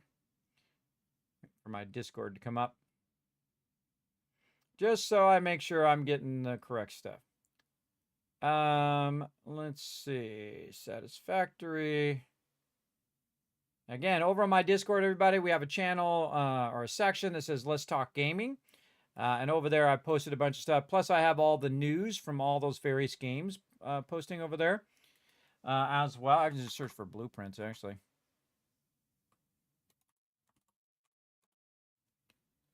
Let's see. It's not from Satisfactory.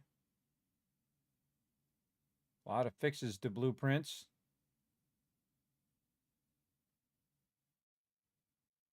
Huh. Thought I put it in there. Maybe it's just on Patreon. Maybe I just put that on Patreon, or maybe it's in another section that I'm not in.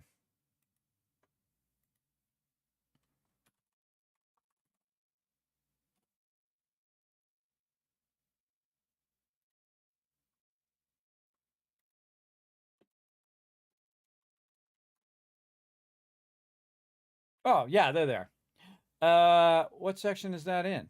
Oh, in developer feedback. That's where I put it. I didn't put it in the Satisfactory section. I put it in developer feedback. On your local computer, it is users, your username, app data, local factory games, saved games, blueprints, and then the session name, and then your blueprints are in there. I know, crazy, right? Crazy. It's very deep in your stuff. Let's see. So in my app data is where it is. Remembering where it's at is always the toughest part. Right here. Actually, it's back over here.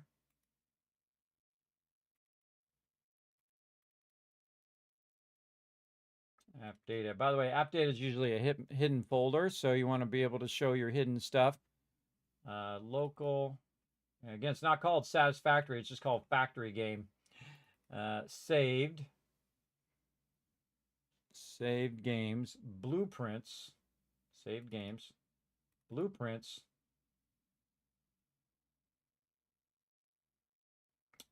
Tycoon HQ. Oh, this is Mega IQ. Mega HQ. Tycoon HQ. And then we're looking for the name of this blueprint, which is MK3. Yeah, here they all are. And then I can look at them based on the date that they were modified as well. Now, I do have a bunch of stuff in here that's not released yet, by the way, that some devs send me to take a look at, and then they say, hey, you got an NDA on it until this time. So that's why I'm not showing you my screen, everybody. I don't want to get in trouble. I try to respect people. I appreciate their kindness and sending me stuff ahead of time for me to look at. And honestly, I don't even remember what it all is. I have it written down. So I don't want to accidentally show you stuff that I shouldn't show you, and then I get busted, and then I bum it. So there you go. Let's see. So the name of that one was MK3 Left Platform. Left Freight Platform. Or was it Fluid Platform? I think it was either, right? That's a good question. Yeah, maybe I should just make a generic one to put down without the platforms in there. And then maybe that'll stop it from having that problem. What if I reload it and resave it on the blueprinter? Let's try that first. We're going to go back into the game. And we're going to try that first to see if we can eliminate that other part of the blueprint. So we reload it and then say, wait a minute, what's this thing doing out here? Take all that out. I think the problem is it's the blueprint thinks it's really big because I had a name of the same one, and then we crashed and we came back and then like corrupted that blueprint. But I can always, just take that out and use my train station as the blueprint. So again, there's something definitely funky going on with that blueprint. Well, let's go back in here. Let's see what we can do about fixing it. Again, I really don't like doing technical stuff on stream, everybody, but sometimes you got to do what you got to do. So we got to do a little bit of troubleshooting here to figure out why that blueprint is repeatedly causing the game to crash. And I noticed that it did that weird thing, so we're going to go ahead and load the, let's do the fluid one first, because that's really what we're working on. Trying to get our coal over here. Yeah, look at that.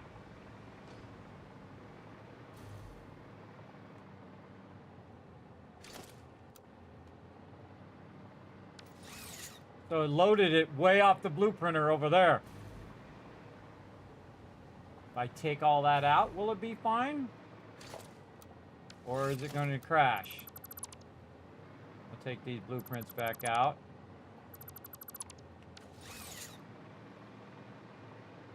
Yeah, it's just like 3 of these over here by themselves. I have a feeling it's going to crash. No. Okay. Didn't crash. So, let's go back over here, save it, and see if that fixes it as another name. Do not save it over the same name again. Let's call it, what? 6x6 mega platform. I'm just going to call it fluid platform. what? Fix. We're going to call it fix. Again, I don't want to give you faulty blueprints that cause your machine to crash, everybody. So we're going to save it as something else. And then, in theory, clear it again, reload it, fixed. We shouldn't see anything else appearing anywhere else. And in theory, it's fixed. We might as well just put it down and see if it crashes, everybody. Let's go. I'm going to literally just put it down. Go into dismantle mode. Blueprint. See if I can take it back out. GG's. GG's, chat. We fixed it. All right, we know what the problem is. Let's go do that also on the other platform as well. The freight platform. Let's pull that one up and see if it does the same thing. Yep, it has the same problem. All right, glitching out.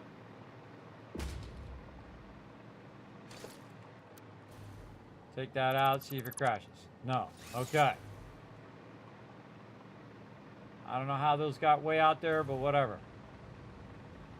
I don't care why it doesn't work anymore, everybody. I just care that it does work. All right, so this is fix. Fix freight. Plat. Let's call it plat. Freight plat. Save. Then we'll go in and take these out of here. So these ones are the bad ones. So remove those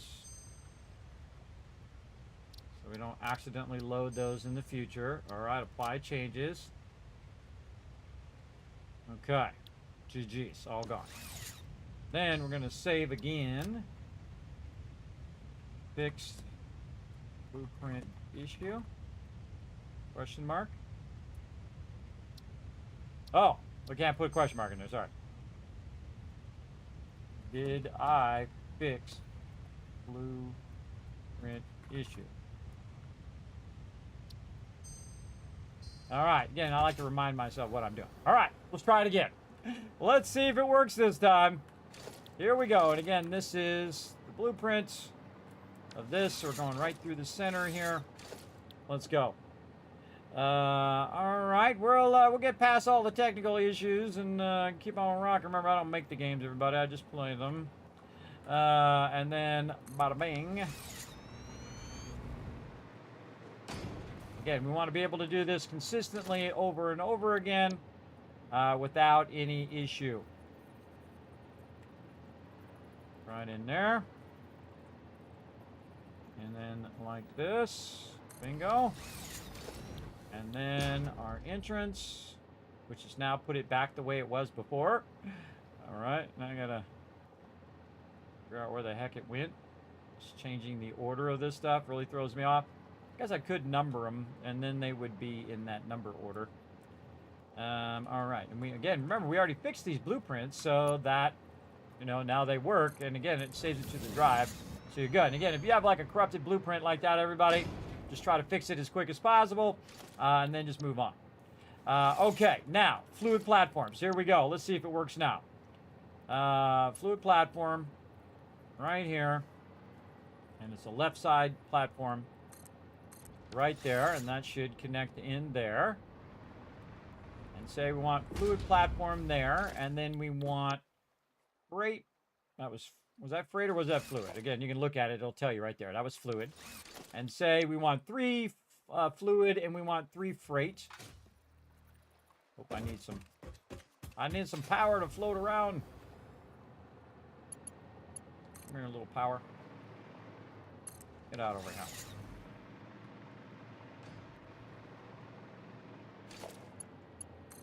It's kind of shallow out here. Shallow in this section. I don't think I've been over here in a really long time or even built anything over here. Usually building on that side where all the pure nodes are. But we're going to be building over here because this is where our station's going to be, and then it's going to be a little bit easier than tearing down everything that we already have. We can leave that up and running while we're building the new station. A much smarter way of doing it. No reason to tear all that down, and then we don't have any power, and then we have to deal with all of that. Much smarter just to build something new out here. Okay, so that was the fluid platform. Now we want to try the freight platform.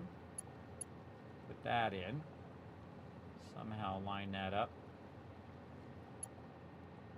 Something like that. Put that in there.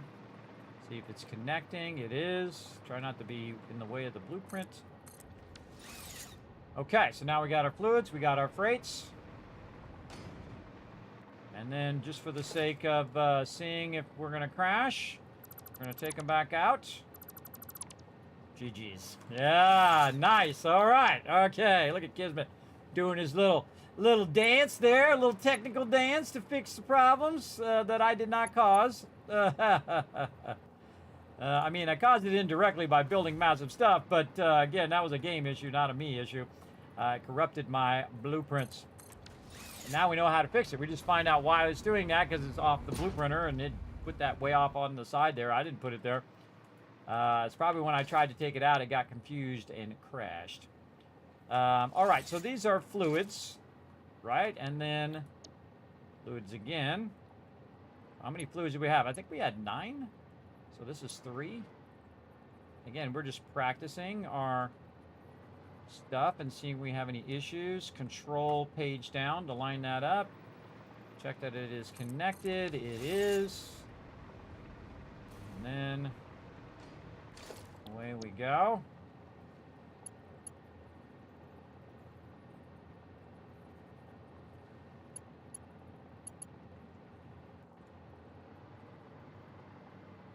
And then right here. Very nice. And again, they're all on the same side. We've got our hypertube things coming through on the row. Oh, we were going to take those out. We didn't take them out of the fluid platform. We didn't finish that because it crashed. Yeah, we got to fix that. Or we'll just do this for now. And we'll come back and we'll fix that because we just want them on this side and not on this other side. So we definitely want to fix that on our platforms. And then we have our actual train station, train platform. Get that out here. Now, if I was actually doing these train lines, everybody, I would have the power already running, and as I'm connecting these together, the power would keep moving forward through the tracks itself. But since I don't have the main power connected, if I'm in the way, the main power connected, it is just, I'm using my little power poles down here just to keep me from falling into the water. All right, and so there's our train station right there, and then our cool, oh, wait a minute, why is it white? Oh, because we rolled the game back. We rolled the game back and our swatches are different. That's okay. Really easy to fix. We're going to go ahead and just fix our swatches real quick. No big deal.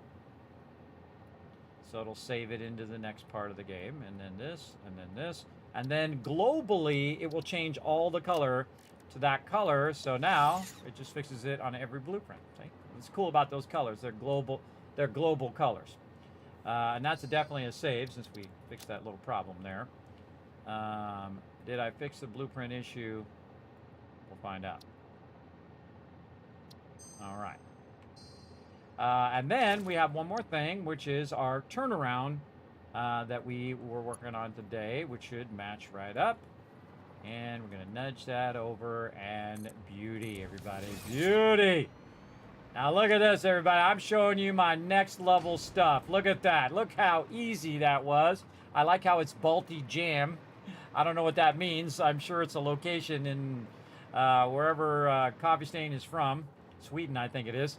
Look at that, everybody. Again, look how beautiful. We got those blueprints. They're all themed the same. They all have all the angles and look that we want. Really gave it some things. What do you think, chat? What do you think? Did I do freight platforms? Fluid. Are they freight in there? In the fluid ones? Oh, I put freights on the fluids. Oh, yeah, I gotta fix that. That's okay. We'll fix that later. We'll fix that later. These, again, this is only temporary. This is not the actual thing. Thanks for the heads up, though. What do you guys think? GG, right? It looks pretty awesome. Looks amazing. We just got to fix our thing. Oh, I just thought of something really fun to do, too. You can just do this, everybody. You can make this, like, into a circle. And turn this into a curve. And just curve this back. And have it go back the other way. If you wanted to.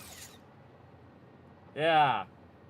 Or even cooler, if I had another station over here, I could merge this one with the other train station, and I could come back and go back along the other train station. So I could just come along, see if my trains are doing okay, check the other train station, and then go back along that other train station, because we could merge it now, because we have mergers and splitters and T-junctions, all sorts of cool stuff.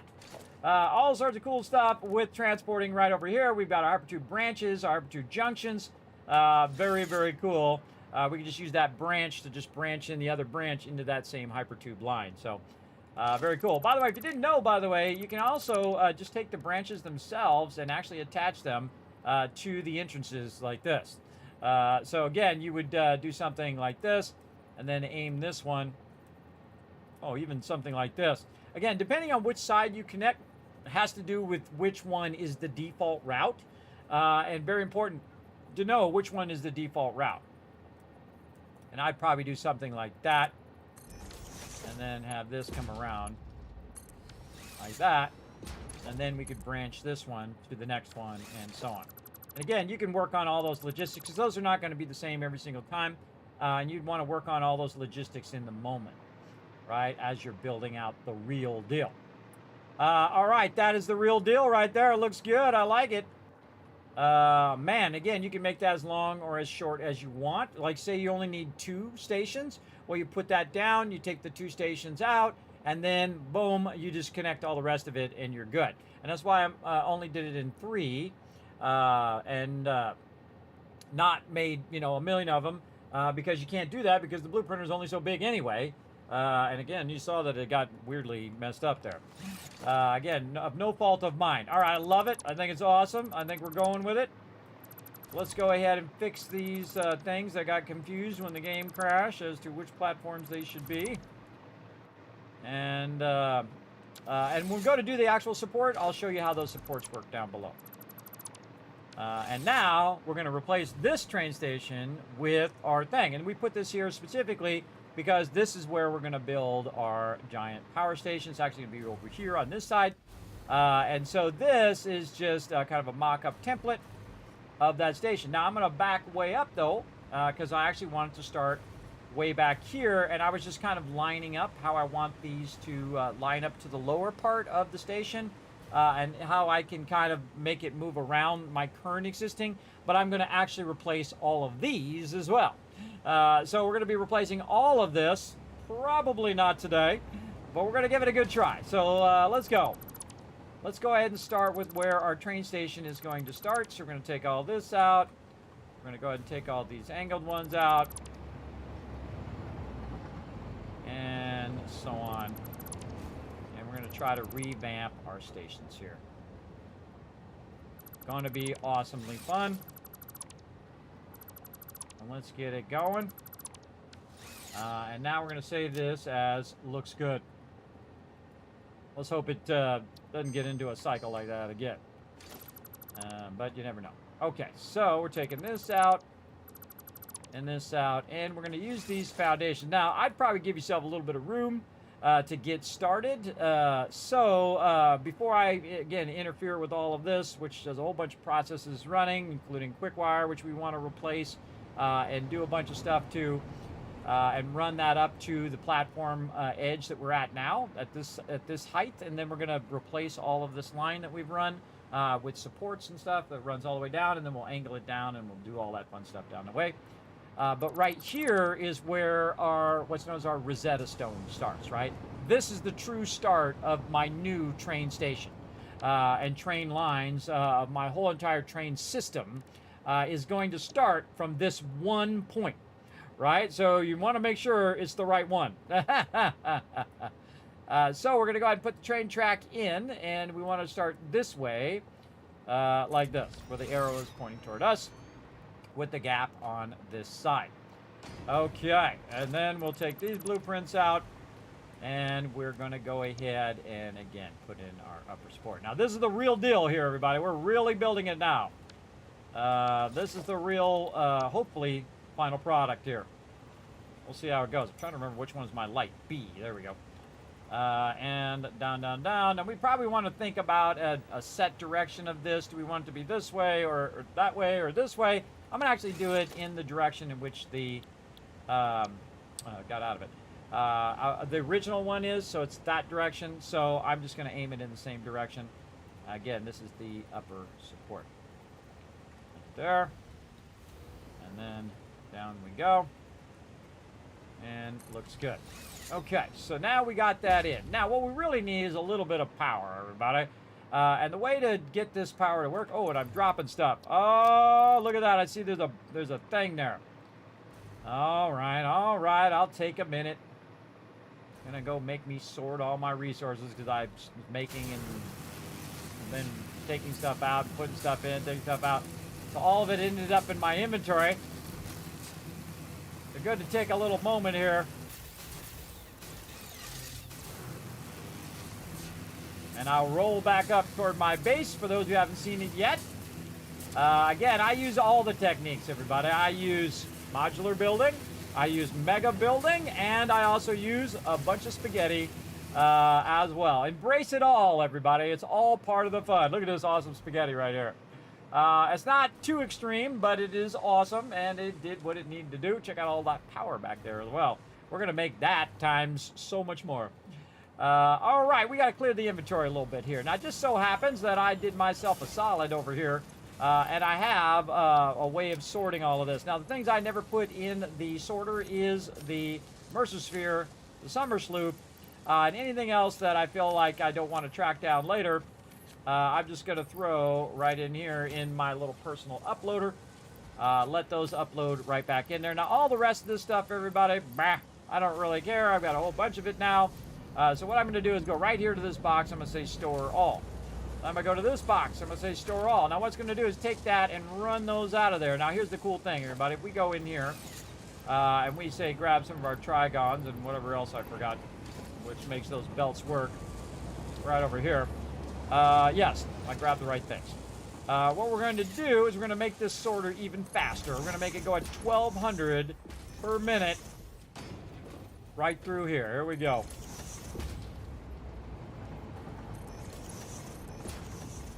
Go, sorter, go. Now again, just increasing the belt speed will make everything go faster. That's what the belts are for.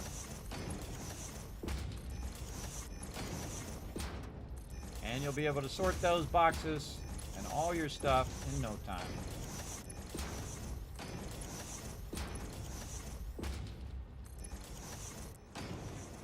Especially all those extra screws that you got there.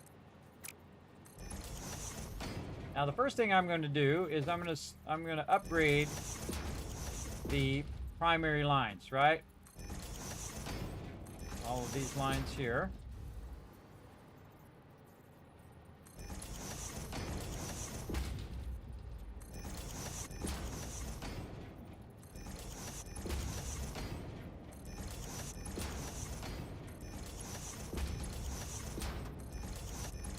Now, you most likely want to do this from the end and work your way backwards. And the reason why you want to do that is because sometimes when the belt ahead is too slow, it thinks that it's an overflow. So you don't want to just do the belts that I'm doing here. You also want to do your overflow belts because this is the overflow line. And then like here, when it's putting plates into that overflow, that's because because it has room in here for plates and concrete and, well, not those. But again, if it's in your overflow, most likely it's because of something going on with your belt speed. So we want to make sure that we get all of our belt speeds the same. You don't want to have that issue. Believe me, I've had that issue. It sucks. And then again, here with our belt speed.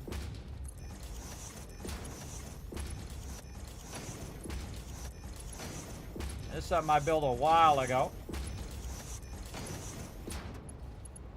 All you have to do is just roll over them and it will upgrade. All of our sorter stuff. And there we go. 1,200 per minute. Sorter running through there. Steel beams coming through. Where's my steel beams going?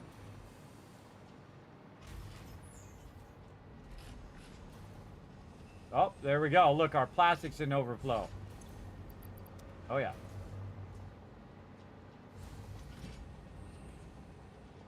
And then mine doesn't actually go in the awesome sinker, but it goes in these storage boxes over here. And so if I do need it, it'll be here in these storage boxes, like right there. See the plastic coming through? So it'll end up in those storage boxes. And then, again, if it's an overflow, I can always grab the overflow and utilize that instead of just running in the awesome sink. Though, if you don't want to keep all that stuff and you don't want to micromanage it, throw it in the awesome sink, GG's, you're all good. All right, here comes some wire. Let's see. Oh, our wire coming down. Oh, right here. See how it's causing it to go into overflow when it shouldn't? Because that one belt right there was not upgraded. See, now. See, it shouldn't be going in overflow because it hasn't filled up the box yet over here. And that is a real big problem in the game, is if your belt speeds are at different speeds, it will think it's in overflow because the one in front of it is 1,200, but the one I'm hitting there is 780, so it was too slow. So yeah, we fixed that problem, and again, that's what that is showing you right there when you see it coming out of there. Yeah, there it goes. All right, now it's gonna. Oh, it's already half sorted the box. It's already sorted everything that was back here. GG's, everybody, GG's. And you can see my inventory mostly empty now. All right, back to work. Enough of this slacking off here. We got stuff to do. Look at our particle accelerators. Run right through the middle of it. Try to get zapped.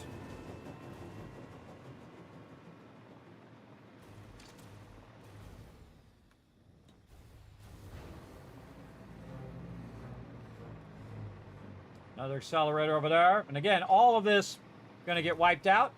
Only thing we're going to keep is that tower right there. And the one that's way out there that we built. Way out there doing plates. See it right there? Behind this one. Way out there. We're keeping that one because we redid that one in mega style.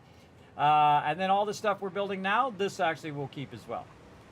Okay, now we're ready to rock and roll. We had to clear our inventory because I saw us dropping stuff. Let's go back here and see what we got back here. I hate these boxes. I hate all this loot. Oh, just some plates. Okay. All right, so again, this is our Rosetta Stone. This is the now center of all of our train building. So we got this. We got our support in there. Very nice. And then we are going to do our entrance right here. Notice I'm going to be doing it way further back and then take out this as I go. So, entrance. Hardest thing is remembering the order of these. And I could go in and number them like 1, 2, 3 or A, B, C, D.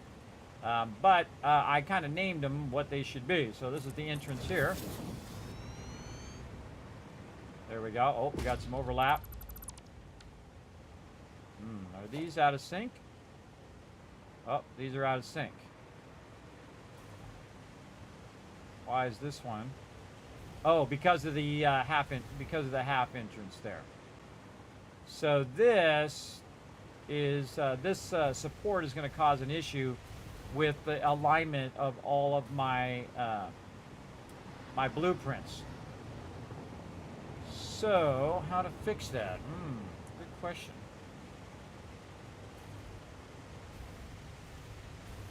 So it doesn't matter when I'm just running across there, but it does matter when it gets to my base. So we might want to back this up, since this is just going to be train line here and not necessarily be part of the base, where this whole part here is going to be part of the base. And so we would want to kind of reverse engineer that a little bit. And the way we would do that is we would take all this back out. We would put our foundations in. Our Mark 6 foundations here, and go to blueprint mode and snap it to the current blueprint like this. And then we would want to start with the support and work backwards. So because again, the support doesn't matter here, but it does matter if it's interfering with the connection to the rest of my base and the grid of my foundations. I mean, you can make it work because if you do enough of them, if you do six things, six supports, then of course it will equal one foundation grid, and you can align the grids. But I'm going to be smart, and I'm going to fix it ahead of time, so I don't have to come back and fix it later. So let's fix it now while we're thinking of it. All right, so upper support right over here. And again, we're going to put that in. We're going to move this down, line that up to the center of our stuff here. Nice. And then back this way with our train track into the back of this one.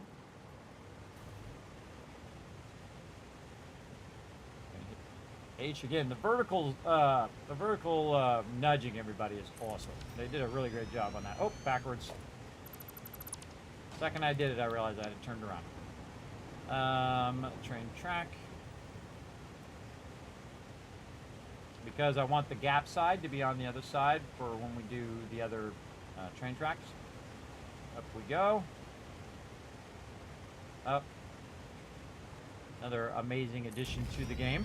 All right, there we go. Now we are aligned to the rest of our foundation grid, and all of my, see the yellow there is roads. Now, I'll go in and embellish those roads too, everybody.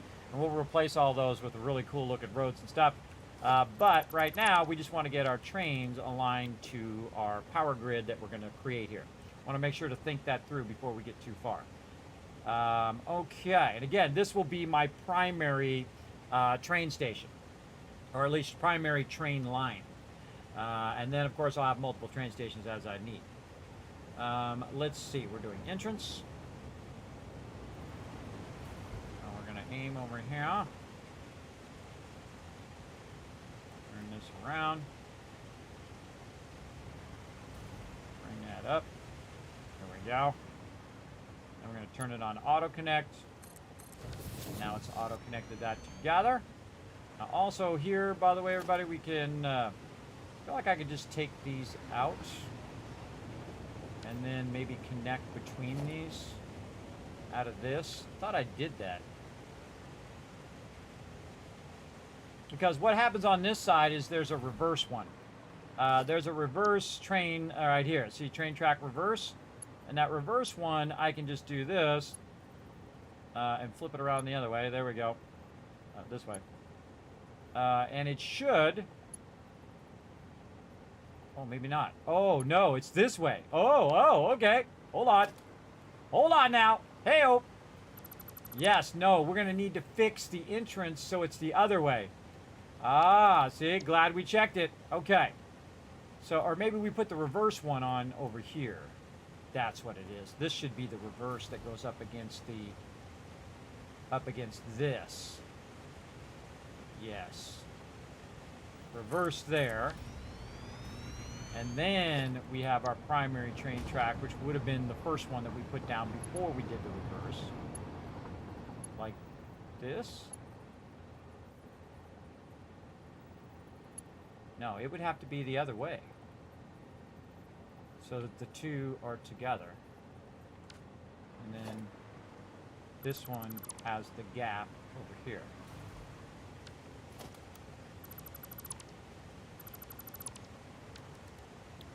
So, reverse.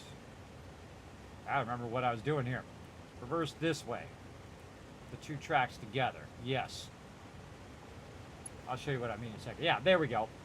So that still connects. It's a little bit further, or I mean, it's perfect. It's two foundations instead of just 1.5. And that is going to connect there. And that's the reverse version because the gap is on the other end of the track. And then this one, the two tracks butt up to each other when we flip it the other way. And then this train track goes right here and is flipped this way, and there we go. And there we go. See, I had to remember what the heck I was doing. Now, I actually took the thing out here. Now, the next thing that's going to happen is we're going to have another support here. So we put our upper support right here at the end of this. Get it to aim there. There we go. And we'll aim it in the same direction. Like this. And then my question is do I really need this in each of these? Can I just add these later? And would that be way easier between the two stations? No, it's too far. It's too far. So I should just probably...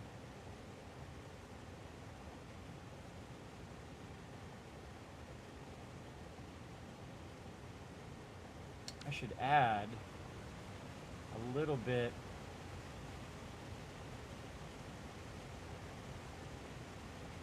of hypertube there. These things are reversed too.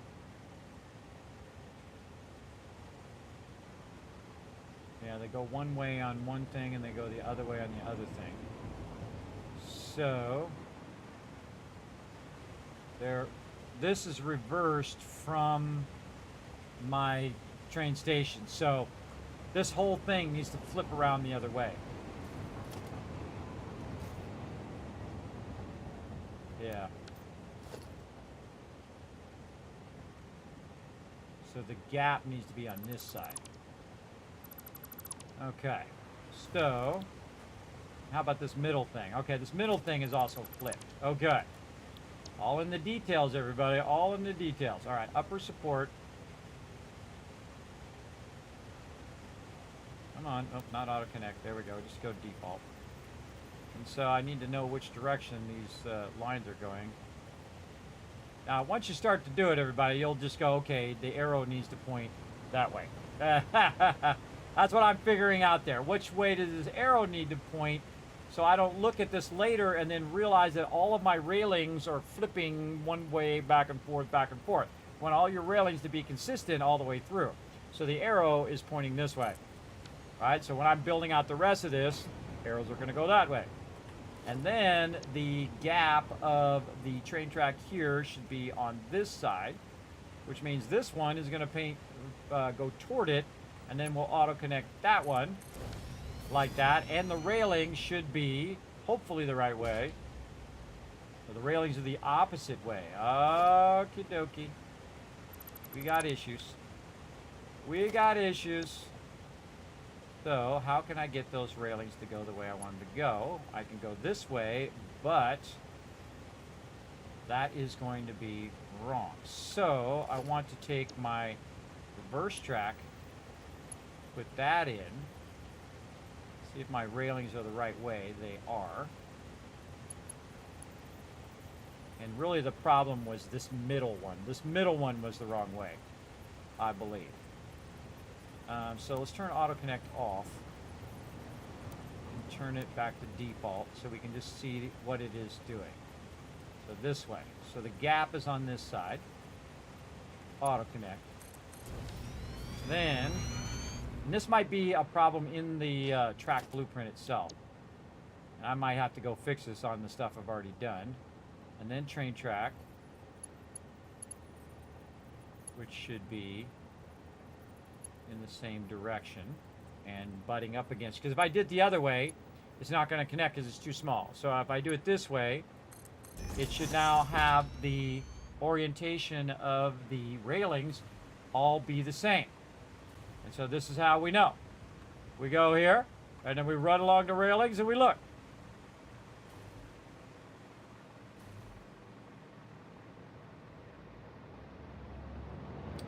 All except this part here, which is basically the upper support, which I need to flip around the other way. So all that's good. And then again, we'll go over here and turn the auto connect off. Come on. As it tries to connect to stuff way down there. Stop doing that. And again, we want to aim it in this direction. See, some arrows are going to be that way, some are this way. You can try to orient them all in the same direction, which would probably make this way easier, but it's fine. We'll work with it. And then now I've got my support there. So there we go. All right, now we got it squared away. Again, those little details, you need to figure them out before you start building 1,000 of these, everybody.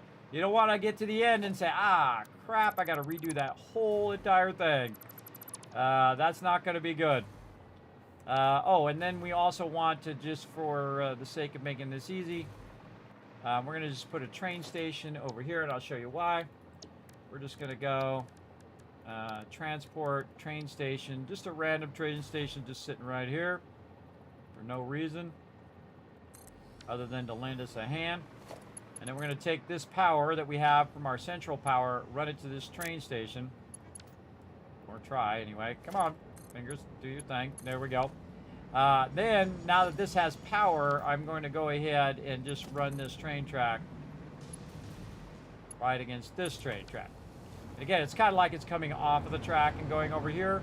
But what it's doing is now supplying it with power. So, in theory, we no longer need all these power poles out here as we're building. So, and what we should do, though, is we should take a moment to take out all of the other stuff that we have over here that we're going to be replacing with our new stuff.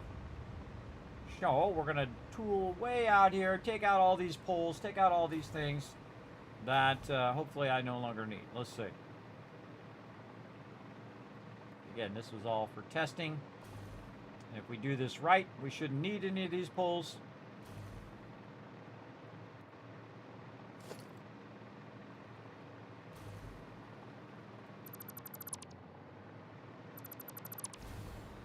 You want to make sure you take them out so you can reach the next pole, or you're going for a swim. Keep that in mind. So you see I kind of move halfway through there so that I'm connected to the next one, and so on. You get the idea. If you don't, boom, then you just drop down like that because you ran out of power. Your little hover pack. You can also just press the space bar to keep yourself from falling. All right, and then we're going to clear our blueprinter here. Our blueprinter has done an amazing job for us here. Let's go ahead and clear that out, just so anything's not in the way or whatever. We'll take our blueprinter out. We'll take out all of these foundations that we used here. Again, look how quick and easy that is to take out, right? Awesome.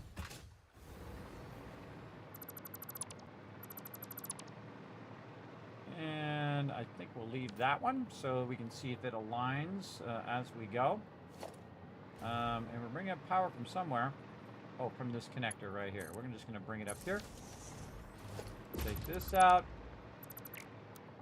Take that temporary blueprint. Look at that. So you cleaned it up like it's nothing. And now when you get on a roll, everybody, you save it. On a roll. Let's go. Man, this is fun. I love figuring this stuff out, everybody, because I do, like, really advanced stuff, as you can see. Okay, and again, that's just was a test one. This is the real deal here. Now we're going to really get it going. Okay, so now, what do we need? We need some fluid platforms. Oh, we got to put our blueprinter back down over here. I forgot. Because it's actually going to be over on this side now. And we're just going to do this. Going to hit H. And then click it. So even if it hangs off the side, no big deal. We need to look at our fluid platforms. That's what we're doing. Load. Fix fluid platforms right here. And make them actually into fluid platforms and not freight platforms. I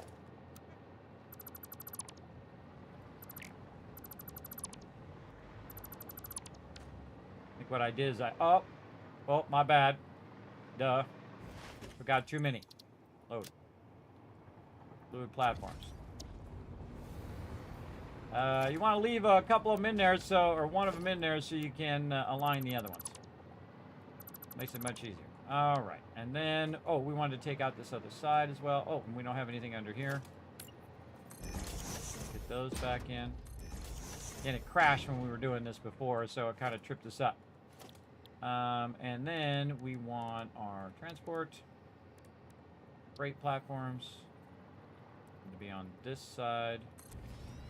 Again, I could just leave the freight platforms out and just put freight or fluid or whatever I want in there as well.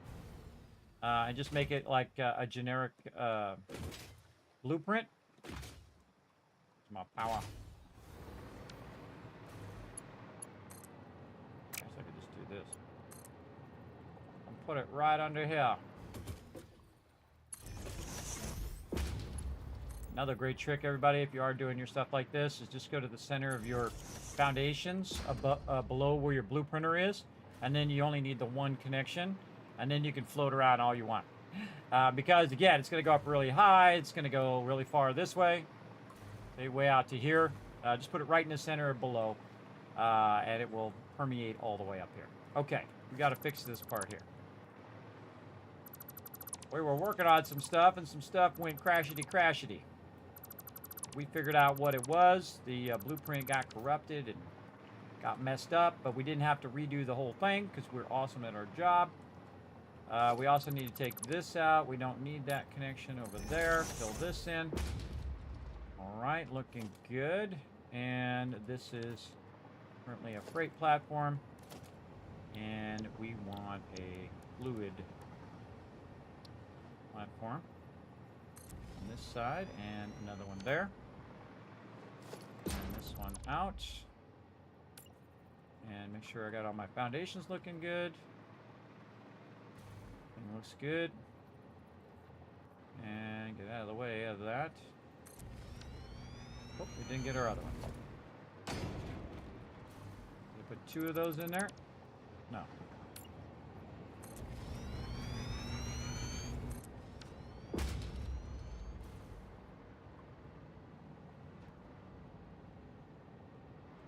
Okay. Didn't bring our railing all the way down. So railing here. There we go. Really like that railing. You could drive a vehicle up in there, or you could run up and down through there. Very cool. I think that should be good, other than the coloring of everything. Let's color this out. Red for trains. I could also color it like gray for oil, yellow for deuterium, purple for quartz, whatever you feel like doing. Me, I would put it down as red, and then I would go in and I would color it in the moment, versus making a blueprint for it. If I can make the minimum amount of blueprints and manage those minimum blueprints that do that repetitive thing, and then just fix in the little details, right? Just your job, if you're using blueprinting, is just to add the details, where its job is to do the bulk build stuff, right? That's the stuff you want it to do, because when you're mega building, it's a lot of stuff you're building, right? So it takes a long time, and if you can maximize your time, that, I think, is the ultimate in efficiency. And remember, efficiency first, right? That is what Fix-It Corporate has asked you to do. Put that first. So that's what we're doing. So let's go ahead and save over that one. And we will double check that these are all fluid platforms. Fluids. Yes, they are. We can even check their outputs if we want to be really worried about it. We got a lot of circles there. That's what we want to see. And we're GG's. All right, now me, just for the sake of making sure that everything's cool, we'll also bring up the freight platforms and make sure they're actually freight, and I didn't, flip freights with fluids and fluids with freights and so on. Should all be square. Yes, they are. Very nice. Everything the same. I think I probably need to fix this one other thing here. Yes. Zoop those in on that one as well. And GG, it's all colored in nicely. And save again. Now, I wrote down somewhere how many oil things that I have. And let me go track it down over here. Pause me. Come on. Oh! TwitchCon tickets are still up for grabs, everybody. If I had that Voltec van, I'd be going to TwitchCon right now. But sadly, I don't. Not yet. One of these days, we'll get it going on. And then I could stream and go to TwitchCon at the same time. I could stream for a while and then drive and then stream and then drive and stream and drive. Just kind of go back and forth, everybody. Or I could stream while I'm driving, but not watching the stream and not playing games. I'd be paying attention to me driving. And supposedly Starlink does that, but we'll see. There's what it's supposed to do and what it really does, everybody. I mean, this is like the real deal. All right, let's see. What was it? Did I write down how many I had? I should have wrote it down. I don't think I did. Or I wrote it down somewhere and I don't remember where I wrote it down. Yeah. Yes, yes, yes. I can see I wrote a bunch of stuff down. But not the thing I need right now. Feel like we need a new spreadsheet. Or we need to take one we already got and duplicate it. Which is what I'm going to do. Satisfactory. Mega extraction. There we go. All right. And we're going to clear out all the stuff we already have. And we're going to come back. And we're going to redo all these numbers later on. Delete that. I'm over here in my spreadsheet, everybody. Over here. So I'm just clearing out the spreadsheet. So I can make these notes. How many oil train cars from Lake Oil?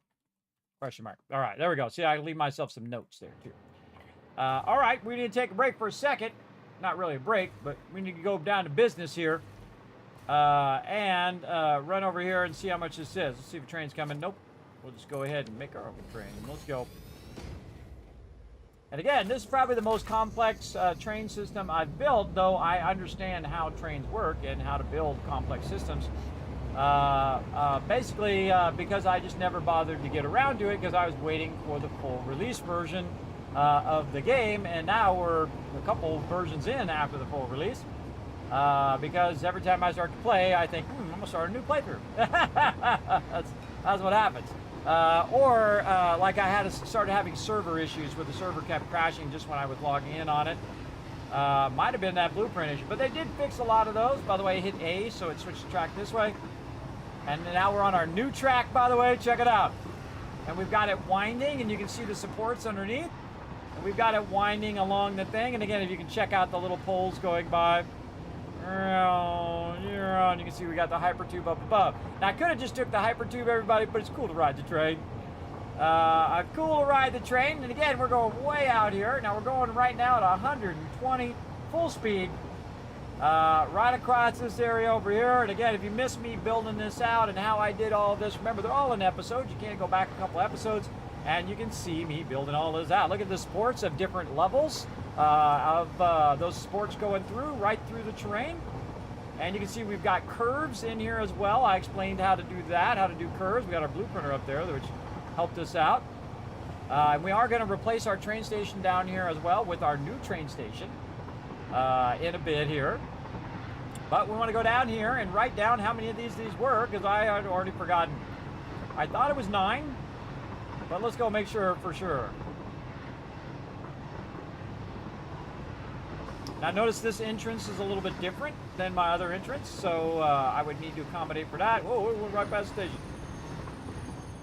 Ooh, to a stop. All right. We'll take this out of here because we don't want to block any other trains coming through. Which there aren't any because I haven't set the train up yet.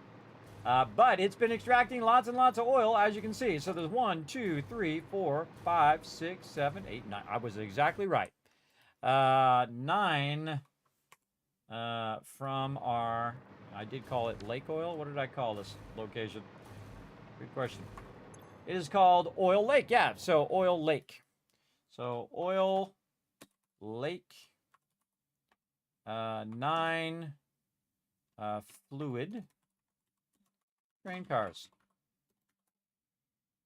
All right. Make ourselves a little note so we don't have to keep running out here every single time. Oil Lake pickup station. There we go. We're going to start a spreadsheet here that basically is for our trains, but I'll go in and modify it and do all that stuff later. Actually, that's what I should call it. Mega trains. Trains. There we go. So it reminds me to come back to it. All right, so again, we can see it's extracting. It's filled up all of this stuff. We have double inputs, always double input, double output, everybody, because it will never really truly reach full 600. It'll get pretty close, but it will never reach that maximum. And you can see the difference between this over here, everybody, where this is just plain Jane, and then you can see that we went in and we massively embellished our trains. And now it's time to ride the hypertube. Let's go. Now again, this hypertube will go throughout the whole entire world, and I'll be able to switch between those hypertubes, basically using our new junctions in Satisfactory 1.1, which is pretty cool. So yeah, this is very fun. Now again, we can make a hypertube cannon if we want to, which will go boom and shoot us clear across the world in like no time at all. But I don't mind just taking a moment to enjoy the ride, everybody. Again, some people are in a hurry. Me, this game, you don't have to be in a hurry, everybody. It's at your own pace. I like to be efficient, but I don't like to be in a rush, if you know what I mean. Yeah, it's very, very fun. Now again, when I'm coming the other way, though, I'm going down the hill, and it's speeding me up on the downhill as well. And again, you can check out these curves as we go through, and how I kind of booted around the terrain. Again, using our ability to angle our platforms. That spot right there, I might want to curve that. Again, whenever I look at stuff, everybody always think, I want to adjust that, I want to fix that, I want to make that a little bit better. And I have the ability just to put the hypertube thing just right down there, so I can adjust it, turn it, angle it, and then adjust the way I have those hypertubes. So I made a separate blueprint for that. And then also there's blueprints where it's built in, right? So I definitely want to think about how I'm going to do that on the way back, so that I don't have to do as much work. And that will automatically connect those hypertubes together. Kind of feel liking on one of the ones that's A or B, I might put another one of those so that it's in the center between the two supports. And so it'll go from the support to the center to the other support and so on. Oh, hey, there we go. Look out for trains. Go out the train tracks. So that's as far as it goes right now, and then it just connects in to our old train lines here. And again, coming through. Any train coming this way, any train going back. Train already went by. All right, well, make our own train. We're heading back.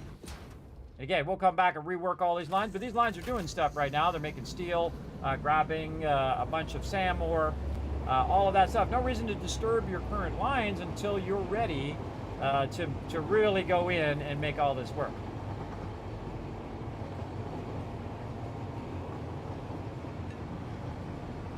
I don't like to disturb my production unless I really, really have to. One of the next things I want to revamp, that right there, my quick wire. We'll get it going.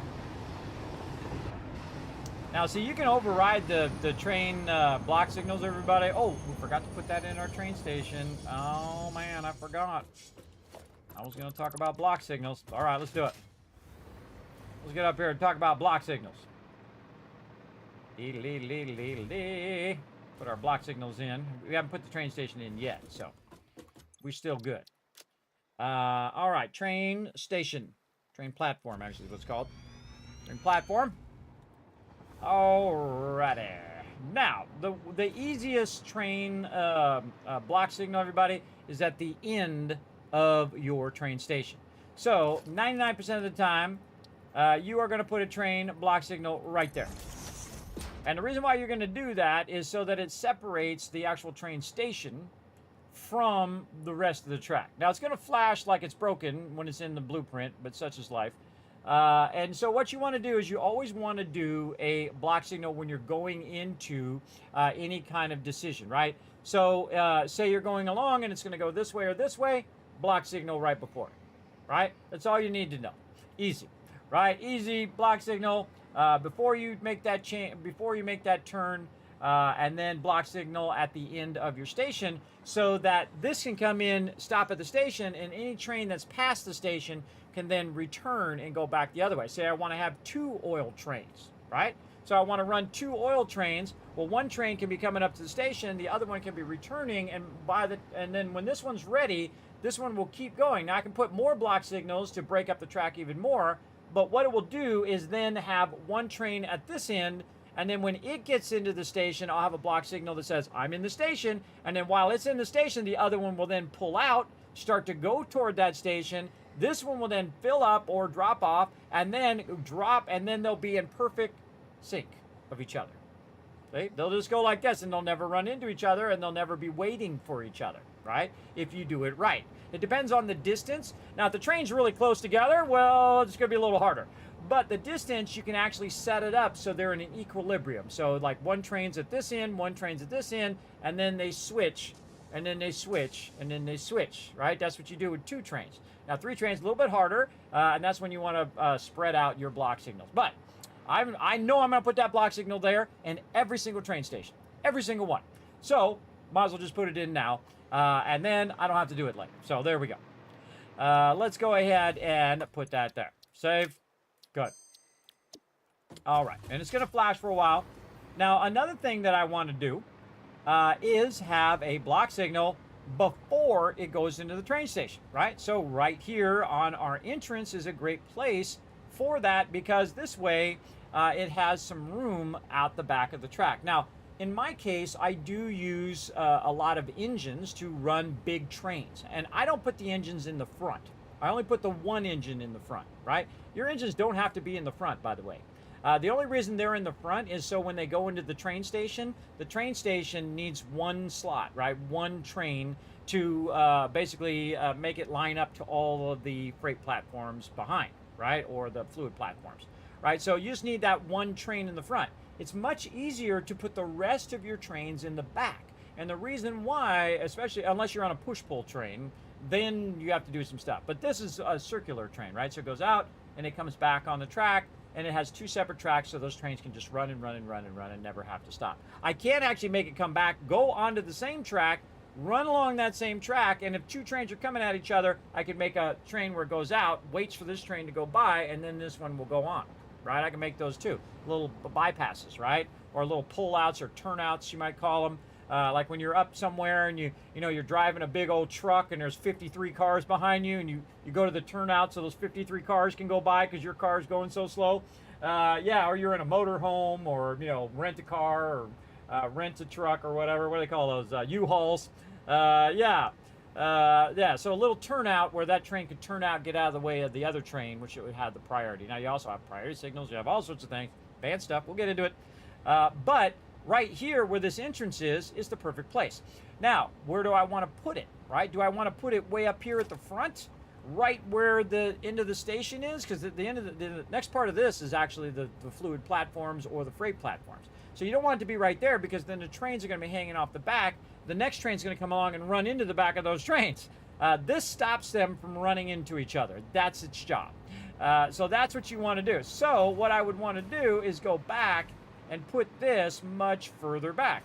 Now I would put it way back here at the very back, so no matter how many engines I have, or how many train cars I have, the train is actually stopped way back here. And so it doesn't matter. I could have 15 more cars on that same one, and I'm only using, say, 5 of them here, and then on the next one I'm going to put little spaces in there so it picks up 5 more and 5 more and 10 more and 3 more and 2 more and a bunch of different stations. You could set all that up and then just have enough room so that your train, if it's 20 cars long, does not basically run into each other, run into the back of it with your block signal. So that's why you put your other block signal back from your train station where you feel it's appropriate. Now I think the best way to do it and to try it out, see if I like it, is to put it at the back of my entrance, right? Because I don't need it on every single train track that I run, though I could do it every 2 tracks and then have it be that repeating over and over again. I feel like completely unnecessary.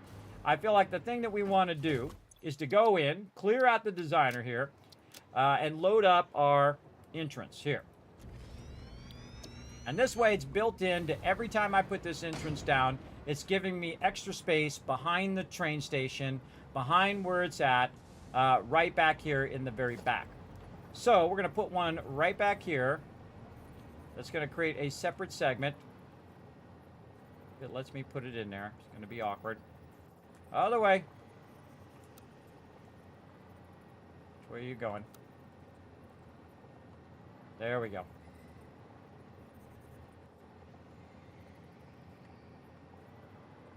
Yeah, it can't be nudged. I forgot, those things can't be nudged.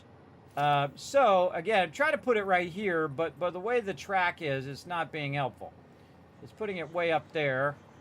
I would prefer it to be back here. Huh, how can we work around that? I think we'd have to make the track longer, and then put the track back the way it is so it can auto-connect.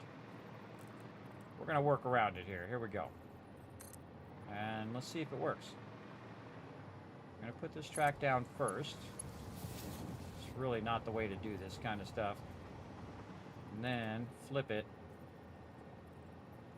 Not let me put it there. Let me go halfway back. Huh.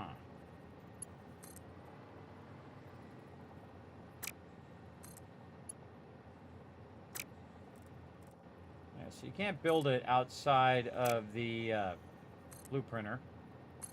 I'll try something there. See if that has any effect. So yeah, furthest back I can be about half here. Just a little less than a half.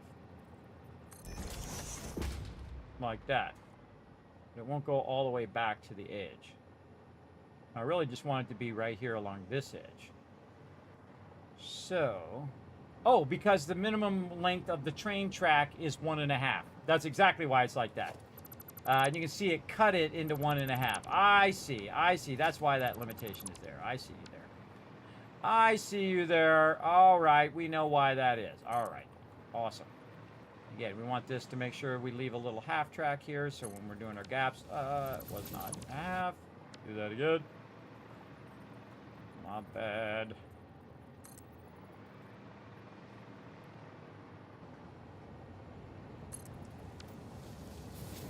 Okay, so yeah, it's got to be 1.5. So it's the minimum it can be is right here. Again, I don't like it if I go any further than that. There we go. Now remember, it's coming in this way and it's going out this way. So this is going to basically have a signal, and then there's one at the end of the train station, and our block signals are good. Yeah, I just thought of that, because when you put that down, it cuts the track. It cuts the track in half. I can show you. See, it cut that segment, and it cut this segment, and if I do it closer, it's smaller than 1.5, which you can't have in a train segment. And now we know. It took me a second there to remember. But there we go. We got it figured out. All right, now, again, we'll take this one out. And again, the great thing about blueprints, take them in and out. Do what you got to do. We got to work on these train tracks over here, too. So this is the reverse. This is the primary one. So maybe in the middle of the primary one. So we have a gap. Yeah, it'd be nice if those reached across, but it's just a little too far to make that reach across there.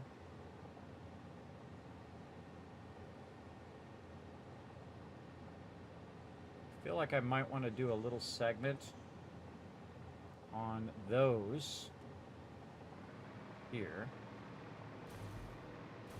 Yeah, I'm gonna have to move that into the blueprinter a little bit so I can make a segment. Might be able to do it in there. Oh, headphones died. It's been another, oh my God, it's been 9 hours. I thought, has it been another 4 hours? No, it's been another 5 hours. Those the headphones last a long time, but gotta give it to them. 4 or 5 hours for wireless headphones. The tiny little thing like it is. Pretty good. My other ones were like 2 hours. The Apple ones, those ones sucked. See, I'm not a big audiophile, everybody, so I don't really care about the fidelity of the audio at a really high degree, because I'm also partially deaf in this ear, so it's lost on me. So I only care about how long they last. And I have 2 pairs of them, so I can just let them, let it charge while I'm doing the other one. And by the time this one dies in 4 hours, that one's fully charged in like an hour. So I'm good. I'm good. All right, so we got to figure a way of doing these hypertubes a bit better. So I want to go ahead and figure out what's the smallest hypertube segment we can do. We probably, should we manually put in the hypertubes, or should we,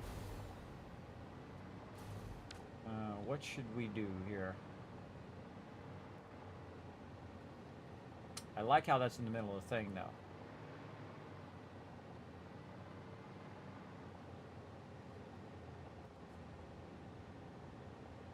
I have these built into the thing. Now, I could just connect hypertube here to here.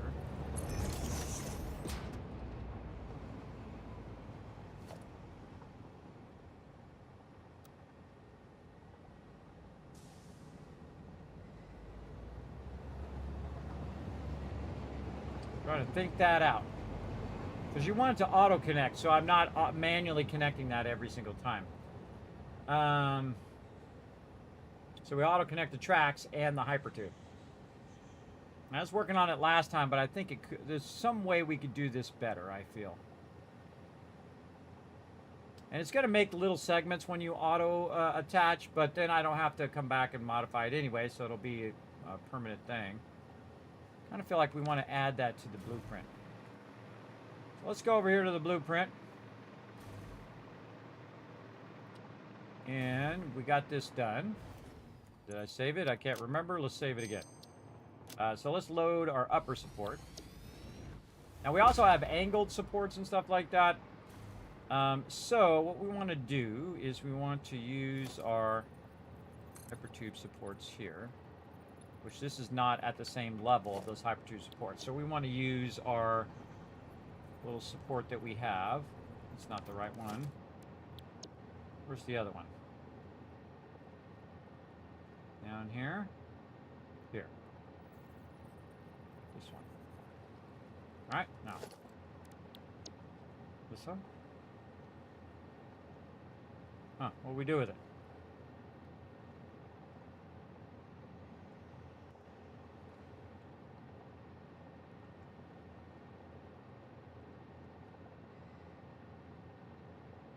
I think I might have deleted it. All right.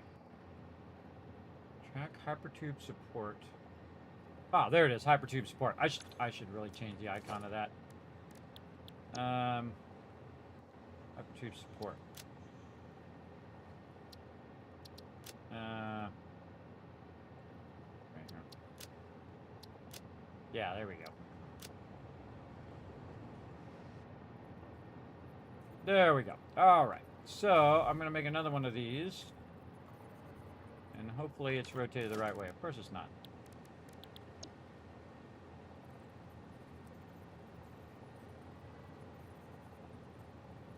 Okay. Let's do this. Let's do this.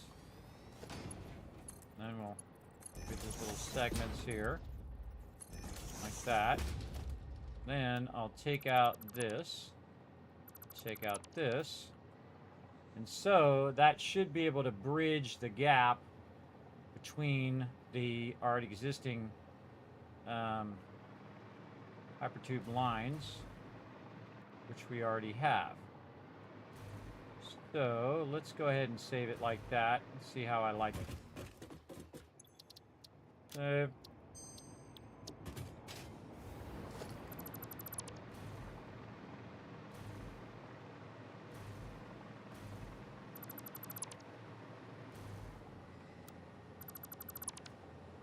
Okay. So we are going to use our upper support.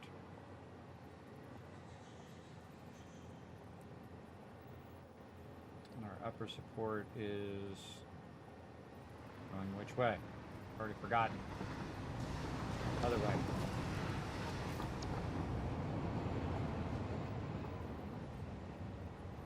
The problem with having a bad memory, everybody, having really bad memory issues is 2 seconds later you're already forgotten what the heck you were trying to remember. All right. So now see how it has the gap, and then I can say auto connect, and then it will just auto connect that hypertube into that hypertube canoe. Oh, awesome. All right. And so that will auto-connect those together. And then this one is the railway. No, this one is the train track, the regular train track. Then we have the reverse track. For all of you watching this in the future who are my patrons and who are trying to figure this out, I'm showing you right now which ones to use in which directions and whatnot. Right now we're aiming all the arrows in the same direction that way, except for the reverse one, which is obviously in the reverse direction. And so there we go. Again, I like to try the blueprints out, really get them iterated and really make them working good, and then I like to upload them for you guys. So, you know, you're not getting the old version of whatever I'm doing. Because these do take a lot of work. They do, if you want them to turn out great, and you want to reduce a lot of work. And again, it's like, I could have spent 9 hours on it. Yeah, but I would have spent a lot more time on it fixing it later if I didn't fix it now. And again, I have the auto connect on. And now that hypertube is connected there. And we'll test it to make sure that I don't just suddenly drop out of the hypertube. And then we have what? This one. Then our entrance. So our entrance here, which we added our block signals to. And like this. And auto connect working awesome. Now this is not going to auto connect my hypertube. I'm going to go ahead and do that myself. Because I'm just going to go something like this. A little curve, though I could automatically add that to the entrance. Save me some time.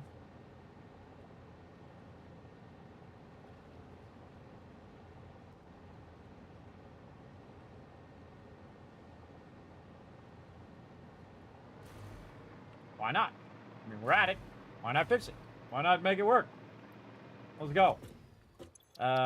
So, better save it again. See, I get paranoid. I just save it again just to make sure.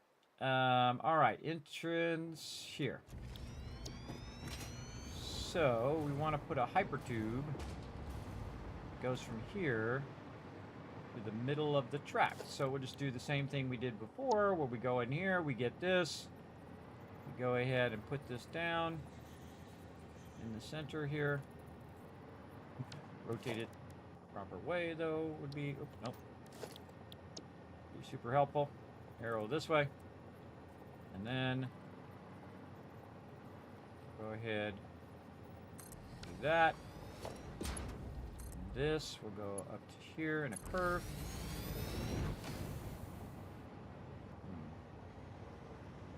The train thing is there. I don't like that.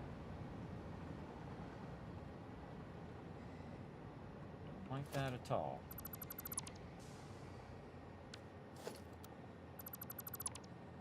Try something a little different. Move it back just a little bit. See if we can get that to go around that thing. A little better. Yeah, there we go. Okay, it's going to be kind of hard when you go along the block signals. See this? No, you'll be able to see it. You'll be able to see it. Just making sure that this is not going to block it. Now, I don't actually need the pole. I just need the connection line, right? So it's automatically connected over there.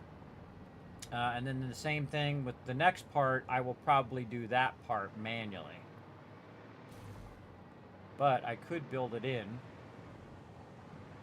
So those train stations would automatically... I put one on each side, and then they would automatically connect. All right, well, we'll get that hypertube stuff solved as we go. Let's save this. And then we're going to take this out. Put this out. And let's try it again. All right, so we'll take our entrance. Remember, we're going to be making a crazy ton of these, everybody, so totally worth it. Totally worth the time, I think, to make it right now. And there we go. Yeah, hypertube auto connecting. See up there the little chains, and then down here the tracks connecting. Awesome. Awesome. See, if you use these blueprints, everybody, all my Patreon supporters, it's got to be easy mode. Just boom, boom, boom, boom, boom, boom, boom. Build your tracks out. GG's, all good. Love it. All right. And then now let's figure out our how we're going to do our internal stuff here. Probably a good time to save too, because we're crushing it over here. We are crushing it. Tycoon on a roll. Save over that one. GG's. All right. And then when you like it, you save it. Fluid platforms, we need 9, so we need 3 of these. So we're going to put this right here. I'm going to hit H. And that's the way I want it to go, except for I would like that hypertube to connect in there. Now, how can we get that to line up? So I could actually, looks like it's lined up. It lined up on the edge of that.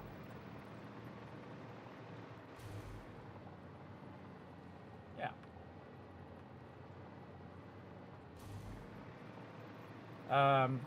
Again, I could put it in the thing where it goes all the way to the end, and it's just not connected at the end. And just the hypertube's already there in the thing. So let's go do that. And that'll bring us all the way to the train station. Over here. Again, play it again. Load it. We want our fluid platform.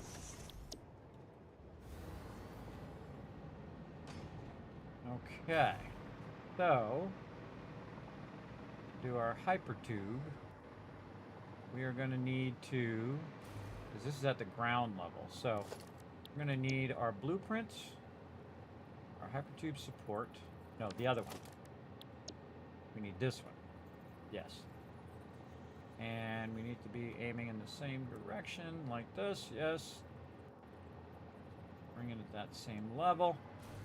And then we're going to bring it way down to the end here. Let's say about a half foundation. We're going to bring it down to the foundation level. Then we're going to nudge it in so it's lined up to the other one. Very nice. We're going to put that down. Then we're going to do that exact same thing again. We go ahead and put that down at the ground level or the foundation level. We nudge it down so it's at that level. Nudge it over so it's lined up to this one, and then we'll nudge it way down over here. Come on. On this side, so again, about half foundation to the end so that it can connect the two hypertubes together at a full foundation gap. And there we go. So we'll put that one down. Then we'll take this and we'll connect it there. Take this, connect it here. Then we'll hit F and we'll go into blueprint mode. We'll take that in part out. We'll take this part out. Looks like it's going out just a little bit. I don't think those were aligned. Those were not properly aligned. Hold on, we got to fix that again. Hold on. Don't think I was eyeballing that good enough. So like this way. Here. And then down. This is where it was. Here. I want it to be in just a little bit, and then this way just a little bit. Okay, and then we'll take that blueprint out. Take this out. We'll take a look at that. Yes, there we go. All right, much better. And then we can just use this one line. The other one in the middle is hard to see and line up, so I'm using the ones at the end. So I'm going to go ahead and do this again. H down, move this in until it lines up right on top of that other one.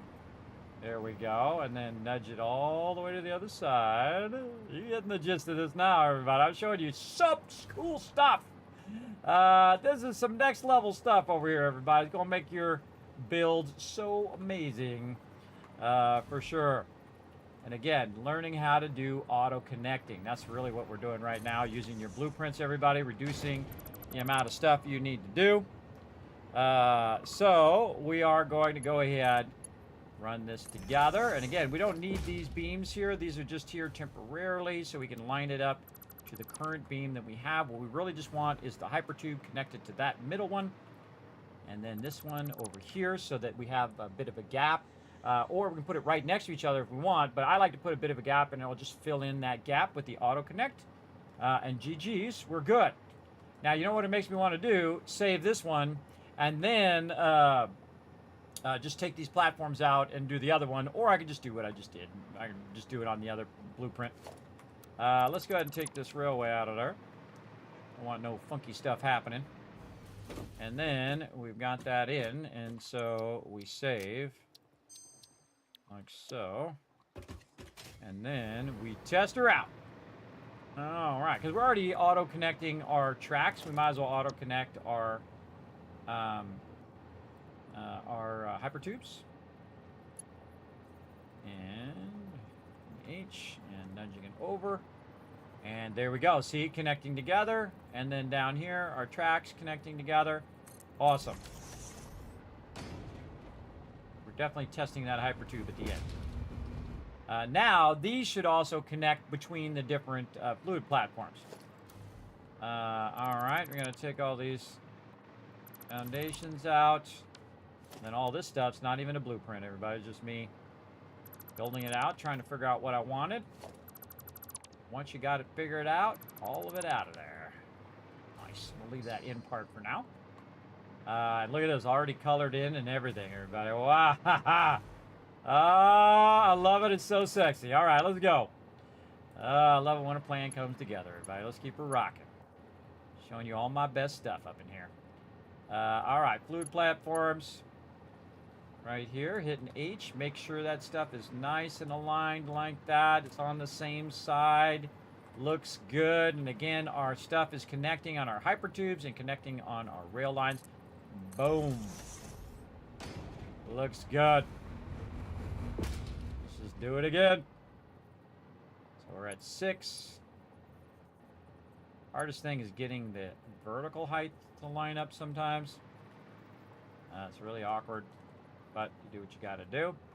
Look and see if our hypertubes are connecting, our train lines are connecting. GG's. There it is.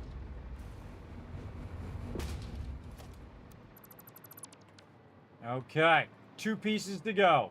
We better save. We better save a new save. 2 to go.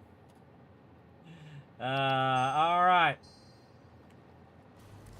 Just in case, because we're crushing it. Okay, now the actual train platform itself, which again has our block signal already built in. And we're going to hit H. Make sure that it is lined up and that it is locked in. Train station's facing in the correct direction, which is going to be that way, right? Because we're coming in on this side. And there we go.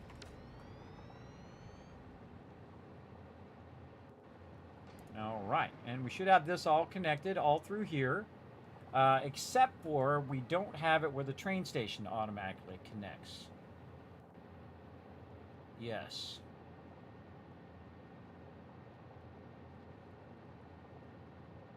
I'm very tempted to put in a loop at the end. So just loop back and then have this loop back in the opposite direction and sends us back the way we came. So we can just come over here, see if it's working. If it's working, then we just automatically go back. We don't have to get off the we don't have to get out of the hypertube. We can just look and then bail back the other way. An automatic turnaround built in, and then also you could have an exit if you wanted to. And I put it at the end piece.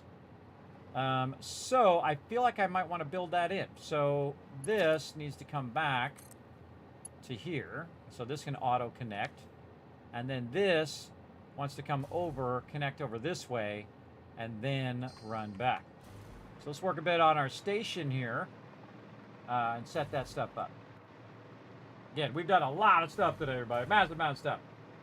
Back from the gym, getting your 3.5 in. Look at you go. Look at you go. Way to get it done. You didn't slack off. You got a win in today. Always take a bow when you get a W in. That's the way to go. Get them. Get those W's. Okay. So, same thing here. We want to just get the same thing as we have here, which is this one up here. And notice that's up off the ground, everybody. And the reason why it's up off the ground is because it accommodates that it used to be sitting on a foundation. But I took the foundation out. I want to line that up to this. There we go.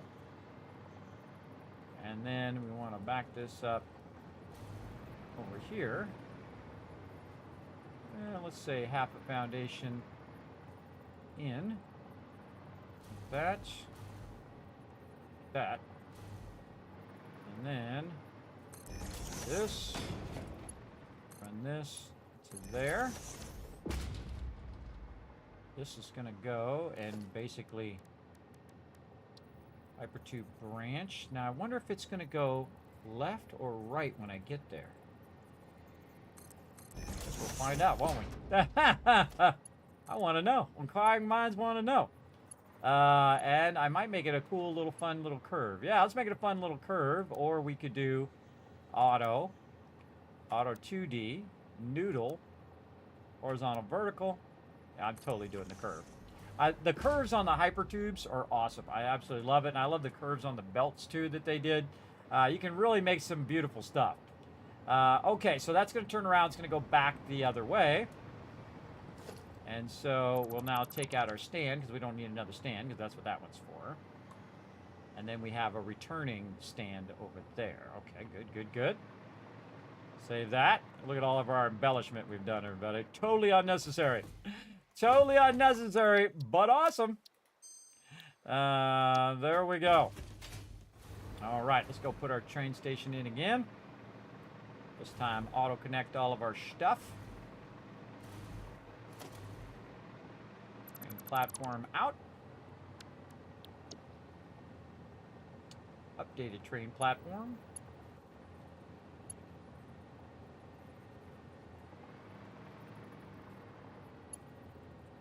Back in. Oop. Looks like it's got vertical problems. There we go. All right, and then we want to see that our hypertube is connecting. Yes, it is. All of our train lines are connecting. We've got the thing in there. Awesome. So cool. Love it, love it. All right. Now get that to fix itself. All right, there we go. And then over here, we can just take all this stuff out because we know this is all GG's now. Again, you always want to kind of, get an idea what you want first before you spend a lot of time building it out. Now, there's only one more piece, everybody. And I can tell you what I already want to do, so there's no reason for me to put it down. I'm going to go over here, I'm going to fix it over here, and then we're going to put it down. And hopefully it'll connect the rest of that hypertube all the way through. I might have had to put a little hypertube part in the front, now that I think about it, so that it will connect to the next one. I wonder if it just automatically will. I guess we'll find out. We'll give it a try and see what happens, if it auto-connects it or not. Might be a bit too far for it to know to auto-connect. Save it again. All right, and then we are going to do our turnaround right here.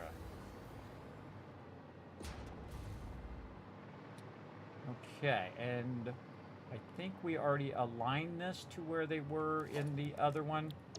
So we should only have to go, if I did this correctly, I guess we'll find out here in a second, like this.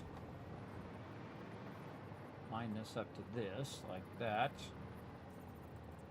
It's not perfect, but it's close enough. And then we're going to back this up over to here to half a foundation there. Is that looking vertically? All right, good. Like that. And then we'll just do another one. Bring it down. Definitely, because it's hard to see on glass. Hard to see whether that's lined up or not. All right. And that looks pretty aligned to me. Oh, gotta go in the other direction. It's gonna be super helpful. Okay.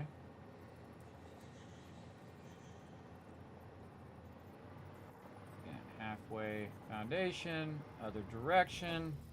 Nudge it down onto the foundations. Yep, it's on the foundation. Line it to that other one. Okay. Again, so this is going to come in. It's going to go here. It's going to then turn around and go back this way. Back this way. Into the previous one. Like so. And then we don't need this. Don't need that. So that should come in, turn around and go back the other way. Oh, and almost left this thing in the blueprint.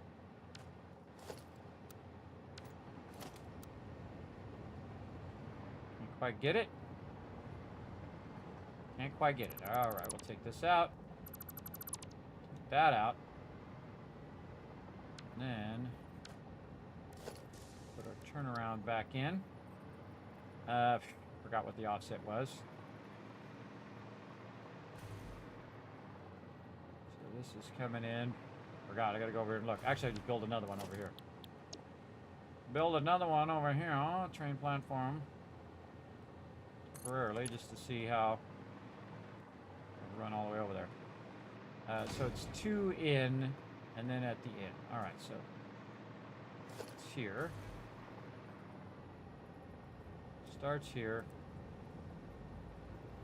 I don't remember if I left a gap or not now. I don't think I did. And then here.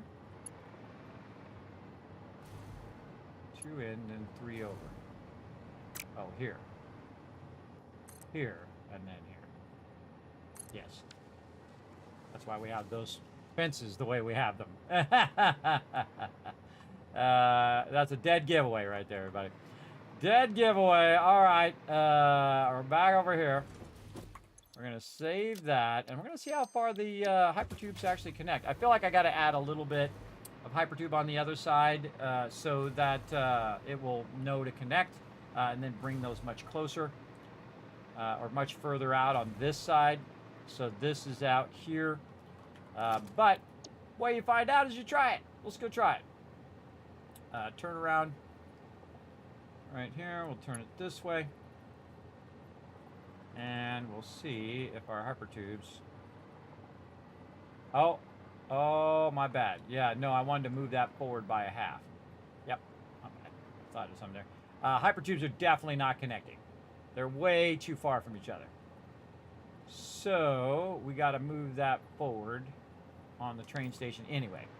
And we got to move the roundabout part up by half a block so you have full foundation and half a foundation.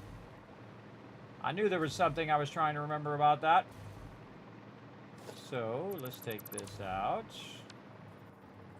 Turn this around. Half a foundation. Make that go back over here to this half of the foundation. Very nice. Yeah, see, that's why it's out so far, see? And then we got this one fine. So we'll save that. And then we want our platform, hopefully one more time. You never really know until you know, you know? All right. And then this way.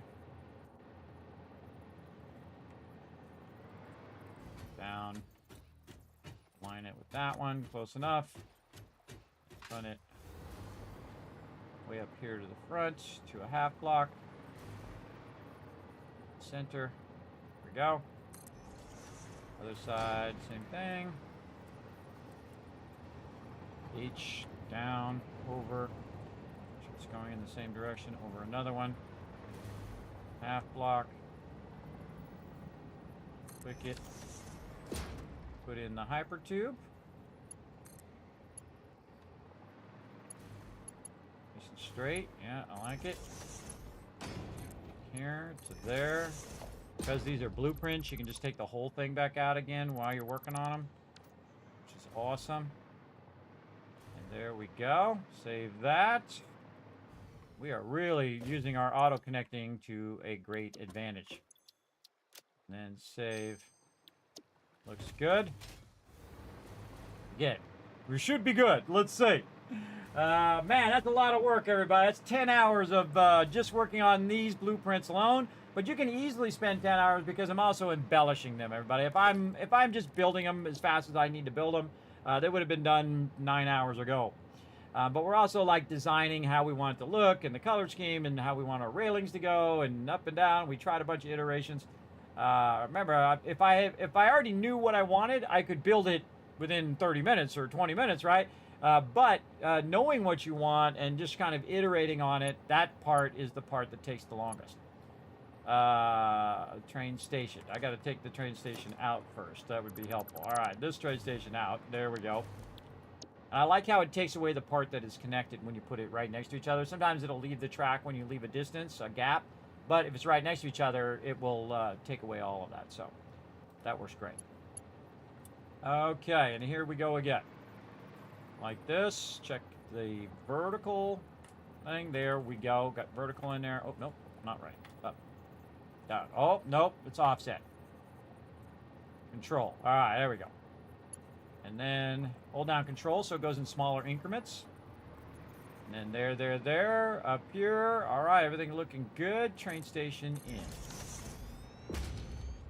All of that should be connected all the way out to the thing. And we're creating a little hypertube loop at the end. Loop back. And then one more piece. You guys hung in there all the way to the end. I'm very impressed. I'm very impressed.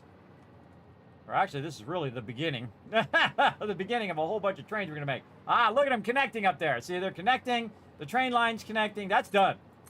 That's a done deal right there. That's a GG's. Now, the fun part. We go testing. Yeah. Now, at the end here, I guess I could have built this in. So, we could have done, yeah, I probably want to make one more adjustment to this. Where I could put this here. So the right side is the default side. And then the left side is the side that you typically switch to. So this, I could go ahead and put my hypertube support in here. Feel like right here. And then up by 2. Have this circle back. Yeah, I don't like that. It's gonna be in the way of my train. So yeah, there we go. It just dumps you. Dumps you right there in that stopping point, because that's gonna fire me clear out of there over to there. And then we would want this in here. And then by default, this one is gonna run us around, and we'll put a curve on that one. It's going to go out of the... That's cool looking. Oh, too bad you can't rotate it the other way. So it comes in and goes up and then comes down. That'd be wild. But that goes outside the blueprints. So that might be a little difficult. I don't know. It's pretty close. That might be a little difficult to do it there. I might want to back it up just a little bit. Maybe a little closer. Back here. So maybe here.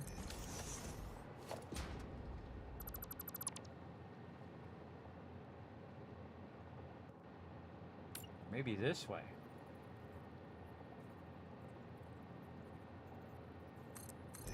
Coming in, it's going to go right or go left. And this won't be so much out of the hypertube. Oh, that is way better.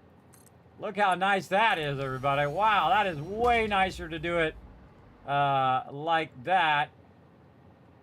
Yeah, the junction back there. And then put a double junction in if I want to, but I'm just going to do a single junction. And then this will go like this.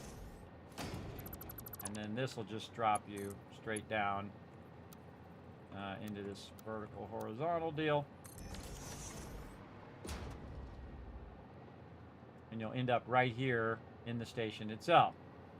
I don't feel like I want this forward a little bit though. Maybe right here.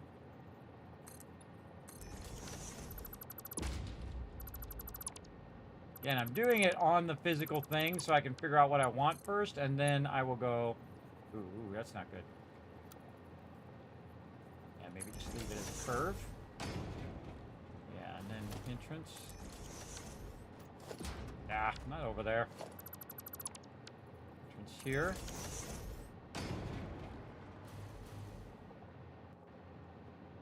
That's cool.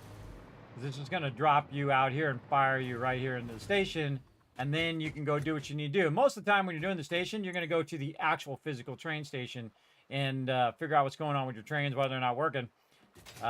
This train's actually functioning right now, by the way. This is actually the live one. So we can go ahead and... oh, we can turn the hypertube on and off here. Oh, this will be a hypertube switch. I didn't even think of that until just now. All right, let's go.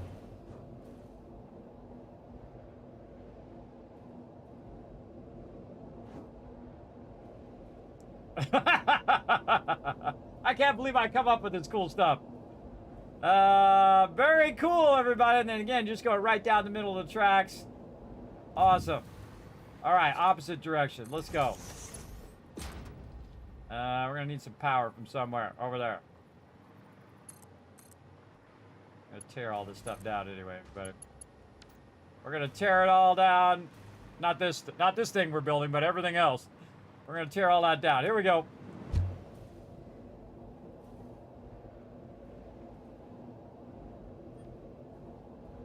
Now, by default, I should go right. Oh no, I'm going left. Okay. Now, see, by default, or do I want to go have it automatically stop in this location as opposed to looping back around? Because if I go AFK and I come back, yeah, I think actually that's better. Because if you're going toward this direction, you're most likely trying to get to this train station in the first place. And so you probably want to automatically stop.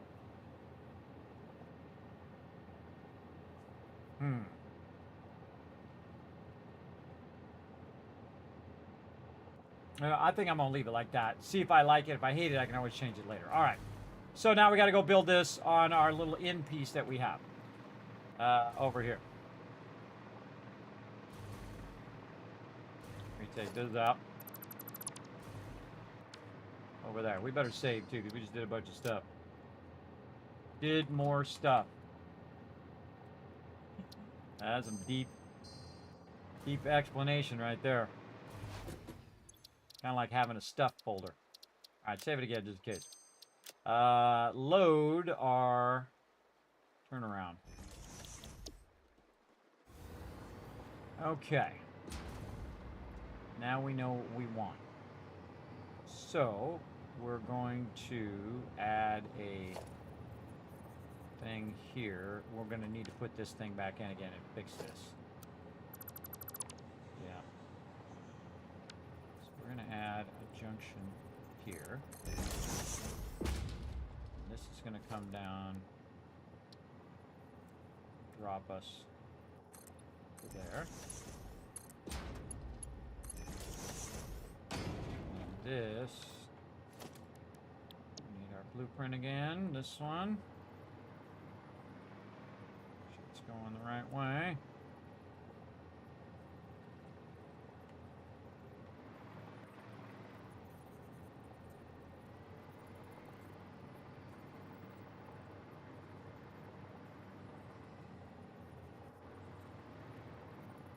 I just like to have it a half a foundation out because, again, you have a minimum gap that you can have on a lot of things. Hypertube, by the way, has a very small minimum gap. That's why you can do hypertube cannons, where you can put these things really close to each other, and then you just leave a gap so it comes out of one and then goes into another and goes into another and goes into another, and all of a sudden you get faster and faster and faster and faster because you're coming out of one and gaining acceleration every time you go into another one of those entrances. Yeah, it's awesome. I think it breaks the game, but you do you. Oh, I didn't actually put it down. I thought I'd put it down, but I didn't. Try it again. All right, it's going the right way. Nudge it down. Make sure it's lined up, or at least because we're going to get it here. And then half foundation. Again, sometimes you just build stuff just as a template, so you can do that. And then, again, I don't need that many supports. And then take this out. And that should auto-connect And then we have this, which we're going to have a problem with the power tube entrance, because the power is not going to be pre-set up. So we're going to have to run that power ourselves to the power switch. So we probably want to have that switch off by default. Yeah, we want to have that switch off by default, so it's not just running this hypertube entrance for no reason. I'm not there. I'm not using it. You want to have your hypertube entrances mostly off and have the ability to control them from really far away. So I would say that this is, you know, oil drop-off hypertube entrance, so I'll know what it is later.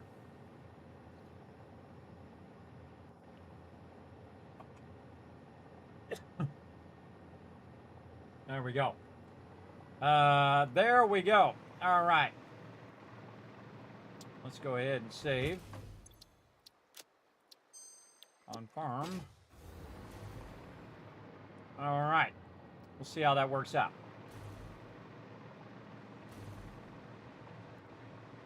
Building all this stuff while we're working on it. This out.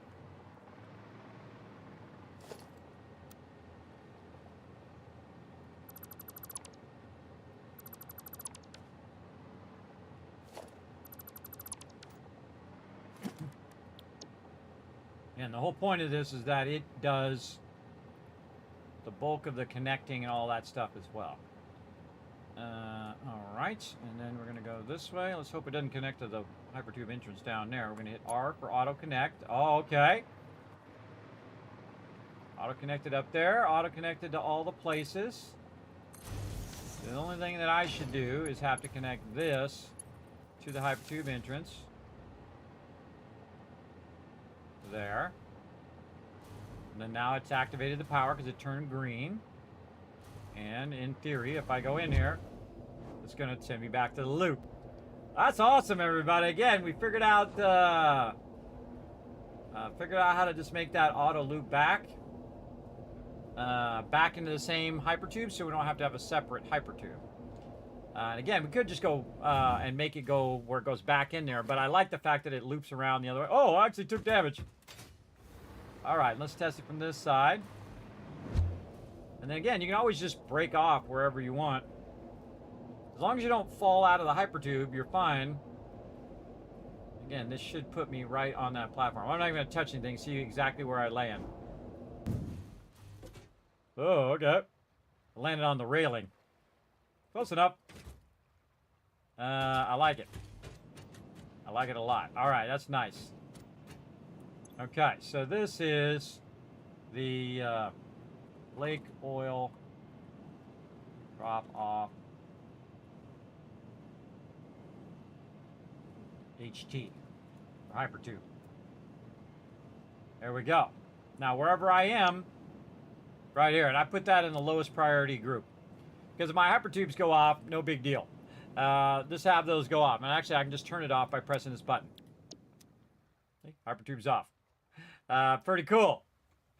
I can just turn them all off at the same time. See, you put all your hypertubes here and you just press this button off. Boom, all your hypertube entrances are off. And that means that you're not wasting any of your power on hypertube entrances. Really great. Also, if you have, the way we used to do it is we used to have a bunch of different hypertube entrances that we turn on and off based on which direction you wanted to go. Don't need to do that anymore because now you have all your junctions. So the junctions are awesome. And there we go. So now we're going to put all of our hypertubes on those junctions as well. You know what I didn't do is I didn't go in and I didn't make it fancy. We'll just fix it here.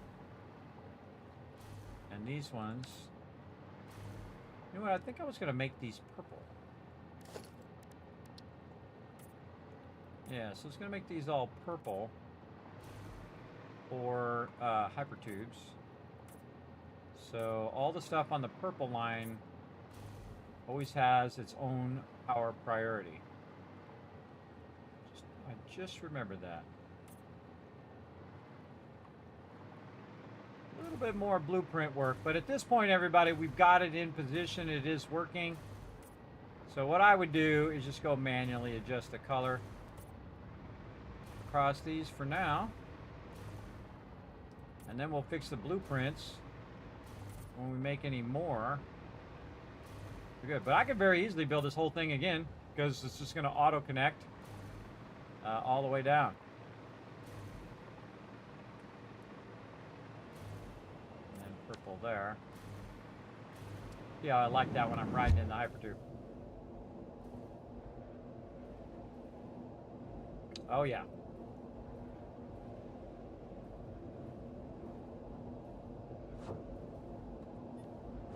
Hit E to go back the other way. In case I just want to come by and just take a quick look. See if everything's working. Everything's working good. Dip right around the other way. An instant turnaround. And I can also turn around in the hypertube if I want. Alright, so we got to change all those things to purple.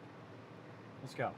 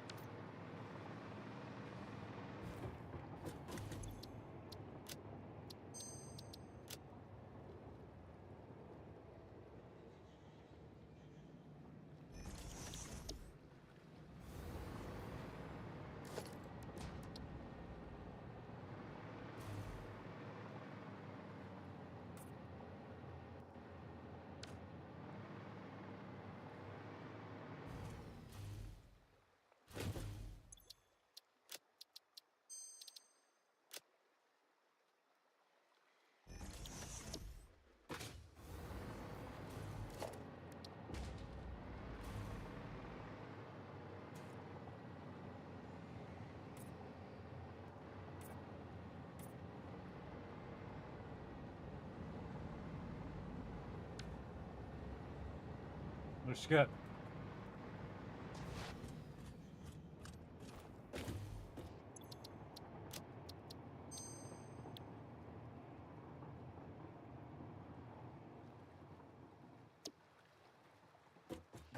Did I save it? Just confirm. All right. Then we need our upper support.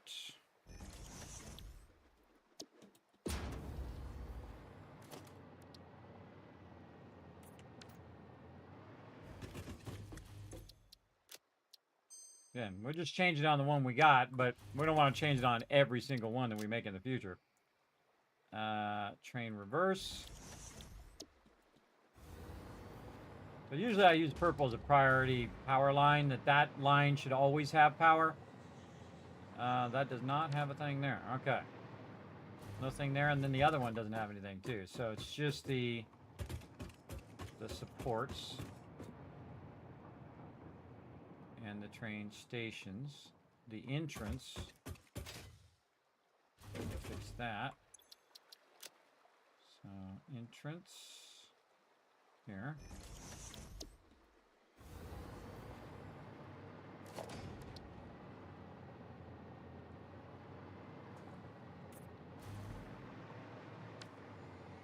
Okay.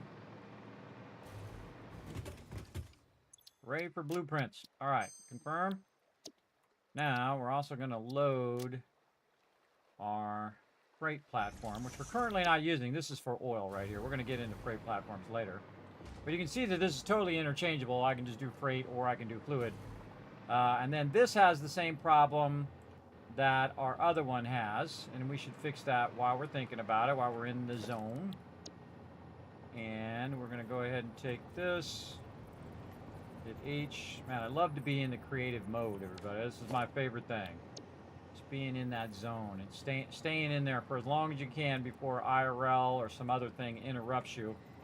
And you got to go do that crap instead. Whatever IRL BS you have to deal with. Believe me, it's going to happen. It is going to happen. All right, close enough. We're going to run this down. This way, using our nudging, get it at a half foundation. There. And then run this. Where we change this one to purple.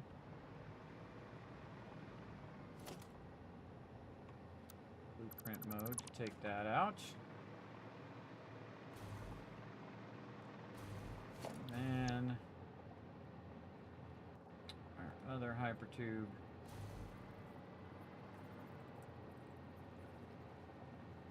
This way. Down. Again, I'm just going to go line it up off the middle one so I don't have to guess and eyeball it. I can just do that.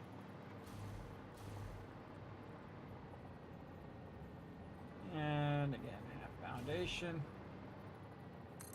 There. Okay, this way, if I put freight and fluid, it'll still work. So very cool. Press all the right buttons. And there we go. Hypertube built in. And save. Awesome. All right, everybody. What do you guys think? What do you think, chat? Always thank you for the great streams, Kismet. Thank you. Thank you. Again, I told you we get to mega building, everybody. Look at this. This is a thing of beauty right here. Absolutely awesome. Loving it. Turned out great. Now, this is flashing right now because we don't have another station to connect it to right now. But don't worry about it. We'll get to it. Now, the only other thing that I have to manually do is do some of the embellishment around there if I want to run those electric wires. I might just have them run into the in foundations. I kind of feel like that would be a better option.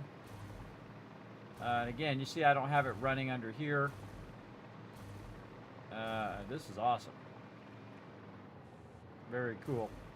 I'm going to show you how to do the supports here in a second. Yeah, that all turned out really, really good. And again, it's not perfectly symmetrical, everybody, for a reason. So it gives it its own character. And we use contrasting colors. We use black. We used red. We use yellows. You don't want to use like greens on reds and stuff like that, everybody, clashing colors, because you won't be able to read it if it's like text. You know, like it's kind of Christmassy colors, but there's a reason why they only use the solid version of it and not put like text on there because it's hard to read, make your eyes hurt. Red on green is also really hard to read. Not good. But I love everything about all of this. I think it turned out amazing. And I love how the hypertube runs through the train station.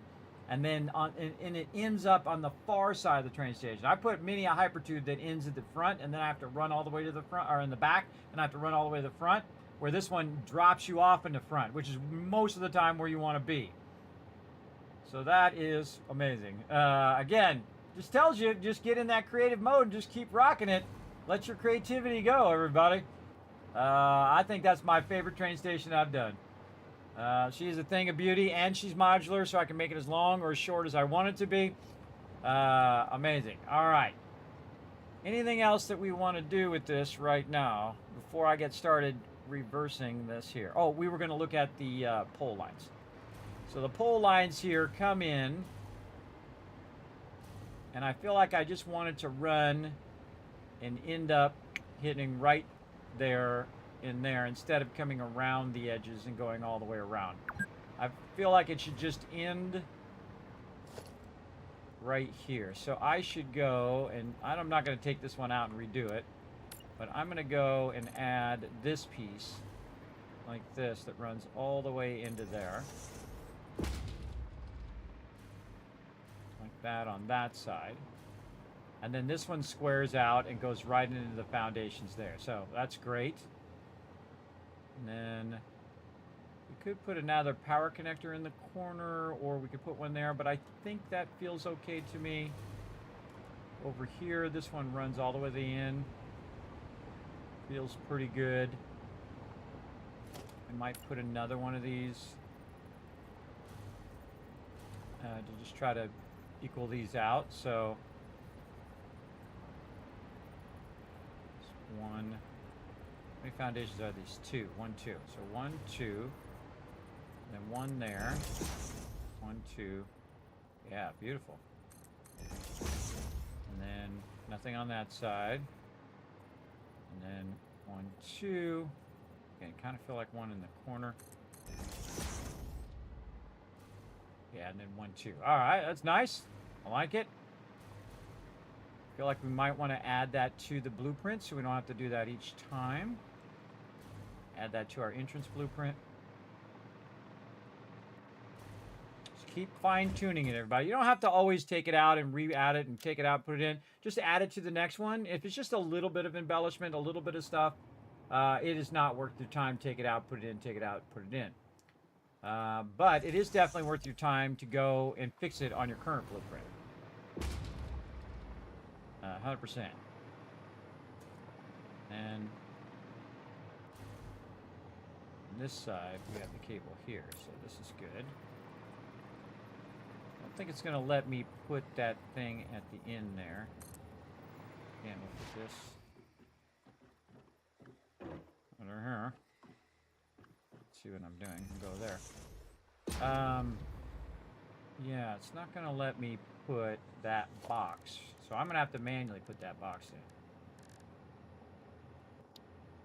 Hopefully I remember, or it doesn't really matter if I don't remember. Because, yeah, that box won't go on the blueprint. So this part's already good. All I got to do is put that box there. And then box right there. At least we'll have this line already on that side, so I don't have to put that in.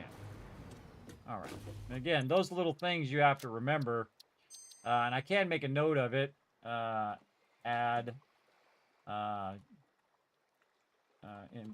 embellishment. I'll just do it for short. Add embellishment boxes on side of cable edge. Every 2 foundations. There we go. Mind myself. All right. That's done. That's forever done. That's GG's. That's set it and forget it. All right. And you see we got our block signal here, which is fine. In the back side. Okay. So, and again, I'm just kind of temporarily running that station over here so that it can power this. Now, what I want to do is go past my quick wire here and try not to disturb it. But we are going to probably disturb the other stuff over here. All right, let's do some supports. Here it comes. Meep, meep. Popping off that sand more. I'll show you how to do my supports, everybody. All right, so we want to run a support down into the water here. So I'm going to go ahead and middle mouse button our extension here. Make sure I'm on zooping, but vertical zooping. And I hit R to do vertical zooping. I'm going to the bottom, and then I'm going to go up by 2. Like that, and then I'm going to bring the rest of the foundations down. Now, there's a little trick. If you aim at the bottom of that foundation, it will automatically rotate it to the same rotation. So that's going to save you some time, just like that. And then we have a separate blueprint for our lower support, which is right here, that all you have to do is just kind of get under it and then line it up, click it, and there you go. Instant support right there in the water. Looks awesome. A little bit of a problem, though. Hold on, we got to fix something. And that problem is it's got to be rotated the right way. All right, so lower support under here again, rotate it so that the arrows are pointing in the direction of the train movement, because that's why I put those green arrows in there, just for a little embellishment. And so they're aiming in the direction in which the train is actually running. And you'll see me go in and add some more supports as well. Now, what we really need to do is just have the bottom part of the support, and I think I made that last time, or I was going to make that. I can't remember. Angled track. We'll have to probably work on those ones later. So we got lower support. Yeah, I think we were going to do that where we adjust the lower support so we could just attach it to the bottom of the foundations to match our supports together. So let's go ahead and do that. Let's go ahead and clear the designer, and let's load our upper support. So we have our upper support, we have our angled upper support. Again, I'll have to do all the things that I just did in my upper support to my upper angle supports, and then all my track lines, angled track lines. We'll work on that as we go. Train turnaround, hypertube. We've got our foundations, we've got our lower support, our angled reverse track. Okay. I don't see upper support. Train support, mega. So upper support, let's use that one. What we're going to do is basically take off all this top part. We don't need that on this one because this one's going to go under the current foundations. So we're going to need to get these to come out of there. There we go. We don't need these. Actually, we just press Control and release. Have to do each individual thing. That's an old school thing that sometimes I get in that habit. We don't need the cable lines under there. These are just going to be straight supports. Again, this is just going to snap under there, run the lines, GG's, and I can put it at whatever offset I want. This is going to be under support foundation. I don't think I'm going to be able to fit that whole word in there. And this actually MK6 should be, or MK3 should be in the MK3. Foundation. Separate. Under support.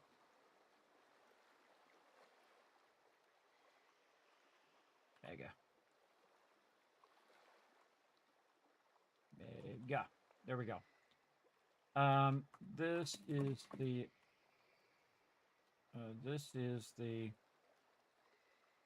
what? Under support with no foundations to be used under main stations and other areas where you want to customize supports. All right, and then what we're going to do, we're going to select a different icon. Round.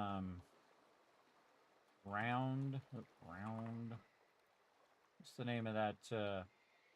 What's the name of that piece? Let's just save it.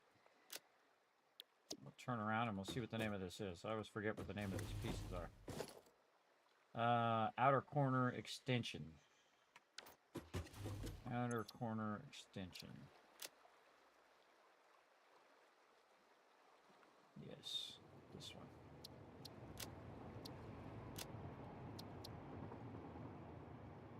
Yes, overwrite the blueprint. Okay, so that'll make it real obvious. So now we want to run under here and test it out. Alright, so I should be able to line this up off the top underneath this foundation without a gap. Yeah, nice. And then our foundation is going, what, through the middle of the foundation here.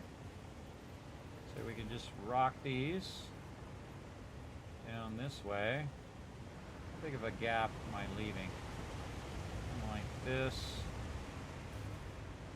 Got two sets of 5, so we're going to go blueprint, so here, and then again we're going down this middle section right to there. Okay,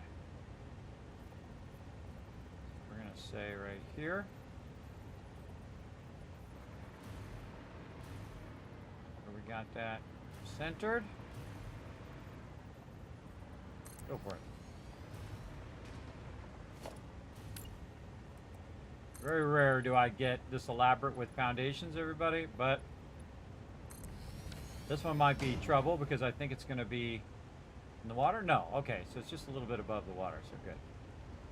Again, you're just trying to get to the last two because the other ones are two down, so it should touch the ground there, or at least look like it's touching the ground. That's the important part. And here. Under support. Lower support actually is what it's called. And then rotate it in the proper direction. And right down into the ground it goes. Nice. Okay. Now this might be a good time to use our numbers down here, number 8 and number 9. And I have one of those cool mouses that has like 12 buttons on the side. The Scimitar, made by Corsair. They do an awesome job. Incredibly great mouse. A wireless mouse as well. Really good. Alright, so now we just hit 8. And again, trying to remember where we're lining this up to the center here. Oh, I already lost where I was. Right here. 8. H. Check it from the side just to make sure it's centered.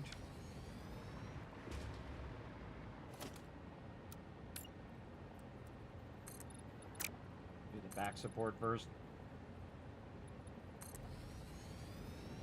There's no giant sea creatures like in Subnautica getting out here trying to kill me while I'm trying to build my stuff.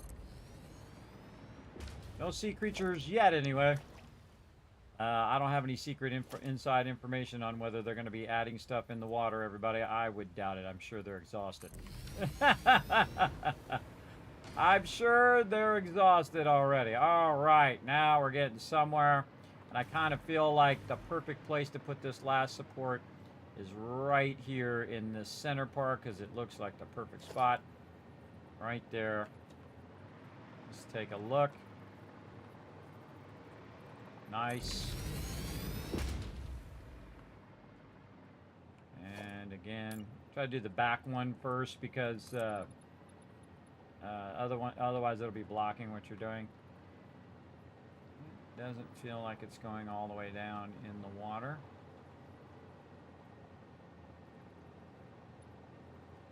So maybe there.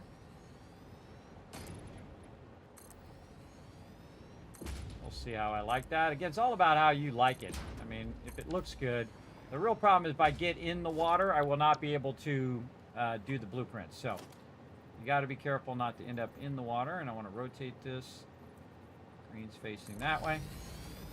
Yeah, there we go. See, I can see it cutting into the ground, which means that it looks like a legit in the ground support. All right, very nice. And then we'll take this off. This was just for us to temporarily do. And now we have this super cool. That was cool looking. This super cool. Holy moly. Super cool stuff here, everybody. Again, look at that awesome train station in all of her glory. Love it. Beautiful. I like the fact that, you know, the light is coming through up here underneath the train tracks. You're getting a bit of that light coming through. And then, of course, next to it's going to be our road. And we're going to come back. We're going to work on our roads. Going to make those all fancy as well. And then this, of course, is just temporary. We'll make our main roads go through here, which our main road's going to go through our factory so that we could drive up and down the factory. We'll also have hypertubes built into the center or underneath or above or wherever we want.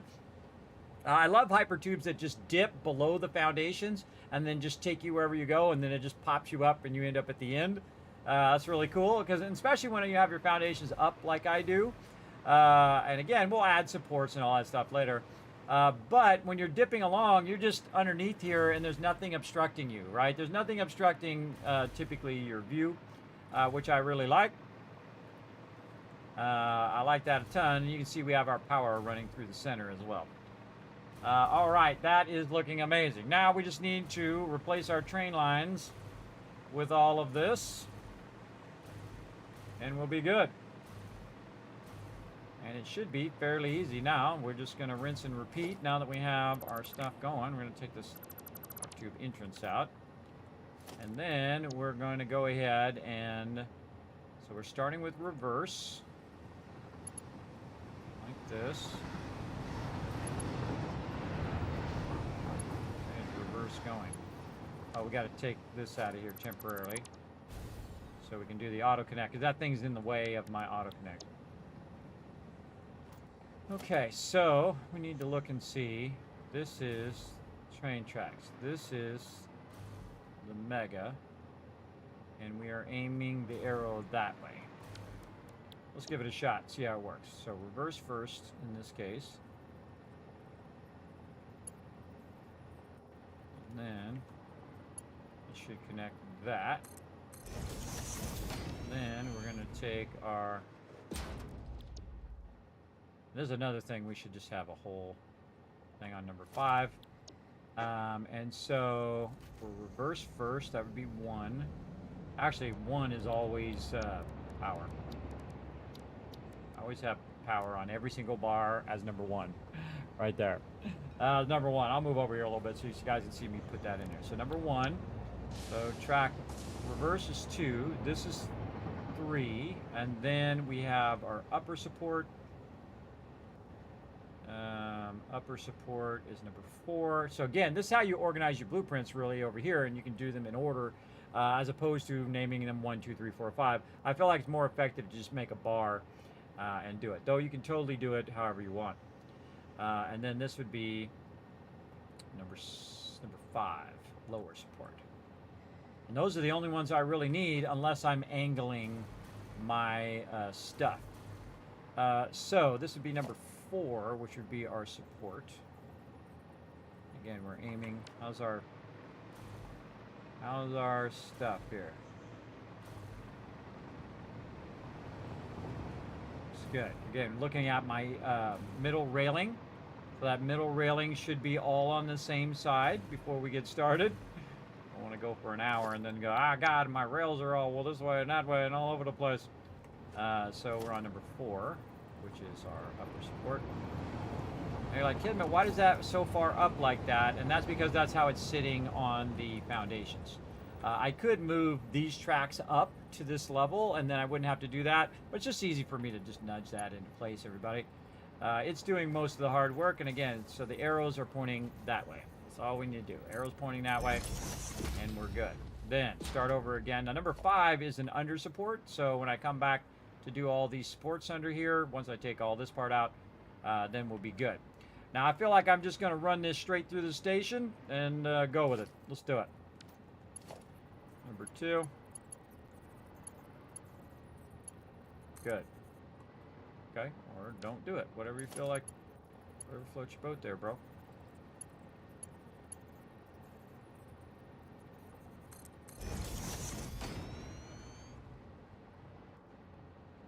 Again, we don't have to do any of the embellishment on the side because it's already built in now. Put that right through my quick wire thing. Again, I don't want to disturb my quick wire right now. I'm going to let it do its thing, even though it's clipping and it drives me crazy. But do what we got to do, everybody. We do the thing that we got to do. So, boom. And then support number 4.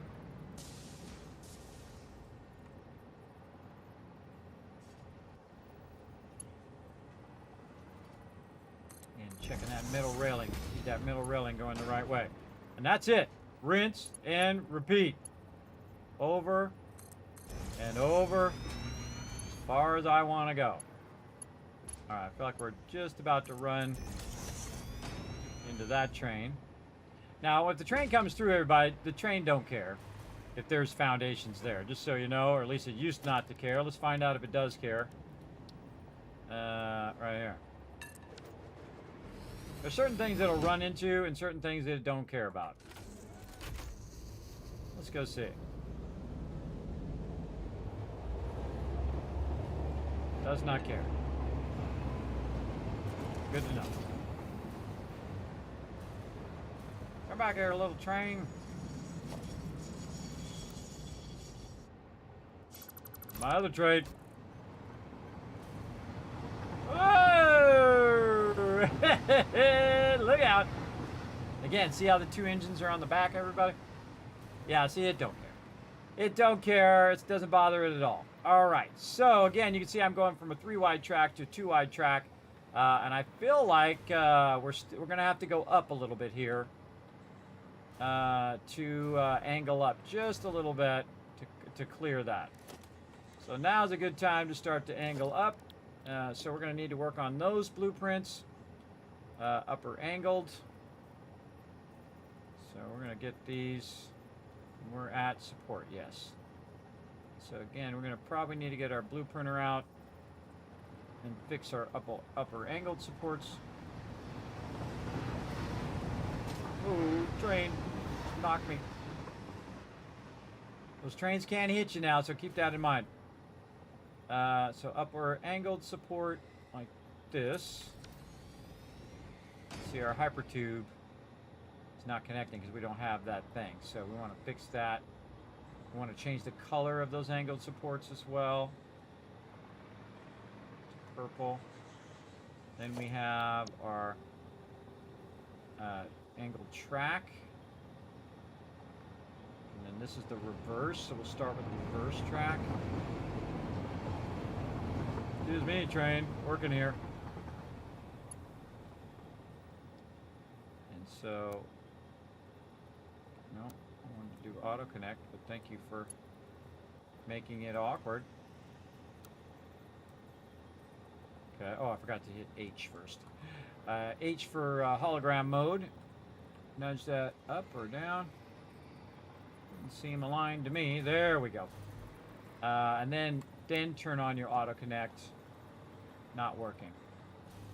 So it is the other way. So again, the arrows are the same as the other one. So we want to have the arrows going in the same direction. So we will. But we have to, no, we'll have to go the other one first. Yeah, we have this reversed, then the other one over there. Yeah, because I can see it works there. So this one, I arrow this way.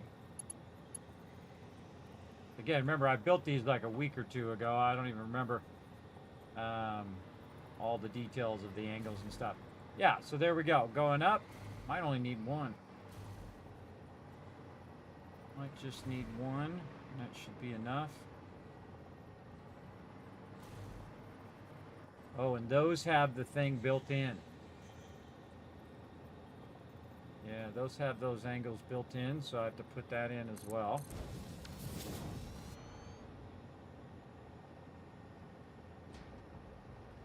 Got some work to do on those. Before we do that, because we're at almost 11-hour stream, we will save, fix, angled track lines right there. And all we gotta do is fix those angled track lines, and all of our stuff's gonna auto connect together. Again, trains don't care. Going through foundations and stuff. I don't like them going through the foundations. Now these whole train lines that are running here, these are all obsolete. They're all gonna go bye-bye. This train here is gonna replace that train. And then, of course, over here, we're also going to do junctions, where it's going to junction off, very much like this one does, and junction off to this other location. Now, I'm replacing this line right now, and I can disturb the rest of that line. That'll be fine, just SAM ore and some coal for my steel production, and eventually my oil. But the main thing I'm trying to get from this direction is that oil from over there. All right, so I want to just go this, and it's just going to go down the way and then do a right turn there. We want to make this basically junction into the other one, and we're going to change the way that junctions on that other end too. We're going to have it nice and straight, then turn. We're going to have it probably angle back down again first, angle back down, junction, and probably turn. Turn like the other one is, but up a little bit higher, probably. Okay, so again, you can build right through the middle of this stuff, and you'll be okay for now. But we definitely want to fix those. 100%. 100% want to fix those. Did I already save? I think I did, but you know what? Paranoia is going to stack in, so we're going to just say save again. There we go. All right. And we'll let this run for a little bit while we go ahead and take a little bit of a break. Holy mackerel, been 5 hours again without a break. Again, in the creative zone, everybody. That's why it's difficult to take breaks, because you're just like, you're in the zone. You want to stay in that creative zone for as long as you can. Just a little bit more tinkering with those blueprints there, and then we're just going to build massive train lines. It's going to be awesome. We're going to fix all of our train lines here, and then a bit of our train lines on this side. And then we're going to make another train station that comes from the other direction. And that train will be our other oil line that we already have set up, but we're going to divert to the new train line. And we might even do some spirals. And we'll do the perfect spiral, by the way, though we're going to want to probably go in and embellish it a bit. We'll probably do that next time, because we're probably not having time to get to the spiral. But we definitely will try to get this track finished as much as we can.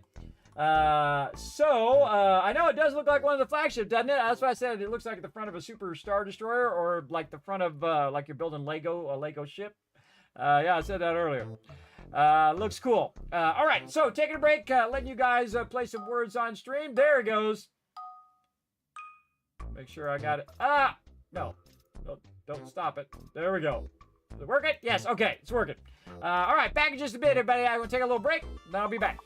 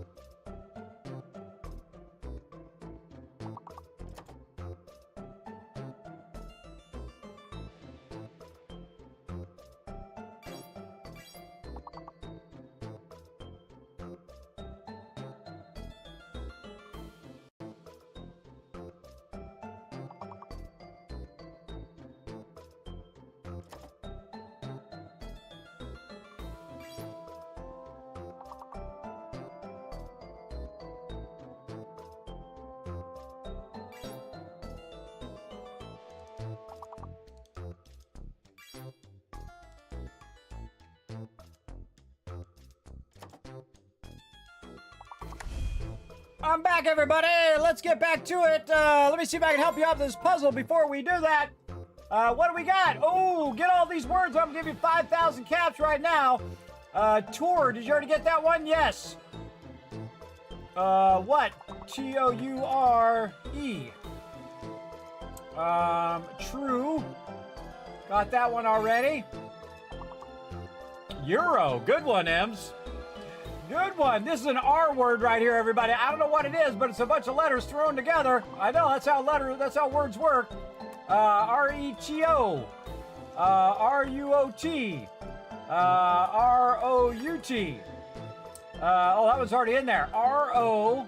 It's an R-O word. E-T. E-T. R-O-R-E.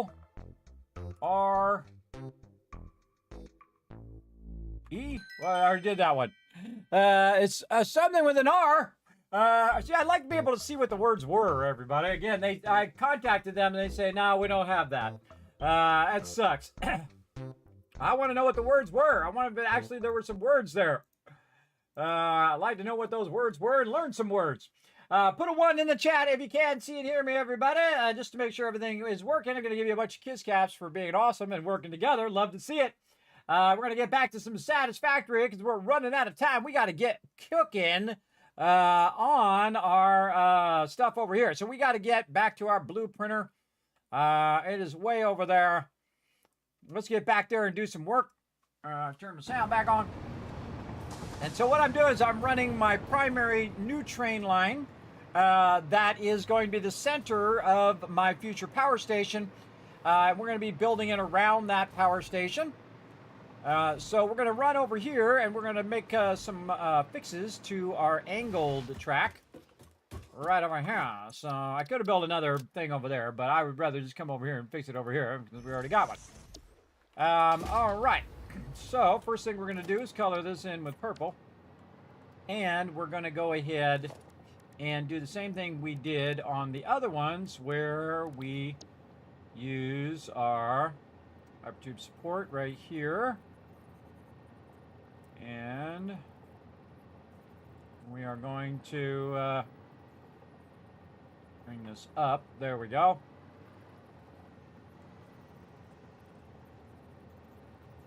And so we're going to have this just up just a little bit there. And then we're going to put another one over this way. Now this is just so that we can put in the little segment that we're going to use to auto connect these.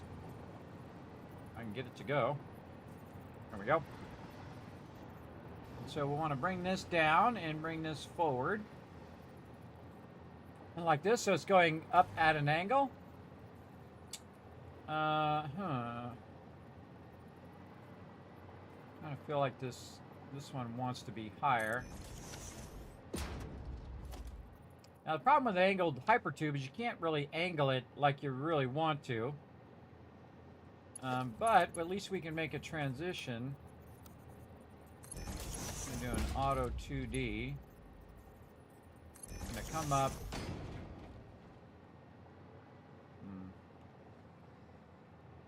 You know, not really a fan of that.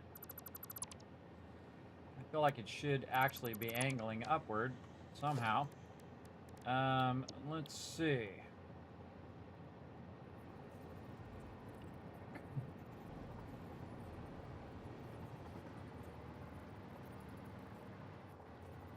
Line it up like that, and then we're just vertically nudge it with page up, page down.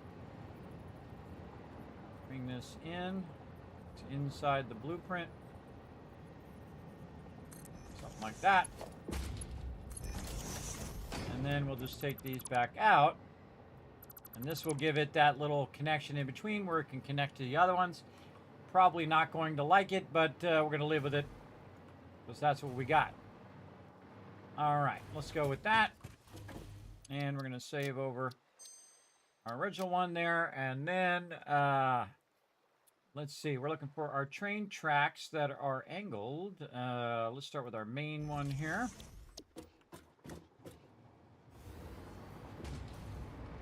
We got that there, but what we really want is that support in the center of the track here. So again, with same thing with the same blueprint, we're going to set that to 0. Looks like we're using this a lot. And then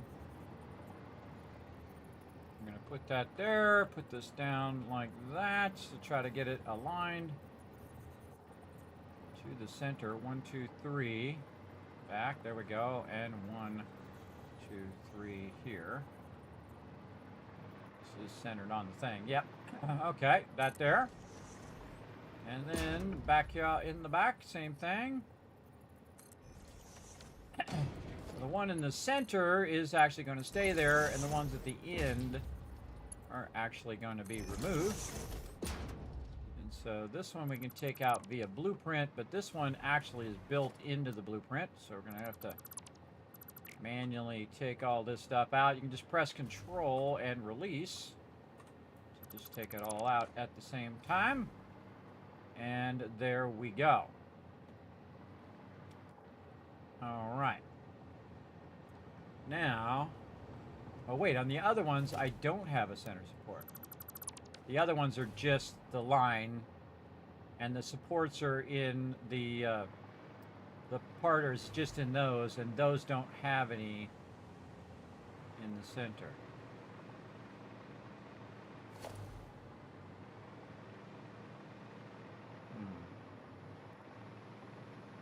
Something not right here.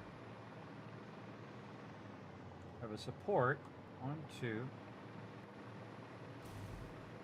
Oh, no, that is a support. Okay. But why is this one so close?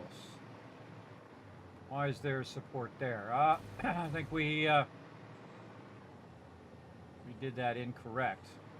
There shouldn't be a support there. We didn't put a big enough gap in the supports.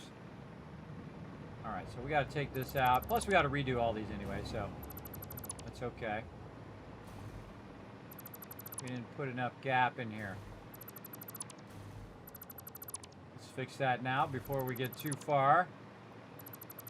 Take all this back out using our blueprint mode.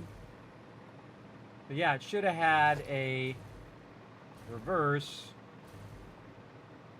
thing and then the support. So we should have had track reverse, then our train track.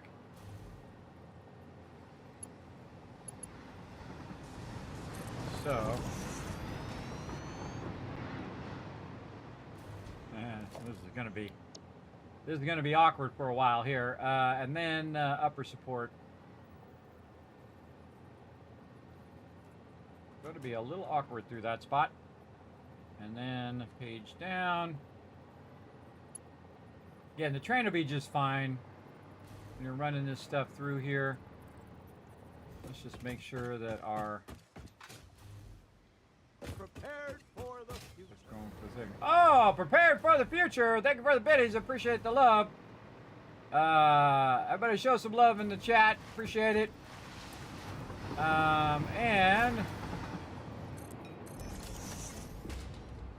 throw that right in there. All right. All right. Now our supports look like the proper distance. Okay, we fixed that. Now we need the straight support and then the angled support, the reversed angled support as well. So I'm going to save that. And then we're going to pull up the reverse one. Reverse angled. Which doesn't have any hypertube stuff in it at all. Okay. And once again, using our blueprints.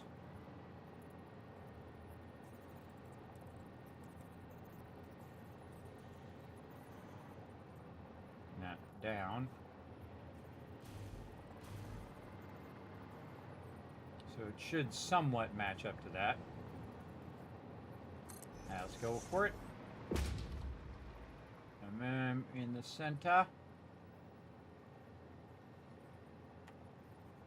Again, because they have vertical nudging, everybody, is what makes all this possible. The 1.1 update has this vertical nudging. Otherwise, it'd be really super difficult to get this to go right where I wanted it to go. And there are a bunch of workarounds, but you don't need to do those workarounds anymore. I mean, there's literally hundreds of workarounds you would have to do for the very thing I'm doing right now, like moving stuff up and down so they would be at a different angle and whatnot and be at the right spot. But that vertical nudging is the stuff, man. It is the stuff. All right, there we go. And we're going to save that. And now we should have all three of those blueprints ready to go when we want to angle up over here.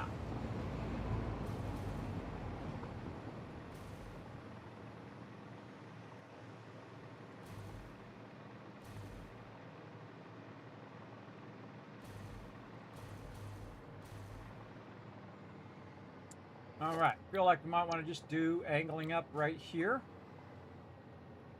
Hang up and flatten out. And then what we can do is we can add a station like the station we did over there right along here. If we have it nice and straight, we can build our station in there later on. Right now we're just getting our train tracks kind of aligned. So let's get back to our blueprints here. So number 2 is what we want to start with. And try to get this to align in here. It's so awkward. All right, looks aligned. Go for it. And then number 3.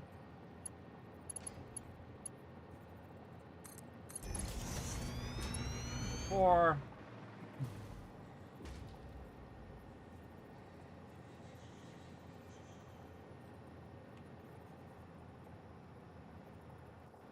Got to check and see if the hypertube was connecting. I assume it is. A little half nudge there. Yeah, see it's connecting. That all connected all the way through. So pretty good. And then this. And then just keep rinsing and repeating those over and over again once we have it down. And again, we should hit H to see if it's connecting. Yes, connecting there. And then number 3. Wait for the train to go by.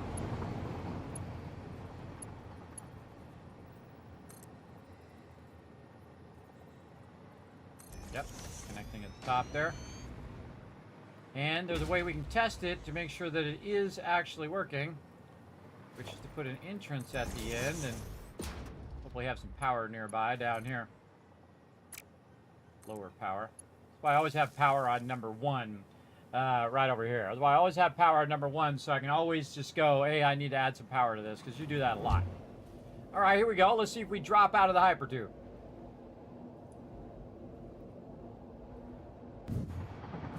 See how I dropped out of the hypertube there? That tells me there's an issue right there. So I either didn't tell it to auto-connect or it didn't auto-connect or something's wrong with that. So we got to figure that out. This one's the reverse. Let's go check it again. So number 3.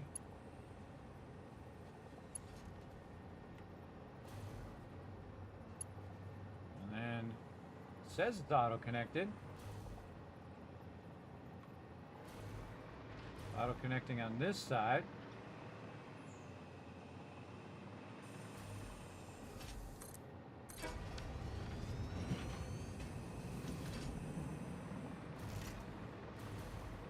Go try it again.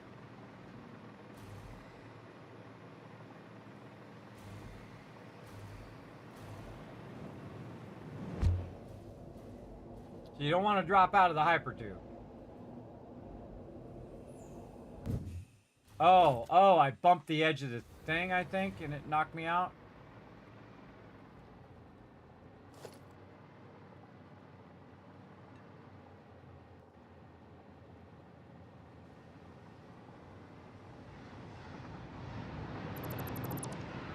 Something weird going on there.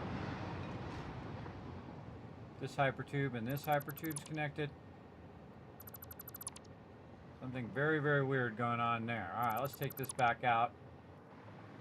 I think it's the train station's interfering with it, but we do what we got to do. So we're going to use number 3.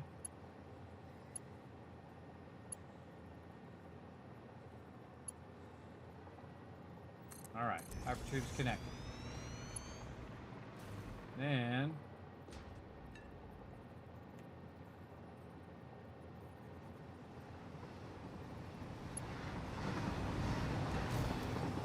hypertube's connected there.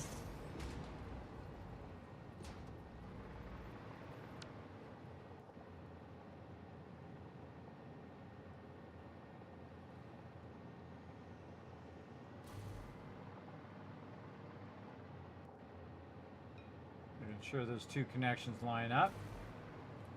And then number 1 again. 2.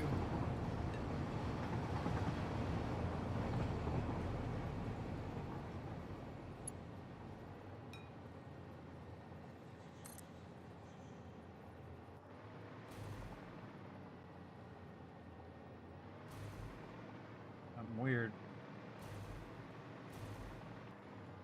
That is not.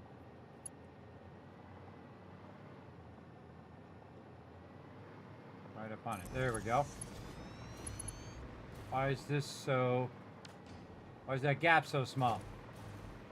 Something funky there. Don't like it. Alright, so this... I must have messed up. I don't know how I keep messing that up.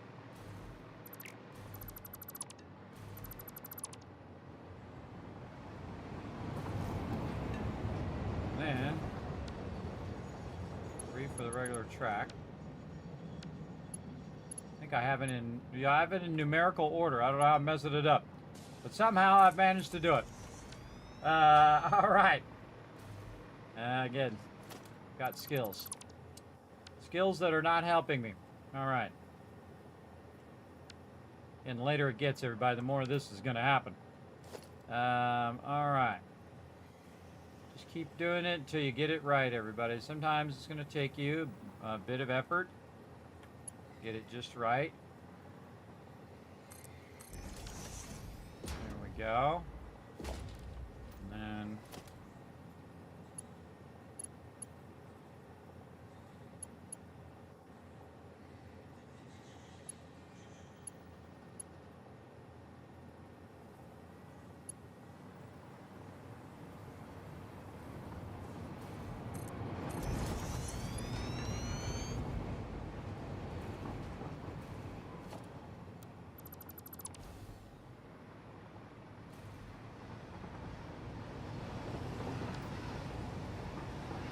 Alright, that looks better. That looks better. Now, hypertube entrance.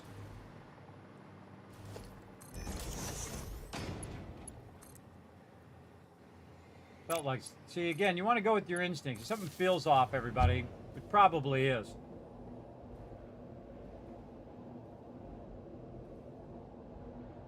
Yeah, works now. There was something off with how I was doing, somehow I was getting it out of sequence. Now, if you haven't seen this earlier, everybody, watch this cool turnaround I have here.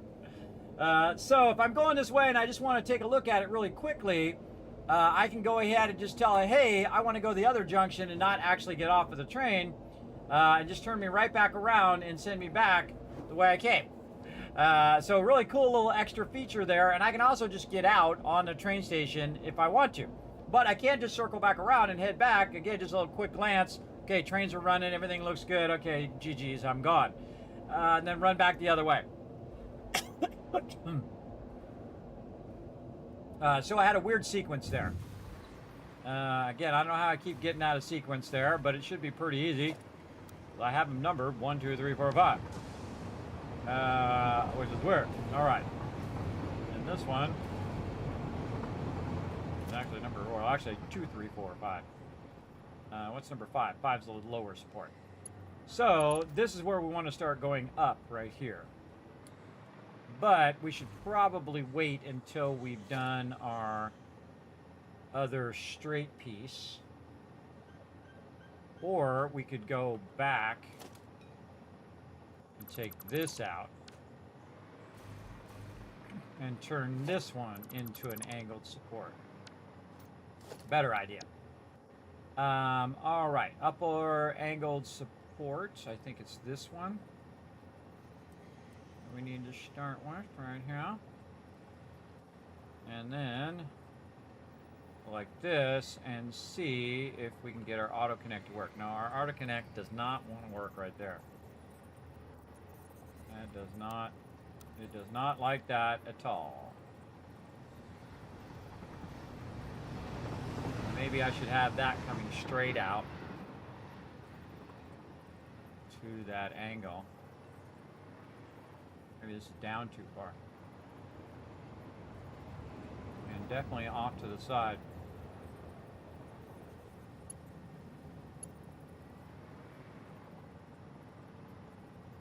Ah, there we go. Yeah, I had it down too far. So it is working. Okay. Cool. And then our, let's see. Do we want to do our reverse one first? Man, I forget what the order is. I think it's this one first. So this one first. And nudging it upward. Oh, sure. Yeah, that was really close. Not at all. Not at all close. All right, up we go. A little closer. A little slow nudging down. There we go. Holding down control. Control nudge up. There we go. And then hypertubes are not connecting.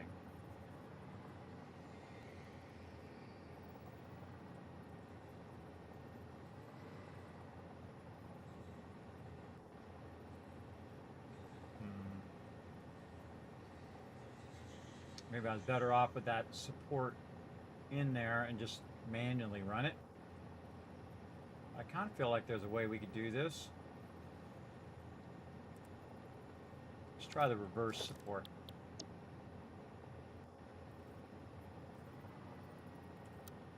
By the way, I find it's way easier to do this if you just turn it to default and then line it up.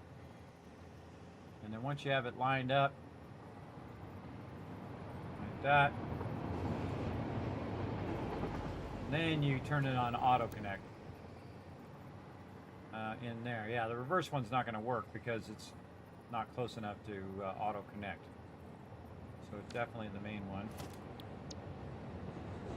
Again, these are reversed from each other because the other ones are the other way.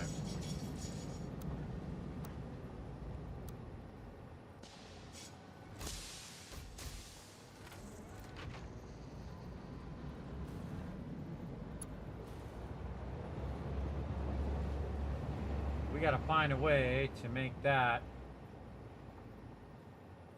angle up and connect to this.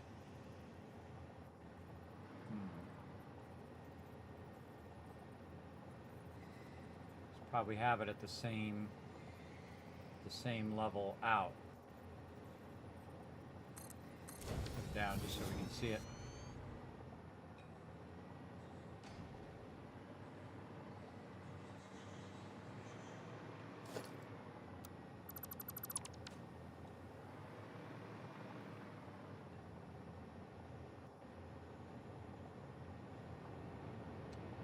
Come through, and then it's going to go straight, and then it's going to go up.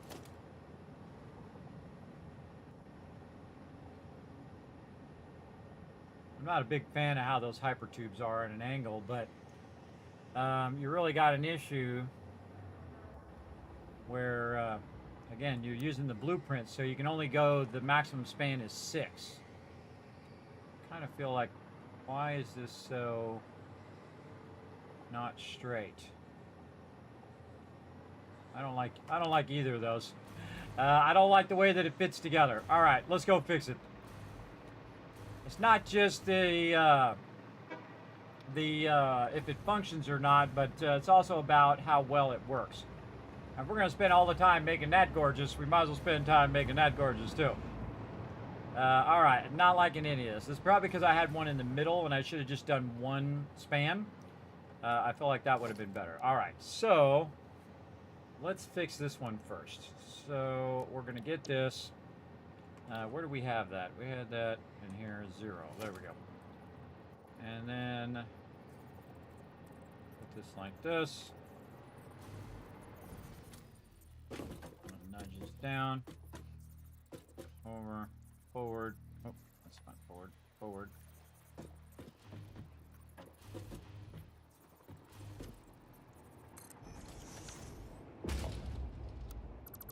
Got multiple segments, so it's kind of going up to the middle, flattening out, and then going up to the middle because we had one in the center.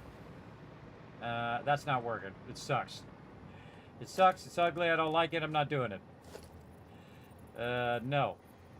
No, no, no. All right. And then this one. Get that in the center of that. Like this. And then one segment across there. How are we doing that segment? Auto 2D.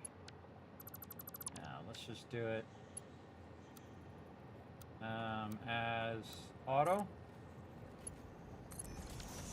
It's nice and straight. There we go. Okay.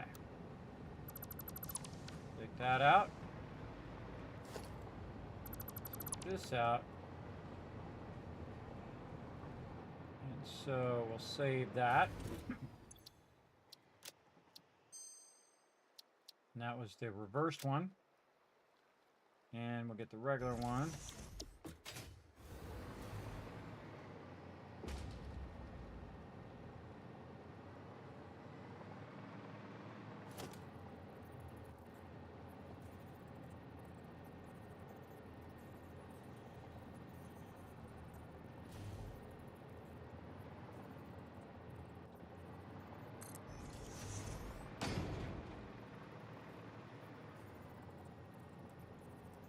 I think the one segment's going to be way better than having it as 2 segments. Again, see how it dips in the middle and it has that little weirdness. When you're flying in it too, it'll be like this, right? You don't want to have a lot of when you're going up at an angle. And again, it'd be nice if you could put these down and then angle them like you can with other stuff like pipes. That would be nice. I don't think you can do that with them. Let's go try. You angle it? Oh, you can angle these. I could angle those. Yeah, I could angle those. So it's not flattening out.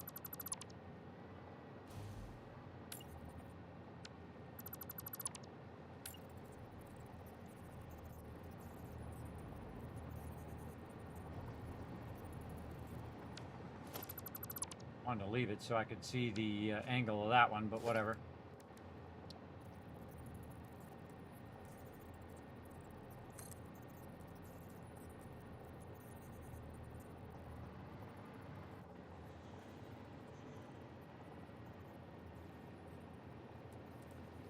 It seemed to match the angle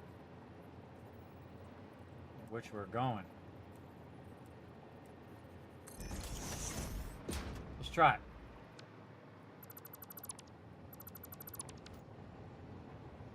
Worst that happens is we try it and we hate it and we try something else.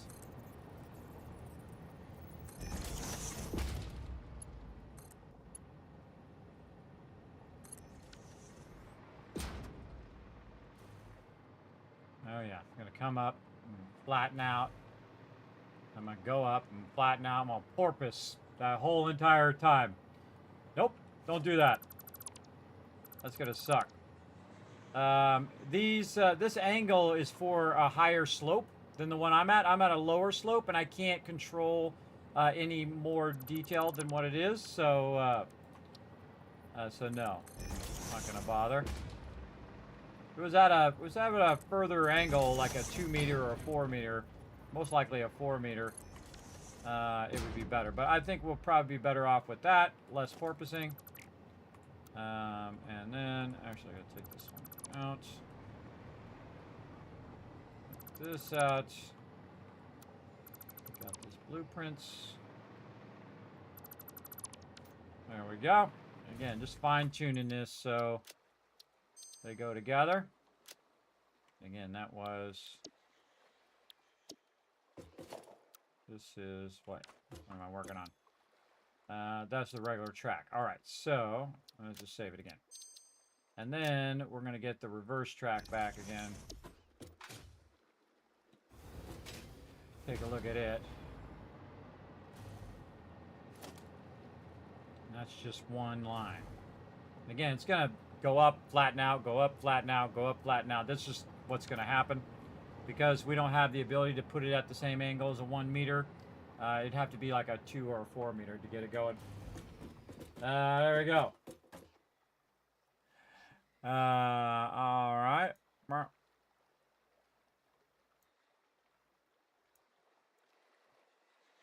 Hold on, I'm gonna press some buttons. Press some buttons. There we go.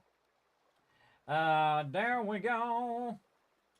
All right, so we got that one solved. Now what we need to do is do the upper angled support here. Figure out how to fix this problem. Probably just want to have it at the top edge here, and the bottom edge there, and just go with the way the bottom edge is working. It's the top edge is not working. So we want to probably just bring this straight back.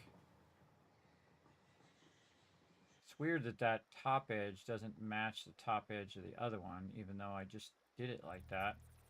Because this should match the edge of the next one back. Oh, I moved it up. That's why. Oh, I forgot. Yeah, I moved that up to try to force that angle, but I don't need to. I just do that. Again, we're going to have a lot of kind of ups and downs, up and down on this hypertube, but at least we won't have to make every single segment. At least it'll just kind of build itself as we go along. All right, we'll go with that. It's not my favorite. I like it to auto angle, but we deal with it as we can, right? This game gets better and better, doesn't it? Oh, man. Every update they've ever come out with this game has been phenomenal. I've played since day one. I played every single update, and it is awesome, every single major update that they do, including all of this vertical nudging, the auto attachment stuff, which at first you wouldn't think that is that big a deal, but it totally is for sure. All right, and you can see that it really makes what I'm doing way better. Allows me to do all this auto attaching. I'm glad I waited before I really got serious mega building until 1.1, because this stuff really makes a huge impact on your building. All right, nudging down, nudging over, get that lined up, auto attach, okay. Is this going the same direction as this? Hallelujah, it is. All right, awesome. All right, now, so we're going to start with this one. Nudge that into position. Then up. Still not getting our hypertube. Oh, we're not even aligned. There we go, aligned a bit better. Yeah, there we go, now we're getting it. I was like, why we're not getting it? We should get it because that's pretty much the line. But again, see how it's going to come out, do this little pump up, and then angle out. That sucks. But it is what it is, right? It is what it is, and it's about as good as we can do for now. I'm going to angle up. I think I feel like angling up twice, even though that's going to be higher than what we have here. But it'll allow us just to build over the top of it as we go. And again, the trains won't be disturbed by your foundations. They only get disturbed if you're in the way or another train is in the way. So a great little trick for you. So we have one angled track. Then we need another angled track. I should put this in my little thing I'm building here. Okay, so first we're going to have our angled support. Upper angled support is going to be number 6. Number 7 is going to be this one, and number 8 is going to be the reverse. Oops, I just did it as number 6. Oops, my bad. Okay, so number 6, let's do that again. Number 6 this, number 7 is this one, and number 8 is this one. Number 7, this one. Okay, there we go. So, and we're on number 7 right now, and we want to do number 8. Connect that in. Like so. All right.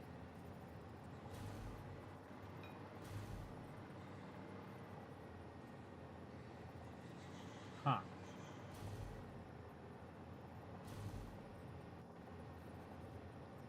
Why do those tracks not go together?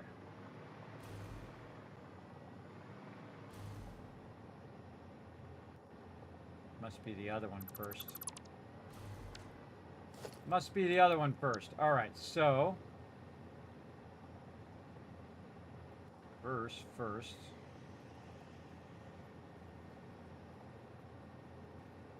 So touchy sometimes trying to get this to line up. So this one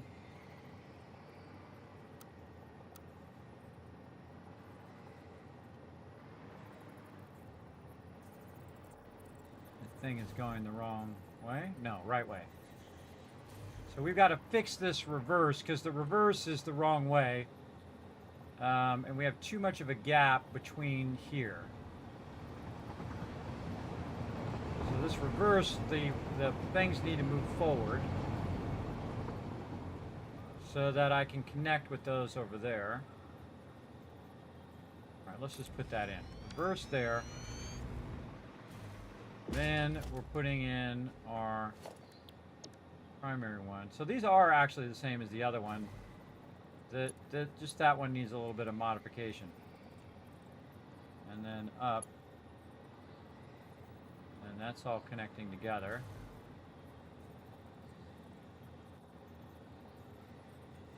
Like that. And then if I wanted to do another angled support,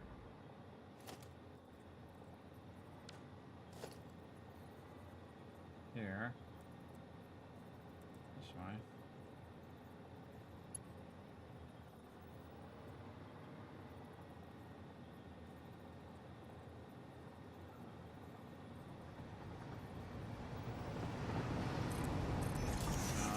That wouldn't work because when I put the next one in, there wouldn't be enough of a gap. So this gap is the problem. When you're transitioning from this to this, so it used to be the other way around, but we're trying to align it to our stations. So, what can we do? We can move this down and widen the gap on this side, so when we go to do, we move this down, we can reverse the way that we have this. So this side will be at a half, and this side will be all the way down. So the reverse one will be all the way down. This one will be half down. And then when we do the reverse one again,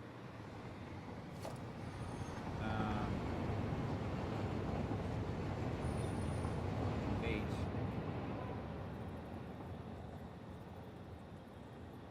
Bring that up in there. So yeah, these just need to be fixed though.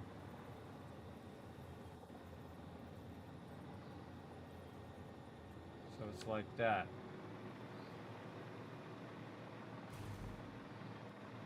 Yeah, it's just because of this transition here. If we were to do these over and over again, it'd be fine. Good thing. So again, this reverse needs to be down. So we can transition from flat to angled and have it automatically do it. It's too far away. Let's go back over here and fix this problem.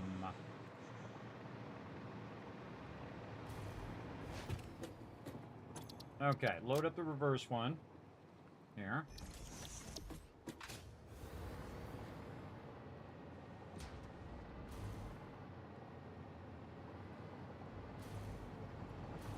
Okay, so this one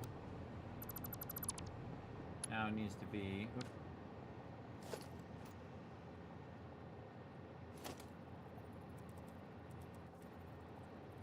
the very end.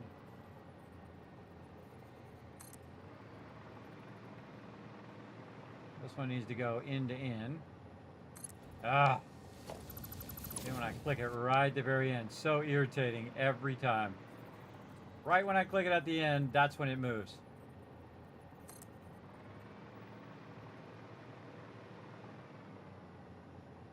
Alright, stable this time? Alright, there we go.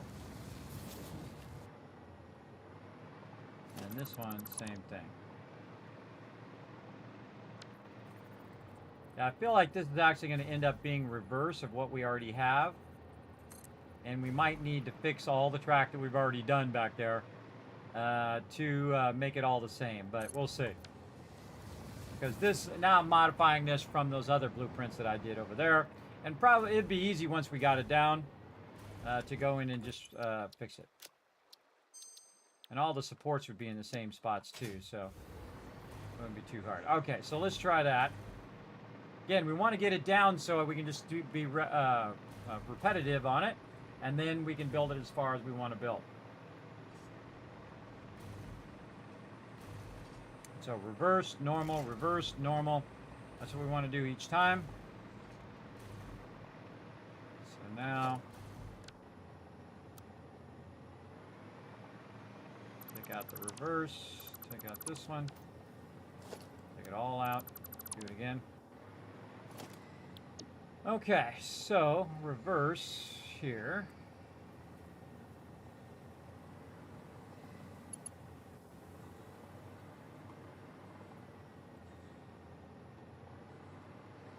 The heck?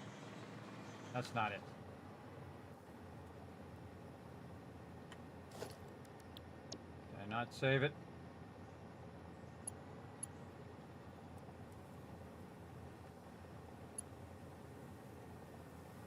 There we go. Reverse angled track. So we're getting the connection. The hypertube is not connected. Man, it's one thing or another, man. One thing or another that you got to problem solve.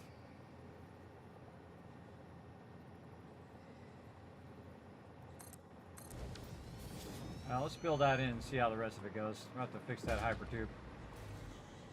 So we want to do this in the opposite order now. So this is 6. This is 7.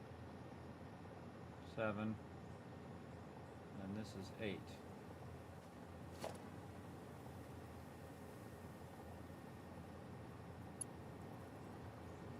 Well, that's working.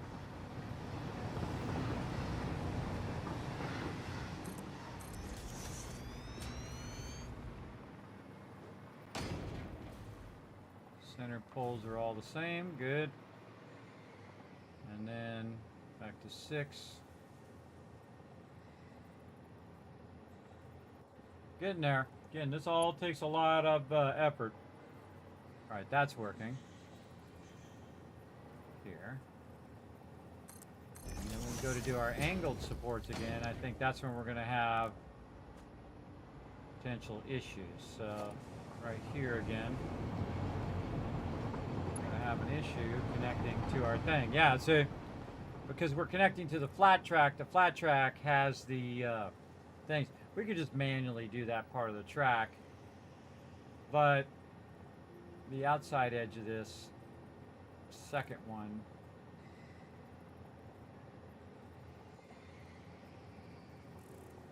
I need to move that one back by 2. So that we could just repeat that over and over again and be fine.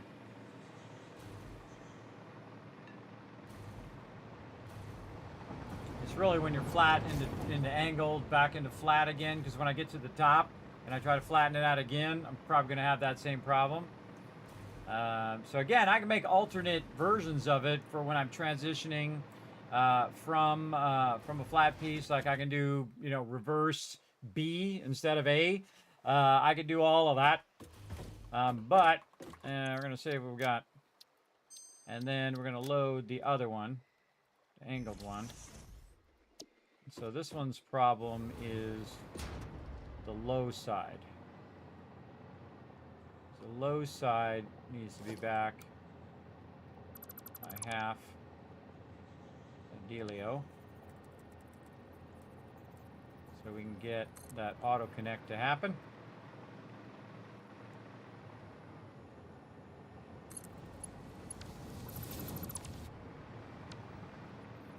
Well, keep working on it. Keep iterating until you have it down, because remember, we're going to build a crazy ton of these, and it will definitely be worth it to fix it now than to fix it each and every time it happens.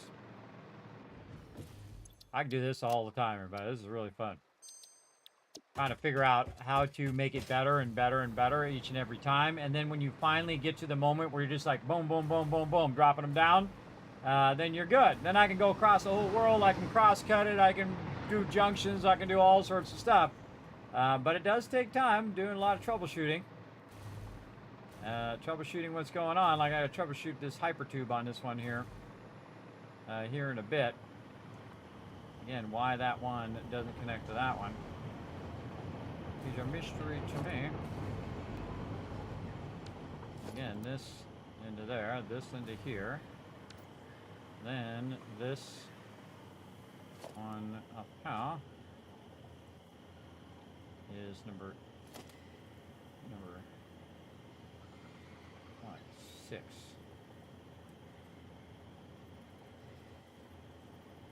Oh wait, was I doing the wrong one? So number 7 is the mega one. Yeah, see, that's why I had that offset. No, it was actually the reverse track one. So what I need to do is do a one that's just for continuous angles, and then one that is for when you're transitioning from a lower one. So the one I currently have, I could do what I call flat transition. I'm gonna make another one called flat transition, angled flat transition, or yeah, angled flat transition one, and then I'll make that one back the way it was before, because that will allow me to chain it up at an angle as far as I want, and then when I transition back, the other one will transition back the other way. Okay, so this one is our other one, which can go back to the way it was. This one is this one. Let's put this back.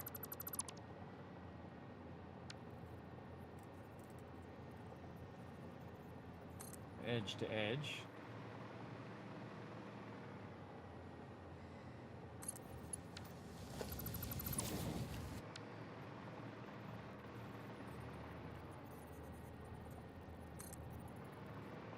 We just need another alternate version.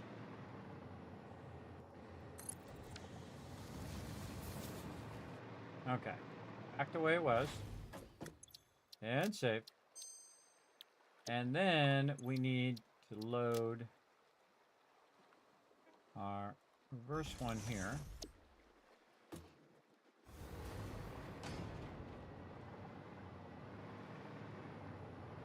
And this one had a gap in the front. this for connecting into the support line. This is all really logistics in the end, everybody, on how you're going to transition between these things. Okay, so that's how that one should be. And we'll go ahead and save that back to the way it was. Okay.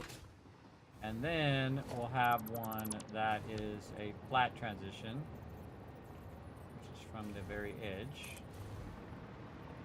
Oh, wait. Crap. I just screwed that up. Screwed that up. All right. Okay, hold on. Train track reversed. So what I did is I loaded the wrong one. Train track reversed, right? That's the one I'm doing. Train track reversed mega. Load. Train track. Or I could just make a flat one.